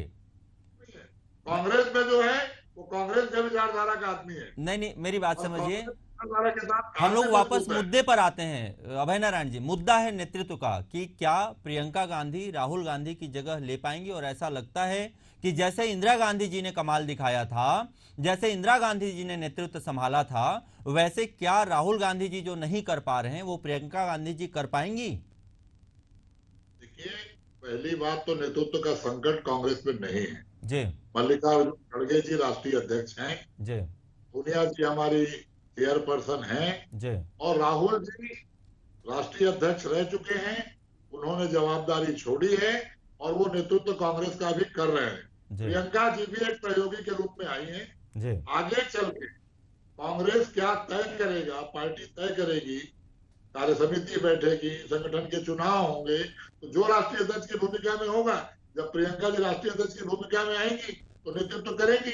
आज राष्ट्रीय अध्यक्ष के रूप में मल्लिकार्जुन खड़गे हैं, नेतृत्व कर रहे हैं और सोनिया जी, प्रियंका जी, राहुल जी और तमाम सांसद उनके साथ खड़े हैं मल्लिकार्जुन खड़गे के साथ और पार्टी अपना काम कर रही है जी। तो ऐसी आवश्यकता इस डिबेट में प्रियंका जी को लेके अगर आप बात कर रहे हैं तो उनका पहला भाषण जो उन्होंने संसद में दिया उस दिन ये समझ में आ जाना चाहिए था सबको कि प्रियंका जी का भाषण सरकार भी हिली और कंटेंट आया उसमें, उन्होंने बातें की। राहुल जी जो वहां बोलते हैं वो कंटेंट आता है, बातें करते हैं। तो नेतृत्व का संकट कांग्रेस में कभी नहीं रहा है, ना आजादी के पहले ना आजादी के बाद। कांग्रेस में नेतृत्व हमेशा मजबूत रहा है और सक्षम रहा है। चलिए मान लेते हैं ऐसा ही हो। बीजेपी प्रवक्ता रविंद्र सिंह जी भी हमारे साथ जुड़े हुए हैं। रविंद्र सिंह जी से सवाल लेते हैं। रविंद्र सिंह जी, जितना भी चीज़ अभी अभय नारायण राय जी ने कहा है, जितनी भी बातें बताई हैं, उस सब से अलग मैं आपसे सवाल करता हूं। मैं समझना चाहता हूं आपसे कि आप कांग्रेस को ये बताने की कोशिश करें अपनी भाषा में, क्योंकि आप अभी विजेता हैं, तो अभी आप विजेता हैं तो शायद आप बेहतर बता पाएं कि आखिर कौन सी चीज छूट रही है कांग्रेस से। कहीं तो चूक हो रही है, कौन सी बड़ी चूक है? सबसे बड़ी बात है, कांग्रेस आज के दौर में जी अव्यवहारिक हो चुकी है, प्रासंगिक हो चुकी है और लगभग 139 साल पुरानी है। जी सही मायने में विचारों से भी बूढ़ी हो गई, संगठन से तो बूढ़ी है ही, तो बिल्कुल नए चीज को नित नए प्रयोग करती नहीं है। वही हम देख रहे हैं, मतलब आजादी के बाद से एक परिवार का लगातार नेतृत्व हमको पता है। अब राहुल गांधी के बाद जैसे मल्लिकार्जुन खड़गे, अगला इनका कांग्रेस अध्यक्ष कौन होगा? वही प्रियंका गांधी होगी, फिर उनके बेटे होंगे, फिर उनका आंतरिक मामला है। सबसे बड़ी बात है इनके ना विचारधारा की कमी है। मैं ईमानदारी से कहूँ, हम तो 2 सीट से हम पर हंसते थे, हम यहाँ तक आए तो हम नीत नए थे, हमने समय को समझा, हम कोई तुष्टीकरण की राजनीति पे नहीं चलते रहे, हम जो व्यवहारिक रहा उस पर करते रहे। कांग्रेस कभी नहीं करी इस मामले में, वही ढर रहे पे। देखिए एक समय था देश में 80% राज्यों पे कांग्रेस का राज था, आज 20% में भी कहीं नहीं। और सबसे बड़ी बात है, एक चीज पकड़ लेते हैं। देखो अब मैं 2-3 बातें कहता हूँ। ठीक, अब एक नया नारा शुरू कर दिए, संविधान पे हमला, संविधान पे हमला। अरे भारत के प्रधानमंत्री जी ने स्पष्ट कह दिया, संविधान को कोई भी परिवर्तित नहीं कर सकता, किसी का माइकल आग नहीं कर सकता। धारा 368 में जो संवैधानिक संशोधन के प्रावधान है, उस प्रावधानों का सबसे ज्यादा यदि किसी ने दुरुपयोग किया ना तो कांग्रेस ने किया। आप देखिए कम से कम 100 बार इस राज्य हम लोग मुद्दा से हट रहे हैं। रविंद्र सिंह जी, मुद्दा से हट रहे हैं, मेरी बात समझिए। मुद्दा पर आते हैं, नेतृत्व पर मुद्दा है कि क्या कांग्रेस में प्रियंका जी, आपने मुझसे पूछा कि कांग्रेस क्यों असफल हो रही, मैं उसका बता रहा था। अब आप नेतृत्व पे आएंगे तो प्रियंका गांधी कहीं से भी कांग्रेस के नेतृत्व को सफल नहीं हो सकेगी। मैं कारण बताता हूँ। बहुत उम्मीद पे इनको लेकर भेजा गया था उत्तर प्रदेश में, पहली बार ना एक डायनेमिक फेस के रूप में, एक नए चेहरे के रूप में 2 सीटें पाई उसने इनके। जब प्रियंका गांधी के नेतृत्व में उत्तर प्रदेश की जब प्रभारी बनी थी, भले इंदिरा गांधी से उनका नाक मिलता होगा, लेकिन इंदिरा गांधी जैसा गुण तो प्रियंका गांधी में कहीं भी नहीं है। 70 चुनाव राहुल गांधी के नेतृत्व में आ चुके और प्रियंका गांधी कब एंट्री कर रही है राजनीति में? आप सोचिए, लड़ना था उनको चुनाव तो चुनौती देता हूँ 2024 के लोकसभा के प्रमुख चुनाव पे लड़ना था, न कि बाई इलेक्शन पे। सेफ सीट से सेफ मोड में कहां से आ रही? केरल के वायनाड से, जहां कभी गई नहीं, क्योंकि हमें मालूम है केरल का वायनाड कैसा क्षेत्र है और वहां से आ रही। क्षमता तो उत्तर प्रदेश से लड़ लेती और अमेठी से लड़ लेती, कहीं और रायबरेली से लड़ लेती। एकदम सेफ सीट चुन के आ रहे हो, वो भी बाई इलेक्शन पे। राहुल गांधी जहां से सीट छोड़ते, तो ऐसा व्यक्ति जो क्या कहते हैं संकटों का सामना नहीं कर सकता, चुनौतियों का सामना नहीं कर सकता, वो क्या नेतृत्व को संभालेंगे? पहले बताइए। हमने देखा भी है, यूपी में भी उनका परफॉर्मेंस बहुत अच्छा नहीं रहा। एकदम एक लाइन पे कहूं तो प्रियंका गांधी आने वाले समय में कांग्रेस की दुखती नैया को कभी पार नहीं लगा सकती। ये इस बार 99 में आ गए थे, मैं कह रहा हूँ दावे से अगली बार 50-60 में रुक जाए। प्रियंका गांधी भी नेतृत्व करे तो बहुत अच्छी की बात की। योगी जी हैं, योगेश जी हमारे साथ वरिष्ठ पत्रकार हैं, राजनीति में बहुत अच्छी पकड़ रखते हैं, बड़े विश्लेषक हैं। योगी राज जी, आपसे ओवरऑल चर्चा में जो इसका आकलन है उसमें समझना चाहता हूं मैं, और अपने दर्शकों को भी समझाना चाहता हूं, एशियन न्यूज़ के सभी को आपके माध्यम से, कि क्या लगता है आपको, जैसे प्रियंका गांधी जिस हिसाब से अब मेहनत कर रही हैं, उनका जो पुराना परफॉर्मेंस रहा है या जो रिस्क लेने की क्षमता है वो कहाँ कम रह जा रही है? जैसे मैं आपसे एक और सवाल का जवाब चाहूंगा, इसी में मैं दूसरा सवाल भी आपको साथ में कर देता हूं। सेफ सीट क्यों चुनना? जैसे अमेठी से स्मृति ईरानी गई, उन्होंने लड़ा राहुल गांधी के खिलाफ, जीता भी एक बार हारी भी, तो कोई इनका नेता जो बड़ा लीडर है, जो सामने अपने आप को देश में बड़ा बताता है, चाहे वो राहुल गांधी हो, चाहे परिवार से कोई व्यक्ति हो, चाहे आप संगठन का कोई बड़ा व्यक्ति हो, वो बनारस से जाके क्यों नहीं लड़ता, या वो ऐसे डायरेक्ट चेहरे के खिलाफ क्यों नहीं लड़ता जहां पे वो यह बता पाए कि हाँ हम भी देश के लीडर हैं और नेतृत्व करते हैं और हमको भी देश चलाने की क्षमता है, हम भी चला सकते हैं और देश को आगे लेके जा सकते हैं। फिर अब प्रियंका गांधी जी का नाम आया है, तो दोनों ही सवालों का आपसे इस पर विश्लेषण चाहूंगा योगीराज जी। देखिए दुबे जी, ऐसा है, लीडरशिप की क्वालिटी ही जैसा कि इसमें नाम है नेतृत्व जी, तो या तो आपको क्षमता आप में डेवलप होनी चाहिए। लीडर का मतलब होता है कि पूरी सेना पीछे और लीडर आगे जी, और वो ये नहीं देखते आने वाले रास्ते में कितनी चुनौतियां हैं, कितने गड्ढे हैं आगे, हम आसानी से उनको पार कर पाएंगे कि नहीं, पहाड़ चढ़ पाएंगे कि नहीं। वो नेता वो नेतृत्व करता है, वो रास्ते तलाशता है। वो अपने रास्ता एक बार उसने अपना लिया, फिर वो ये नहीं देखता कि कितना कठिन रास्ता आगे है।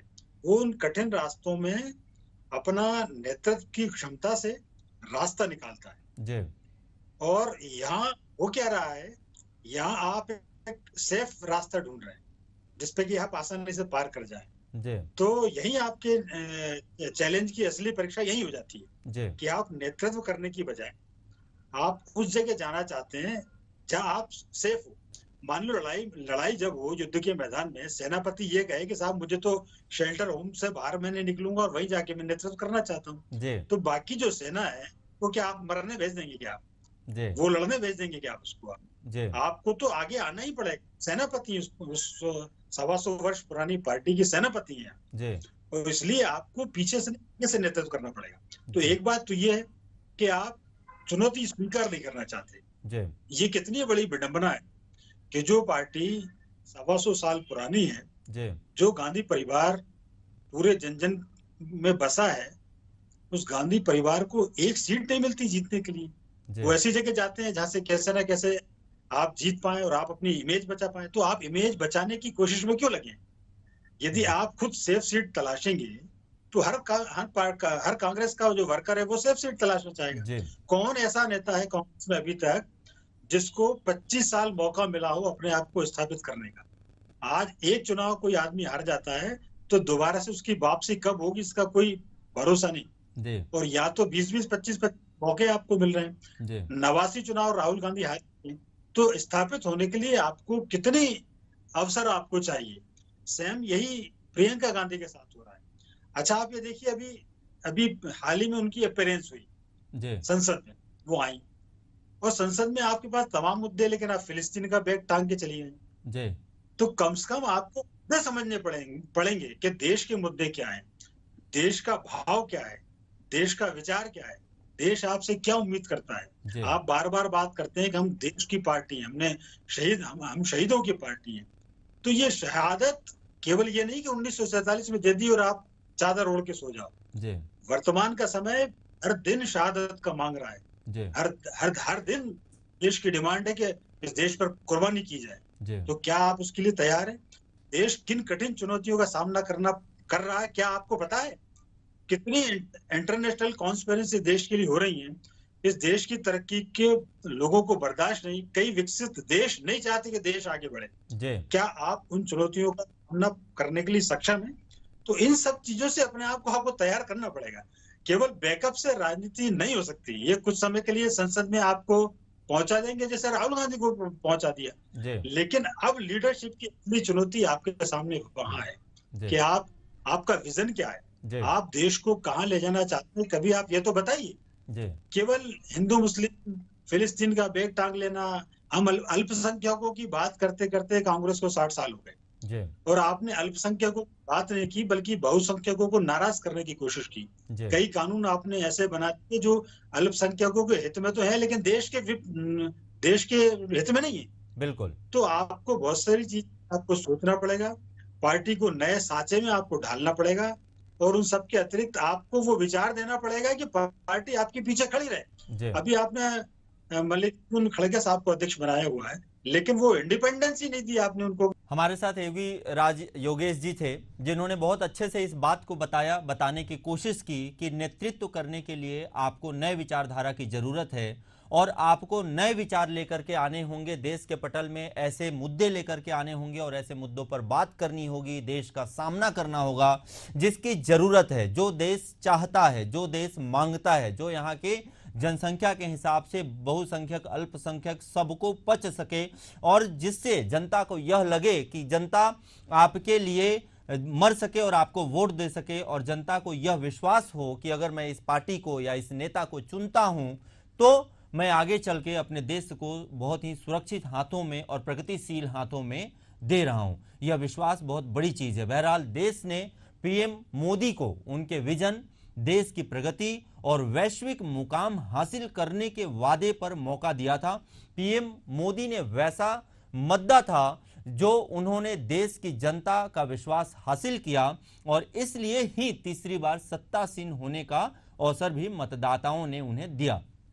आने वाले सालों में प्रियंका की मौजूदगी कांग्रेस को कितनी मजबूत कर पाएगी, फिलहाल भविष्य के गर्भ में है और यह देखने का विषय होगा कि आने वाले विधानसभा चुनाव में भी, जैसे अभी दिल्ली में विधानसभा चुनाव है, अन्य राज्यों में भी विधानसभा चुनाव होने वाले हैं अगले साल। एक देश एक चुनाव का भी मुद्दा चल रहा है। वन नेशन वन इलेक्शन में कितना कारगर वह साबित हो पाती हैं, इस मुद्दे को कितने अच्छी तरीके से देश के हित में लेके जा सकती हैं। अन्य कई मुद्दे हैं जो ज्वलंत मुद्दे हैं, इस पे समझना होगा, यह समय ही बताएगा। हमारे इस खास प्रोग्राम मुद्दा में हमारे सभी मेहमानों का जुड़ने के लिए बहुत बहुत धन्यवाद, बहुत बहुत शुक्रिया। आप समय निकाल कर के हमारे इस प्रोग्राम के साथ जुड़ें। ऐसे ही बने रहिए हमारे प्रोग्राम मुद्दा के साथ और एशियन न्यूज़ के साथ। फिर होगी मुलाकात नए टॉपिक के साथ। नमस्कार।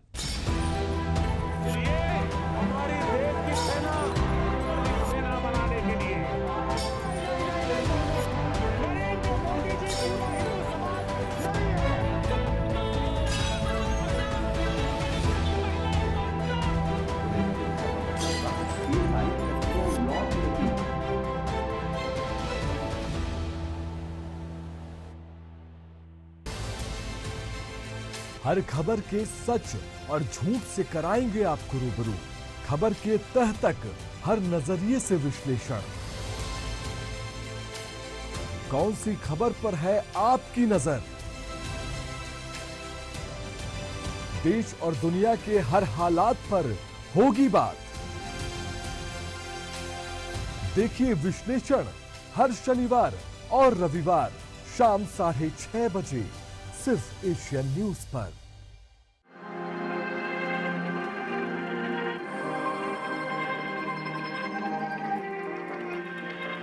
यात्रा धर्म की, यात्रा इतिहास की, यात्रा संस्कृति की।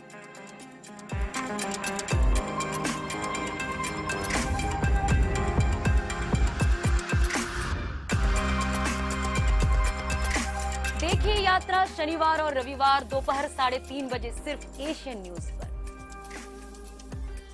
मुद्दा है आने वाले कल को बेहतर बनाने का, मुद्दा है सच और झूठ का, मुद्दा है इंसाफ का, मुद्दा है समाज के बदलाव का। देखिए मुद्दा, प्रबंध संपादक जय दुबे के साथ सिर्फ एशियन न्यूज पर।